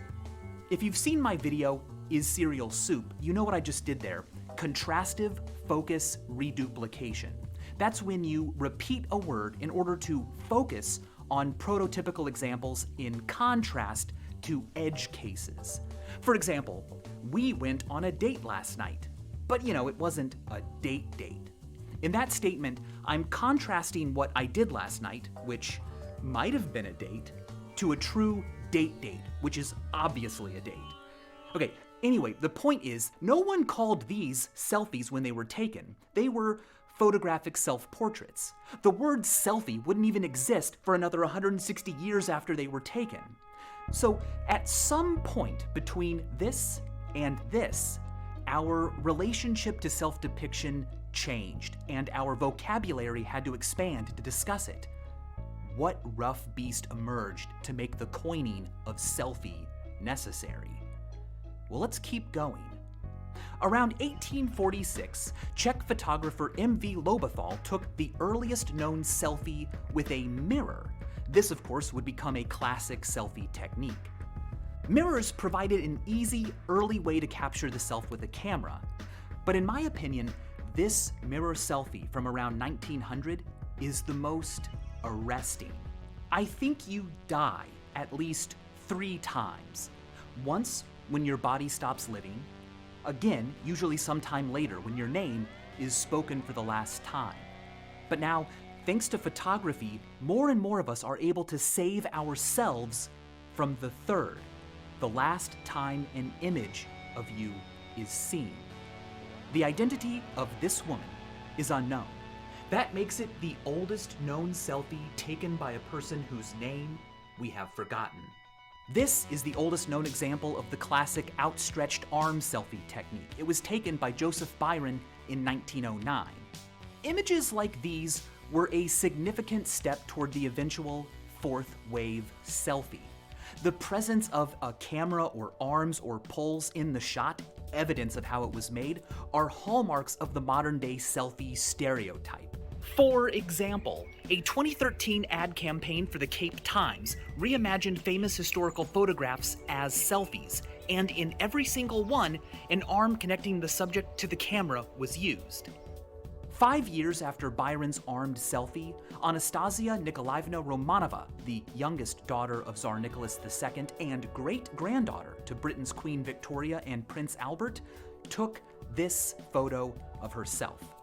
She was 13 years old at the time, so many have claimed it to be the first selfie ever taken by a teenager. But that's not true. In 1852, 61 years earlier, British chemist William Henry Perkin took this photo of himself when he was just 14. However, Even though Anastasia wasn't the first teenager to take a selfie, in another way, she was. Unlike Perkins, whose shot feels like a self-portrait, she took pictures that feel much more like we today would call selfies. The photos she took were personal. She sent them to friends to share her mood and daily life. Here she is posing with fake novelty teeth in 1915 or 16. 4 years after taking this famous selfie, her camera was confiscated. And not long after, Bolshevik revolutionaries executed her and her entire family together in a basement. Conclusive evidence of her death in 1918 wasn't uncovered until 2007. Although her work was cut short, she pioneered the use of photography as a social behavior, as a way to communicate, not just commemorate. She has been called the Kardashian of her day, but despite her influence, she was more of a trendsetter for hairstyles than photography. She didn't usher in a worldwide shift in behavior where young people everywhere started taking selfies. Camera manufacturers didn't rush to make self-portraiture easier, and articles weren't written about how great or how scary it was that young people were taking pictures of themselves. Though the modern-day selfie still wasn't born, it continued to gestate and kick within the womb. One such kick was the use of sticks and poles to activate a camera's shutter. In 1925, newlyweds Arnold and Helen Hogg used a long pole to take this Jolly picture. Johnny just In subscribed. 1934, Helmer Larsen used a fallen tree branch to snap this selfie with his wife Naomi in Sweden. On Reddit, Chooch37 shared his grandfather using a selfie stick in the late 1940s. Here's one from 1957. And going back to 1920, here's Joseph Byron taking a handheld photograph with others. I mention this image because a second camera captured how it was taken, giving us an early depiction of what is now the recognizable human selfie pose. Now, what I think makes this image so significant is that it's another early taste of the selfie as we know it today. As Jens Ruschitz pointed out in Exploring the Selfie, if you Google self-portrait, you get a lot of self-portraits. There's only one image that shows someone making a self-portrait, Norman Rockwell's famous triple self-portrait. But if you Google selfie, a lot of what you get aren't selfies. They're pictures of people taking selfies. For the selfie as we know it today, the pose of taking one is just as, if not more, salient than the actual result. Blogs and articles containing outrage over people taking selfies in inappropriate places or when they should be behaving differently rarely complain about the actual images. They dislike the performance. In 2015, Joanne Paterna-Patena published a book of pictures of people taking selfies from which she had removed the environment, giving us what feel like selfie poses preserved in specimen jars. The idea that those taking photos can be a nuisance didn't begin with selfies. Far from it. There's a long tradition of photographers, especially tourists, raising eyebrows for being annoying, centering themselves over the location, and being predictably herd-like. For example, the Pisa pushers found in Italy. The modern-day selfie that was to come, however, makes a person look like a tourist everywhere they go. Not because everything suddenly became a landmark, but because people have always loved looking at themselves. And as cameras became smaller and easier to handle, it was inevitable that people would start snapping more self-portraits. Vivian Dorothy Meyer took really cool mirror selfies in the 1950s and 60s, but she kept them to herself. Her selfies were unknown and unpublished during her lifetime. A couple of years before her death, she failed to make payments on a storage unit she rented, and her works were auctioned off. 6 months after her death in 2009, a collector who had acquired them uploaded her images to Flickr, and they went viral, inspiring exhibitions, a documentary. A road in Paris was even named after her. The popularization of instant cameras in the 60s and 70s made taking selfies physically and mentally easier. You didn't need to know how to develop the film yourself or feel self-conscious turning in selfies to be developed. But instant cameras with mirrors on the front didn't come around until decades later. Selfies still hadn't reached a tipping point. In 1969, Michael Collins took the first reverse selfie, a photograph that contains everyone but yourself. Neil Armstrong and Buzz Aldrin are in this lander right here, and every human, living or dead at that time, is on this ball of rock. Only Collins himself, behind the lens, is absent.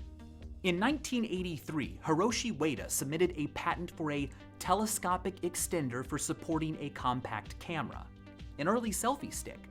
And 2 years prior, Lester Wisbrod started what was to become a personal tradition, using his new autofocusing compact camera to snap selfies with famous people. Wisbrod was the pioneer of the celebrity selfie. Still though, no one was using the word selfie. Selfies hadn't become a thing yet. But then, something happened in Japan. In 1995, 19-year-old Toshikawa Hiromi, known as HiroMix, was nominated for the New Cosmos of Photography Award by world-renowned photographer Nobuyoshi Araki. She submitted a portfolio of snapshots she'd taken of her daily life, and she won the grand prize. There was already a unique culture of photo diary and photo booth use among young people in Japan, but HiroMix's sudden fame amongst teenagers and the educated elite made the practice a thing. Suddenly, young people all over Japan wanted to be like her. The New York Times called it HiroMix syndrome. Increased demand for cameras that made self-portraiture and proto-Instagramming easier led camera manufacturers to speed up the release of features that served immediate, frequent photography. HiroMix took a lot of photos, tens of thousands, and her work generated polarized reactions. Some critics adored her, while others found it all baffling. Now, by the time selfies were called selfies, the same debate was started again. But it was about the behavior HiroMix had brought into focus more than a decade before. It's hard to say who took the first selfie, but in my opinion, HiroMix took the first selfie. Her work hastened and christened the arrival of the fourth wave selfie, the selfie as we know it today. Now, if it hadn't been her, it would have been someone else. People love looking at themselves, and it was becoming easier and easier to do so. But HiroMix popularized taking pictures of yourself as a social sharing activity, more akin to speaking than remembering, less a memory than a message. Nowhere is this more clear than in the story of the first camera phone picture. On June 11th, 1997, while his wife was in labor, Philippe Kahn jury-rigged together a makeshift system involving his StarTAC flip phone, a Casio QV, and a Toshiba laptop. When his daughter was born, he took a photo with the camera and used the laptop and phone connection to immediately email the image to more than 2,000 people. Social media is strongly associated with the fourth wave selfie, but as we've seen, it wasn't its origin. Instead, social media was simply a mouth that showed up later and demanded to be fed them. Online, we have no bodies. We can't just walk in and be seen. We have to upload images of our bodies for them to be there. Selfies are an easy solution because they don't require other people's help. But on top of that, there's a sense in which a photo of yourself taken by someone else is that person's point of view. It's their story. But a selfie? Well, a selfie's point of view doesn't belong to another person. When I look at a selfie of you, I'm not a third observer looking at you through someone else's eyes. It's just me looking at you. Selfies allow us to be online firsthand, not secondhand. In the same way that brown bears who migrated to the cold lands of the north evolved pale guard hairs and became polar bears, as humans migrated into the cold lands of the screen, they evolved selfies. By 2006, everyone knew that something was happening. The New York Times published an article that year about how young people were suddenly taking a lot of photos of themselves. Was it weird? What did it mean? Not once in the article is the word selfie used. But it could have been, because sometime between 1995 and 2006, the word selfie was born. Selfie with a Y had been a word since the 1600s. It meant self-centered or selfish. But selfie with an IE is new. The earliest recorded usage of it is from a September 13th, 2002 post on Dr. Carl's self-serve science forum. Australian Nathan Hope uploaded an image he took of how busted up his lip had gotten, and he wrote, "Sorry about the focus, it was a selfie."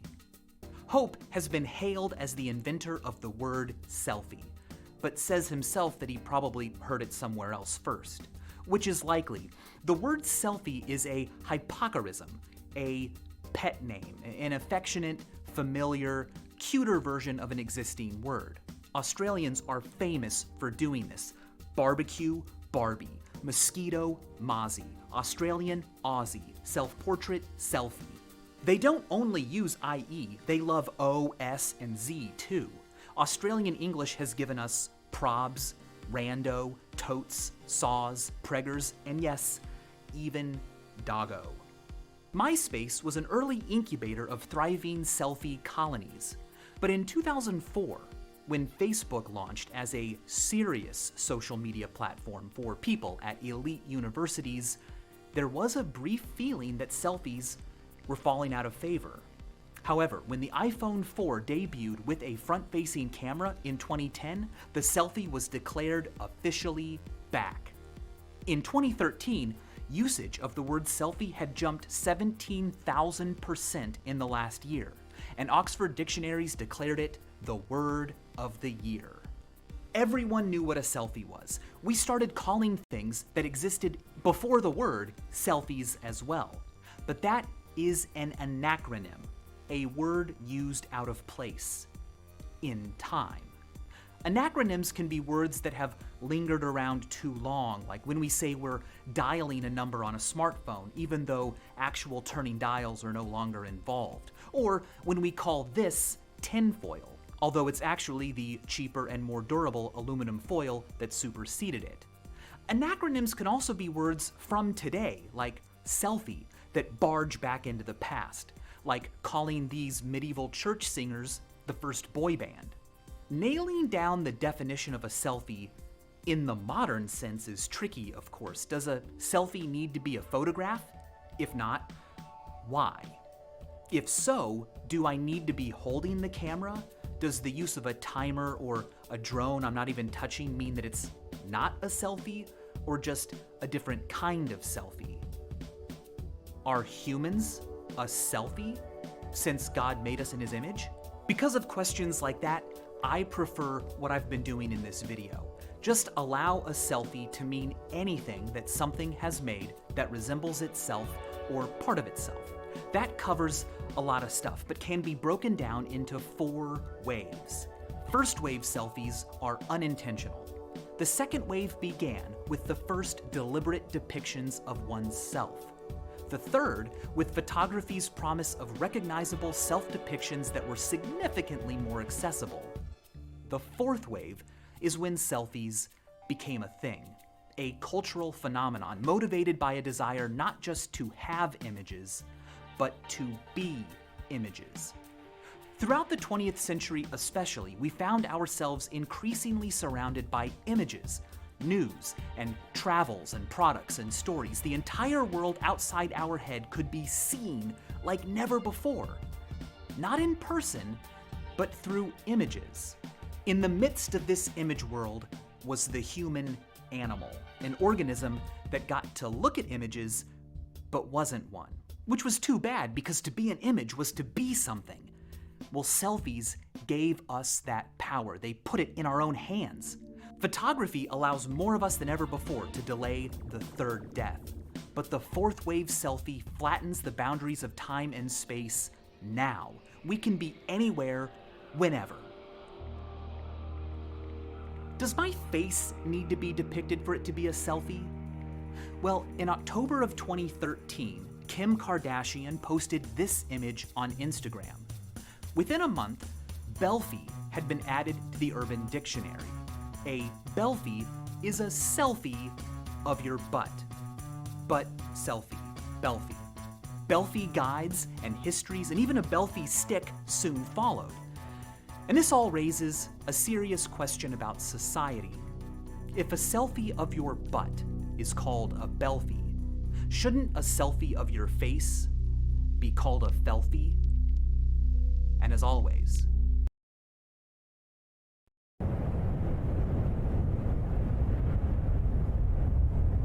my cats could do algebra. Yogurt couldn't do algebra. If cats could do math, your cats, Waylon specifically, could not. Yogurt could do algebra. I don't want to hear any more about yogurt. You turned my cats against me. Don't you turn against me. I'm not saying that cats can do math. If they could, mine would be able to do math Yogurt and then... could definitely do math. You turned her against me! You have turned her against yourself. You will not turn her against me! Your anger and your lust for power have already turned her against you. Whatever, fuck you, who cares? You stupid old piece of shit. Fuck you, I hate you. I have brought peace, freedom, justice, and security to my new funhouse. Your new funhouse? Don't make me kill you. Democracy, Patrick. I will do what I must. You will try.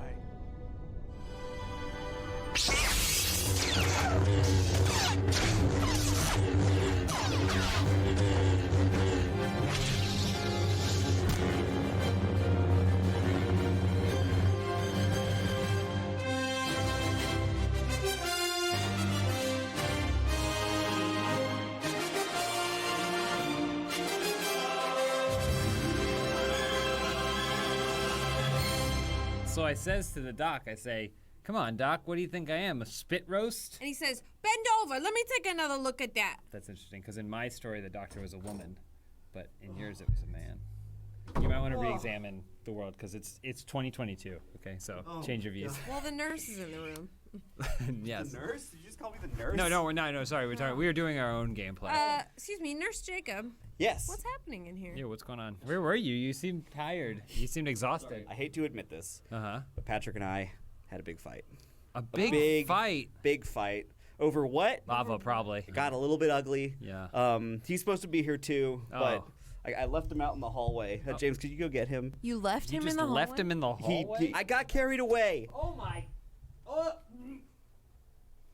What did you do to him? We had a fight, and I got carried away. Here he comes. He stinks.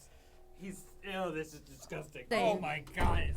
You smell like sulfur, like Mustafar, because that's where we were. Oh, I The got way hurt that real you're bad. sitting, you can't even see the bit that you wanted to do. That's true. There it There is. you go. See plenty of this though. It smelled like burnt hair. Do you have hairy legs or something that you're... I used to. I'm sorry, Patrick. I didn't really know how far I was going to go I with thought that. we were just playing. We were initially, but things just got out of And hand. you went way too far. Didn't you have like a safe word or anything? We did. It was you turned her against me. Yeah. And I said it like 9 times. I thought you were saying the quote, so I kept going. Jacob only won because he had a weed gummy beforehand. Uh-huh. It allowed him to get the high ground. I brought us all back together. Yeah. Just like when we did the first Star Boys a long time ago in a galaxy far, far away.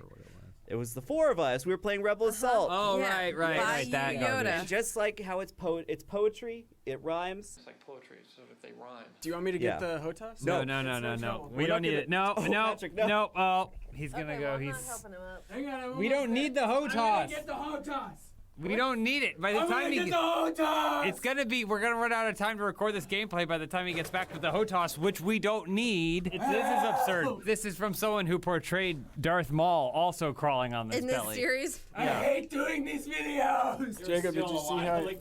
Did you see how I did the "I hate you" quote? You did it great. You did a great job. I'm glad that we reconciled our differences. What are we playing? Oh, yeah, wait. We're playing Battlefront 3. Wait. Hold on. Battlefront 3? No way. Battlefront 3, That's James. not possible. There is no Battlefront 3. No way, does not exist. Yes! The Force does mysterious things. No! It's a mod. Fans made a mod for Battlefront 3. So I'm just gonna, But it was like a game that was made and then just never finished. So you're saying a bunch of people got together and just made a barely updated mod of an old game? What are those fans' names? EA? Yes! Look, all of our favorite locations, Lindsay, like Lucra Hulk and Space Demo. Coruscant. Oh, Coruscant. You know what Coruscant I know what is. Coruscant is. I'm from there. Vajun, that's like Darth Vader's fortress planet. Let's just do Coruscant. Kato. Oh, who should I play as? Look at all these characters. I'll just be a clone trooper. Look at these graphics. I know. Playing Look as at that. bots. Whoa, it's Coruscant. Oh no! Whoa! My brother! He didn't Wilhelm scream though. the Howie scream is the better of the. Well, they novelty can't screams. have the Howie scream in Star Wars because it sounds like a TIE fighter. It is a tough. Yeah, exactly.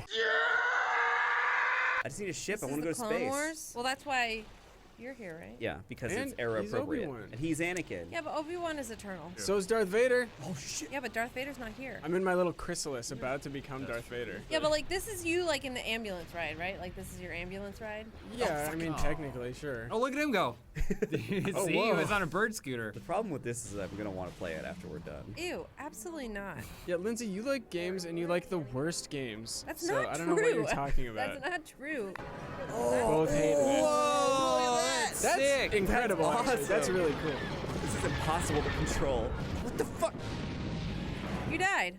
Damn it! All right, here we go. Get him. Ooh.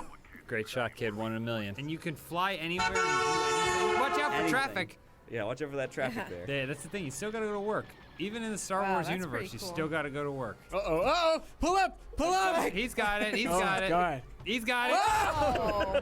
No! Oh, gravity. That's what happens. Damn it. Lindsay, what did some of your cool Hayden Christensen gifts say? He's a hot commodity, that When Hayden. I was Yes, in I high am. school. When I was in high school. I had a Not for photo me. bucket, and it was full of Hayden Christensen gifts. Okay, this one just says Vader. Good versus evil, the ultimate battle begins. He was a pupil of mine. You read them so small. Where's the bad guy ships? Oh, there. There's one right in front of me. You got to get in there and Oh, sabotage. I got him! I got him! Sabotage. Oh, I got You that got one two. too! All right, go sabotage. Okay. Darker side of things. Whoa. Is that what, like his taint? This one says a hero falls. Oh, look, now this is pod racing. Wow. You got this, Jacob. Come on. Oh! Shoot it. Take that. Oh, you taking big damage. Take Go. this. No, you're going to Wow, die. it's And not- this. yeah, Ah! Is Hayden Christensen still working? Yeah, he was in Star Wars. I know, but like other than that, I watched Jumper recently. I watched it in 3 sittings. Jumper 2. Jumper 2. Jumper 2, triple jump. I mean, I'd love to see that movie. Of course. skipped right over double jump. Kristen Stewart's in Jumper. She's in it for like a second. Mace Windu's in that movie too. It's iconic. Sabotage. Sabotage. That's his critical spot right there on the butt. AAT. Oh, it's confused. Armored assault transport. Oh, you got to move. Oh, wow. Now, did George name everything? Oh, of course. What? Yeah. Yeah. And Stuff then he we'll didn't, call right? the next one Ray. He wrote every Lightsaber. word. Her name's Ray Lightsaber. Finn Wolfhard is Yeah. another one of them. Oscar Isaac. Arkscar Isaac.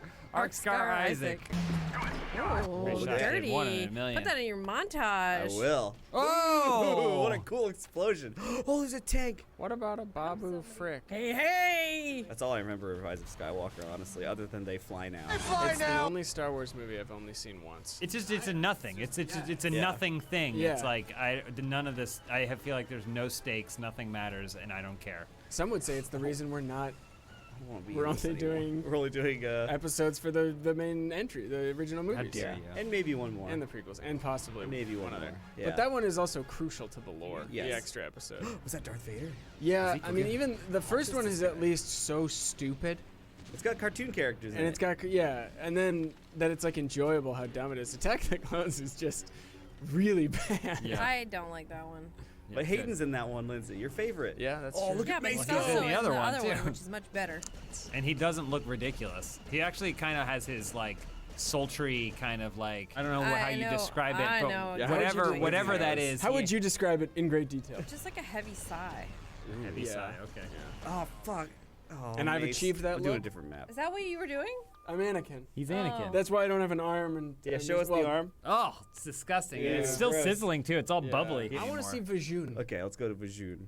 Clone Wars, let's What keep is Galactic Vijun? Civil In the War. context of Star Wars, what's Vijun? It's where Vader's castle In the is. context- It's where the Skywalker twins came from. Castle. Natalie Portman's Padme's Vijun. Vijun. Anakin, my Vijun.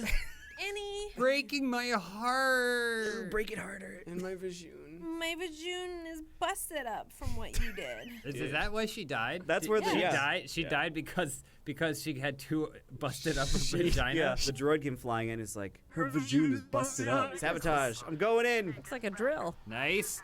Whoa. Oh wow. Oh, Almost landed. straight through. Oh, I immediately want to get in a B-wing though. Jacob, Okay, fine. I'll resist. sabotage. Oh, All right, look at Do I this. shoot this? Yeah, take out the reactor. Whoa! Watch out! Oh shit! Yep. Why is it so bright? This is J.J. Abrams' version of Battlefront. Oh, The wow. lens I flares know, everywhere. my God.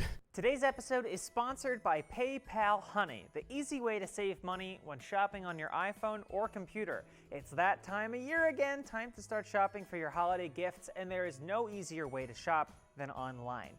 You find what you're looking for, press a few buttons, and suddenly you're ready to be Santa. But you know what isn't fun and easy? Finding promo codes that save you money on your holiday wish list. Thanks to PayPal Honey, manually searching for coupon codes is a thing of the past. PayPal Honey is the free shopping tool that scours the internet for promo codes and applies the best one it finds to your cart.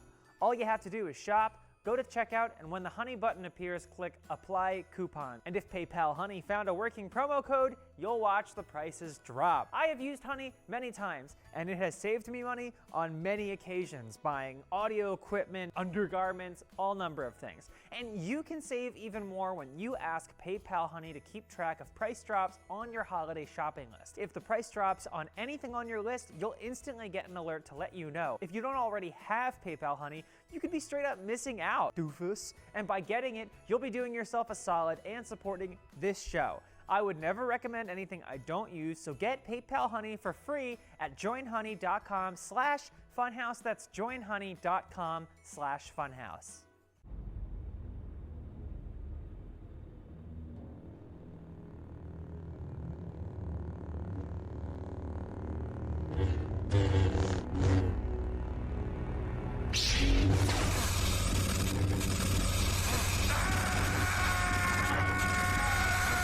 B-wings are my favorite.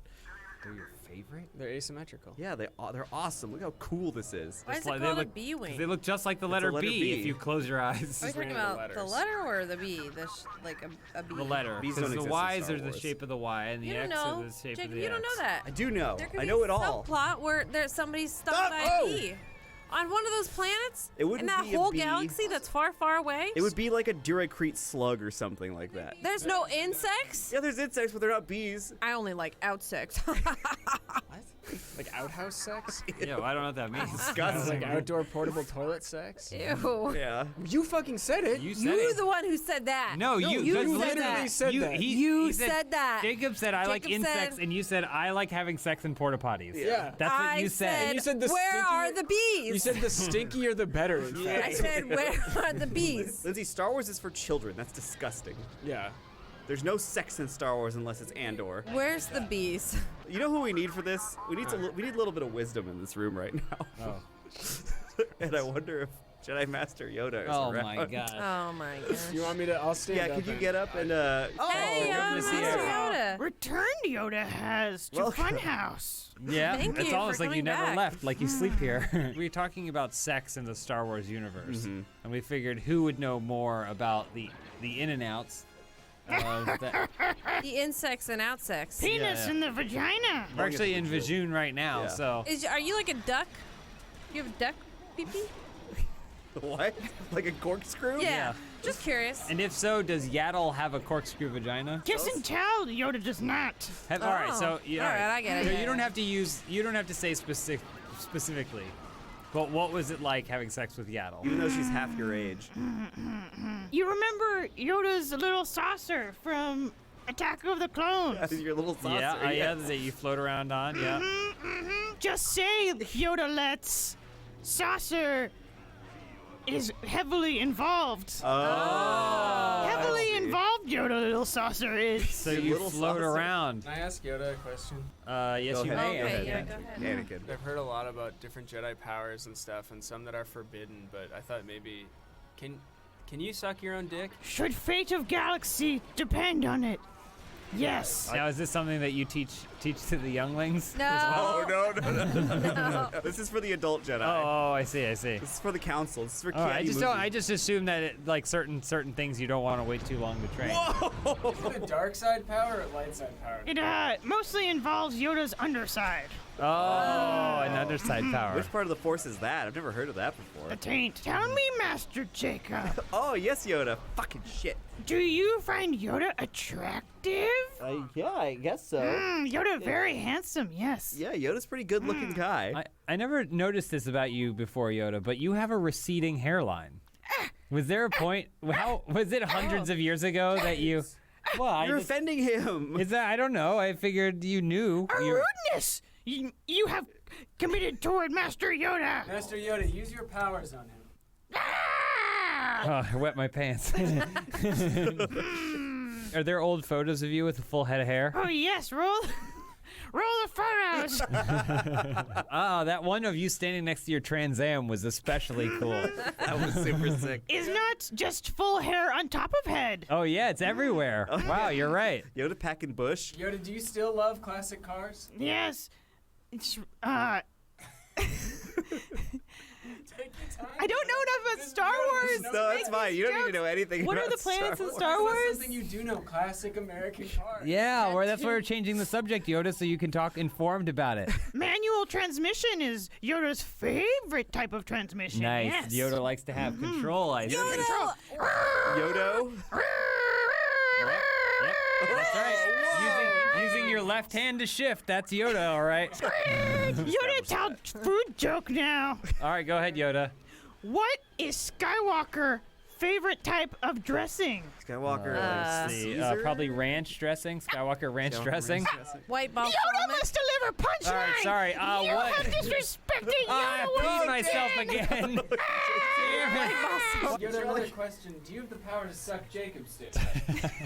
And if so, is it possible to learn this power? Maybe. Only in most dire times, if Yoda and Master Jacob find themselves in difficult position and required of escape, would Yoda suck Master Jacob's dick? Yoda, what have I told you that former friends and allies, Jacob and Patrick, we had a fight. They had a fight just earlier, and Yeah. they came to blows, and as you can see, Patrick is pretty battle damaged. I don't have any legs. I'm missing. He's missing an arm. Do you feel like, as two Jedis, to repair their relationship, the only thing that they could do would be to provide fellatio on each other? Or on you, Master Yoda. Or should Master Yoda's wisdom. should they come together to suck your wisdom? I think Patrick and Yoda need to have a moment first. Because you turn to the dark side, Patrick. Yoda said the only way you can get back from the dark side is to suck his dick. Yeah, look, see, Yoda agrees. Yoda thinks so. I'll try anything. Yeah, I mean, I think you know, go ahead and get down on whatever, get down on whatever's left of your knees. I can't get down. I have to be proud. All right, I'll help. All right, let's get you right over there. Uh-huh. All right, go ahead and open up, Yoda. I don't want to be part of this. Open up, Yoda. Okay, well, we're not going to do that. We're not going to do that to Anakin. I'm trying to think of another Star Wars joke that Yoda can make. Yeah, keep thinking, Yoda. I still want to see Jacob suck Yoda's dick. Another joke from Master Yoda. All right. Okay. See, you will laugh. You want me to guess the punchline or? No, never mind, Yoda. Which Star Wars character favorite place Hawaii? I don't know, Yoda. Which Star Wars character favorite place? Princess Leia. I gotcha. think I get it. Kind of get it. Leia. You laugh now from Mr. Yoda. Okay. Ha ha ha ha ha ha ha. I miss the Yoda from the beginning when we first meet Yoda on Dagobah. That was a playful version of Yoda. Yoda's crazy so Yoda? serious. Do you feel like you had to be more serious than you would have liked to? Yes, Master James. Not a day go by that Master Yoda don't miss. Never mind. That version of Master Yoda. Your mama's so fat. She went. Never mind. No, I want to hear it. Your mama's so fat. She weigh a tauntaun.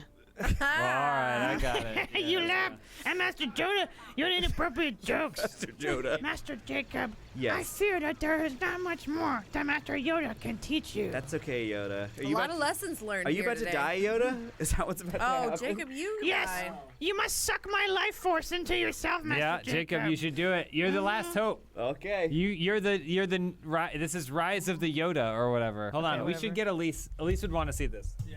Right. So here's the thing. Yoda is gonna let Jacob suck it. Yoda's dying, so we're gonna have Jacob, you're gonna suck Yoda's life force out. Out of which part? Out of his cock. Jacob, this is your chance to become a true Jedi Master. It's supposed to feel. It's not supposed to be easy. It's not supposed to be easy. It's not supposed to be easy. You're killing him.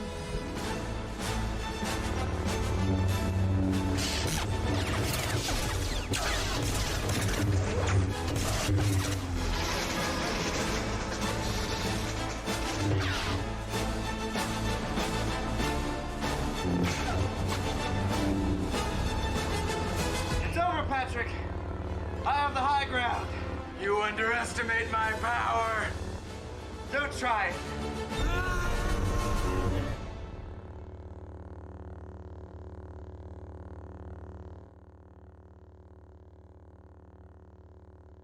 Hello there. Oh! Yogurt could never add or subtract or multiply or divide. But Waylon wouldn't be able to do it. Yogurt could. Yogurt could not do algebra. I don't understand why She you're getting couldn't so do algebra. Okay, God, but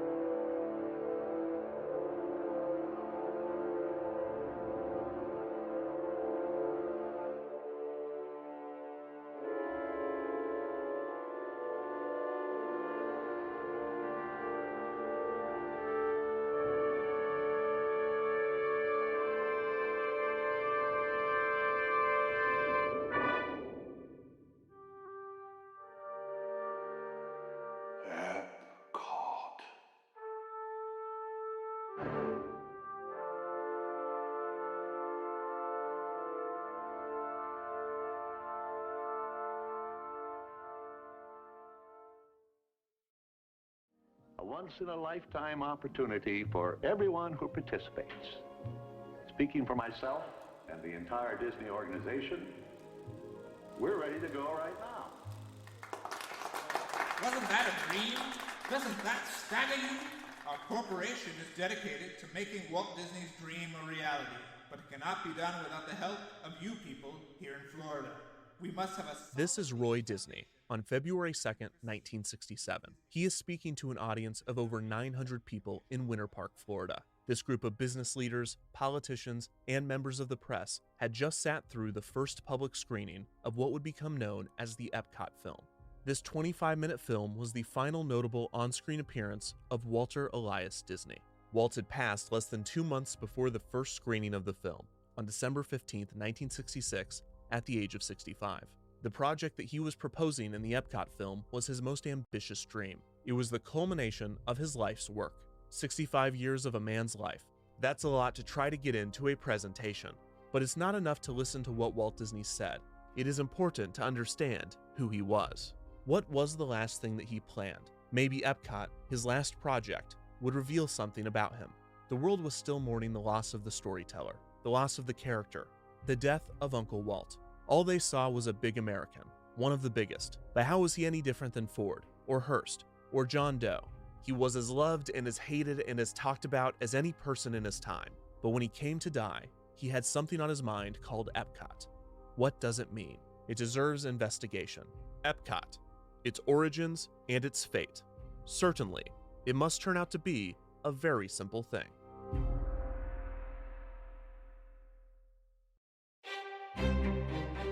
For most of its development, Walt's Epcot project was top secret, with only a select few people within Walt Disney Productions aware of its existence. One of these people was Harrison Buzz Price. Price first met Walt Disney in 1953, when Price was employed at the Stanford Research Institute, an economic development research firm. Price conducted the initial feasibility study for Walt's amusement park concept, Disneyland, and Walt and Price maintained a great working relationship throughout the process. This was largely due to the way in which Price communicated with Walt about his ideas. Price quickly learned that Walt hated to be told no. Many of Walt's ideas were risky, and some saw them as ridiculous and impossible. His older brother Roy, who was in charge of the company's finances, was often put in the position of pushing back on Walt's ambition, which put a constant strain on their relationship. Price knew to always say yes to Walt's ideas first before diving into the project's constraints. This simple yet ingenious strategy led to a partnership between the two that would last over a decade, and any time Walt was considering a new construction project, he would call upon Price to do a feasibility study. In 1957, 2 years after Disneyland opened, Walt hired Price to do a study for a new project that he was calling the City of the Arts, or 7 Arts City.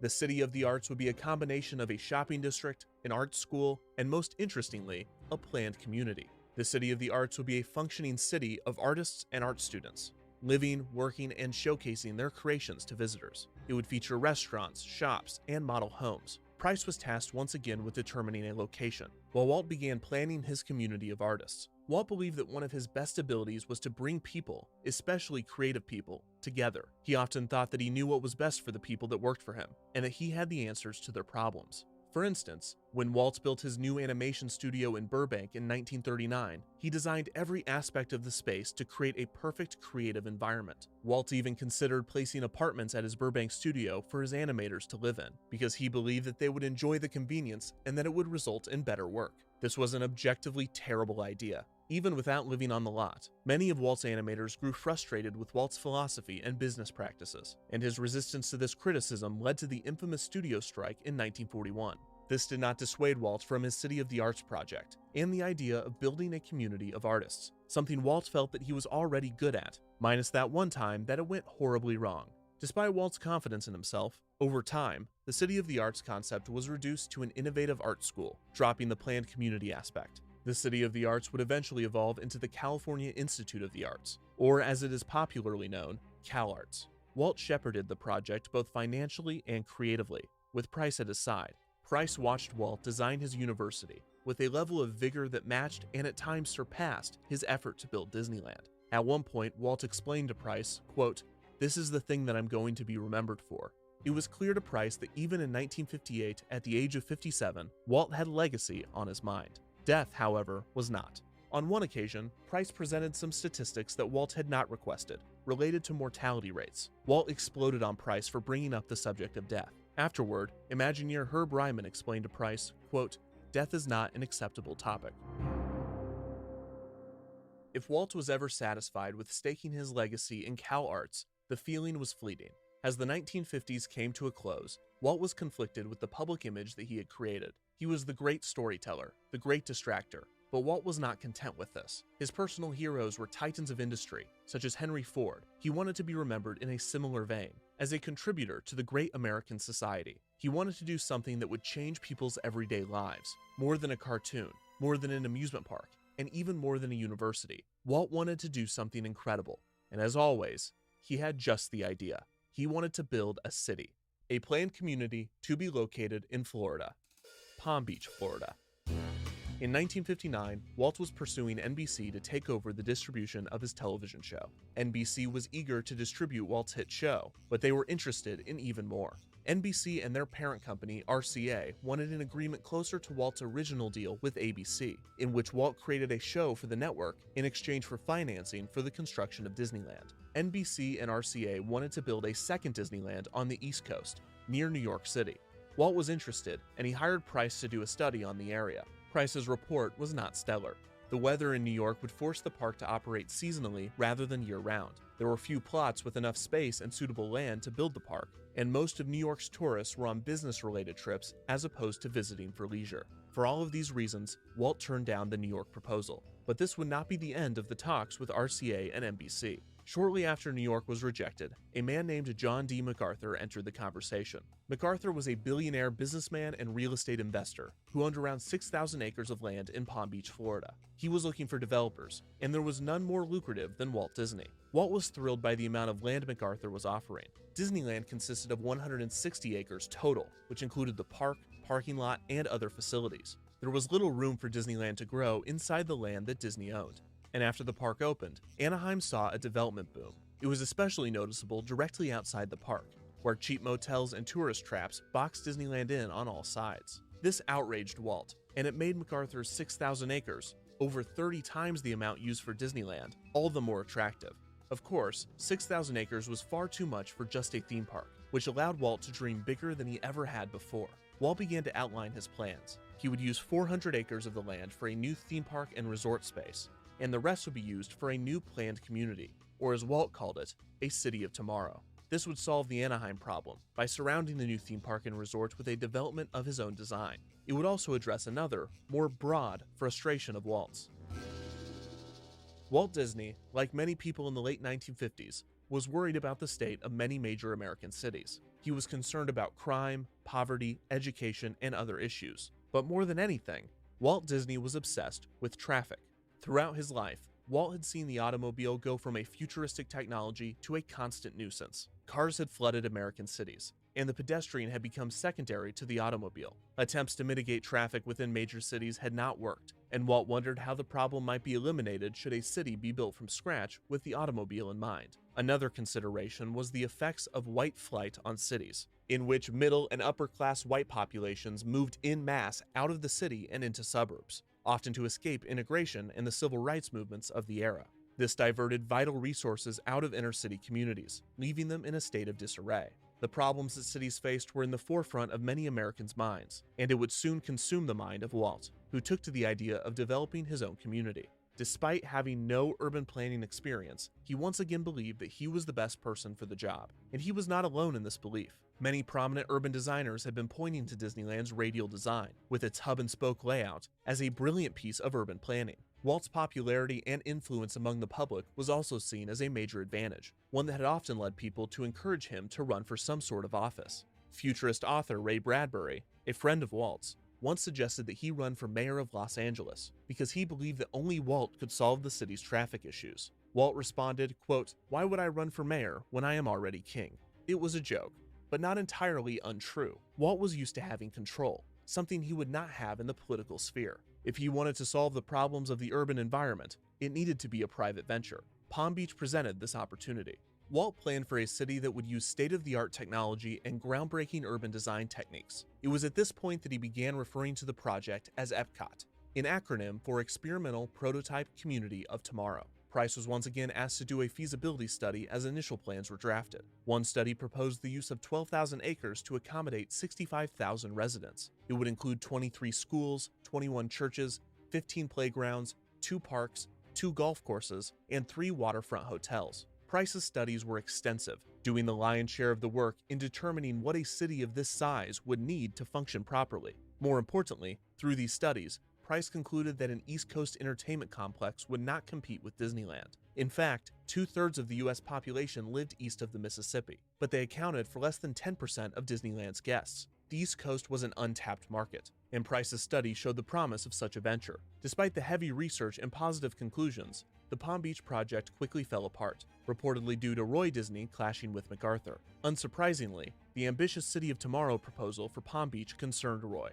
and the deal fell through. But now Walt wanted to build a city, and there was nothing that could stop the idea from growing in his mind. By 1960, with the Palm Beach plans abandoned, Walt was beginning the early stages of work on pavilions for the 1964 New York World's Fair, another major step toward Epcot. While the East was an untapped market, it was unclear if the population was open to being tapped by Walt Disney.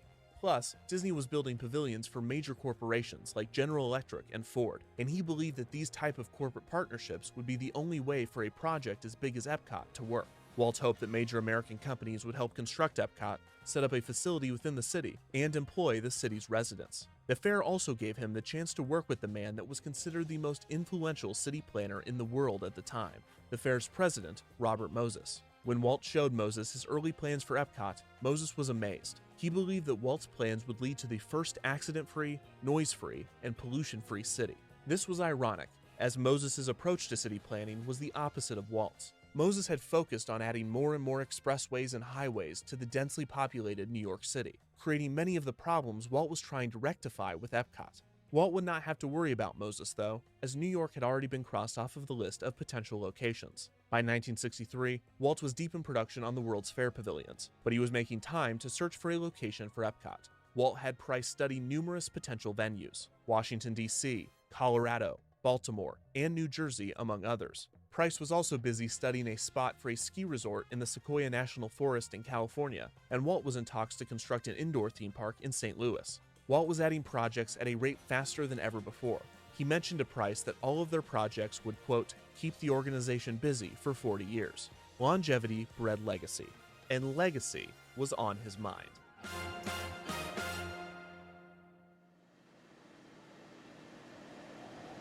In November of 1963, Walt and other executives hopped from location to location before traveling to the prime candidate for Epcot, Florida. However, Walt was no longer eyeing Palm Beach. He was not even considering the state's south. Early feasibility studies had revealed that Central Florida would be the prime location for a development in the state based on tourism trends. On November 22, 1963, Walt and his team flew low above the city of Orlando and the outlying areas. Walt noticed a large undeveloped swamp area near the intersection of Florida's Turnpike and I-4, which at the time was under construction, and still is today. He pointed to the swamp and decided that this would be the location for his project. Walt could be convinced by his instinct. Roy needed to see the numbers. Once again, this is where Price came in. 5 days after Walt's flight, Price gave a presentation to Walt, Roy, and a select few others, including Vice Presidents Don Tatum and Card Walker, on what was being referred to as Project X, or Project Winter. Price's presentation was convincing. The location was set. Disney then embarked on the complicated process of acquiring the thousands of acres of land. This was done in complete secrecy to ensure that the landowners would not inflate their prices. Locals soon noticed that a large amount of land was being bought, leading to wild speculation on who the buyer might be. In June of 1965, the Orlando Sentinel concluded that it was Disney that was purchasing the land. Walt's plan had been exposed, so he decided to officially announce his Florida project. On November 15, 1965, he held a press conference alongside Florida Governor Hayden Burns. The press conference was rushed, and Walt was clearly in the early stages of development on the project. He announced very little, but he did note that he intended to build a new theme park and a city of tomorrow. I'd love to be a part of building a model community as a city of tomorrow, as you might say.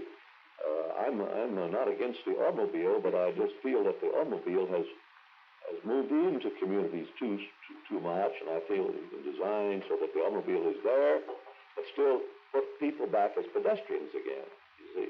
Walt mentioned he was considering two communities, one to be named Yesterday, a nostalgic town, and another to be named Tomorrow, which would be his city of the future. This concept was rarely mentioned again, and Walt explained it almost as if it were a joke.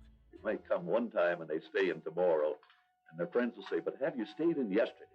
Then they'll have to come back.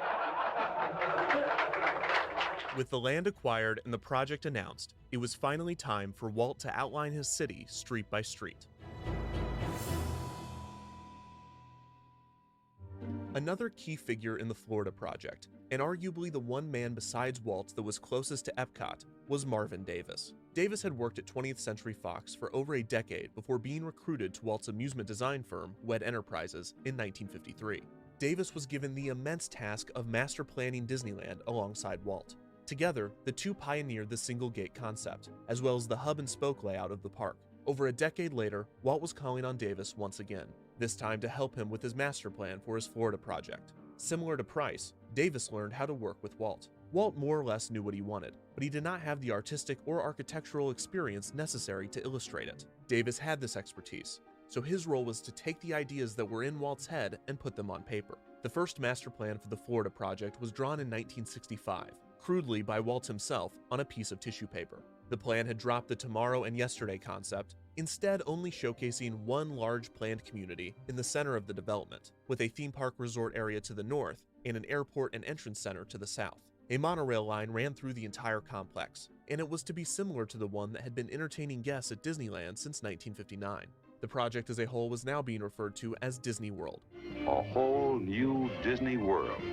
Walt continued to sketch plan after plan, sometimes handing them to Davis when he was done, other times throwing them into the trash, forcing Davis to rush to the bin to view Walt's progress. Walt took in many inspirations for his designs. He was fascinated by Stockholm, Sweden's satellite towns, which were planned developments with a high-density center surrounded by a low-density belt, with a central rail line running through it. Walt also read books from prominent city planners, such as Victor Gruen's The Heart of Our Cities and Ada Louise Huxtable's article, Out of a Fair, the latter of which studied the proposed plan for a World's Fair in Washington with a unique design.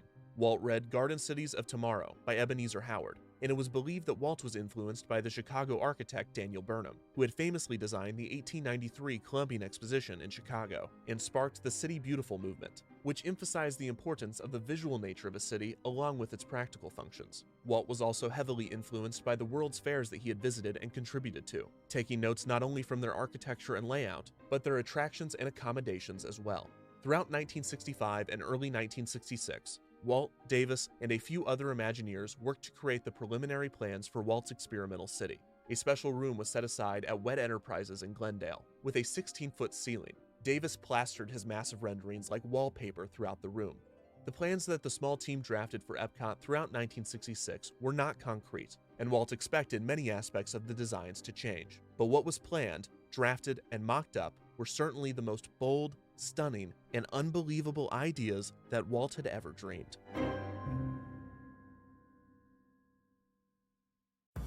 According to Walt's plans, visitors would enter Disney World through the Grand Entrance Complex. This complex had short-term parking for 11,000 cars and was connected to an airport of the future via monorail. The airport would have been the world's first operational jetport with a radial design. The airport of the future would have also used an experimental baggage handling system and other state-of-the-art technologies. A custom communications network, later named WEDCOM and to be built and sponsored by RCA, would keep track of everything on property, from utility management to pollution control. In the entrance complex, it would allow receptionists to pull up guest resort reservations and billing information, which would have been groundbreaking in 1966. Outside of the entrance complex would be motels, trailer parks, and campsites, one of which would be located in the property's West Swamp and was referred to as wilderness camping.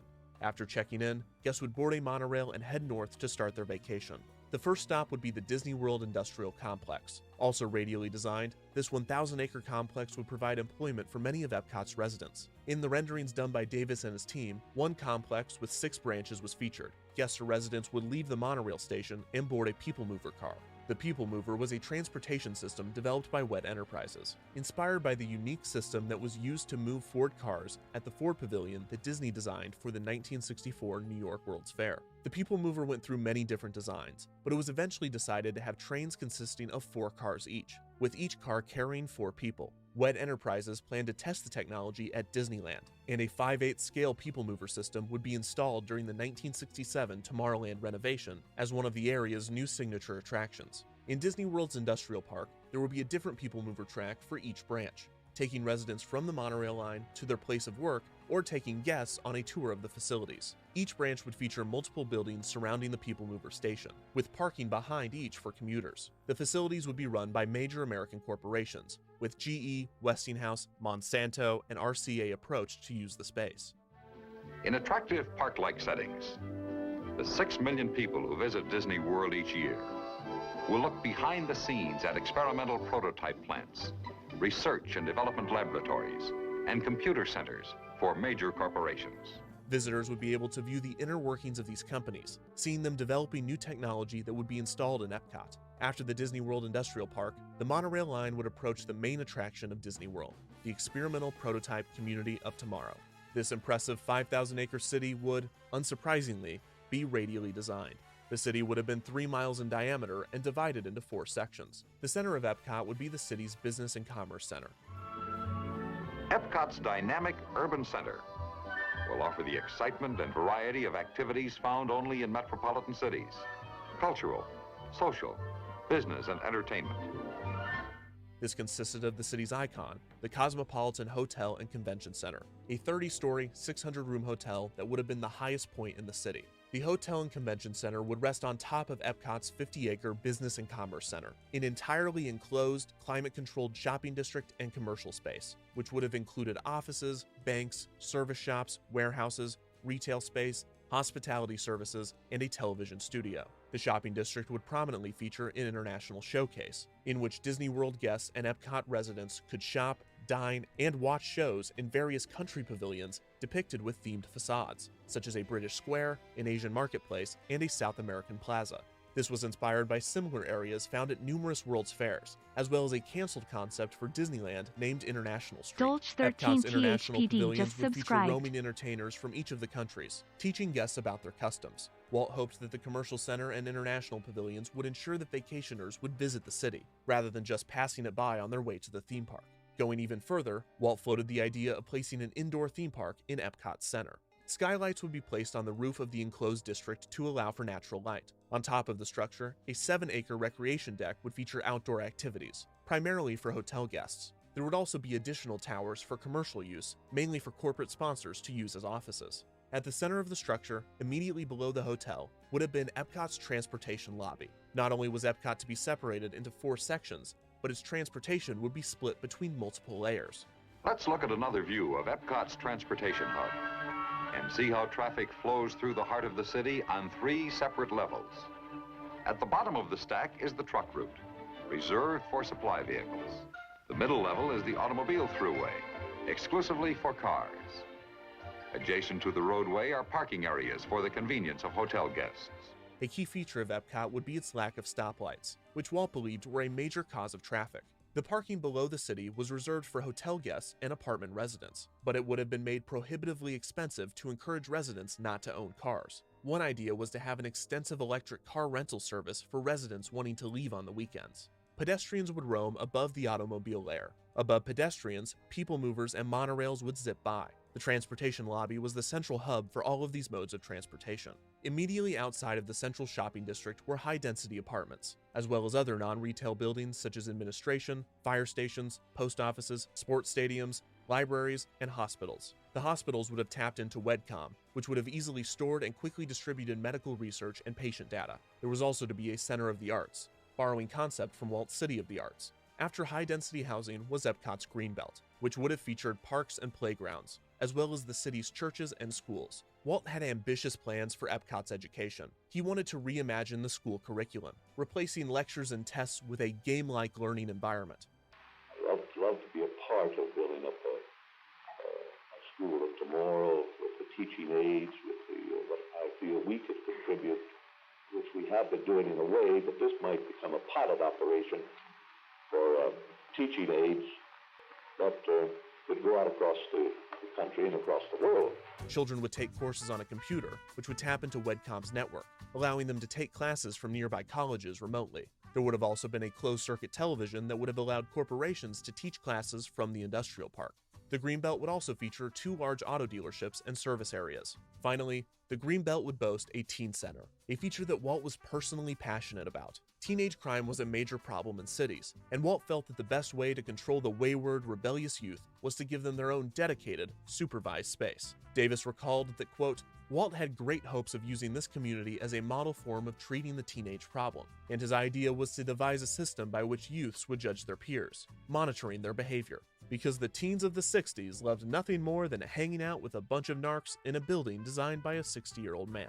It is worth noting that the unruly generation Walt was attempting to corral was in fact the baby boomers. Finally, after the Greenbelt would be Epcot's low-density housing neighborhoods, where the majority of citizens would live. Like the industrial park, people mover tracks would take Epcot's residents from the city center to their homes. Each of these tracks would have 4 or 5 stations along them, one in the center of each cul-de-sac. The people mover would only stop at a station if signaled by someone in the train or someone at the station, and the maximum amount of time before a train would arrive was said to be 3 minutes. Unlike most cul-de-sacs, Epcot's neighborhoods were free of streets in order for children to play and walk safely. The space in the middle of the cul-de-sac would have been used for leisure space, with the road system instead wrapping around the back of the homes. The homes of Epcot would have little to no private lawn space, with most of the greenery surrounding the home reserved for the public. The house itself would be, quote, completely self-sufficient, according to Admiral Joe Fowler, a longtime collaborator of Walt's. Every house in Epcot would have been self-powered, possibly by some form of renewable energy. Much of the house would have been automated, similar to the Monsanto House of the Future that was constructed for Disneyland's Tomorrowland. Also, throughout Epcot, a series of underground tubes would carry trash from each home and building and transport it directly to Waste Management Services, a technology called Automated Vacuum Collection, or AVAC. This was inspired by Walt growing annoyed with the garbage trucks outside of his own home waking him up at night. Closed-circuit television would also be wired into the homes, allowing residents to watch sports, entertainment, and school activities taking place on the Greenbelt. The key component of Epcot was Walt's requirement that every resident have a job. Walt said, quote, "There will be no retirees, because everyone must be employed according to their ability. One of our requirements is that people who live in Epcot must keep it alive. Everyone who lives here will have a responsibility to keep this community an exciting living blueprint of the future." Sometimes a second satellite community of Epcot was depicted in the background of concept art or to the east on master plans. At one point, Walt was considering this second community to be a place for Epcot's residents to live once they had retired. The final section of Disney World was, of course, the theme parks and resorts. On most master plans, the new park was represented by a map that looked nearly identical to that of Disneyland. Bay Lake, a natural lake near the proposed theme park, would have been extended with a man-made portion that would have surrounded the city. Other features of the theme park resort were an ice rink and a roller rink, and multiple golf courses. Walt viewed the theme park as a necessity to get funding for the project and to get vacationers into the complex. But his passion for the second theme park only went as far as it could help the development of Epcot. When pressed about making plans for the new theme park, Walt reportedly said, quote, "I want to do Epcot." The plans for Disney World and Epcot were staggering. As the team came up with more and more ideas, the budget was significantly increased. It was estimated that the theme park resort to the north would cost $100 million, and the rest of Disney World would cost $520 million, with just the city of Epcot costing around $75 million. Walt planned for Epcot to have 20,000 residents, but he eventually wanted to grow the city to as many as 100,000 residents. It was also projected that Disney World would see 6 million vacationers per year. Walt, Davis, and the rest of the Epcot team continued research throughout 1966, with Walt constantly coming up with new ideas for the city. Sometimes the radial plan was perfect and rigid. Other times it was depicted as a natural spiral, like a flower. On a factory tour with Davis, Walt saw a photoelectric sensor used to assist blind people. This gave Walt an idea, telling Davis, quote, "We'll have one little village that will have an underground trolley like they have in France. We won't have a motorman, except one of those devices. This device will detect somebody in front, and it will either slow down or stop the trolley." Walt was obsessed, and his team was inspired. Davis said, quote, "I spent weeks and weeks developing this plan that I thought was damn good. And maybe it was. Maybe Epcot was possible."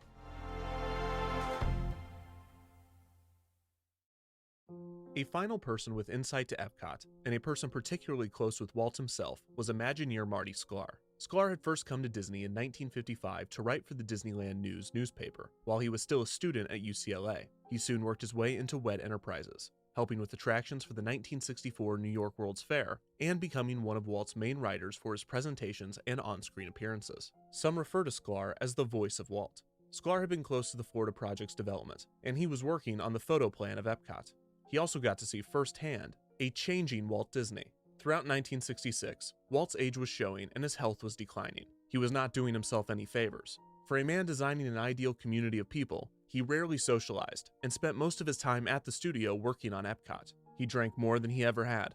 When he received formal dinner invitations, he would write large underlined no's in red ink on the page. He had few hobbies and seemed to be happiest when entertaining his grandchildren. Walt was quieter than usual and was acting rather strangely. He frequently called the in-house songwriting duo the Sherman Brothers to his office, demanding that they play him the Mary Poppins number, Feed the Birds, always tearing up at the music.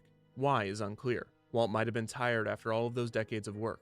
Maybe he knew that his time was coming to an end and he was worried about his legacy. Or maybe he just liked the song.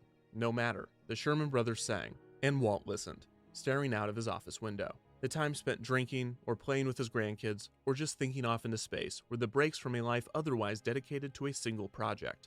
Epcot. Sklar noted that Disney's mind was further from the studio and Disneyland than it had ever been. Sklar said, quote, "He had already done everything he wanted to do in storytelling and creating motion picture entertainment in Disneyland." In the spring of 1966, Walt was in good spirits, traveling throughout the country meeting with companies to sponsor Epcot. Walt and his team met with nearly 100 major American corporations, most of which were interested in sponsoring the project. Walt also viewed interesting concepts that major cities were implementing, such as an interesting garbage recycling project in Tampa and new shopping malls in New York and Pennsylvania. But as the plans progressed, and spring gave way to summer, and then summer gave way to fall, ideation was turning into desperation.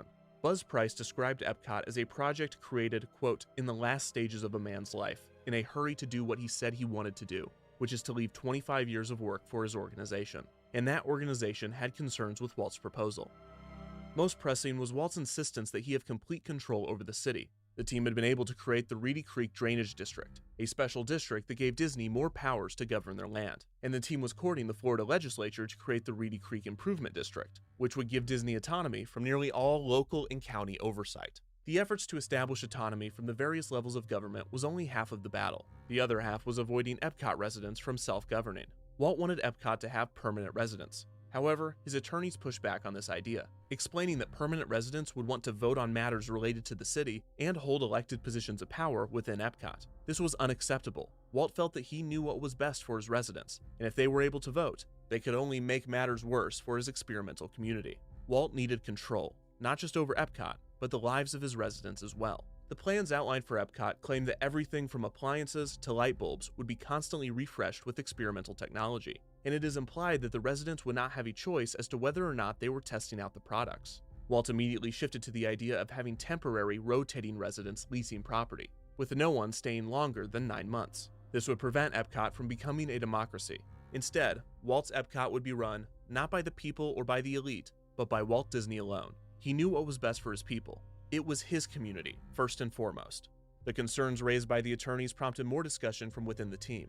Epcot was going to be both a functioning city and an attraction for the visitors of Disney World, a premise that brought up privacy concerns. Disney advisor Ray Watson pressed Walt on the issue, saying, quote, "Now you're not going to go out and get milk in your pajamas. You're going to have to dress up and put on a tie because these people that live there are now on exhibit." Watson continued, explaining, quote, "You need to decide whether you are indeed building a community that is a natural community where people will come, raise their families, form their own city government, grow, and so forth. But if you're doing this as a place for an exhibit, then you need to separate that."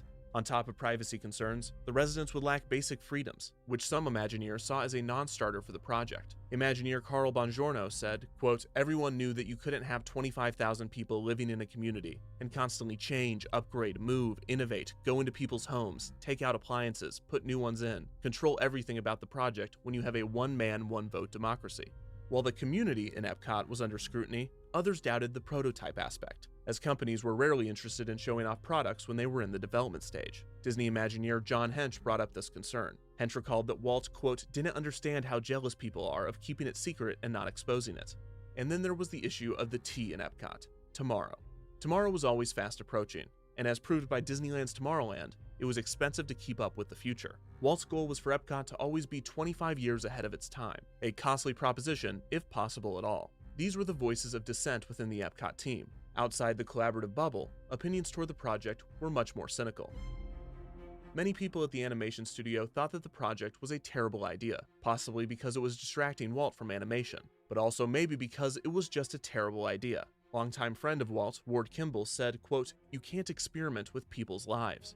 As with Palm Beach, Walt's brother Roy was wary of Epcot, and he was especially worried at its scale. But for many within the company and outside of it, Walt had earned the benefit of the doubt. No one believed that a feature-length animated film would be successful, and just as few thought Walt could pull off a project like Disneyland. By this point, everyone had learned their lesson. Do not underestimate Walt Disney. However, the proposition of Epcot was on an entirely different level. Epcot was unlike anything ever imagined, except it also wasn't. At its core, the idea of a company constructing and owning a town full of citizens whose residency was dependent on their employment was not new. In 1884, industrialist George Pullman created Pullman, a 4,000-acre town on the south side of Chicago. With over 1,000 homes and 12,000 residents, Pullman was initially a huge success, thanks to its innovative design and amenities. However, like the plans for Epcot, workers were only allowed to rent and were evicted if fired, and everything from saloons to libraries were at the full discretion of Pullman.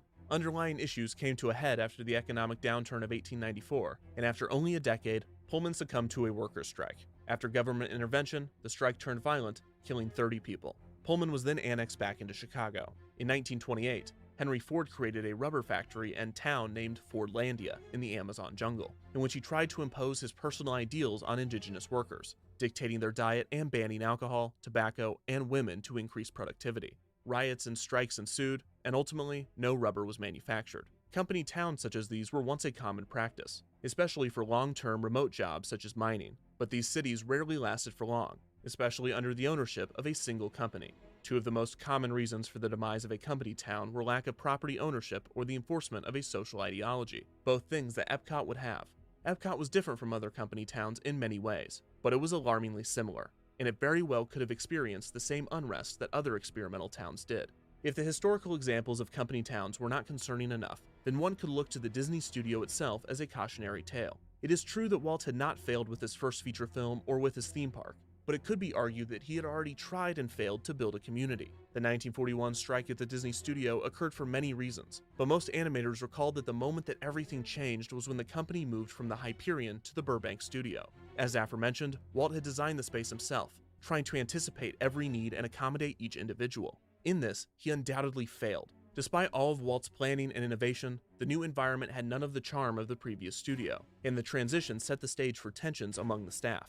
There's a possibility that Epcot would have experienced the same problems. Walt felt he knew best for his animators, best for his audience, and now best for his citizens. He had been right in the past, but he had also been very wrong, and as Epcot progressed, more doubters emerged with increasing merit. Walt briefly considered a merger with GE, wondering if Epcot might work better in the hands of a company in the urban design space. The merger could have also separated the project from its detractors at the studio, but ultimately nothing would come of these talks. Sklar described the plans for Epcot as, quote, Scene 1. Walt was just getting started. Who knew how it was going to end up? It is difficult to scrutinize plans that are clearly preliminary and make a value or efficacy judgment on them. Walt's 1966 plans for Epcot were surface level. He accounted for the citizens' convenience and nothing more. There were little to no plans to deal with any of the difficult or complex issues that cities faced, and in most cases, the solution would have likely been to expel them from the city. Walt said there would be, quote, no slum areas because we won't let them develop, which probably would have been true, as everyone needed to have a job, and if they didn't, they would have likely been evicted from the city. But this was not a scalable idea. In fact, Epcot as a whole would not have been replicable. The project was only viable because it was an attraction. The city's primary industry would have been tourism, so it needed to remain unique. Walt knew this, and he was not looking to build a perfect city that could be reproduced throughout the country, but rather an environment to test smaller ideas and technology. Davis said, quote, it was his philosophy not to build a city that would solve all the urban problems all over the world, but to give a chance to American industry to experiment and show to the world just how the problems of traffic and housing could be solved. Still, even if Epcot was not intended to be utopia, many wondered how Disney would deal with human behavior. What would happen when a sponsor moved or laid off their workforce? Would this result in mass evictions? How would Epcot deal with the repercussions of a serious crime, like murder? How would Disney handle racial integration and race relations? Any follow-up questions to the Epcot proposal did not have any answers. Despite the lack of depth and comprehensiveness, Walt was suddenly turning his attention from planning the city to announcing it. In the fall of 1966, Walt was racing to get as many of his Epcot ideas distributed as possible, with unprecedented speed and determination. Epcot would keep Disney alive. It would be his legacy. It had to be. Walt confided in one employee, quote, fancy being remembered around the world for the invention of a mouse. Walt Disney was more. The world needed to remember him as more. He was showing his feelings now more than ever. On one occasion, Walt pointed to a section of an Epcot map, saying, quote, this is where the park bench will be, where Lily and I are going to sit at night and watch all the people. People that would be happy. People that would be a community. His community. In October of 1966, Walt approached Marvin Davis about constructing a model of the city, and he asked Sklar to write a film explaining Epcot. The film was to star Walt, who would explain the purpose, ideals, and concepts of the Florida project. There would be two films, both the same, barring their endings, in which Walt would address the audience directly, with one spiel being directed toward the Florida legislature, and the other being directed toward corporations. Walt shot the film on October 27, 1966. He donned the Uncle Walt persona that he had grown to dislike over the years, the persona he feared would consume his legacy. But despite it being a character, it was a character that could sell, and sell he did. And Epcot will always be a showcase to the world for the ingenuity and imagination of American free enterprise. Walt gave an overview of the Florida project, as well as the plans for Epcot. In the background, an instrumental of the Carousel of Progress's theme song, There's a Great Big Beautiful Tomorrow, played. Sklar said that the film was, quote, not just a sales job. Epcot was his blueprint, coming out of his head, a blueprint of what was on his mind. Before Walt introduced a narrated tour of the city concept, he stressed that these plans were still in their preliminary phases, and that they would change many times. And boy was he right. Just 3 weeks after filming the Epcot film, Walt was admitted to the hospital to undergo surgery to stop pain he had been having in his neck and leg. But the doctors found something much more concerning: spots and a lump on Walt's left lung. It was cancer. Those that knew Walt knew that he was a heavy smoker. The cause of the cancer was not surprising, but nothing could have prepared anyone for the death of Walt Disney. Walt was the least prepared of all, complaining that the operation would take time away from his work on Epcot.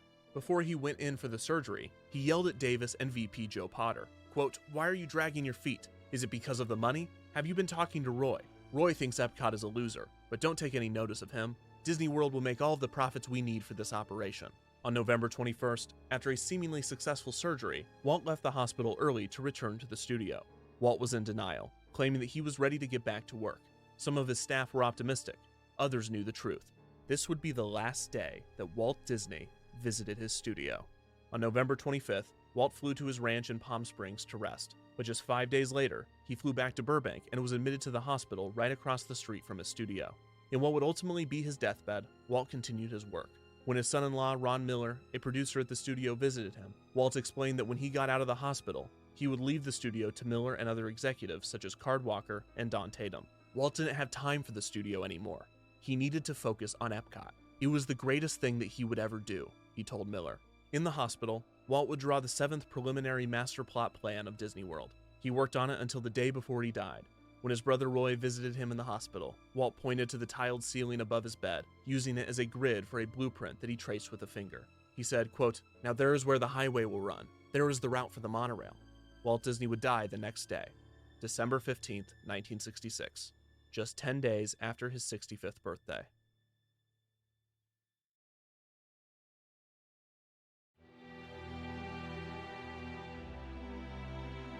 The world properly mourned the loss of the entertainment giant, and his company was left with a media empire and 27,000 acres of nothing but scenery and statues. Davis approached Roy after Walt's passing, bringing with him the most recent plans for Walt's experimental city. After Davis presented Walt's final project, Roy simply said, quote, "Marvin, Walt's dead.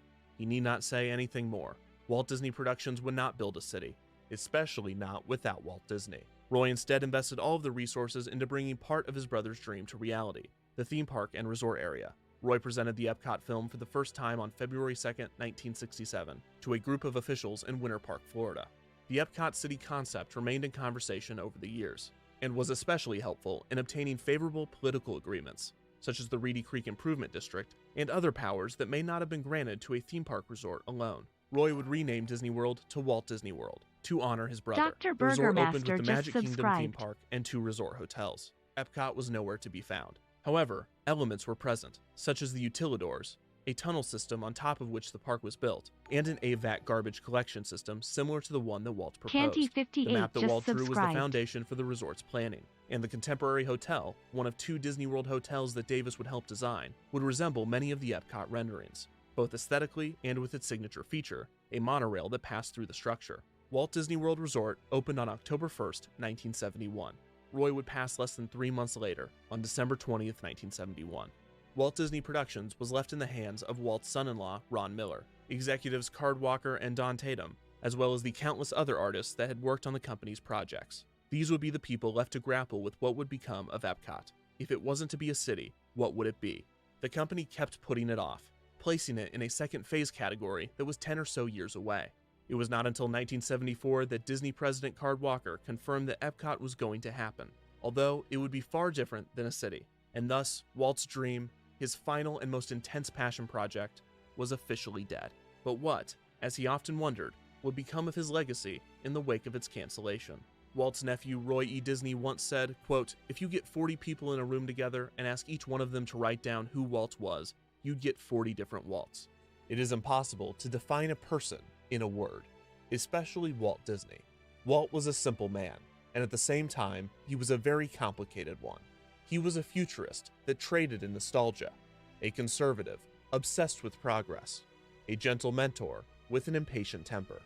Many of Walt's qualities and contradictions can be found in Epcot, but it does not make the picture any more clear. Maybe a single project cannot explain a person's life or hold their legacy. Maybe to Walt, Epcot was about more than just legacy, or urban planning, or futurism. Why did Walt try so desperately for decades to build a community? Maybe Epcot was something that Walt lost, something that he wanted to get back. Walt Disney left behind a complicated legacy, and Epcot was just a piece in that puzzle, a missing piece.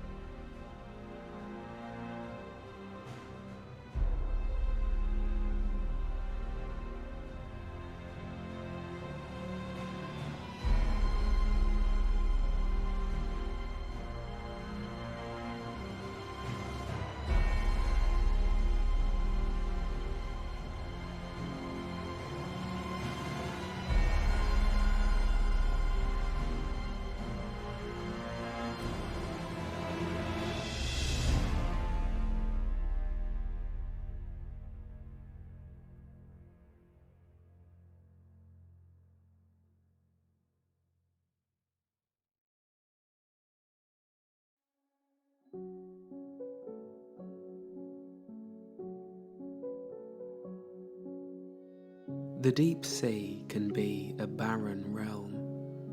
With increasing depth, we find an exponential decline in biomass, which has driven creatures of the deep to adapt in weird and wonderful ways.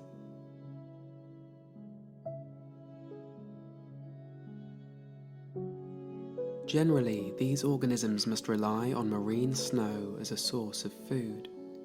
A trickle of fecal pellets and dead organic material that drifts downwards from the surface waters, where photosynthetic primary productivity is possible. Below 200 meters, levels of ambient light from the sun are too low for photosynthesis to occur, and at around 1,000 meters, aside from the infrequent twinkling of bioluminescence, the ocean is drowned in pure darkness.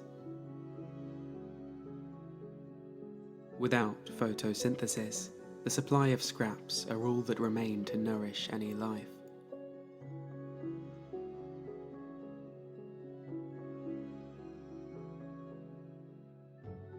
However, on the deep sea floor, there are important regions where primary production is possible via a different mechanism called chemosynthesis.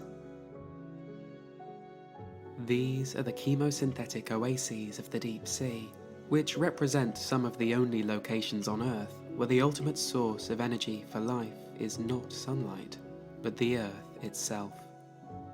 In this series of films, we'll delve into their formation and ecology, as well as the threats they face, and the importance of stewardship for these fascinating environments.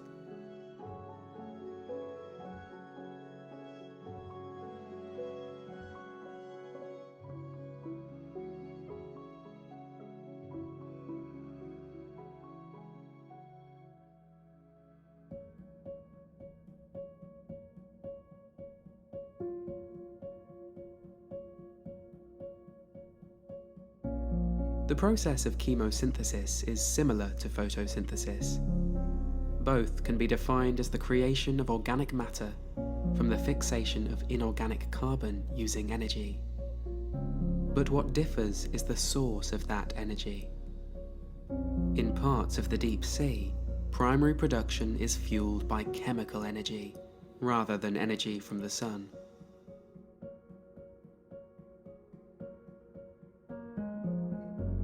But this can only take place at certain seafloor environments where the required chemicals are released into the water. The two main examples of such environments are hydrothermal vents and cold seeps. The former were only discovered in 1977 when scientists were exploring an oceanic spreading ridge near the Galapagos Islands. What they discovered was a hidden world that revolutionized our understanding of how and where life on Earth can exist. Since then, hundreds more vent fields have been discovered, often at depths of 2 kilometers or more, along Earth's convergent plate boundaries, and at seafloor spreading regions where the oceanic crust is moving apart.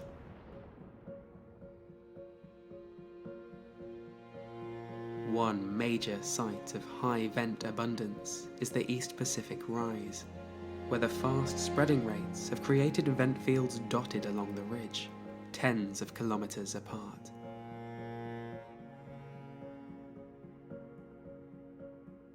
In contrast, the vent fields of the much slower spreading mid-Atlantic ridge may be hundreds of kilometers apart.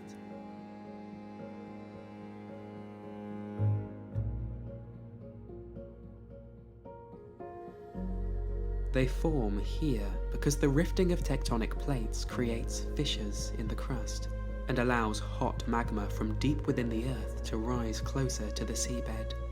Upper parts of the sea floor are very permeable. Cold seawater enters and percolates down through the crust where it becomes superheated and takes up minerals from the surrounding rocks. This mineral-rich fluid then jets back into the ocean at extremely high velocities and temperatures exceeding 400 degrees Celsius. As the fluids mix with cold seawater, the dissolved minerals precipitate out in smoke-like billows and build towering chimney structures on the sea floor. There are a few varieties of hydrothermal vent, characterized by the specific mineral content of the vent fluid. Black smokers emit the hottest, darkest plumes, forming chimneys over 50 meters tall, with high levels of sulfides that precipitate on contact with the cold ocean to form the black smoke. In contrast, white smokers contain barium, calcium, and silicon. Other vents may be characterized simply by shimmering streams of water.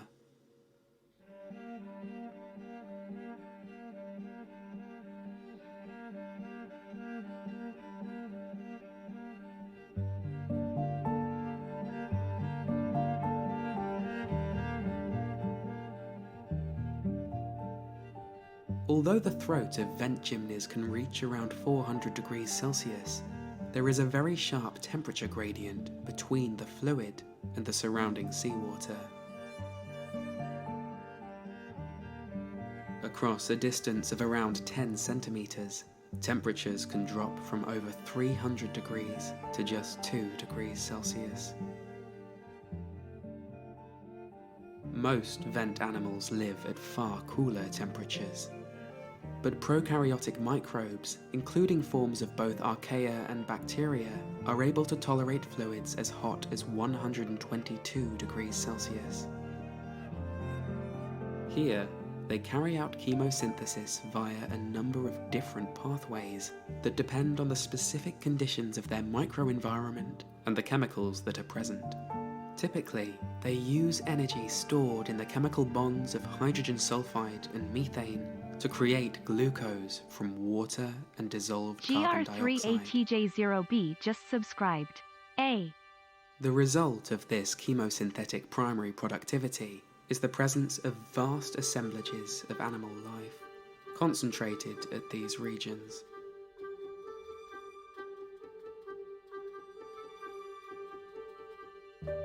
The supply of nutrients forms the basis of a food web for a diverse community of specialized organisms. An oasis of life in the deep.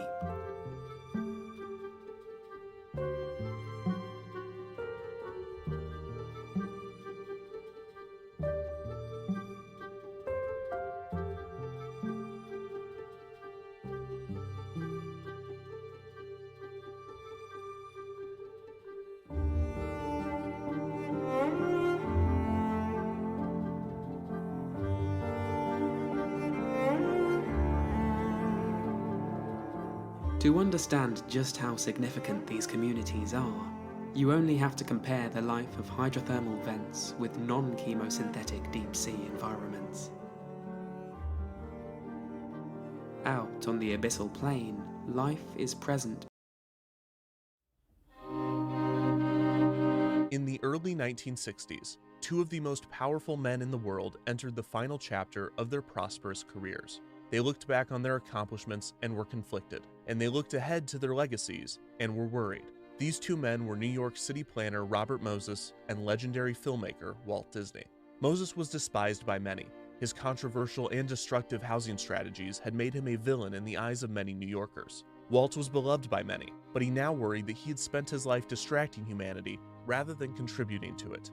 In a way, both wanted what the other had, and fittingly, their solution was the same: the 1964 New York World's Fair, the greatest fair ever built. But to Moses and Walt, it was merely a means to an end. It was the gateway to their legacies.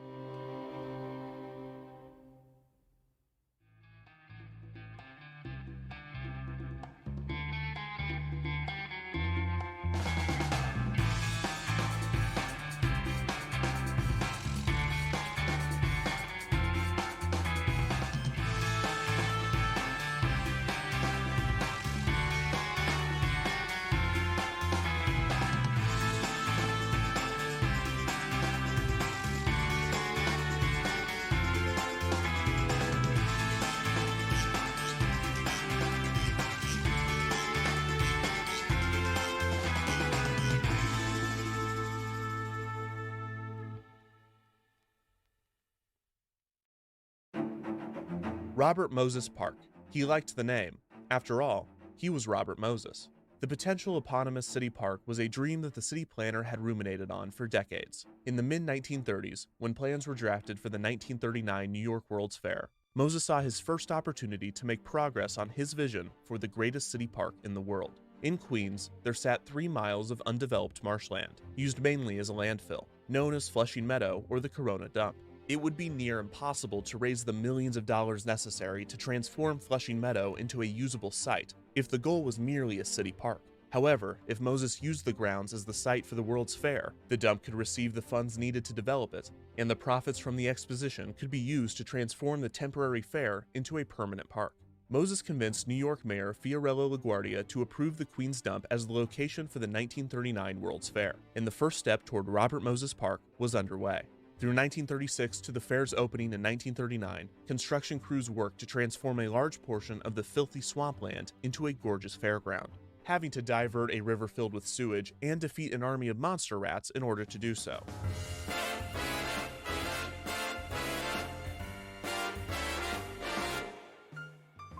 The 1939 New York World's Fair continued the thematic trend started by the 1933 Century of Progress Fair in Chicago. The overarching theme of humanity's progress was again at the forefront, but this time, the focus was on the future. The fair was billed as the world of tomorrow, and it featured experimental architecture and predictions of what the future may look like. It was another landmark moment in the development of futurism, and it put the promise of tomorrow in the minds of mainstream audiences.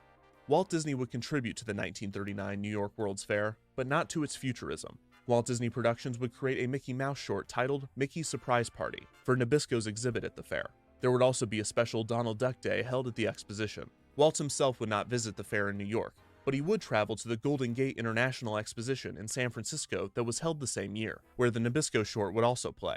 At this time in the late 1930s, Walt was still focused on transforming the landscape of animation, deep in production on Pinocchio and Fantasia.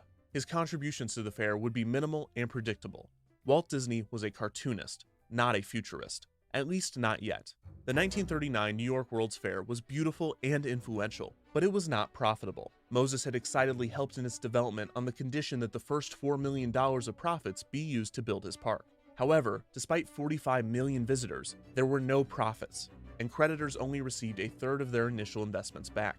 This was blamed in part on World War II beginning within months of the fair's opening, as well as mismanagement by the fair organizers. While the exposition had certainly helped improve the infrastructure of Flushing Meadow, the remains were far from a city park. Bankrupt exhibitors left their pavilions in tatters, and there was no money to dismantle them. Moses was technically closer to his park, but it appeared as though the dream was just as far away.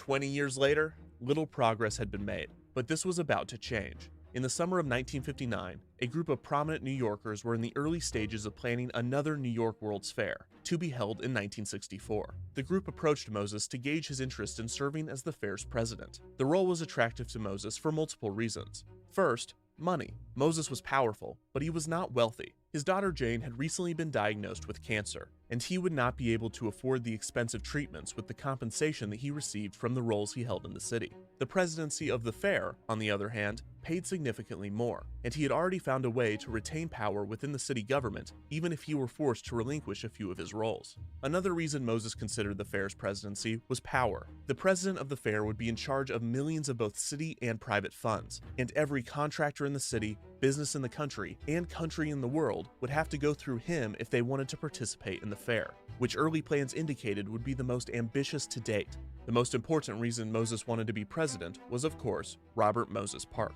a project that was more important to him now than ever. As he neared the end of his career, his work in city planning was under immense scrutiny. He had overseen mass evictions of low-income neighborhoods, many of which housed predominantly African-American and Puerto Rican families, to make way for road systems and wealthy developers. Moses had acquired unprecedented power by holding countless roles within the city, none of which were elected positions, and New Yorkers had caught on to his tactics. If he died then, in 1959, he would certainly be remembered as the man that had destroyed New York. He did not want his legacy to be in his housing projects. He needed it to be in his park projects. There was more class to public parks, and if he were able to see through his dream of creating the greatest city park in the world, a positive legacy would certainly be secured. For all of these reasons, Moses accepted the role of the fair's presidency. Walt was also in a very different place than he had been in 1939. He had grown disinterested in animation, in part due to the studio strike in 1941. He had then moved on to theme parks, revolutionizing the industry with Disneyland. But by 1960, the park was more or less running itself. And while he had plenty of ideas for future attractions, his mind was focused on what would become of his empire after he was gone. Would the studio and the park continue to operate in his absence? And more importantly, how would he be remembered? By all accounts, he would be known as one of the greatest visionaries in entertainment of all time. But Walt wanted more. He wanted to be remembered as a visionary, period. He wanted to help society and solve real-world problems. He wanted to do more than provide nostalgic escapism, so he was planning a project of his own. Walt was dreaming of something far more ambitious than a city park, but in order to pull it off, he needed respect outside of entertainment. He needed to prove himself on a world stage. After accepting the role of the fair's presidency, Moses began planning the exposition, but in reality, he was planning his park. Moses set forth a series of measures to ensure that once the fair was over, his elaborate park would be built. First, he focused nearly all of the fair's construction funds on landscaping, infrastructure, and anything else that would roll over into the park once the fair ended. Will there be anything lasting at this one? Oh, yes, indeed. In the first place, we'll have several new buildings, but over and above that, we're going to finish Flushing Meadow Park. The landscaping will be here, the trees will still be here. About half the utilities have been put in on a permanent basis, so they'll stay. While it was typical of fair organizers to design and construct the fair's most prominent buildings, Moses spent most of his effort on the buildings that would remain in his park after the fair. He delegated the majority of the structures to their respective sponsors, forcing them to pay for their pavilion's construction costs, and as a consolation, allowing them control over their designs. This was not normal, as nearly every World's Fair had a cohesive art style. But if the sponsors were designing and constructing their pavilions independently of one another, the exposition would surely have a random and incongruent appearance. Also atypical of fairs, Moses charged sponsors rent for their pavilion spaces. Even more telling, the rents he charged were heavily inflated. Moses also gave contractors monopolies, and they charged pavilions astronomical rates for everything from maintenance to garbage pickup. The most controversial of the measures to ensure that Robert Moses Park would be exactly to his liking was Moses' rejection of a proposal to expand New York's mass transit lines to the fair. This was an attempt to prevent minorities and the lower class from being able to visit his exposition, and more importantly, his park. Another consideration of clientele was Moses' decision to remove the Midway at the 1964 fair. The Midway was a tradition of World's Fairs, one that began at the 1893 Columbian Exposition and included in almost every fair since. Midways thrived off of irreverent amusements, cheap thrills, and sex appeal, and thus, they were responsible for pulling large crowds through the fair's gates. However, Moses detested this kind of entertainment, and the people that enjoyed it. He had tried to eradicate it on Coney Island and other New York boardwalks, and he was not going to allow it at his fair. When the news broke, headlines read that Little Egypt and the Hoochie Coochie, a popular show that was also a World's Fair tradition from 1893, would be banned. In a statement, Moses, threatening the world with a bad time, said, quote, "We are admonished that our appeal must be somewhere below the Adam's apple." Moses' crusade against the spicy below-the-neck area of the human body angered local perverts and general fun-havers alike. After this, it was misreported that the new dance craze, the twist, would not be allowed at the fair, and in subsequent statements, Moses clarified that he would allow the dance. Still, Moses' midway restrictions meant that he would need an alternative form of entertainment to draw visitors. It had been decided to run the fair for 2 seasons, one in 1964 and another in 1965. The fair would need to attract 70 million visitors in order to pay back the city, its creditors, and still have enough funds left over for Moses' park. This need for visitors and family-friendly amusement attractions motivated Moses to pick up the phone and call Walt Disney. Moses set aside 8 acres of space at the fair for a children's village, and he reached out to Walt in the hopes that he and his amusement design firm, Wed Enterprises, would design and construct it. Some articles suggested that Moses even offered the space in the park permanently for an Eastern Disneyland. Walt was skeptical that his amusements would last after the fair was complete, and turned down the project. But Moses, desperately needing Walt Disney attractions at his fair, suggested an alternative. Walt could design pavilions and attractions for major American companies. Walt was way ahead of him. Wed was holding preliminary meetings with multiple corporations about partnering on projects for the fair. Like Moses, Walt had many reasons to participate in the exposition. He saw it as an opportunity to develop new technology, while having the companies foot the bill. More importantly, he wanted to gauge his attractions with East Coast audiences that were thought to be more sophisticated than West Coast audiences. And of course, Walt had bigger plans, but he was not prepared to discuss them yet.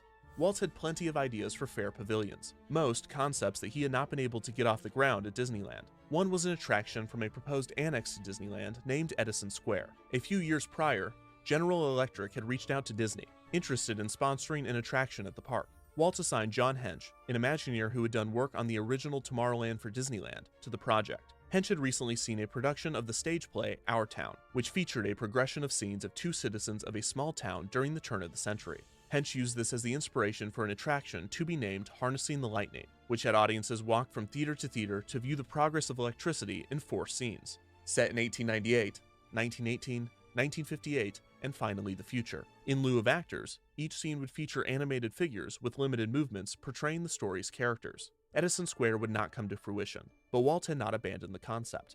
Another potential attraction was the Hall of Presidents, a show from another proposed Disneyland annex, Liberty Street. The Hall of Presidents would feature all of the US presidents gathered together on stage, depicted either by wax or animated figures. In both attractions, a major issue was the technology. Walt and his Imagineers had been toying with robotic animated figures since before Disneyland even opened, but they were not advanced enough to carry a show on their own. Most recently, Walt had assembled a team of his most trusted Imagineers, including his wife's brother-in-law, Bill Cottrell, and his longtime collaborator, Ub Iwerks. Walt envisioned a Chinatown for Disneyland, with a Chinese restaurant featuring a robotic Confucius. Iwerks and Cottrell got to work on the figure, and Cottrell reportedly named the technology animatronics, from the words animation and electronics. Amazingly, the figure worked and was able to speak, for a short time before the mechanics caused its skin to rip off. Clearly, the technology was not ready, but it was closer, and it was enough to keep Walt dreaming. Now, in 1960, he wanted to use the animatronic technology for his President's Show, as well as a show with singing birds called the Enchanted Tiki Room. He tasked Wed to start work on both projects. The team began designing the singing birds and one of the US presidents, Walt's favorite, Abraham Lincoln. As Walt had dinner with Moses in August of 1960, the city planner practically begging him to contribute to the fair, all of Walt's plans were falling into place. Of all of the companies with which he had discussed the fair, 3 stood out: Coca-Cola, GE, and Ford. He would pitch Coca-Cola the Enchanted Tiki Room, GE a new version of Harnessing the Lightning, and Ford a scaled-down Hall of Presidents starring Abraham Lincoln. All 3 relied on one key factor: whether or not the animatronics could be perfected in time, or even at all. With Disney on his side and many countries lining up to sponsor pavilions, Moses only had one more group to convince: the Bureau of International Expositions. The BIE was formed in 1928 for the purpose of organizing and regulating world's fairs. The organization retroactively labeled many of the great fairs of history BIE fairs, and put forth a series of requirements that any future fairs must follow. over 100 countries became members and agreed to the Bureau's rules for future expositions. Despite most of the world joining the organization, the United States never ratified the treaty, but still participated and benefited from it. All in all, a classic move from the United States. Moses flew to Paris in late 1960 to get BIE approval for the fair. Competing for the slot was a proposed exposition for Seattle in 1962, named Century 21. This was important because the BIE did not approve two fairs in the same country within 10 years of each other. Moses presented the fair, assuming that New York was a shoo-in. However, the BIE objected, citing multiple stipulations that the New York fair would break. First, BIE fairs could only run for 6 months. Second, BIE fairs could not charge rent to other countries. And finally, BIE fairs could not have a trade fair section, which Moses was planning.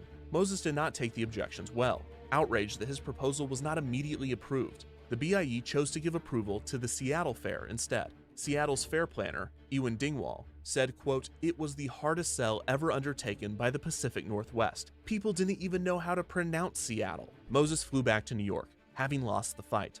And worse, to the people of Seattle. He was still intent on having his fair, regardless of BIE approval, and he still hoped to convince the BIE countries to participate. This would not be impossible, as the BIE was known to be flexible on their stipulations. But Moses, outraged at their rejection, immediately went to the press, insulting the organization, describing them as, quote, "3 people living obscurely in a dumpy apartment in Paris." Taken aback, the BIE called upon all of its members to boycott the New York Fair, and countries immediately began pulling out. Moses scrambled to save the exposition, hoping to secure the backing of major cities or companies within the countries whose national governments would no longer participate. The blunder with the BIE would be just the start of Moses and the fair's problems.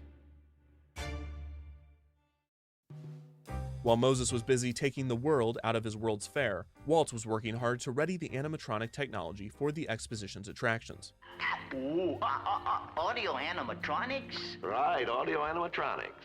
The first deal to be signed was with Ford. However, they rejected the concept for the Hall of Presidents show. The company was more interested in an attraction in which guests could ride in chauffeur-driven Ford cars. On a visit to the Ford plant in Michigan, Walt and his Imagineers discussed the attraction with the company's executives. The dark ride, to be named Symphony of America, would take guests on a test track and then on a journey through American landscapes, from the Florida Everglades to the Grand Canyon. Of course, this would mean more animatronics, albeit simpler than those needed to animate Lincoln. While discussing the concepts, Walt explained to Ford the technical issues that would arise from independently piloted vehicles. As they toured the facility, Walt noticed a series of rollers transporting materials down an assembly line. This gave him an idea. What if Ford cars could be pushed through the attraction with a similar series of wheels?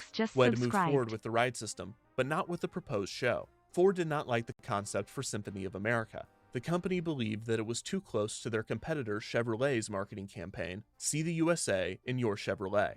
Drive your Chevrolet through the USA. America's the greatest land of all. The Imagineers went back to the drawing board, while Walt was preoccupied. His passions did not lie in the Ford Pavilion. They were squarely with harnessing the lightning and his Lincoln.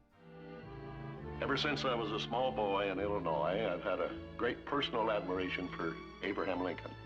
As a young boy, Walt Disney had dressed as Lincoln and delivered the Gettysburg Address. His knowledge on the president had evolved little since, but his childlike appreciation had not wavered. Walt's initial Hall of Presidents concept, by 1961, was certainly out of reach, due to both technology and funding limitations. Instead, the new show would star Lincoln alone. The attraction was being referred to as One Nation Under God. In June, after Ford rejected the idea, Walt flew to New York to pitch the show to Moses. Moses loved it, but he believed that it would be better supported at a government pavilion rather than a corporate one. Moses tried to convince the federal building to host the Lincoln show, exhausting his contacts within the federal government. Not deterred, Moses instructed Walt to continue development on One Nation Under God and let him worry about securing government approval. Walt was happy to move forward, and it was more clear than ever that Lincoln needed to be an animatronic. Walt explained, quote, "You can't have human beings working 3 or 4 hour shifts," in uncharacteristically thoughtful sentiment, before he added, quote, "We can't afford to pay them, or they'll make mistakes, or somebody won't show up," which was much more characteristic of Walt.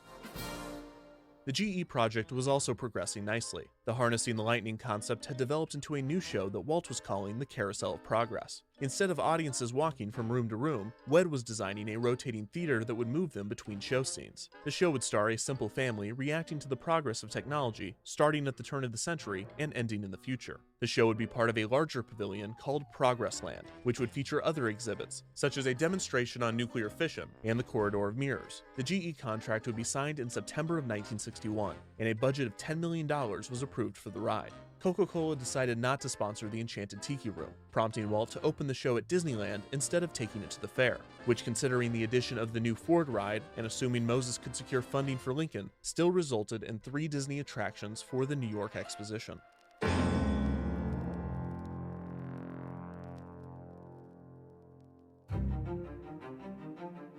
Heading into the spring of 1962, with less than 2 years remaining before the fair opened, exhibitors and executives grew nervous. The BIE campaign had resulted in a cavalcade of bad press, with Moses's past controversies not helping the prospects of the fair. Moses was not distressed, and he was offended at any indication, in the press or otherwise, that the fair would be anything but a spectacular success. At the same time, the 1962 Seattle Century 21 Fair was beginning. The more traditional fair would be praised for its architecture, and especially its icon, the towering Space Needle. But Moses was not worried.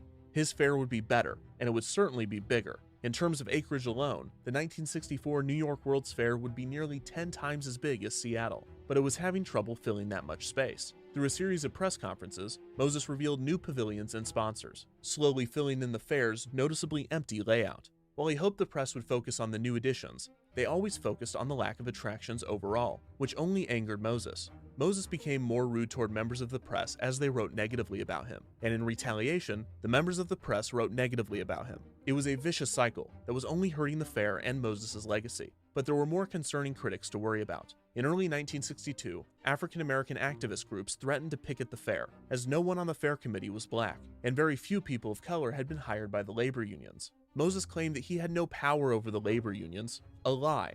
Defensive, Moses asserted that he was a man that believed in merit, not quotas, a difficult position considering the proposed quota was 1 and there were 200 people on the committee. In March of 1962, the federal government launched an investigation into the fair to determine why there was no African Americans involved, as if they couldn't already guess. The following month, Moses announced that educator Dr. George H. Bennett would join the executive staff as its first black member, as Moses grew concerned over a potential protest of the fair, more worried that white progressives would not show, rather than actually attracting people of color. In May of 1962, Moses finally had good news to report. France, Belgium, Britain, West Germany, Holland, and Italy, all countries that the BIE forced to boycott the fair, would be represented at the exposition in some form, whether by a private company or a city government. This brought Moses some good press. How long it would last depended on how long Moses could control his temper. Artist sketches are used as a guide for the finished figures. You know, a brontosaurus has to eat a lot to feed his 60,000-pound body, so we'd better check this fellow out fast. Taking a break from the problems in New York, Moses flew to California to visit Disney, who gave him a tour of the studio. He updated Moses on the Carousel of Progress, as well as the Ford Pavilion, which would now feature an attraction named Ford's Magic Skyway that would take guests through the history of invention and end in a city of the future. Walt also had a surprise for Moses. Taking him into a special room in the studio, Walt asked Moses if he would like to meet Abraham Lincoln. The figure, manually controlled by a team of Imagineers, turned to face Moses, extending his arm. Moses grabbed it and shook it. It was a miracle. Lincoln was alive, and Moses needed him now more than ever. After the meeting, he desperately searched for the funding, finding a potential partner in Lincoln's home state of Illinois, who was to have a pavilion at the fair. Walt asked for $600,000 to create Lincoln, far outside Illinois' budget. Moses, intent on having the president, offered Illinois secret discounts on construction and maintenance fees, before finally offering them a $250,000 subsidy under the table to pay Walt. Meanwhile, Walt was working on the Carousel of Progress, getting more invested with the show by the day. He can, read the newspaper. How about showing how you read the newspaper? What's the date of that thing? 1890. In May of 1962, the story was approved, but just 2 months later, GE changed their minds. Not happy with the history angle, Walt was incensed, shouting, quote, "I spent my whole life telling stories with nostalgia, and this is the way you communicate with people." Walt was so frustrated that he wanted out of the contract. but it was too late. Finally, in August, a GE executive stood up for Walt's vision, and the original storyline was approved. But this was not the end of the problems with GE. Executives would constantly show up uninvited to WED to view the show and give notes. Walt, again outraged over the micromanagement, lambasted the executives, saying, quote, "All right, gentlemen, what I want you to do is go down to the Coral Room and have a good lunch. Then I want you to go back to the Burbank airport and fly back east where you came from and stay there until I've got something I want you to see." Despite the issues, Walt was in love with the show. The Imagineers viewed it as a long-form advertisement for GE, but Walt saw it as a breakthrough in American theater. He was found working on the project late at night, not sleeping, improving story notes, and critiquing renderings, just as he had done in his prime with animation. With Snow White, Disney had changed the animation medium forever, and with Fantasia, he had attempted to prove its merit as high art. Similarly, Disneyland had changed amusement parks forever, but his World's Fair attractions would prove WED's sophistication. Walt was constantly fighting WED's reputation as a builder of kiddie rides. When he approached Moses about contributing a monorail line to the fair, one that could then be integrated into the New York transit system, Moses turned him down due to the cost. But many suspected that it was because Walt and WED had been pigeonholed as merely an amusement company. This would need to change if Walt's plans past the fair would come to fruition, but the fair pavilions were a necessary first step.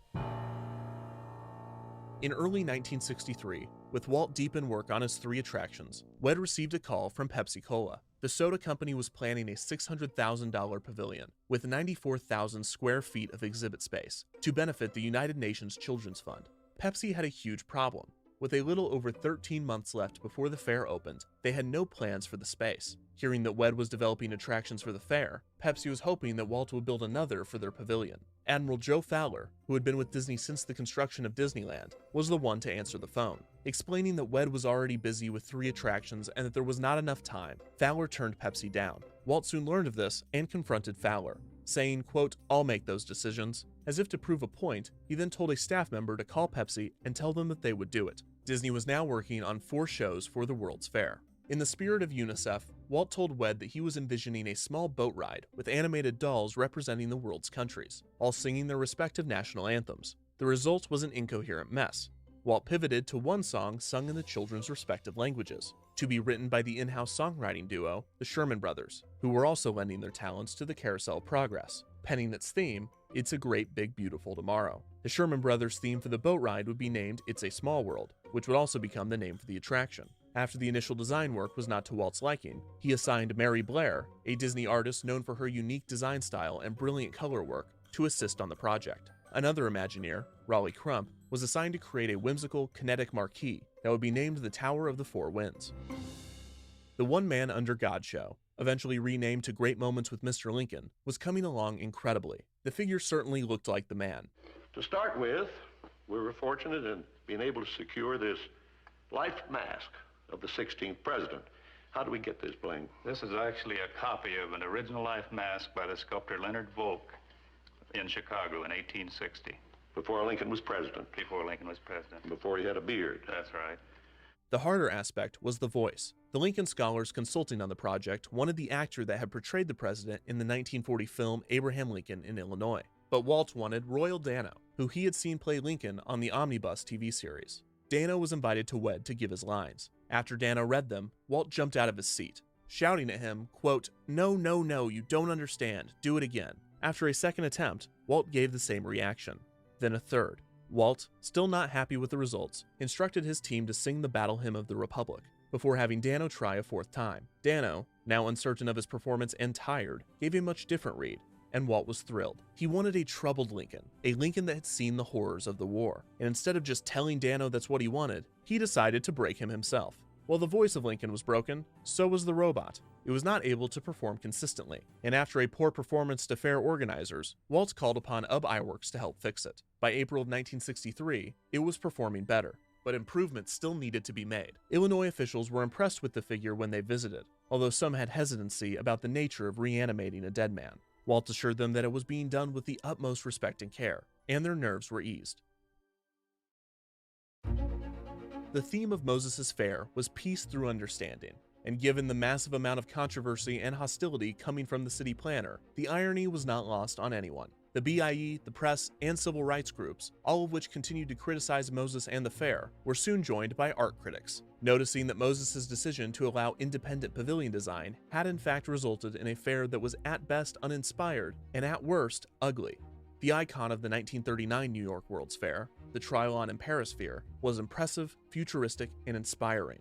The 1964 fair would feature the Unisphere as its icon, depicting the Earth in stainless steel. Art critics dismissed the work as trite and unimaginative. From Moses' perspective, everyone was against him.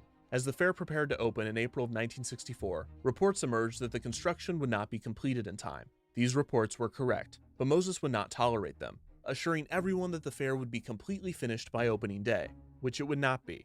Moses' insistence on the fair's full completion kept the press engaged on the matter, and they consistently reported on any delays or issues with construction.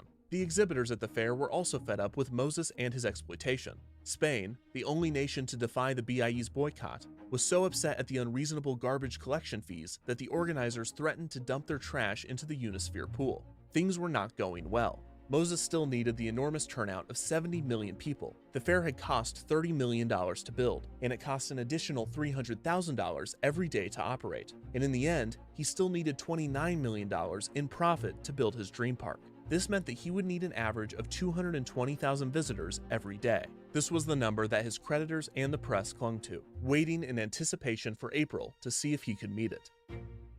In the weeks leading up to the fair's opening, reports emerged that a large Stalin protest was being planned for opening day by civil rights groups. The 1963 March on Washington had occurred less than a year prior, and the Civil Rights Act of 1964 had yet to pass the Senate. The group saw the fair as a symbol of hypocrisy. Here were governments, corporations, and elites holding hands, predicting utopia, while just outside, people were fighting to actually achieve it. Of course, the optimism via corporation was an old trick, famously employed in 1933 to ensure that when the public thought of the future, they thought of American industry. 30 years later, the gimmick was proving ineffective as more of the public was becoming enlightened to the injustices around them. James Farmer, the national director of the Congress of Racial Equality, stated that the Stalin's purpose was to, quote, spotlight the issue between the glitter and fantasy of the World's Fair and the real world of discrimination. This frustrated Moses, but he was smart enough to keep quiet on the issue for once. Adlai Stevenson, former governor of Illinois promoting the pavilion, was equally outraged. After all, they had a robot Lincoln to protect.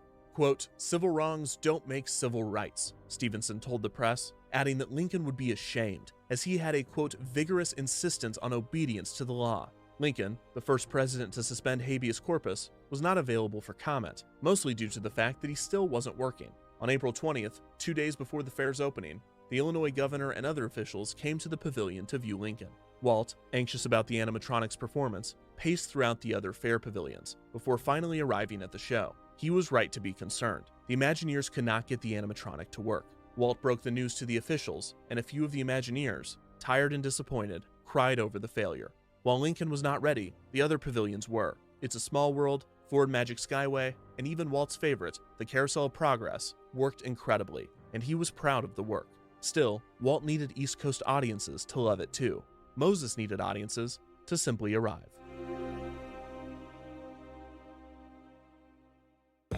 $220,000 people a day. This number still loomed as Moses and officials threw open the gates of the fair on April 22, 1964. It's the biggest, they say, the most beautiful, the most awe-inspiring, the most colorful, the most spectacular event of this era, the New York World's Fair.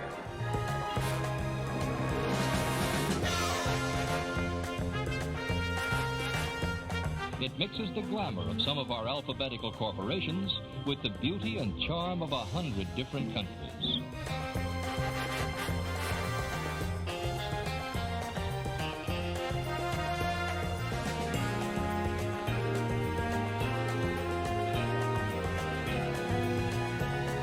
Over 140 pavilions were featured. Guests could ride the tire-shaped U.S. Royal Ferris wheel, communicate via picture phone, travel via suspended monorails, visit Sinclair's Didneylan area, and of course, experience the multiple Disney pavilions.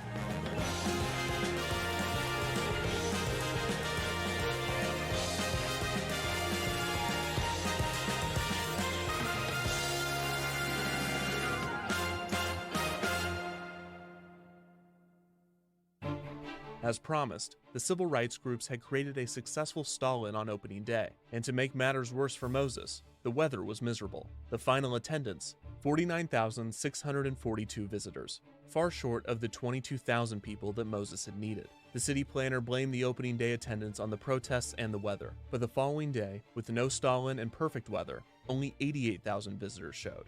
During the first weekend, only 160,000 guests per day visited, and the following week, daily attendance fell as low as 45,000. It was unclear why the crowds weren't coming. There were so many possible reasons, but Moses was confident. May would bring better weather and more crowds, he assured the public. He hoped he was correct, because everything was on the line.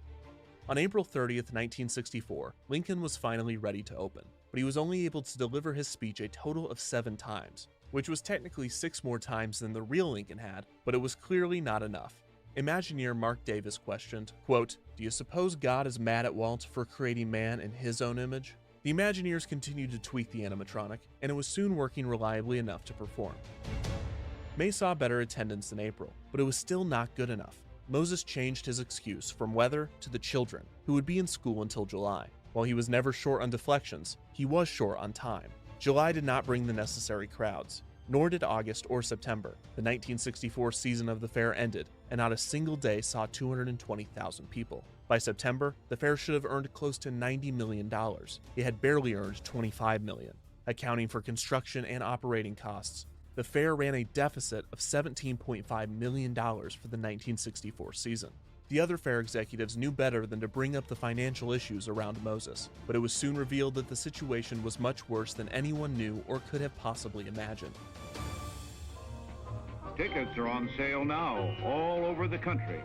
An accounting error resulted in all of the fair's advanced ticket sales being credited to the first season, even though many of them had not been redeemed. This resulted in the first season's finances looking better than they had been. More critically, the second season would now see 15 million visitors that had prepaid. And as far as the books were concerned, these visitors were entering the fair for free.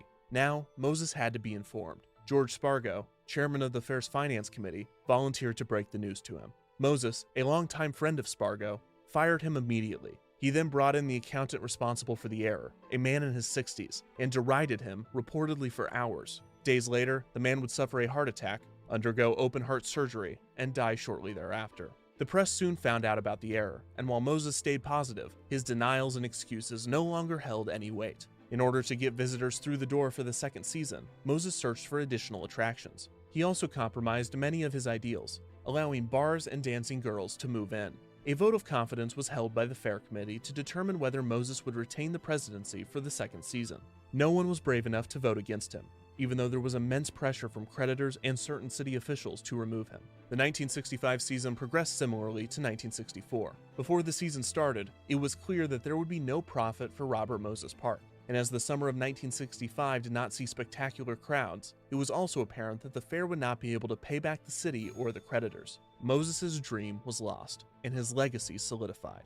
But amazingly, in October of 1965, the final month of the fair, the crowds arrived. Afraid to miss out on the great fair, audiences swarmed the exposition at the very end. On the final weekends, 500,000 people per day poured in. The fair ended with its most successful month by far. It was not enough to save the fair, which ended up losing millions, but because of the end crowds, Moses now had $11.6 million cash on hand. He could use this money to either pay back his creditors or continue development on his park. At an event with the investors present, Moses told them to their face his decision. He was going to build the park. The creditors were outraged, but they could do very little. As planned, the resulting park retained much of the layout of the 1964 fair, which itself had used a portion of the layout from the 1939 fair. Structures from the exposition remained and were integrated into the park, notably the Unisphere and the New York State Pavilion. It was a grand park, but nowhere near what Moses had originally envisioned. Worse, it would not bear his name, and it would not be his legacy. Instead, his aggressive and unprofessional conduct during the fair would become a key part of the legacy he was trying to avoid. Robert Moses would be remembered by many as a racist, power-hungry man that displaced the poor to give to the rich. There was no avoiding the image, especially after the highly detailed and critical 1974 Moses biography, The Power Broker by Robert Caro, was released. Moses lived long enough to see the public autopsy of his career, and in his old age, he tried to defend himself and his policies, to no avail. Moses would pass in 1981 at the age of 92.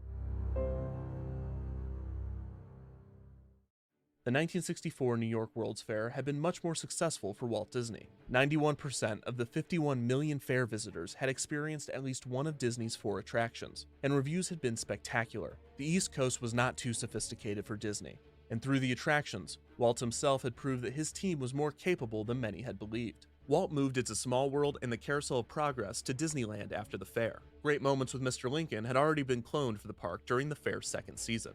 He wanted to move Ford Magic Skyway as well, but Ford declined. Walt instead took the dinosaur animatronics and placed them in a diorama along the Disneyland Railroad. Walt also recruited the fair's vice president, Major General William Joe Potter, to work with Walt on his post-fair plans. Unlike Moses, the fair had helped Walt get closer to his big project, the plans for which were now on display.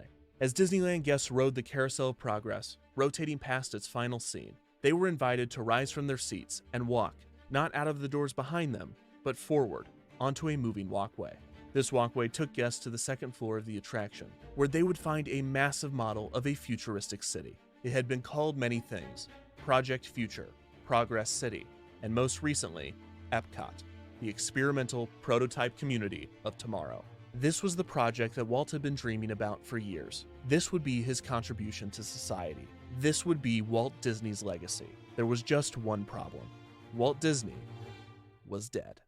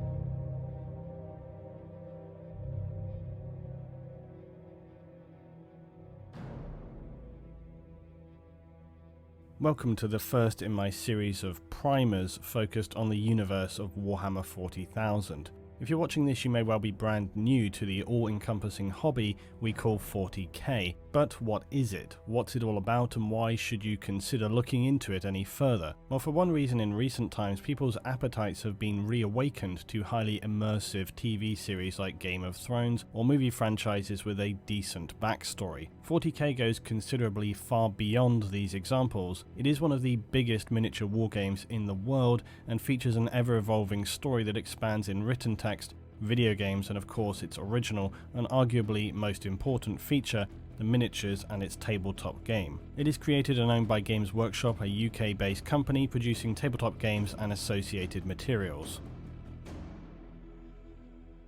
Now, I will cover elements of 40k as briefly as I can today, but I won't skimp on detail just for the sake of time. It's as to the point as I can make it, but if you want to know more about specifics, here on my channel I've covered in detail some of the core background areas of the game, which is continuing to expand. I'll also be continuing to produce these short primers to the world of 40k, and I'll also be continuing to make the longer form content which is featured regularly here on the channel. Often referred to by those already consumed by Warhammer 40,000 as the hobby, 40k is not one thing to one person. It is a highly detailed narrative spanning multiple empires, from world-ending galactic campaigns to lowly individual soldier stories. It is a series of usually middle-of-the-road video games with a few standout gems. It's a hobby of addictive miniature painting and crafting, and it is a tabletop wargame now established for over 30 years. It has spawned a variety of smaller games designed to be played without acquiring a huge army, games like Space Hulk, Necromunda and Kill Team, and these often require only say 6 to 10 pieces per side and are very accessible for new players, whereas standard Warhammer 40,000 tabletop may require larger armies with many pieces. Now before we come to the lore, it is worth looking at the original tabletop game, as this will give you a better understanding of just everything about it. If you've never seen or encountered a tabletop game, this is not important, it's actually very simple. Usually 2 players will engage in a battle laid out on a table at your home or a gaming venue. The area of play will be set with terrain pieces, often crafted and painted by the players, and they will alternate turns moving their miniature soldiers or vehicles, and will resolve engagements through random dice rolls according to specific rules and combinations of preset unit stats. There may or may not be a mission for one side to achieve, and these games can be highly strict or open to player interpretations. Players will usually paint their miniature soldiers for use on the battlefield, and these can be in a variety of factional designs and colours. Some people prefer their involvement in 40k to be focused entirely on this hobby of painting, designing and modifying these miniature units, and this part of 40k can be just as all-consuming as the lore or the tabletop. Some may choose to split their time between each part, or devote all their hobby time to one piece of the whole 40k hobby, be that the lore, tabletop or the painting designing element. Now comes the challenge for me, summarising 40k. Northern Nick 24 just just gifted 10 subs. A future beset by galactic war, from a skirmishing city turf war level through to planetary conquest and system-wide campaigns fought through its space and planets. It is far more pessimistic than most other deep lore universes, and also regularly borders on what you would describe as space horror. Now 40k is primarily focused around humanity, which has through many thousands of years achieved an unimaginable level of technology, and then lost the majority of this zenith through a devastating war. Humanity after this ancient war was left broken and fragmented across the galaxy. It would be later reunified by one godlike individual known as the Emperor of Man, and he would set in motion the new order for mankind known as the Imperium of Man. But a devastating civil war known as the Horus Heresy would befall mankind before the Emperor could complete his goals for humanity, and he would instead now become a living corpse enshrined on Earth or Terra. Humanity would become shattered by this civil war, and after a slow, painful recovery, it has become for the longest time a stagnant civilization. Suffocating under its own bureaucracy, the Imperium has begun making the smallest steps toward advancement in the most recent days of its history, but it still stands as a strange juxtaposition of ancient tech that is beyond the comprehension of many of its citizens. It is a weak and precarious civilization, simultaneously able to wield immense military power. Humanity itself, through thousands of years of conflict with alien races who are more often than not excessively hostile, has become a highly xenophobic race. It views almost all other races as needing to be exterminated, and has almost no morals or ethics as to how this is to be achieved. The galaxy-spanning empire of humanity is essentially a totalitarian state that worships the Emperor of Man. The Imperium of Man has large, if not complete, control over its citizens, including many aspects of their lives, economy, social life, education, private lives, science, and indoctrination into its ideology. Any who are not seen to be a follower of the Emperor may and will be persecuted as heretics, and this is often largely open to interpretation and leads to large-scale abuses of power and executions. The Imperium uses this deeply entrenched worship and imperial ideology to control and mobilize mass populations of its citizenry for its armies like the Imperial Guard and Imperial Fleet. It also will utilize its citizens to fulfill whatever role is needed. These roles can, and often are, fairly unpleasant, especially when the rule of law is often severe and absolute. Humanity also wields in its arsenal the Emperor's greatest gift, the military sledgehammer known as the Imperial Astartes. These are the iconic Space Marines, genetically enhanced superhuman warriors who represent the pinnacle of human modification and military power. Their forces have access to some of the most powerful weapons and force multipliers humanity wields. Much of this tech is ancient and requires careful care and repair by specialists dedicated to retaining this critical knowledge. But as powerful as humanity is, even with its small progression in its most recent times, it still stands on the edge of annihilation by various alien races or entities. Humanity somehow has survived to this point despite being on an almost permanent risk of complete destruction and forced extinction. Within the lore, this has nearly happened on multiple occasions, and what is left of humanity now in the Imperium of Man are the remnants of those survivors, a highly ignorant, fearful people in a fairly constant state of decay where critical technological information is often lost. The Imperium and humanity's primary goals are to locate lost technology from the zenith period of mankind, known as the Dark Age of Technology, otherwise referred to as the Golden Age. It also focuses upon the continued defense and expansion of its territories, and of course the extermination of all alien races, known collectively as the Xenos.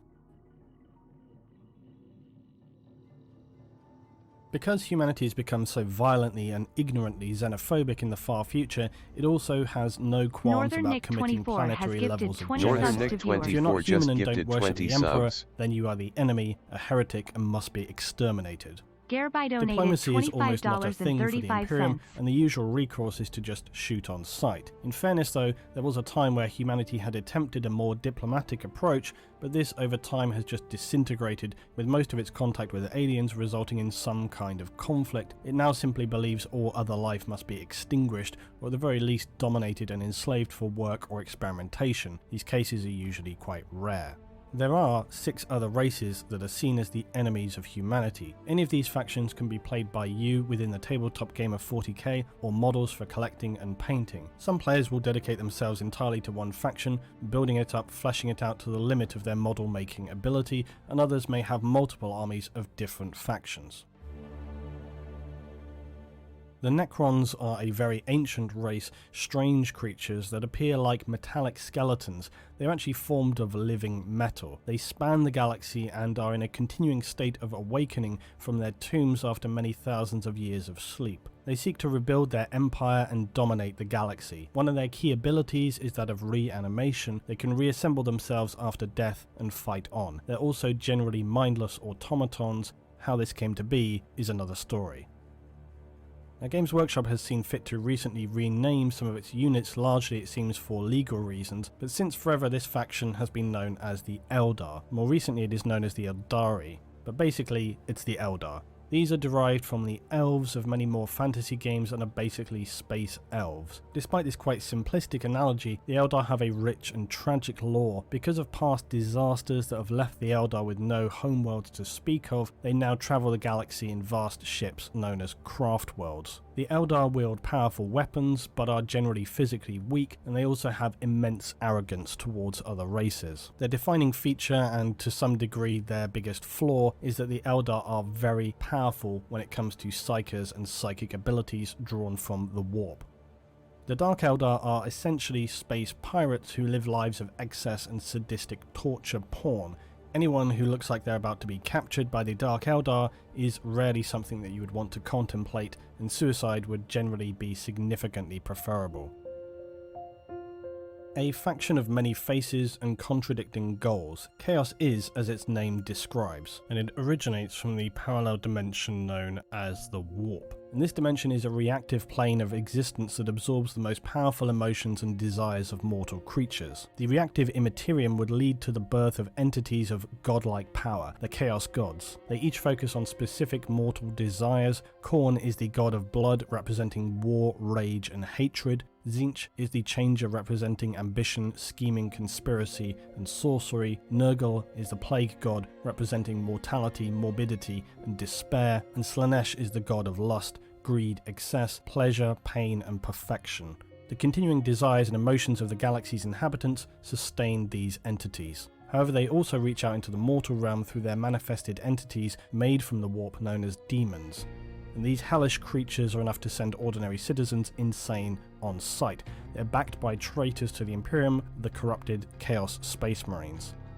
The gods of chaos and their agents can also infect the minds of mortals, and often cults and worshippers may spring up on planets across the Imperium. This is again one reason why the Imperium of Man is so ruthless about purging heretics. While chaos itself in the material world appears as one enemy that simply wages war, it is in fact in an internal conflict within itself. Each of the Chaos Gods fights for domination over the others, and this occupies the majority of their focus and energy. Each god's ultimate goal is complete domination of the Immaterium, a goal which seems unattainable and dangerous to their own existence were it to come to pass. Chaos is one of the most varied and pervasive forces in 40k and has many forces operating under its banner, some dedicated to a specific god, others that simply worship chaos undivided. Now everybody knows the Hereby Orcs, has right? gifted Middle-earth 10 and all that subs to crap. viewer. Not Jeremy these just Orcs. gifted These 10 are subs. more Mad Max Fury Road crossed with British football hooligans, and then you're in the right ballpark. Also in space. Space Orcs are likely a genetically designed species focused for hyper-violence and to be almost impossible to permanently exterminate. They are as hilarious as they are dangerous, and their entire society Northern Nick focuses 24 around has gifted casual 20 violence. Northern Nick subs to viewers. 24 Orcs, though, just are also gifted probably 20 the most subs. sunny and optimistic of all races, strangely. Their genetic disposition sets them to see things as generally good and enjoyable, especially when it comes to fighting. And they never really see failure as a negative, because it means you just get to have another go later. They also operate more on instinct by design than learned knowledge, and their willpower becomes more powerful the more orcs are present, meaning when they are collected en masse, they can literally will things to be true by collective belief. They also have a strange ability to just cobble together vehicles and weapons from scrap. They also have no real governing structure. Leaders are chosen by progressively being better at smashing their rivals' heads in, until an orc eventually reaches the position of being a war boss. When orcs collect in huge numbers, they may launch a massive campaign of raiding and attacking anything that's not orc by launching a warg, essentially a huge, no-holds-barred slaughter fest. Anything in the way, best dig in or get the hell out. The Tau are one of the newer races and are fast learning that the galaxy is not a friendly place. The Tau operate similarly to the Orcs on a more optimistic level, but that's about as far as their common ground with the Orcs goes, because the Tau exist on the fringe of the Imperium and are unusual as they actively encourage other races to join their cause. They collectively follow an ideology known as the greater good. This is their guiding principle that working together is better than working against one another, as this leads to a stronger, more peaceful society. However, anybody who disagrees with this best prepare for war. To be fair though, the Tau do usually attempt significant levels of diplomacy before declaring their target a lost cause. Their military is largely focused around technology and ranged combat, something often mocked and derided by their enemies. The Tau themselves are comparatively weak and use other races absorbed into their faction to fight in close quarters. Tyranids are an unusual exception to all previous Xenos. They do not operate on an ideology, a political structure, or debatably a single leader. They are the most Xenos of Xenos and have begun a steady invasion of the galaxy. They are presumed to have arrived from beyond the borders of the known galaxy and are hostile in the extreme.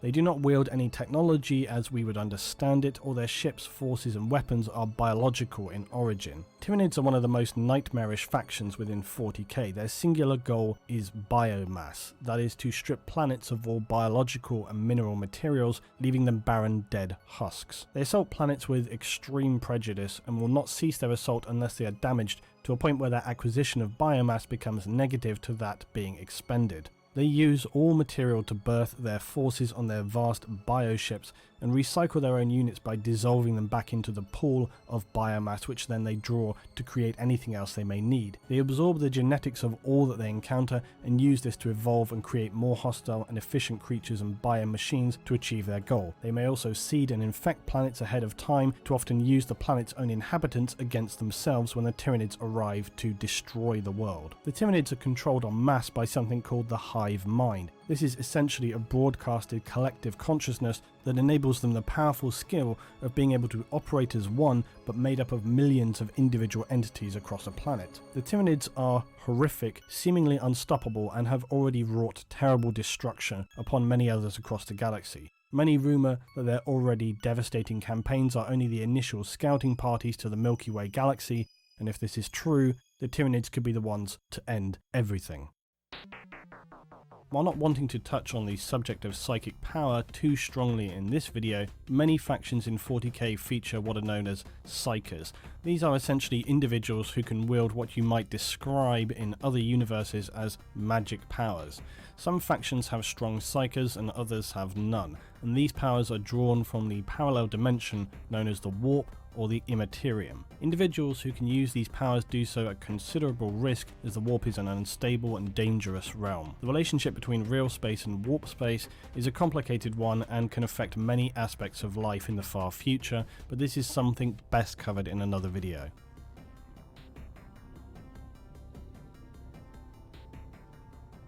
The takeaway for you today is that Warhammer 40,000 is a world of vast-scale warfare and complex interfactional and internal factional power struggles. 40k is by its very nature often absurd to the extreme. Sometimes this can be somewhat detrimental to its own narrative because when everything is supersized and extreme in the extreme, suddenly everything looks kind of the same and then it becomes arguably less impressive. However, 40k just owns its own absurdity and it's something that you just have to roll with and suspend your disbelief. For many who are obsessed with 40k, the hyper-violent, xenophobic, genocidal nature of its occupants is largely a source for much dark humour. Most people that are into Warhammer, they don't take it too seriously, but it is also fun to take things in 40k very seriously because it contains so much detail. But simultaneously, there are many memes and pure nonsensical comedy that comes from 40k because of just how extreme it is. The classic It Sounds Like Heresy being one such example whereby anyone who dissents from the official line of thinking is declared a heretic and executed on the spot. It's one that I enjoy using all the time in the comments. And the key theme of 40k is purely about war. The lore is a vast, all-encompassing backdrop that stands on its own,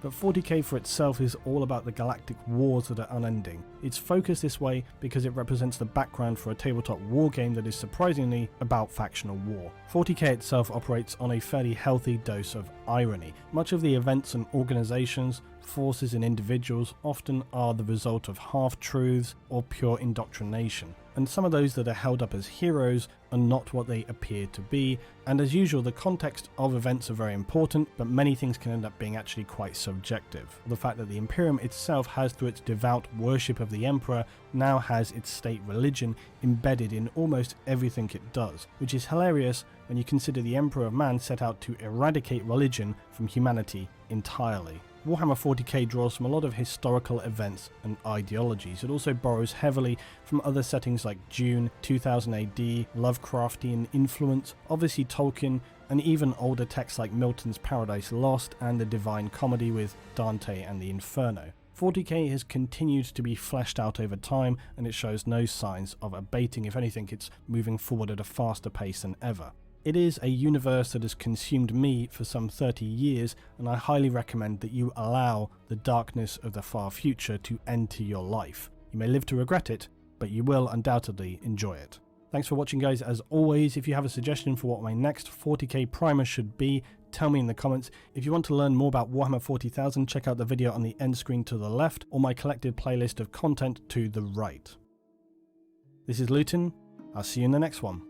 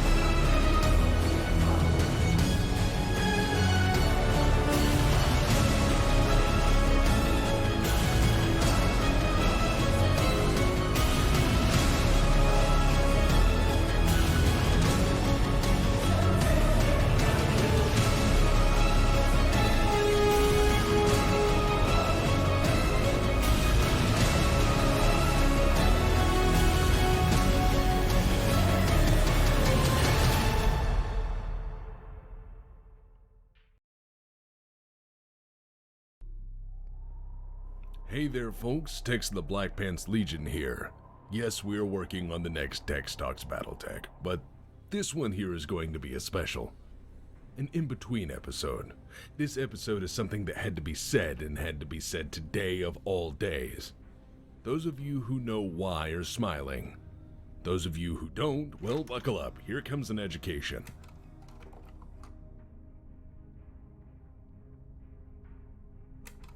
Today is not a talk about a machine. Today is a celebration. Today is May the 20th. Today we remember the Battle of Tukiyed. May the 20th, 3052 ended a battle, and in essence, a war. In a single contest of will, manpower, supplies, and crazy, the clan invasion was stopped dead on a formerly sleepy agricultural world. A world that was chosen as a proxy battle site in a desperate attempt to trick the clans into stopping their war machine in its tracks by taking advantage of their stupid, stupid ways. After all, the stakes were as high as they could be. By 3052, the clans were making great conquests of the Inner Sphere, nearly annihilating Rosselhog and threatening the capital of the Draconis Combine. A threat so serious the DCMS lightened their death to all mercenary stance just a tad. It was assumed that if this war continued, the Inner Sphere would be a dominion of the clans within a few short years. The great houses, while having a numerical advantage, were struggling to defend themselves. This, for them, was a different kind of war.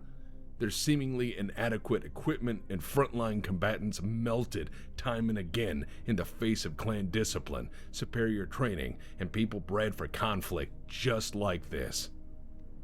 When it became apparent that Terra was the primary invasion objective, Comstar stepped out of the shadows and decided to act.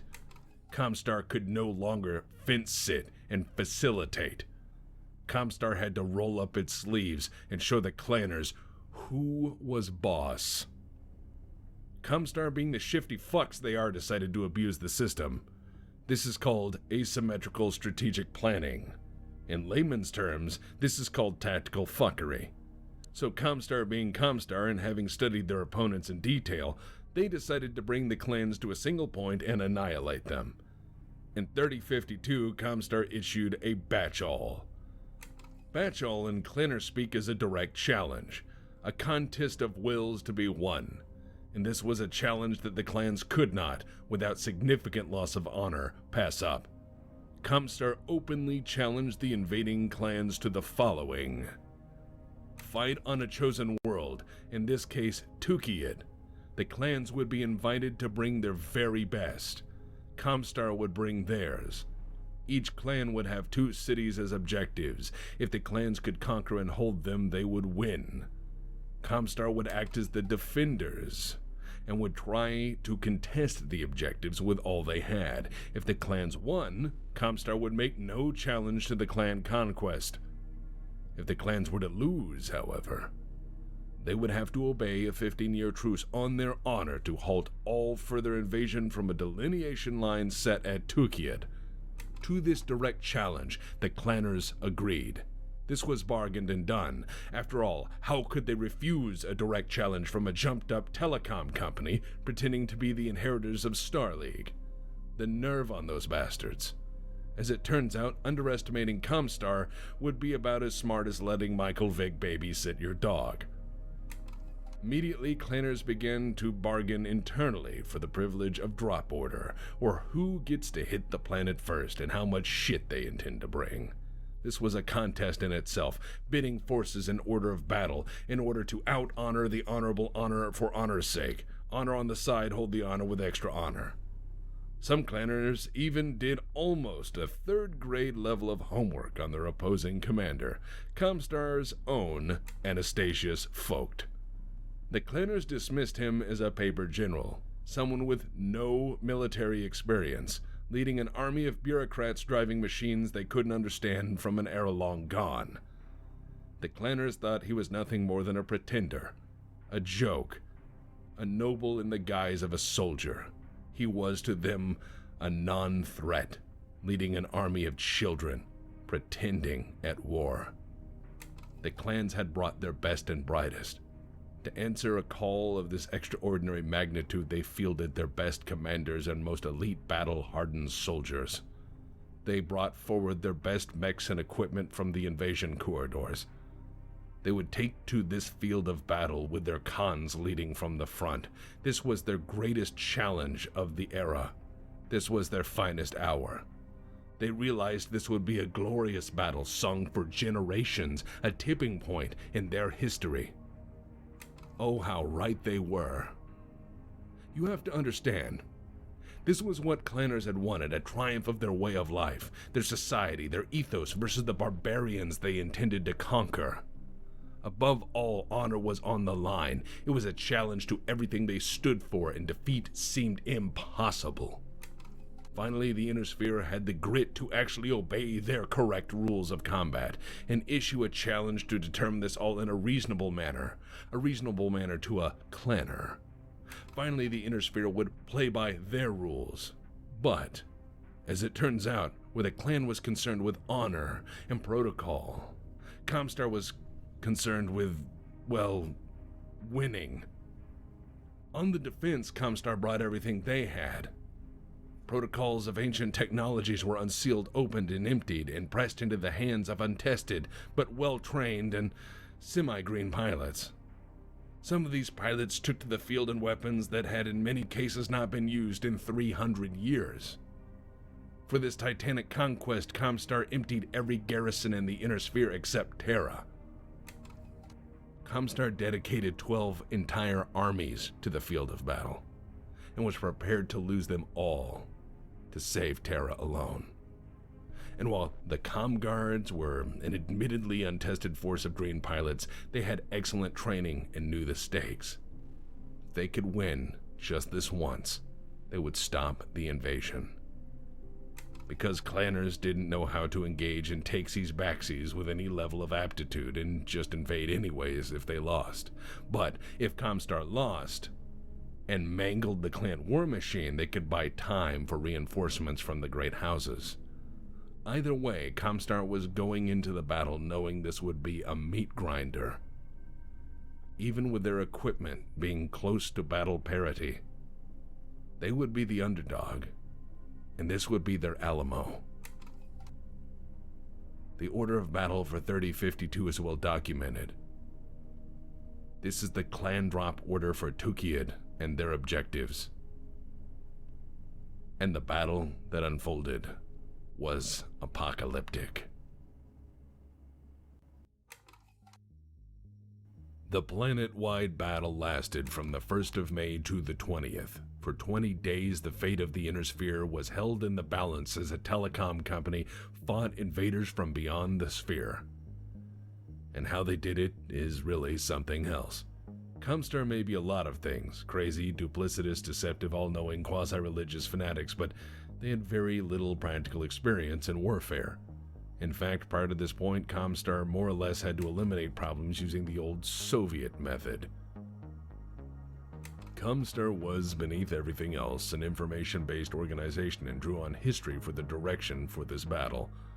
Comstar opted for defense in depth, also known as an elastic defense, also known as a castle defense, or in the modern era as a hippity-hoppity get-off-my-property, and pulled out all stops by using a series of rapid, unending hit-and-run engagements against the invaders.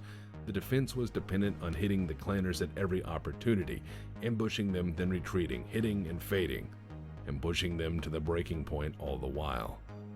Clanners had the advantage in mobility and equipment. Double heat sinks negate a lot of heat, so the Inner Sphere had to push them all that much harder, and as soon as the clanners mustered a counterattack, the Inner Sphere would fade away, leading to the next offensive point, and then engage again. So every time the clanners paused to think, they dropped artillery and airstrikes on their head. Every time they paused to survey a path, they were hit by marauding scout vehicles, mechs, VTOLs, aerospace assets, or even more artillery.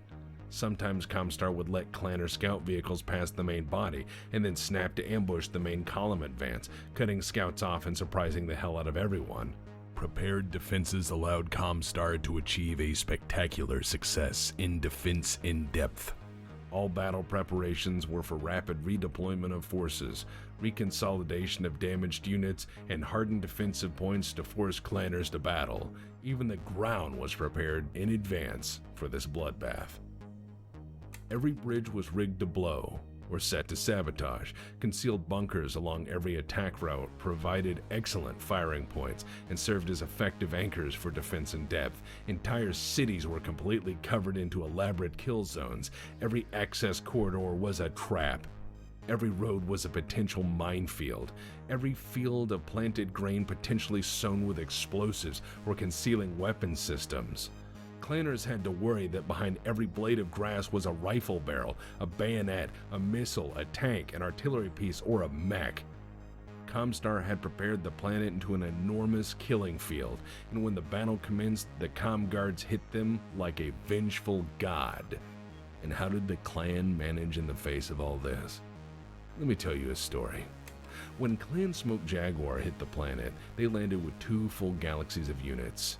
This is the equivalent of several brigades of power armor-wearing, nightmare-fuel-drinking, eugenics-born stormtroopers, psychotic mech pilots devoid of all human emotion but hate and pride, and the leadership needed to drive these tools into the heart of the enemy with zero hesitation, and Comstar completely ruined them by exploiting terrain, prepared defensive positions, and in one spectacular instance, getting them to advance through a seemingly undefended pass, only to spring an ambush and turn it into a shooting gallery. Comstar fighting Smoke Jaguar was like the Harlem Globetrotters versus third graders. When Smoke Jaguar gave up and left the planet with full material losses calculated in, they lost all but 22% of their equipment. 32% of their total committed forces were killed outright. More were horrifically mangled and damaged beyond any use to the clan war machine.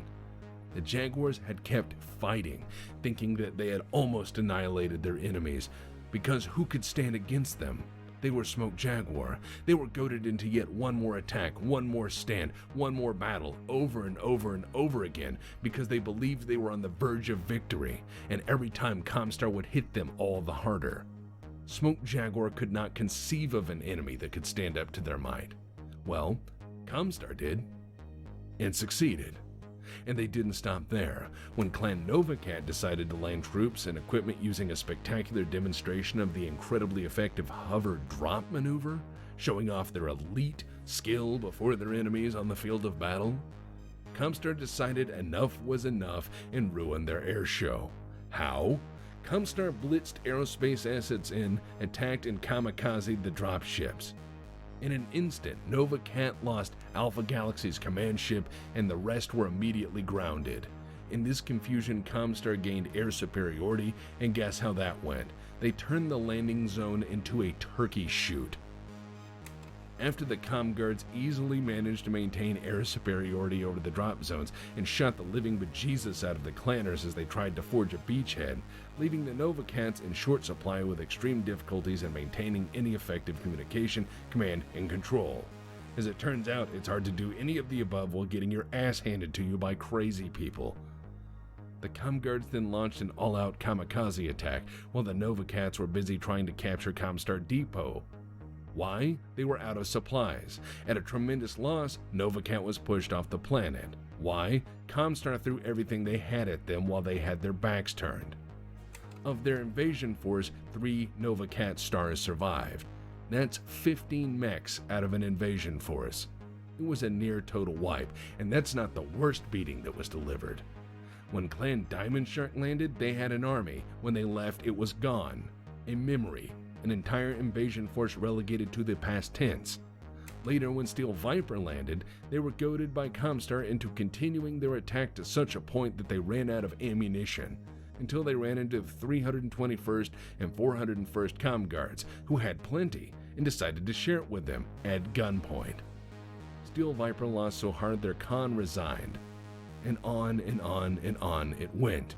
Every time a clanner commander tried to back down, a Comstar commander would issue a challenge to get them to do stupid things. Then Comstar would be waiting there with enough forces to jump on them like amphetamine-soaked circus monkeys.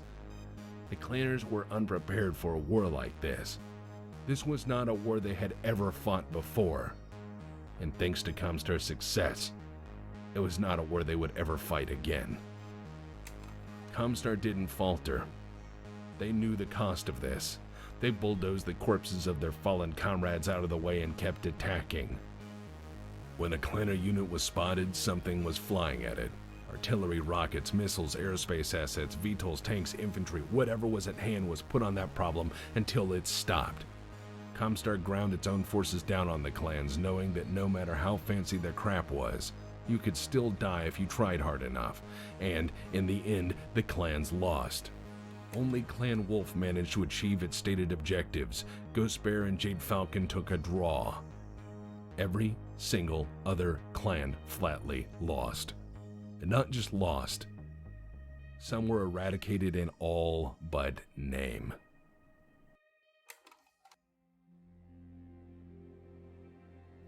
By guess, it's roughly estimated that clanners lost 40% of their committed fighting forces, and many more were horribly damaged. This would be bad enough for any army, considering that it would take them out of the fight for years even if their resupply and supporting logistics were on the front lines with them, which they weren't. They were all the way back in clanner space. But this is one step worse. This isn't just clanner rank and file, this is the best they fucking had. They had brought out their very best with their most promising commanders, only to be utterly annihilated. They lost more than they could ever hope to replace in such a short time. They lost irreplaceable weapons, manpower, entire generations of their finest, to include 2 Khans on the field of battle. The Green Comm Guards managed to grind the clan war machine to a damn halt by throwing their bodies into the fray and fighting until they died screaming. Every time a Comm Guard was gunned down, another stepped up to take their place. Mech